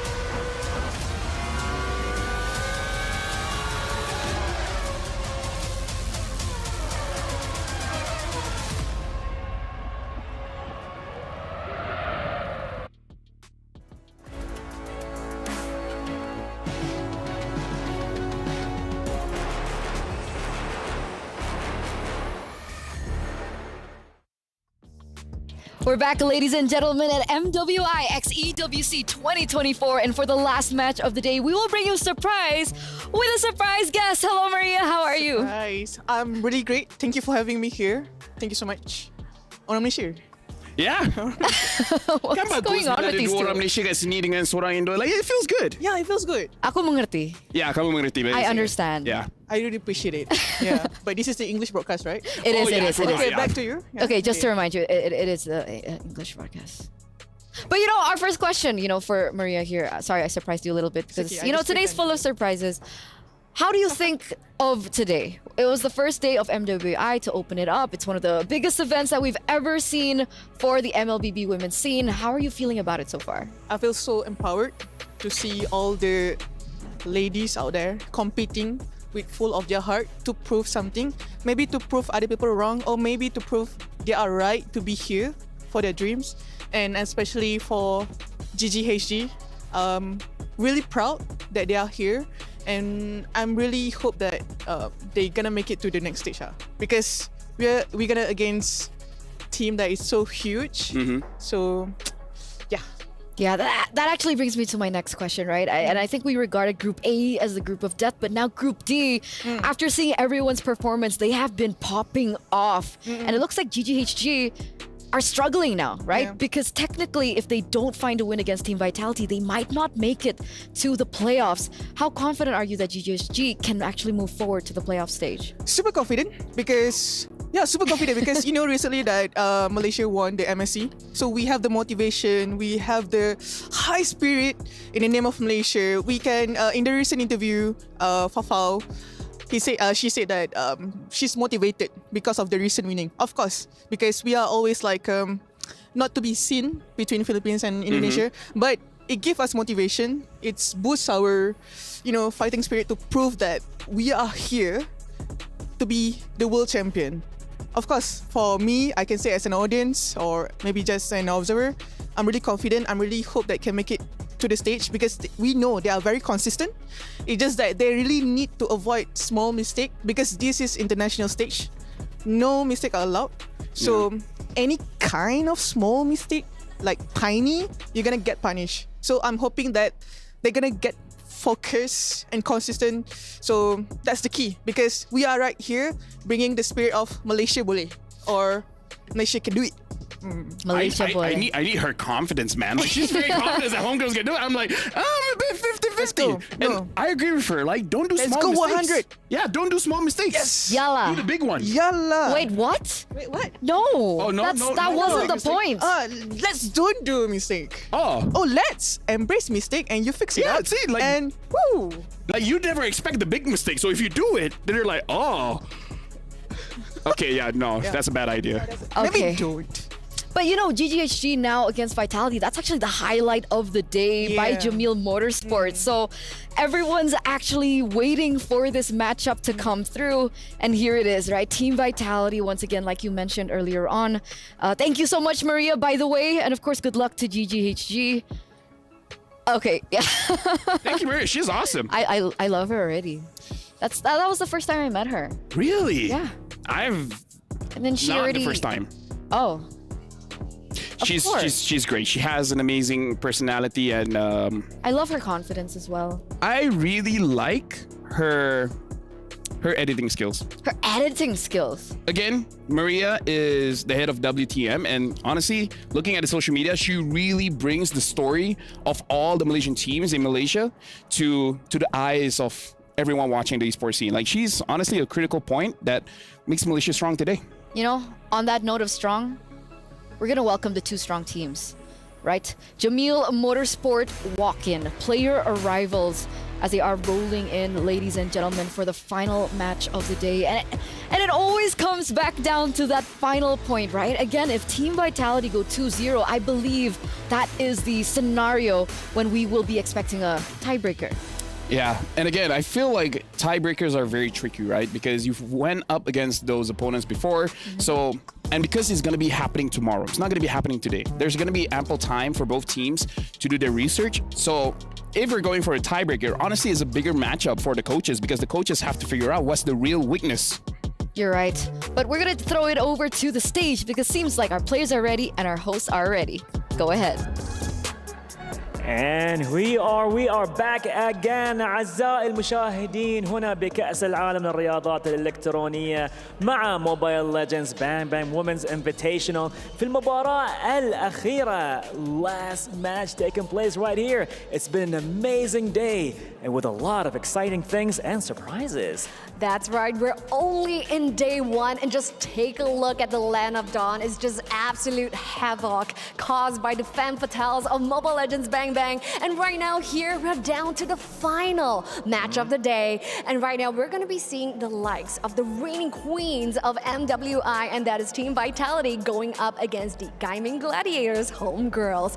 So with that being said, let's take a look at the beautiful faces of our reigning queens, and that is Team Vitality.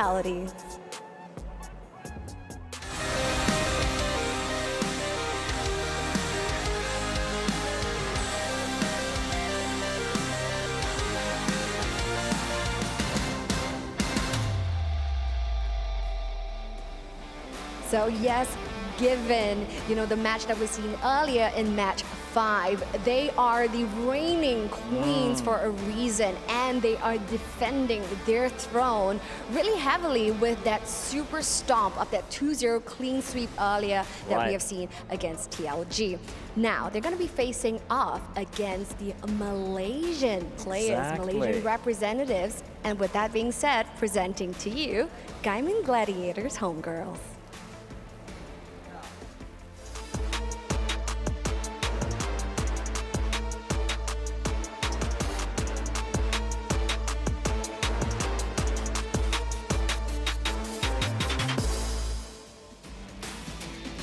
Well, there you have it. Gaming Gladiators homegirls change the narrative so beautifully. Will they be able to hold on to that narration of even winning this championship? Now, I wouldn't discount the Gaming Gladiators homegirls for a reason, because when it comes to Malaysia, they have taken MSC 2024, so they are also a region to look out for. But is that enough to take on the defending champions right here for MWI 2024? And that is Team Vitality coming from Indonesia. Let's hand it over to the professionals to break it down for us. With that being said, back to you over at the studio. Yalla! Thank you so much, Cheryl. Thank you so much, Bara. I'm super stoked for our last game, I'm ultra match. stoked. I'm mega stoked. Ultra is more than mega. I'm mythically stoked. Mythically immortal stoked. I'm infinitely stoked. No, nothing's higher than mythic immortal. I gotcha. I died and revived again. That's how stoked I am. Got that immortality. But of course, ladies and gentlemen, let's welcome you into the final match of the day, the highlighted match of the day that everyone has been anticipating from all around the world. Team Vitality and GGHG. Game number 1, Vitality gonna have first pick Arlet, their choice of ban. Now for GGHG, they had a bit of time. They had say at least 30 minutes to really study of what Team Vitality showed. I kind of feel like Vitality has multiple ways to engage into a fight, so I feel like they didn't reveal too much going up against Gaming Gladiators homegirls. So I really hope they just brush up on their mistakes, because what Maria said was actually true. Don't do small mistakes, which they have shown that they've done quite a few times, especially when they're trying to go for a team fight, where I feel like the order is just a little bit wrong. But either ways, going back into the draft here, Valentina ban just shows they want to use an assassin. And since the Angela has been banned, GGHG, they got to ban out a Chip and then one other assassin. Honestly, one of the better ones is probably Roger. Okay. So I'm thinking Chip Roger. Chip Roger from the side of GGHG. But that's a X-Borg hover and an X-Borg lock-in banned out for GGHG, and that actually changes the tides a little bit here. Yes. I feel like 2 things. Number 1, either they want to use the utility jungler or they want to use the Minotaur. And they've learned that the X-Borg can deal against the Minotaur quite well. Now, Vitality, they're the one that actually banned out a Chip. For GGHG, if it was me, I kind of feel like ban out the Hayabusa and let Vitality choose whether to get the Ling or the Roger, and then they can pick up one or the other. Because I kind of feel like Roger and Ling is more of a skill matchup. What do you think is more expensive, though, despite it being a skill matchup, in your opinion? I mean, the Roger is a good flex. Roger. Right? Roger is a good flex, and Ling has its has ways to counter it, like the Tigreal, like the I'm thinking of one Julian as well. Okay. So they ban out the Turizla. Perfect. So they are gonna have to battle it out between both of these picks. Roger should be a shoo-in for Team Vitality. They love that flex. Shell is impeccable on the Roger, but they don't. Jushin! They go for Jushin. Okay, that's good. I really like that So pick. wait, but that means Roger and the Ling are opened up. Is it possible for them to go in for both of these picks at the same time? I would encourage it. If you don't want, yeah, Roger Ling, because you have ways to actually engage on Jushin. So this is kind of good, but Vitality, they just need to pick up a Tigreal, and we saw how Vivian played on that Tigreal, and it's going to be pretty good going up against both these heroes. What, so the risk was okay for them to take pick up going the in for Tigreal. Zuxin? Yeah, because I think I even talked about it during TLG going up against Homegirls, where Jushin and a Tigreal, yeah, it solves both problems, right? It helps the Tigreal engage, and Tigreal helps Jushin from getting engaged. Okay, so now it's scary. The mother of tanks herself back on the Tigreal. That MVP PlayStation performance might come through again for game number 2, as they also pick up the Edith to close it out in that first phase. Now I'm thinking about the now they pick up the Zas, because they have a way to actually deal with a possible damage dealer coming in from the jungle, because again, Zas is pretty tanky once you're level 4. Now that you can actually use your the Nightmare Spawn, you can position yourself in a way that you're out of harm's way, and the slow is really helpful for both the Roger as well as the Ling to really engage in those turtle fights. So Zas is a very good pick, and this is something that is going to be new to us coming from GG Homegirls, because Queen only really uses the Ling in her ranked games. Haven't seen her use on the competitive scene for quite a while, but again, it's because Ling is just meta recently. So has she gotten used to the hero? It's going to be something that we have to watch out for. It's a perfect time to put her to the test, right? The Ling for Quinn. Hayabusa gets banned out now as we enter the second phase of the drafts, ladies and gentlemen. And that does leave still a few options open. I mean, if they still want to bank in and go in for these assassins, there's still the Nolan. Julian was also quite exceptional. And, you know, technically, it still could be picked up. Do GGHG want to respect that away? I feel like Julian is a good pick. Nolan's going to be very difficult as well, because we've seen how even Choki on the Nolan was able to actually demolish Homegirls. Even though Homegirls still win, but it wasn't an easy win. Yeah, I don't know. Nolan or Julian, both are very solid bans here. What about Fanny? I feel like because they have the Zas, you can survive the Fanny. Yeah, if you're on any other mage, say a Farsa, yeah, going up against the Fanny is going to be very difficult. Zas, a little bit better time. Okay, so Claude gets banned out. Wait. They're forcing a Harith pickup here. Yeah, that's what I was about to say. Harith has been left open. Yeah. Few good reasons, because the Roger can deal with the Harith. So that's number 1. Number 2, if you force out the Harith for Vitality, they're going to be overloaded with magic damage. Right? So they're forcing a damage dealer in the jungle. So maybe a little bit less balance in the draft, because even Edith is magic damage. Yeah, you're right. Yeah. You're right. This must be the mind games that are happening between both of these teams.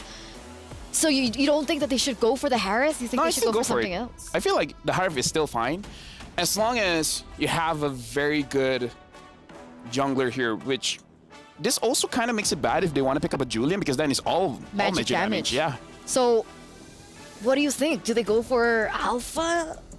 I mean, the fighters have been finding success. We do see a Ruby being picked up now for GGHG. What are our options for the jungle? Do we fall back to the utility? What about Bane? Because I feel like in terms of the fighters, there's still quite a few pickups that we haven't seen a lot of. Alpha is pretty solid, but yeah, something like the Bane might be fine. If they do want to force out a full magic composition, they can still win. All they have to do is just end the game before... yeah, there we go. Bane pickup, as well as the Moskov. Okay. I know this game.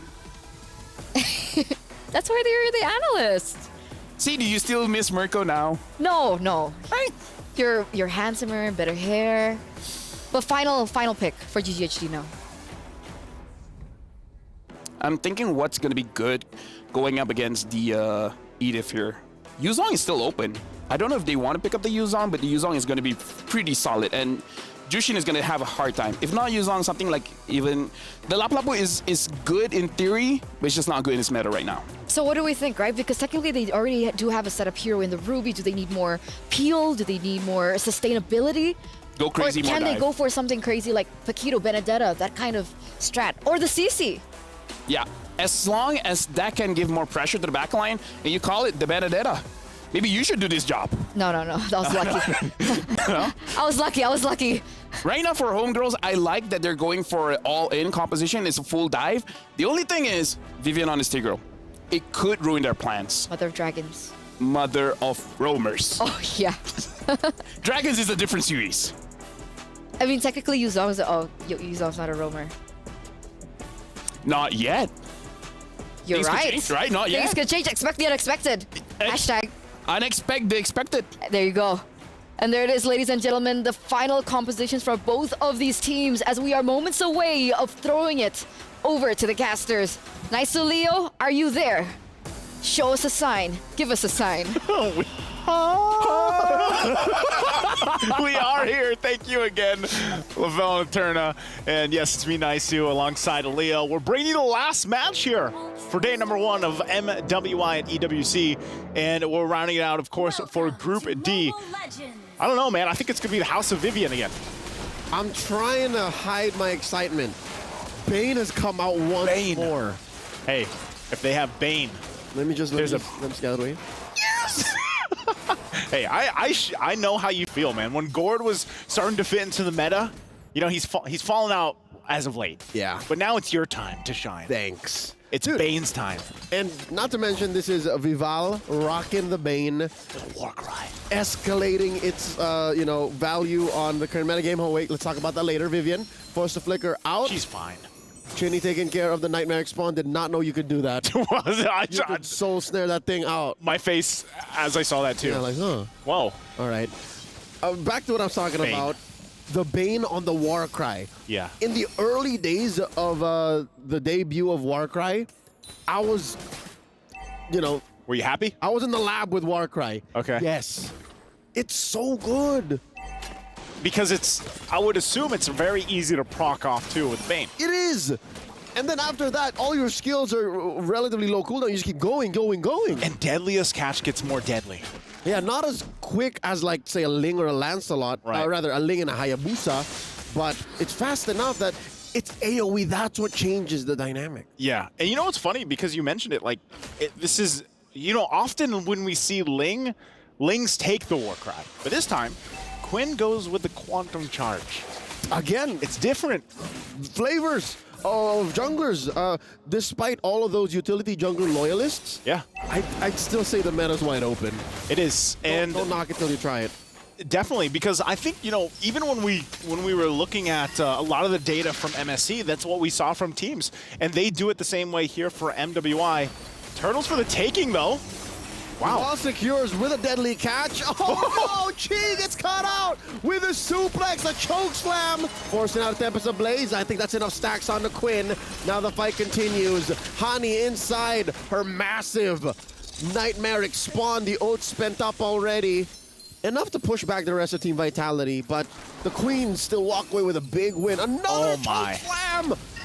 She's still going. I mean, this is the use of Jushin and why I think now she's going to be a menace in the meta. How long do these soul snare stacks last? That's a good question. Like, how long does it take for the stack to drop? Because so far it just seems like Chinny's just like, yeah, I'm going to drop it down. Here's the snare, pull you in. I'll leave you cool down, and then I can do it. What?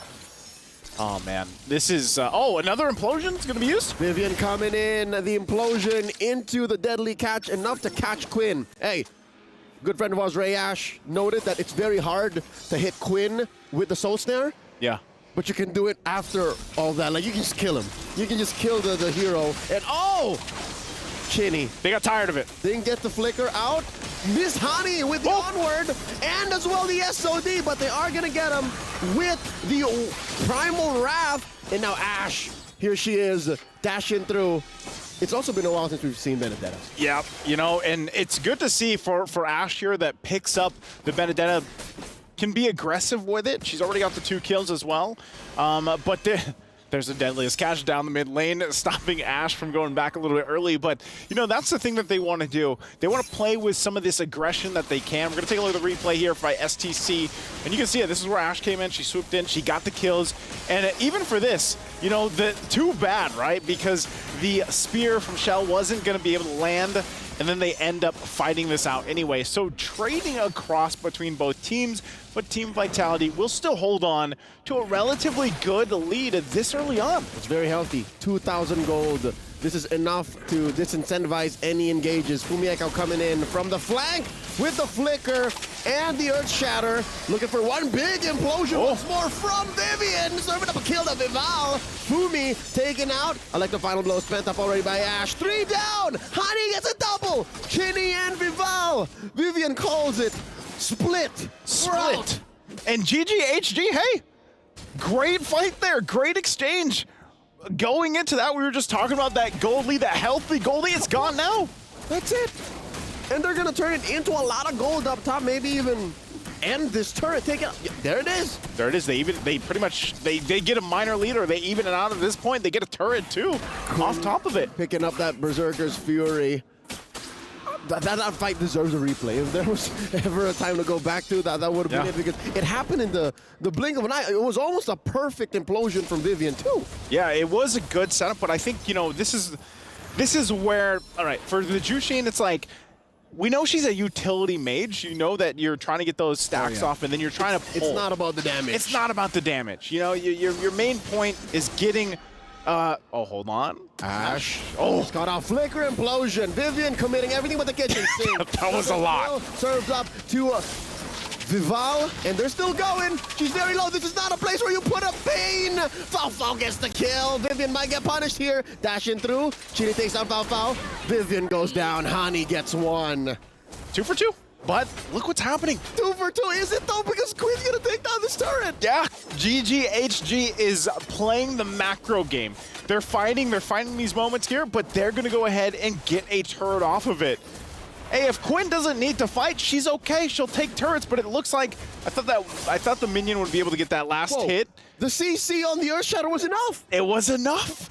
Apparently. I think Quinn will eventually, she's just gonna be like, yeah, I'll go get that later. Quinn maybe could have afforded one more basic. One more hit. Yeah, one more basic hit. Again, that's the discipline coming out of the veteran squad. That is GGHG. The last turtle spawns here. I wonder, GGHG is still with an economic advantage, by the way. Still 1,000 gold. Yeah, it's still 1,000 gold. It looks like they're gonna go ahead and try to contest this though. They go in. And there's the final blow, a lot of damage put in. Vival with the retribution, deadly catch, no one home. And they're still looking for targets. There's a lantern flare. Can he get the choke slam? Falfao walking away from it, uses the Purify. That's one way to get rid of the stacks. It's one way to get rid of it. It's one way to deal around, because I think if that wasn't used, then Falfao would have been dragged back. And by the way, folks, mind my pronoun, them. You can put multiple stacks on multiple people, hit the lantern flare, and do a double, triple, quadruple choke slam. As long as they're in that circular. And they all have the 10 stacks each. So that can actually be pretty devastating if you talk about the fact that if you pair it up with an implosion, how fast can you get those stacks off, you know, and then pull multiple people that are centered around an implosion? I mean, it does sound like, you know, magical MLBB Christmas land, but yeah, you could hope for the best. And it's probably, we've seen multiple ways of that happening. And now Falfao trying to run away. Jumping from target to target, not enough to walk away. The ult spent in by Hani. Where's the damage? Where's the CC? There's the implosion. There's the implosion coming in. Chi Boy walking away, the Tempest of Blades. Dashing through, 1, 2, 3, 4. Picked up, and all they can do is back off. Ashi hit with the full combo. Earth, Shatter, onward. She's backing off. She's fine. She's got the Petrify too, so... All right, a whole lot happened in that exchange, but also this is now the time for Team Vitality to be like, you know what, we'll go ahead and take the tier 2. We still hold on to ours with 1 HP. the Queens are back in control. The Queens are back in control for now. They get that lead they had earlier on, but also you have to respect the damage. You know, this Zast pick has popped up a couple times now, even from MSC, and it seems to be doing really well. It seems like it is just that annoyance, you know, dealing with the Zask in the mid lane. And that's the worst thing you could hope for from a Zask. At best, it is an outer worldly mid laner, right? At worst, it's just annoying. Quinn goes down here. Again, that's what a Moskov is. It's a marksman that does well against the Ling, but back to the Zask. Right now, because of the Jushin, because of the Bane, and to some extent because of the Moskov that can outrange the spawn. Yep. It's just annoying. Oh, this too. There's the pull. An implosion was going to be used. Here it is. Big fight. Vivian very low. She already spent quite a bit of resources trying to get in, but Chell gets the kill. Now Key's up next. Can she get away? Deadly catch thrown out.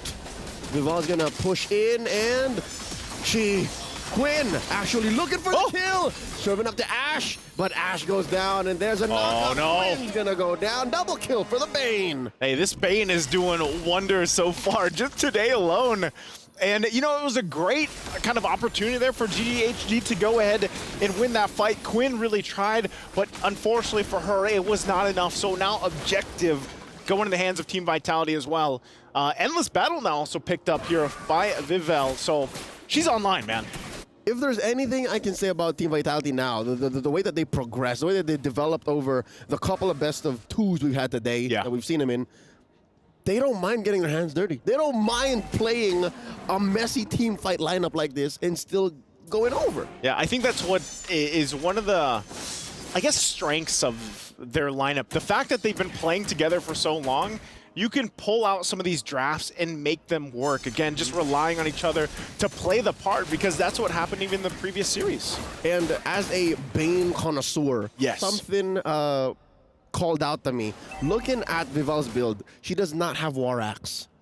Usually you build War Axe first. Here, she decided to go, okay, Hunter Strike first, because the benefits you get from War Axe is somehow answered for by Warcry, and the kind of damage you're dealing isn't the kind of damage you want against the lineup that has that HG's running. Yeah. They don't need penetration. This is a rather soft lineup.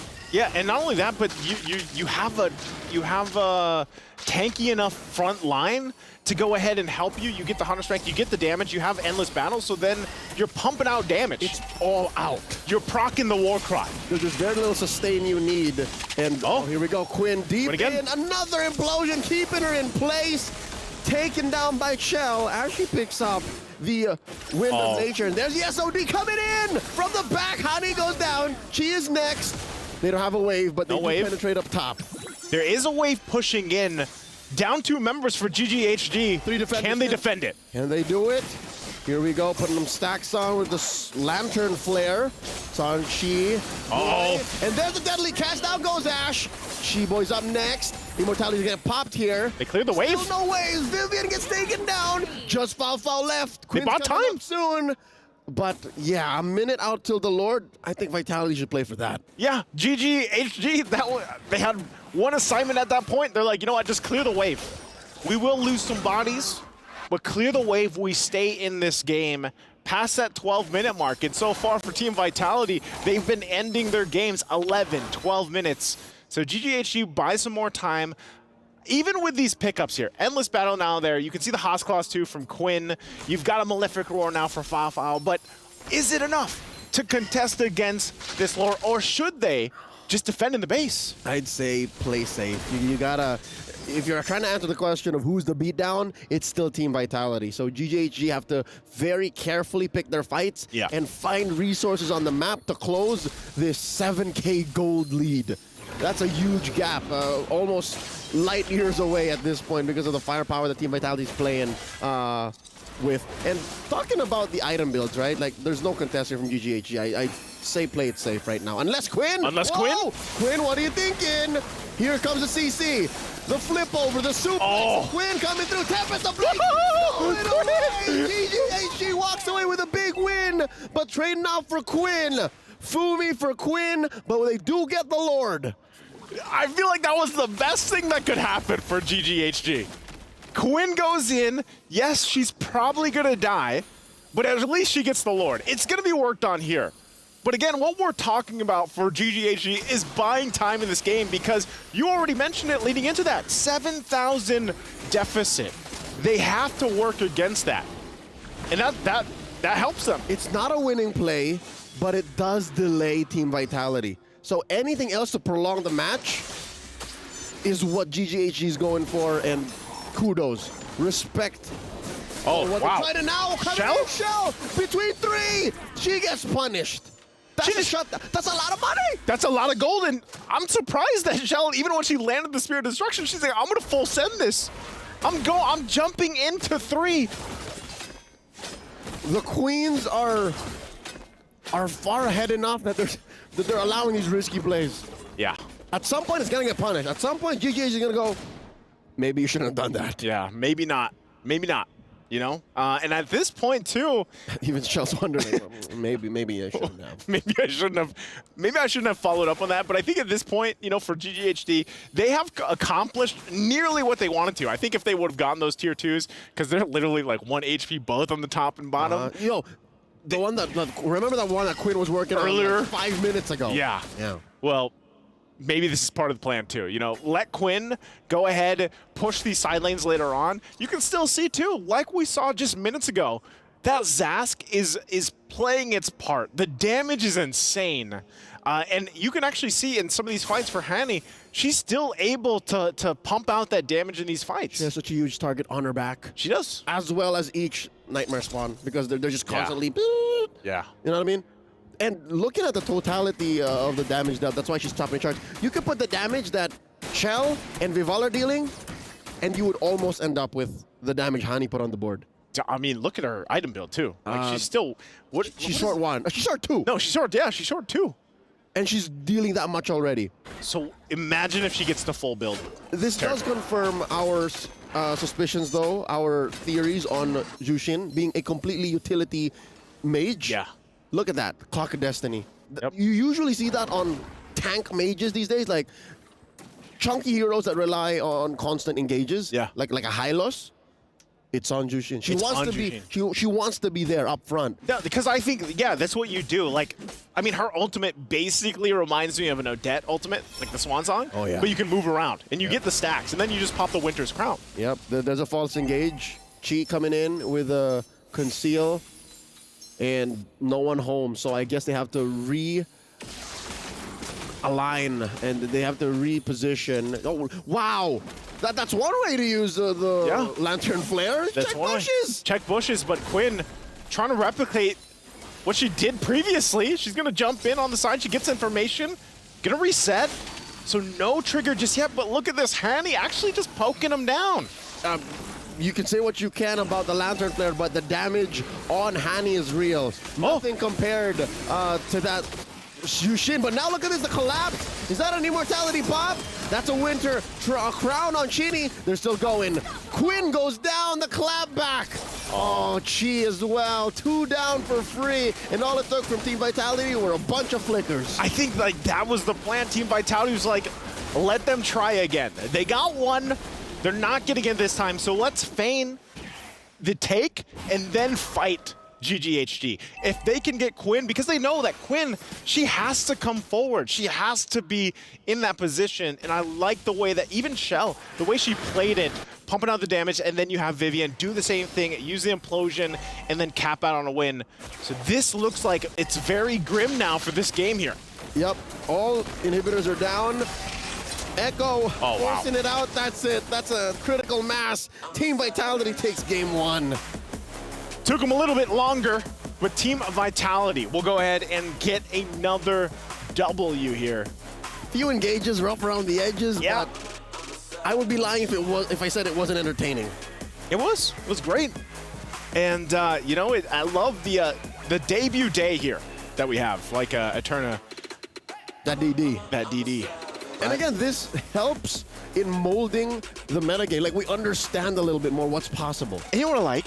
This is also a different meta, so to speak, than what we even saw throughout MSC. Like, there's still different variations. I plead my case. Jushin is a must answer. She's a legit tool that teams can use to change the flow of battle. 100%. And I think she's going to continue to find the footing here throughout this tournament especially. And teams will almost be forced in a position where it's like, yeah, we might have to just ban her out, you know, and deal with that. So let's throw it over to the studio and have Turner and LaFell break down this game for us. Thank you so much, guys. Thank you so much, Leo. Thank you so much, Naisu. But wow, that was honestly a close game. I thought at a certain point that GGHG would have been able to take control of that game, but Team Vitality somehow, some way, were able to come back. Yeah, honestly, like, it's close, much closer than we anticipated. Yeah. But again, it's all about a team fight where the amount of damage that was able to be pushed out by Team Vitality is just that much higher. And the thing is, if we're looking at the positioning coming in from Gaming Gladiators Homegirls, they're not really making it difficult for Vitality to choose a target. Like, you see Quinn being far forward, so Quinn is going to be the first one. Like, they line up in a way where they can just be like, okay, 1, 2, 3, 4, 5. So it's something that they have to figure out going up against Team Vitality. If they line up very, very nicely, it's going to be very easy for Vitality to choose a target. They got to make the team fights a little bit more chaotic. I agree. I mean, there were several moments where Quinn came into the team fight first into like a shark's den, expecting something of a benefit. But, you know, Team Vitality, they capitalized over that time and time again. And when I mean shark's den, I mean literal shark's den, right? They had the Bane. Yeah. Honestly, like, if we see the gameplay on the floor, you could see it again where Queen and then Ash and then Honey. Yeah. Everyone is like trying to circle Team Vitality. They're trying to trap Vitality inside of a circle so that they have some kind of control. But Vitality, they just kite back and deal with homegirls one at a time. So it's more systematic for Vitality. And I found that surprising because in the mid-game, it looked like GGHG understood what they wanted to go for, right? Yeah. I mean, technically they were going against a really team fight heavy comp, right? With the Tigreal, with the Zuxin as well. And so with the fact that they picked up the Benedetta, they were playing the macro style. They were going in for pickups instead, being very, very disciplined, but something switched with them that I don't quite understand. Yeah, if we were looking at a team fight here, I understand where GGHG, they don't want to clump up because the deadly catch is going to be troublesome as well as the implosion. So really what they have to do is split the map. Play like a 3-2, flank from 2 different angles, and then give a problem for Vitality. Which side are really going to control? Like, I feel like going up against Vitality with this lineup where they have a Zushin, they have a Tigreal, you got to split the team fight. Don't make it a 5v5. Make it a 3v2, 2v3, so that you have a bit of an advantage where you're creating chaos going up against Vitality's draft. So do you think that it was execution that kind of lacked from GGHG? For sure, yeah. I mean, technically, despite everything that we've been talking about, right? GGHG have been the only team that have been able to push Vitality to their limits, right? 17 minutes of the usual 12 to 13 minute game. So they're on to something. There's potential, and there's a big chance that they can go for a comeback in the second game of the day. But let's crown our MVP by PlayStation. In our first game, it was Vivian, the mother of dragons. I'm going to stick with that. And for game number 2, you know, despite that mistake that she made with the Spear of Destruction into 3 members, she, at the most part, partaked in so many of the success coming in from Team Vitality here. I mean, sometimes you need that kind of confidence. Be like, guys, hold my water. See what I can do. Hold my bag? Earrings? Hold my purse. Hold my purse. Hold my purse. That's it. That's it. Gotcha. Hold my purse. Let me 1v5 this one. And it's like, okay. Maybe 1v1 is better. And then I liked how the casters highlighted her reaction after. She was like, you know, shifting on her nose with her hand, and she's like, oh, okay, maybe that wasn't the greatest idea. Maybe they were like, why did you go for it? And she's like, watashi wa gatau si. That might be what she said. Okay, yeah, true. But yeah, looking at the team fight, it really is about the execution, because I feel like the idea coming in from Homegirls is pretty good. You have a dive composition, that's what you want to do, you want to dive. But again, it's like when you're going up against a composition that wants to play as 5, you got to split them up. usually when you have a composition that you're going up against a Minotaur, you're going up against a Tigreal. Even we saw the Atlas. If you can make their team fight so that the damage dealers are far away from their engagers, you're gonna have a successful team fight. But again, it's one of those things that's easier said than done. So I don't know, was it hastiness that got to them? Was it patience that got to them? We're gonna take a look at the player reactions, and hopefully we get a replay of Shell's earlier reaction. But we have Fumi Echo here celebrating Vival. All smiles, no problem whatsoever. Usually Vivian is like the cool control one. See, there you go. That's the Vivian we know and love. I feel like in this matchup, they went in pretty confident. Like, I'm pretty sure that they understand that GGHG is pretty strong, so respect is supposed to be given to them, and I feel like they did. For game number 2, it's really about home grows, because if they win just one, it's done. It's done. They make it to the playoff, and if they don't, they got to go for a tiebreaker. And again, it's basically a toss of the coin at that point. So 50-50. Oh, yeah. Right? With TLG's performance, the way that we've been able to see them play so far, and imagine them getting like an overnight time to adapt. Oh, yeah. I don't think GGHG want to risk that, especially if they want to replicate the success of SRG. So we are going to take to an interview now, ladies and gentlemen, and I'm pretty sure it's with Reptar, so let's see what they've got.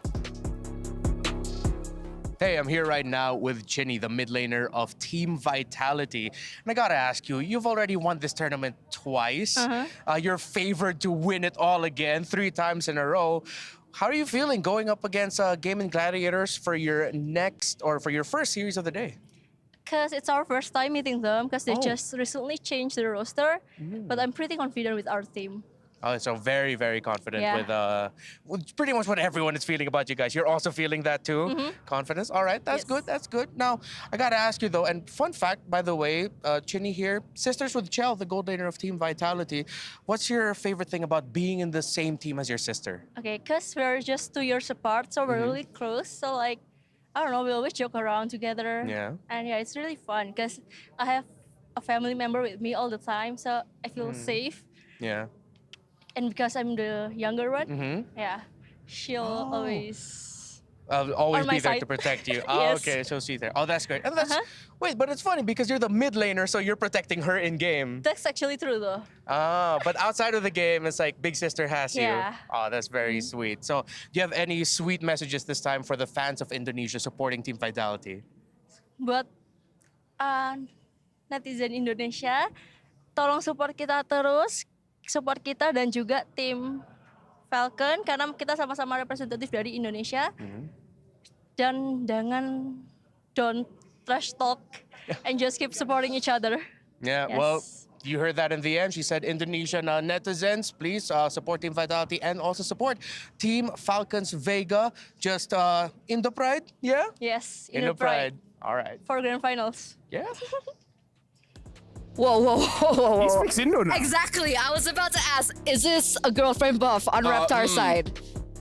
I'm really gonna expose him that way, but Yeah, it's fine, congrats, Remar. right? Congrats, Remar. But yeah, support both teams. Amazing. And again, I like this sister kind of dynamics. Like, okay, in game I'll protect you. Outside of game, you get me Korean barbecue. You're right, actually. I'm right? You're right. Right, there we go, Shell. And it's the same dynamic that we see in Falcons Vega because they're also sisters. I actually do have sisters. They're cool. They're alright. Yeah, I have a sister too. Really? Yeah. She's cool. Yeah. Not as cool as them, but you know. Not as cool as the prediction so far. Because, you know, okay, aside from the TLG one, everything has been super accurate. So we still want to know what you guys think. So head on over to sdcplay.gg to let us know what you guys think. Who will be able to reap the rewards here and the benefits? Can GGHG come back? Can they force this to a 1-to-1? And can they secure what is rightfully theirs in their playoffs? Yes, they can. Yes, they can. They just gotta... Every time LaFell is optimistic, that's when things go very, very wrong. Aww. What are you saying? Are you saying when I'm happy things go wrong? Yep. Were you happy? Why you gotta do me like this? Wait, technically. Okay. Were you optimistic about SRG winning? Yeah. Like on stage? Oh yeah. Oh, okay. Okay. I mean, you heard what I did, right? Like We're not gonna say it here. Like if you guys saw, you guys saw. If you guys know, didn't, blah, blah. English is difficult. Okay, going for game number 2. I feel like in terms of the drafting, I feel like it was fine because I feel like they have answers to each other's problems, right? So I feel like the drafting is fine. I feel like I agree. They won't mess up for this one. It's really all about the execution, and I kind of feel like this is difficult for any professional players. Is that in game itself, when you're transitioning from the mid to the late game is more about the team fight situation, and during the team fights, there's a lot of critical thinking that you have to think that in the early and mid you can do this. In the late game, you can't. For example, in the early and mid, it's completely fine if you want to target the roamer to make sure the roamer dies as much as she can in the early game so that delays the items. You're not going to be tanky. You're not going to be able to engage. But come late game, when the roamer has 3 defensive items, you can't do that anymore because you're going to waste a lot of your skills and the roamer still won't die. So yeah, it's about adjustments. Buys a lot of time as well. Yeah. But I mean, you know, I'm still adamant with the idea that GGHG were on the right track. Yeah, they were. The drafts were amazing. They understood what they were supposed to do in the early towards that mid game. But again, that discipline was a big question mark, especially for the Ling, right? So many times she dived into these team fights in the middle, head first, into a sea of sharks, expecting a different outcome. I think the casters kept talking about insanity, and it was a little similar to that. So hopefully execution gets repaired because again, this is a big risk for GGHG. If they want to make it to the playoffs, if they want a sure win to the playoffs to get out of that group stage, they need to secure this win against Vitality as we enter the drafting phase. You know who needs to step up so that the team has an easier time? It's the EXP. Ash needs to step up, create problems for Team Vitality to enable everyone else, because we saw how Quinn had to be so close in the eye of the storm, in the danger, to make sure that she can get these crazy steals on the Lord and such. But if your EXP is causing chaos, right? Controlling the enemy jungler, it's going to be easier for your jungler to actually grab the objective. Like, it makes it so that it's not a 50-50, it's like a 70-30. So if they want to go up against Vitality, honestly, the jungle and EXP duo need to start to have more chemistry. They need to be able to open up for the entire team to pop out. Because as crazy as Fafao is, if no one is being distracted, she's not going to be able to free hit. But you know, on that note, I think I was talking about Quinn a lot, but like that hero moment that she had with that Lord Steal was insane. It's crazy because honestly, she did it by herself. Yeah. Because again, usually we see all these crazy steals.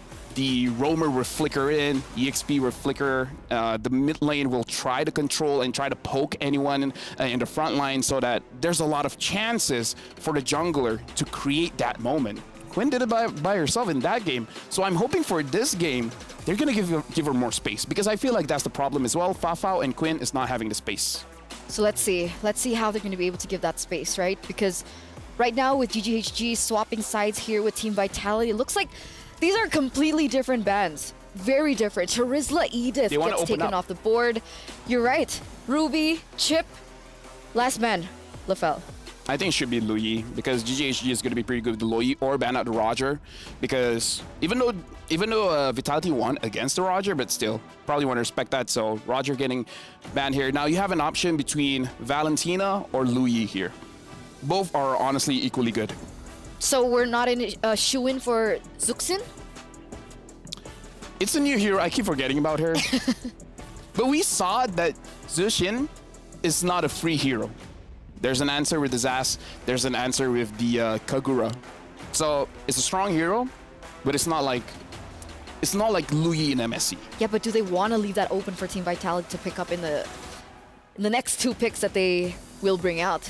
Okay, this is not what I expected. I guess the answer is yes. This is not what I expected. Zas first pick is insane. Now, for Vitality to answer this, 3rd pick up the Harif or the Claude. The Claude is going to have an okay time going up against the Zas. So what do Vitality do now? Zuxin... Ling is still open. Ling is open, and then pick up the... maybe you don't pick up a Zuxin anymore. If you're not confident, if you're confident, you can pick up the Zuxin. If not, go for more damage to go up against the Zask. So what, Vexana? Is Vexana the answer here?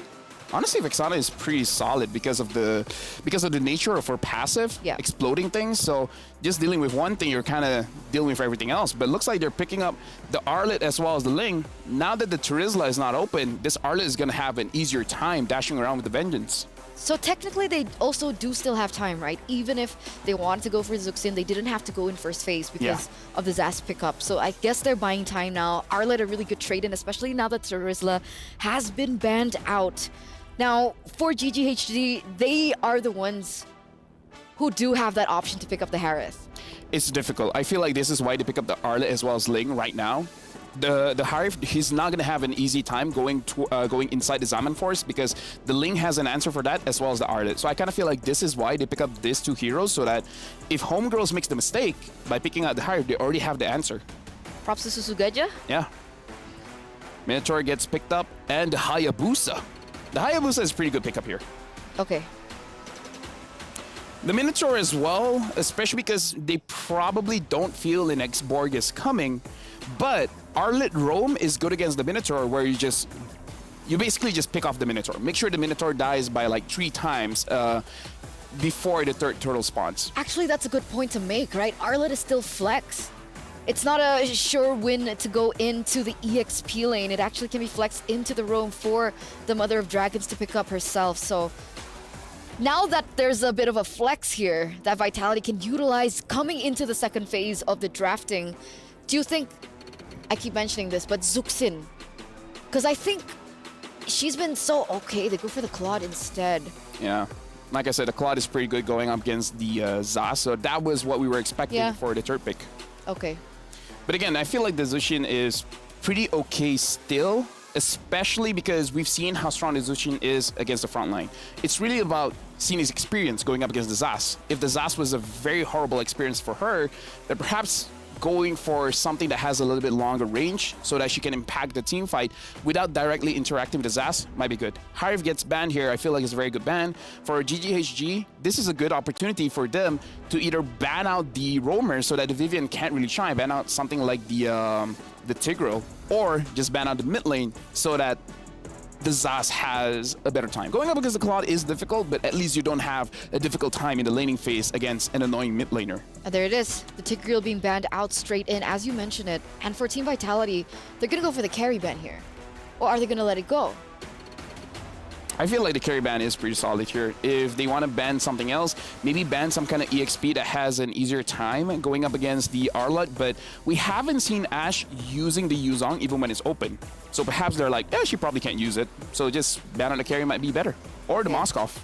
So Moskov or carry is a good ban here coming in from Team Vitality. If they want to shut down Fafao from the get-go, they need to secure a proper lane for Shell, but technically we've seen Shell in losing matchups. Ban on the Yuzong. And it works. And you're right, the Yuzong still does get banned. So technically now, Fafao does have the possibility to pick up the carry if she wants to win that lane against Shell. I wonder if they have some kind of pocket pick, right? Because the Zas was, in essence, a surprise. Maybe they have a different surprise here. The Grog gets banned out, so they're really respecting Vivian here. I feel like they need some kind of locking mechanism or some kind of heal to deal with the Hayabusa. Because the Hayabusa, if he has a very good early game, is going to be very difficult for the side laners, especially the Claude, to actually survive, to the point where perhaps the Claude might have to go for a third item, Wind of Nature, to survive. So what are we feeling here for the mid lane? Do we still go for Vexana? Do we go for a little bit more support? Zuxin? I know you don't really like the Faramis matchup into the Hayabusa. Yeah, especially because the Minotaur is there as well. Well, technically, wait, Valentina is still open if they want to go for that. Oh, but they go for the Lu Yi, which is not the best going up against Hayabusa, because the Hayabusa can assassinate the Lu Yi pretty early on. So I feel like this might be an Arlet roam. Like, in a perfect world, this should be the Arlet roam. It's good against the Minotaur, and it's a good combination with the Lu Yi, because the Lu Yi, the Yin Yang reaction, is a crowd control. And with every crowd control, it resets the Vengeance for the Arlet. So you can have a very aggressive mid trio here, where the Link doesn't really have to focus on the farm. The Link can follow the team and try to get kills. Bane gold lane? Shoe on the other foot. I mean, I did say they probably have a surprise for this one when it comes to the gold lane. Wow, we saw Bane in the jungle earlier on, and that was a big surprise. And now an entirely different lane. Leo might When be was the happy. last time we saw Bane in the gold lane? I feel like... How many seasons ago? I feel like 3 tournaments ago. CC. Gonna be locked in for that EXP lane. Oh, I'm excited to see if this works out. I want it to work out. What do you think? I mean, technically, I like like Bane can counter the Claude in a 1v1 after they both get level 4, but in that trading of damage, how does that work out? GGHG has a lot of damage, especially if she goes for either a Hunter Strike or a War Axe first item, and then afterwards pick up a Thunderbelt. You're gonna be so tanky. They're gonna have a difficult time to take down Fafao. And there you have it, ladies and gentlemen. 2 of these teams have set their composition in stone with a debut Bane in the gold lane. It's a DOD, a day of debuts. I'm pretty sure Leo likes this. Why Leo? He loves the Bane in general. He said he's a Bane connoisseur. He's a Bane connoisseur, exactly. So let's call our casters right now. Leo, Naisu, you there? How are we feeling about this Bane in the gold lane? Do you guys think it will work out? Well, I'll let the Bane connoisseur answer that. Leo, what do you think? It's an acquired taste. Yeah? I'm pretty sure GGHG spent a lot of time in the lab to, you know, calculate if this is worth it. Because again, gold lane is full of solid heroes. You got the Claude, you got the Moskov, you got the Harrod, you got the Cat. All of these are better picks, right? Yeah. But if they picked it, then all we got to do is trust the process. Let them cook. Let him cook. Let her cook. Let Fao make this work as we jump in to the last game for day number 1 here. Once again, MWI at EWC. And Team Vitality on a roll so far. You know, this was expected for the Queens of MLBB, undefeated literally for years at this point, since, what, 2021? That's right. Now, this lineup from GGHG, I think it is interesting. And like Eterna said, you know, now it's become DOD. It's DOD, right? It's at this point, it's a day of debuts.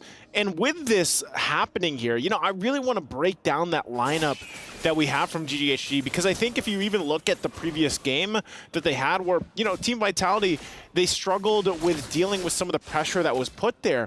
This lineup that they have, of course they have the Zask. We saw how much damage Hanny could do just from the previous game alone, but I think also you pair it up with a Hayabusa, you pair it up with a gold lane Bane, and this is it. Look at this. A lot of pressure on a Shell, putting her to a 10th of her health. They could have finished the job. Oh, Look no. at Chi from the back, taking a few hits from Chinny, and now Vival forcing out a flicker.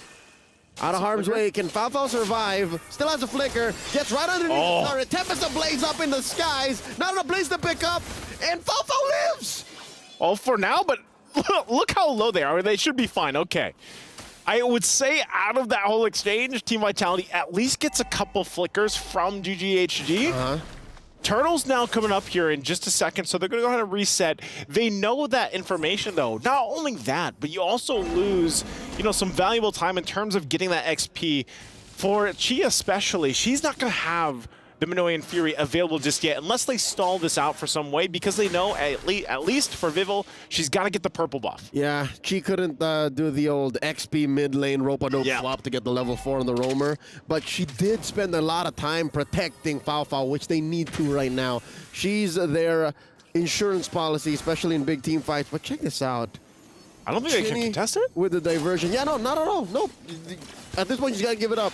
Unless. Again, this isn't a Ling that you can come in with the steal. Fumi Echo down to a third of her health. The Minoan Fury keeping her in place. Hani with the kill. Tempest ablaze up into the sky. Quinn still steals it. Oh, I should have known better than to doubt Quinn.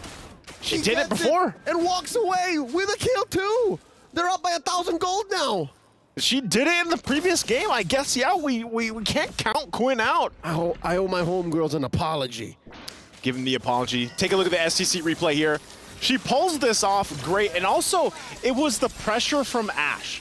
You got to give it up to Ashe. Pops the Vengeance, goes in with the current call and everything else, and great play, great team play.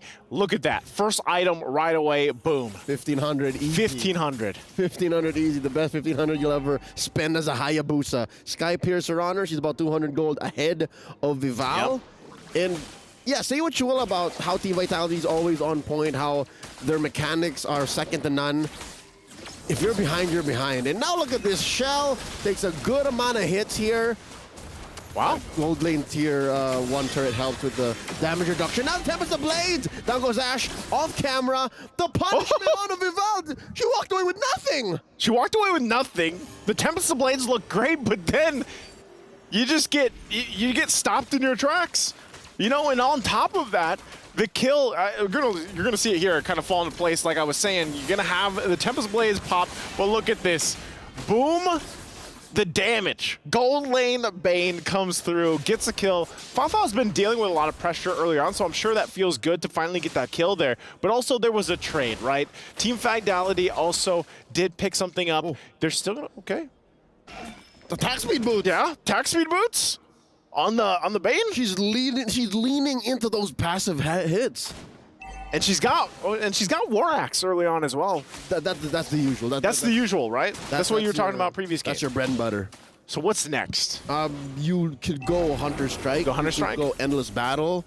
Again, that's what makes Bane such a great hero to like main, is because there's so many flavors of it.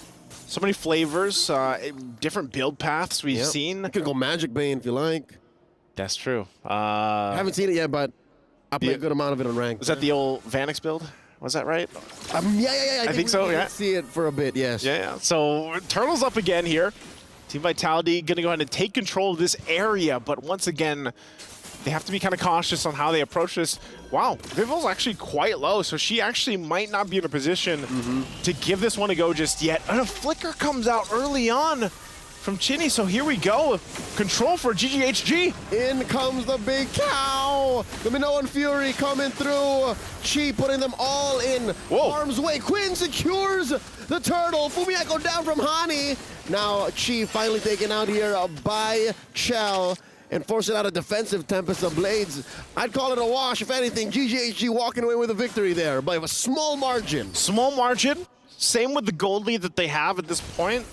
For Team Vitality, it looks like they're going to just go ahead and default to, we got to make the macro plays from here, deal with that. Because, again, when we're talking about this lineup from Team Vitality, take a look at the replay. This Blazing Duet played a big part in allowing them to at least get something. But still, even from GGHG, able to secure the objective, able to utilize the damage coming out from this Zask pick, it keeps Team Vitality kind of hesitant in the fact of, should we full send this or not? Yeah. Oh, Quinn. She's caught out. She's out. I don't know if she has any shadows, or even if she did, she would get caught out, given that this is a Carmilla. We haven't really talked much about Vivian. This is a far cry from her performance on the Tigreal. It's different. It takes time for her to do what she was doing with the Tigreal. So this might be putting Team Vitality slightly off tempo. Off tempo, but I'm wondering how. Oh, hold on. Okay. Deadly catch, forcing away 3 members of Team Vitality. All right, Fafa's gonna have to heal up here, top up via the motivation roar off of Chi. And something to consider here, between Ale and Chi's motivation roar, that's a lot of sustain off of just 2 heroes. Definitely. I mean, it's almost Estes-like. Yes. Estes-esque. Estes-esque. But at this point, you play around with the fact that, I mean, even Bane alone, like you mentioned, the Ale, to be able to just heal and kind of sustain in that lane is good. Up to what point, though? There's the Cursed Blood. Here we go. There's the big Minoan Fury one more time. Fumieko into the air. Didn't even get to pull out her final slash. And the damage off of Hani. Pushing back 2 members of Team Vitality almost single-handedly. And now, Quinn down. No retry. I repeat, no retry. Purple still being secured here by Vival. And I think this is enough to disperse GGHG. Yeah, but actually look at this. GGHG is still just, they actually played up front a little bit. But, okay, so I think Turtle's going to go in the hands of Team Vitality now. So they finally get 1 of the 3. But for GGHG, you have to still look at, with the lineup that they have, with the capabilities that they have here, it's also just up to Quinn. I mean, for the most part, she's got to be very careful on not getting caught out. If the shadows are down, placement-wise is going to be tough. And now as she picks up the Blade of Heptases, we have to be realistic. We have to put her feet on the ground and accept the harsh truth that, she had a great early game, but it really didn't lead to much. She secured 2 turtles. She picked up an early Sky Piercer. Now, oh, here we go, off camera. The rest of GGHG cannot respond. Foul is gonna have to fight her way out of this. Enough of a trampoline effect to try and put them all down low enough. Fumi Echo goes, and that's the trade right there. A gold laner for an XP laner, and the fight continues. Where's Hani going? Well, right now she's gonna go ahead and just rely on the little aliens to keep her safe, basically. But I would say fighting potential is actually pretty good. Also, still up to this point for GGHG. If they can kind of maintain this leading into the first Lord, I would love to see for GGHG take that first objective, play around that power play if they can. Looking at the replay here from STC, this is what I mean. Look at their team fighting potential. Whoa. Great Minoan Fury helps out a bit. You have some sustainability too. And then with that, you know, it's really just kind of being able to survive that final slash and then the follow-up with the Tempest Blades. So, you know, great.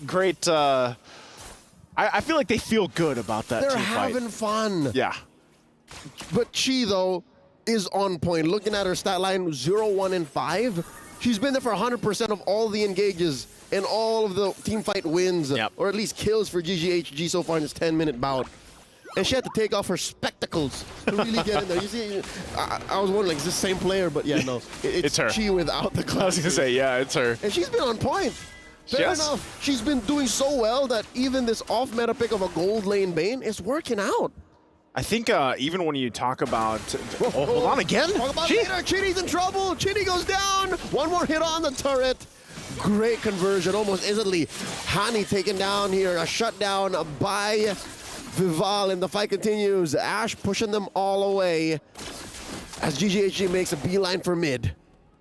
I think they just want to go ahead and grab this turret.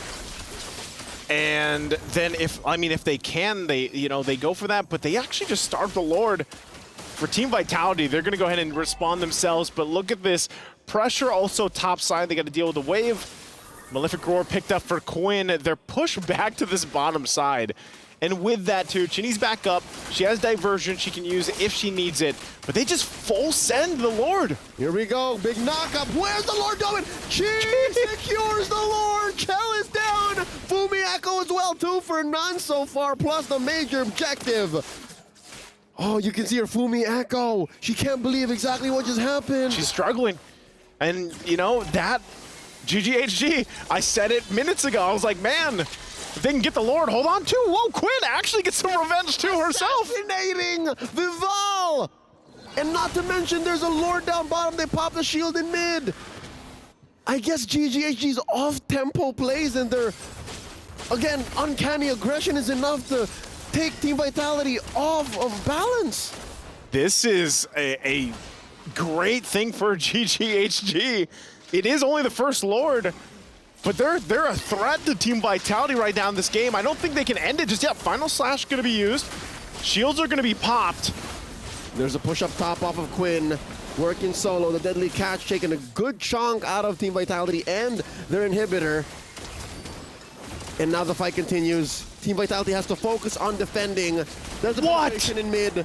And now Chi taking a lot of damage from Shell.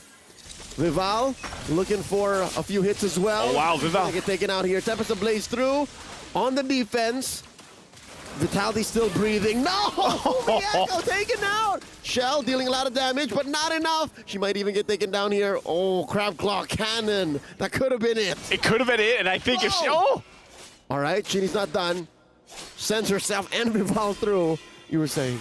I was going to say, if Fafo had if she had the flicker, that would have been a kill picked up there by on top of Shell earlier. But so with that, Team Vitality stays in this game. They have not found themselves in this position in some time. And for GGHG, if you're taking a look at the items too, they're exactly where they need to be. I think a little more tankiness too. Interesting, is that actually going to be a Sky Piercer, possibly the last item? I'm not sure if Fafa's going that way. She's got the Endless Battle Malefic Roar now.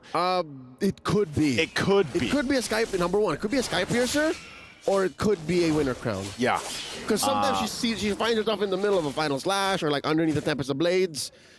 Yeah, as a Bane, those are the two options. Greedy, Sky Piercer. Greedy, yeah. I actually get in there a little longer, Winter Crown. Yeah, because you have Quinn, maybe it's not necessary they have it. Just get the Winter's Crown, a little more defense. Because I was going to go ahead and say, you know, for the most part too, for Chi, like, you have this Minoan Fury, you have that setup potential, but if you can buy a little more time with a Winter's Crown, then you allow, again, to play around the fact that you have Zask. Hani, she's been on point, even in the previous game so far. So now with this, you can kind of control this Lord Pit a little bit better, right? You can set things up. Deadliest Catch Minoan Fury is so deadly against the lineup from Team Vitality. It's the bouncy house combo. It's the bouncy house. It's the deadly bouncy house. It's dangerous. Yeah. It was not approved by the safety board.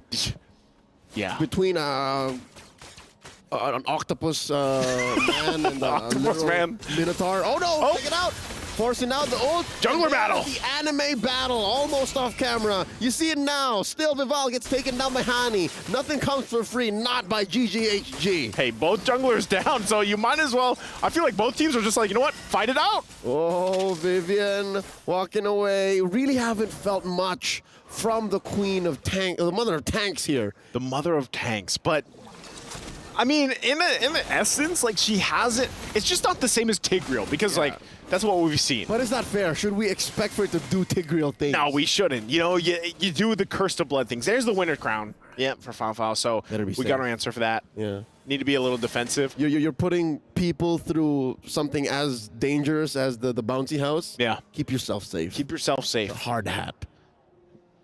It's a frozen hat. It's a Winter's Crown. It's a Winter's Crown, right? So again, Lord's going to be started up here.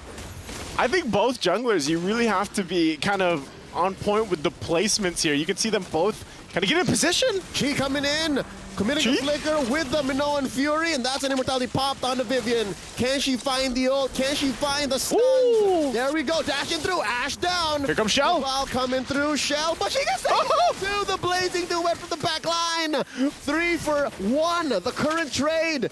It's a losing battle. Oh. Goes Chinny. Quinn taken that by Chell. It's just Chell versus the world. 3v1, and they're making a beeline into the base. And all the waves are going to be pushing in. Shell is not going to be able to hold this off. And there's the deadly catch. Nothing comes close to a Bane underneath a base. A 1 and a 1 between GGHG and Team Vitality.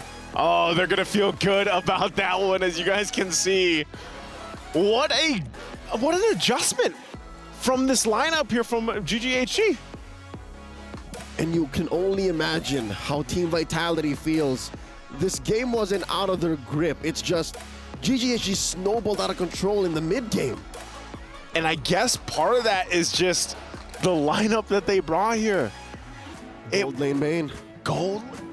You gotta be. It's inevitable. Gotta be happy. I'm elated. Because he works, Bane works in the jungle. He works in the gold lane. And my heart goes out to TLG. Yeah. You know what this means. It does. Unfortunately, I believe for them, if the math checks out, they will not be going forward. There will not be a tiebreaker. We'll leave the official announcement over. Yeah, we'll wait for the panelists to go ahead and break that down, the math for us. But as it is, man, the meta has evolved before our very eyes. These ladies are pushing the boundaries of what's possible in MLBB. 100%. Great to see how they brought these interesting drafts to the table as well. Guys, that's going to be it here for us on the casting desk. Again, I'm Naisu. This is Leo. And also on behalf of Trex earlier as well on the desk and Mirko on panelists, thank you for joining us. We're going to throw it over to the stage, though, to hear from our hosts and the winners. Well, what a beautiful match that was. That was absolutely exciting indeed, especially for the final game closing the show. That's just absolutely wicked. Now we have none other than Vivian right here beside us, representative of Team Vitality. Now, Vivian, I do have a question for you. So you guys for Team Vitality, 24 tournament wins so far. What's the secret to Team Vitality? I think the secret is simple, like another team, chemistry. We just have 5, not more than 5 in one team. And always practice and maybe have money hero in one role. Yeah, I think that. I think I understand what she's saying. Like, it's just more of, you know, having huge hero pools and, of course, sticking to the same roster would actually, you know, guarantee that win. Totally. That's the secret sauce. Pretty much. So how do you feel? Now. Yes. Not full happy, but no problem. My team will come back again, and we trust the process, and we will strict. Okay. Final question for you, Beautiful. Vivian, would be, you know, Team Vitality, you guys are the reigning champions for MWI. Who do you see in this entire competition, the team that might potentially challenge the throne for Team Vitality?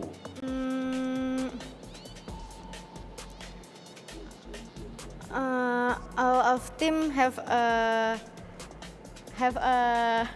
No, which team do you think that, you know, like will put up a good fight All with Team teams Vitality? SM have a chance, but maybe in Indonesia, Falcon. Yeah, and all of them lah. All of them, sama-sama. Wow.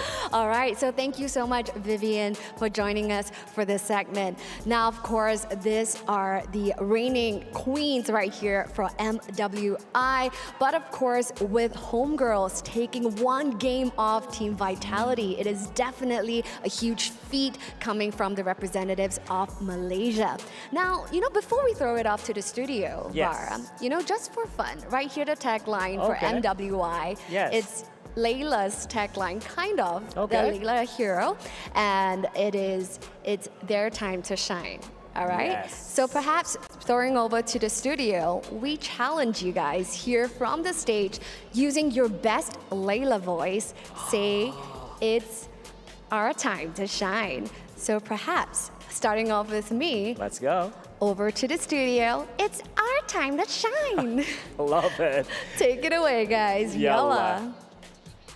Thank you so much for the challenge, Cheryl. Thank you so much. I love it because LaFell is ready. He is. You want me to do it? Seeping with confidence right now. Go ahead.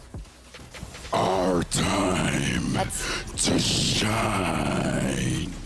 I don't think That's more of a Tarizla. sounds like that, but I love it. I love it. Putting in your own twist. I gotta put a twist. Yeah. Right? Okay. Like expect the unexpected. Expect You the want me to do a unexpected. cutesy voice? Okay. Nah, fam. I did a Hellcrate. Are you? Tarizla, Dyrov doesn't sound like that, but you know what I mean. I mean, I enjoyed that. Time to shine. I appreciate that. Should And we ladies and analyze gentlemen, this? you know, just to go back to the statement of the casters earlier on, it does make this official. We will be crushing a key today, and that key is TLGs. I'm just happy that the Bane gold lane worked. Because this is one of those things that people have theorized with the meta of assassins coming back. Then you're eventually gonna see fighters in the gold lane. We saw Ruby, but people have been staying off of Ruby just because the damage hasn't been enough. But the Bane though, the Bane solves that, especially with the deadly catch. Having that crucial knockup makes it so that you're you have a strong option against a lot of assassins. And that initial damage in the game when we saw it being executed against Shell on the Claude, it was Bombastic. yeah, no, It was bombastic. every time she wanted to go in, exactly, all of just everything in the Thesaurus right now, every time she wanted to go in for that damage, that initial burst coming in from that Bane was already enough to put her in a position where she had to be like, okay, no, this is unacceptable. Unacceptable. That's what happens when you go up against an octopus. I tried. It's not a good time. Like you think going up against an octopus, the size difference, like we're gonna be better, but no, they have like 8 legs and the suction cups. It does a lot to you. So if she gets the MVP by PlayStation, we will be seeing a Bane on the stage, and we will be seeing how big the Bane actually is. Oh, it's big. Oh, it's not. It's Chi-boy. Minotaur's big too. Look, this time, right? the Minotaur isn't punished. Now we see what happens if Chi-Boy is not targeted, right? This time she was free. This time, no one handled the ball. She got kills, and she even got the Lord. Right? She got the Lord. That was a big moment for Chi-Boy for sure. Also, wait, Minotaur or She got the Lord. You're right. I've been doing this for years. I know how to watch the game. Where's Minotaur? Okay, I'm waiting. There he is! Whoa, big boy. So technically, Minotaur's safe. What are you trying to do? No, because I thought that the Minotaur would be big. But I wanted to put it into perspective. No. By standing in the right Size is position. subjective. Yeah.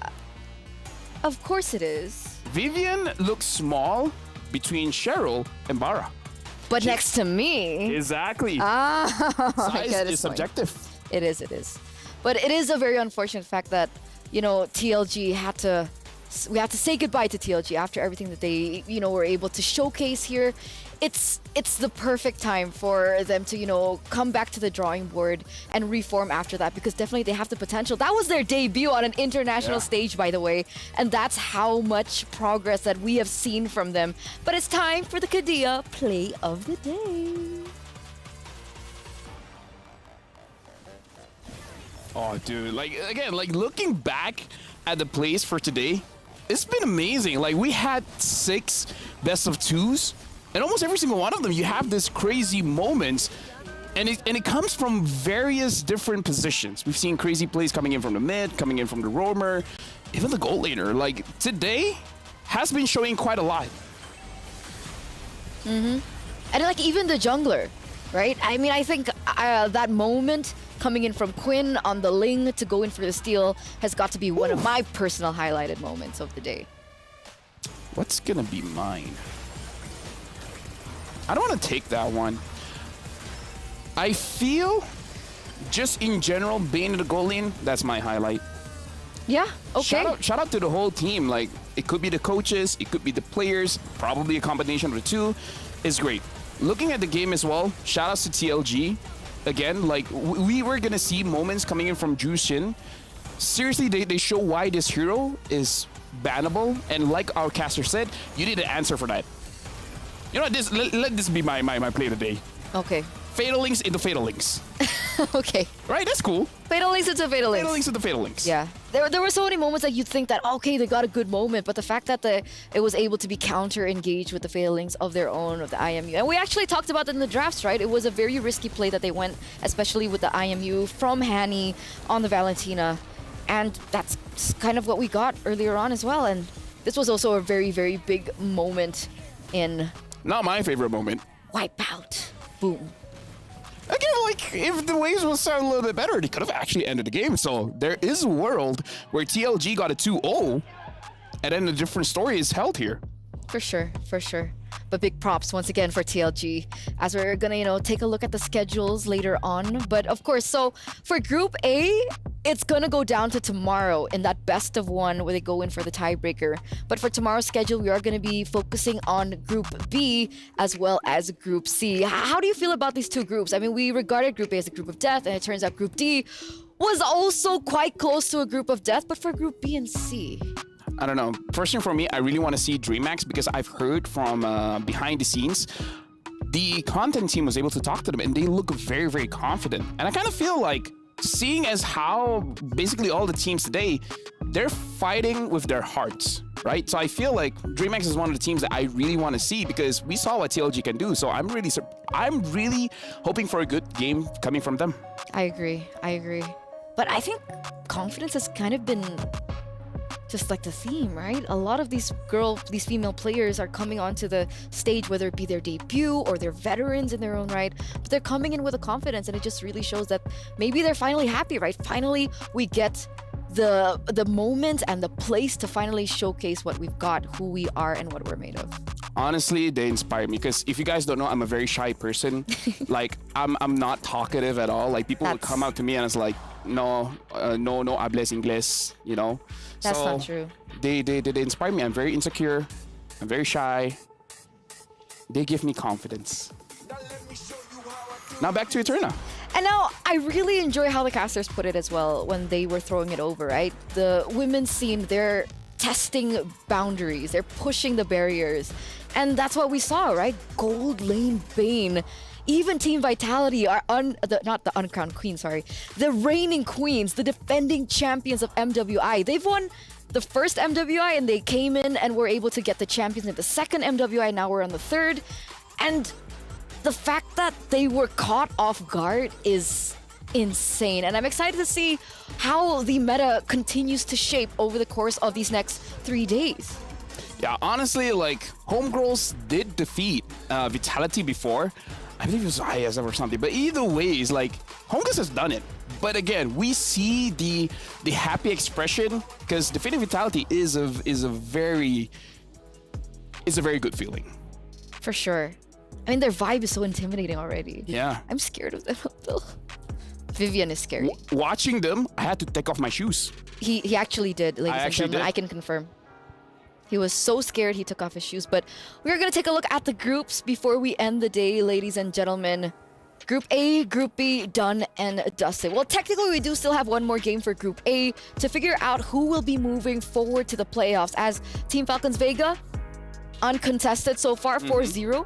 But will it be CFU Serendipity? Or will it be Cloud9, the NA representatives that move forward tomorrow? I'm looking for Group B because that's your group to watch. You want to see Smart Omega Empress do well, right? Yeah. Right? You said they're going to be champions. I did. Right? I did. But, you know, with every tournament, right, comes the happiness, the joy, but also the Smart agony. Omega Empress. She said on it. The other side. LaFell, we're focusing on agony right now. Agony. Look at that. The key of TLG, their hopes and dreams to claim that 180k prize pool. It's destroyed like that.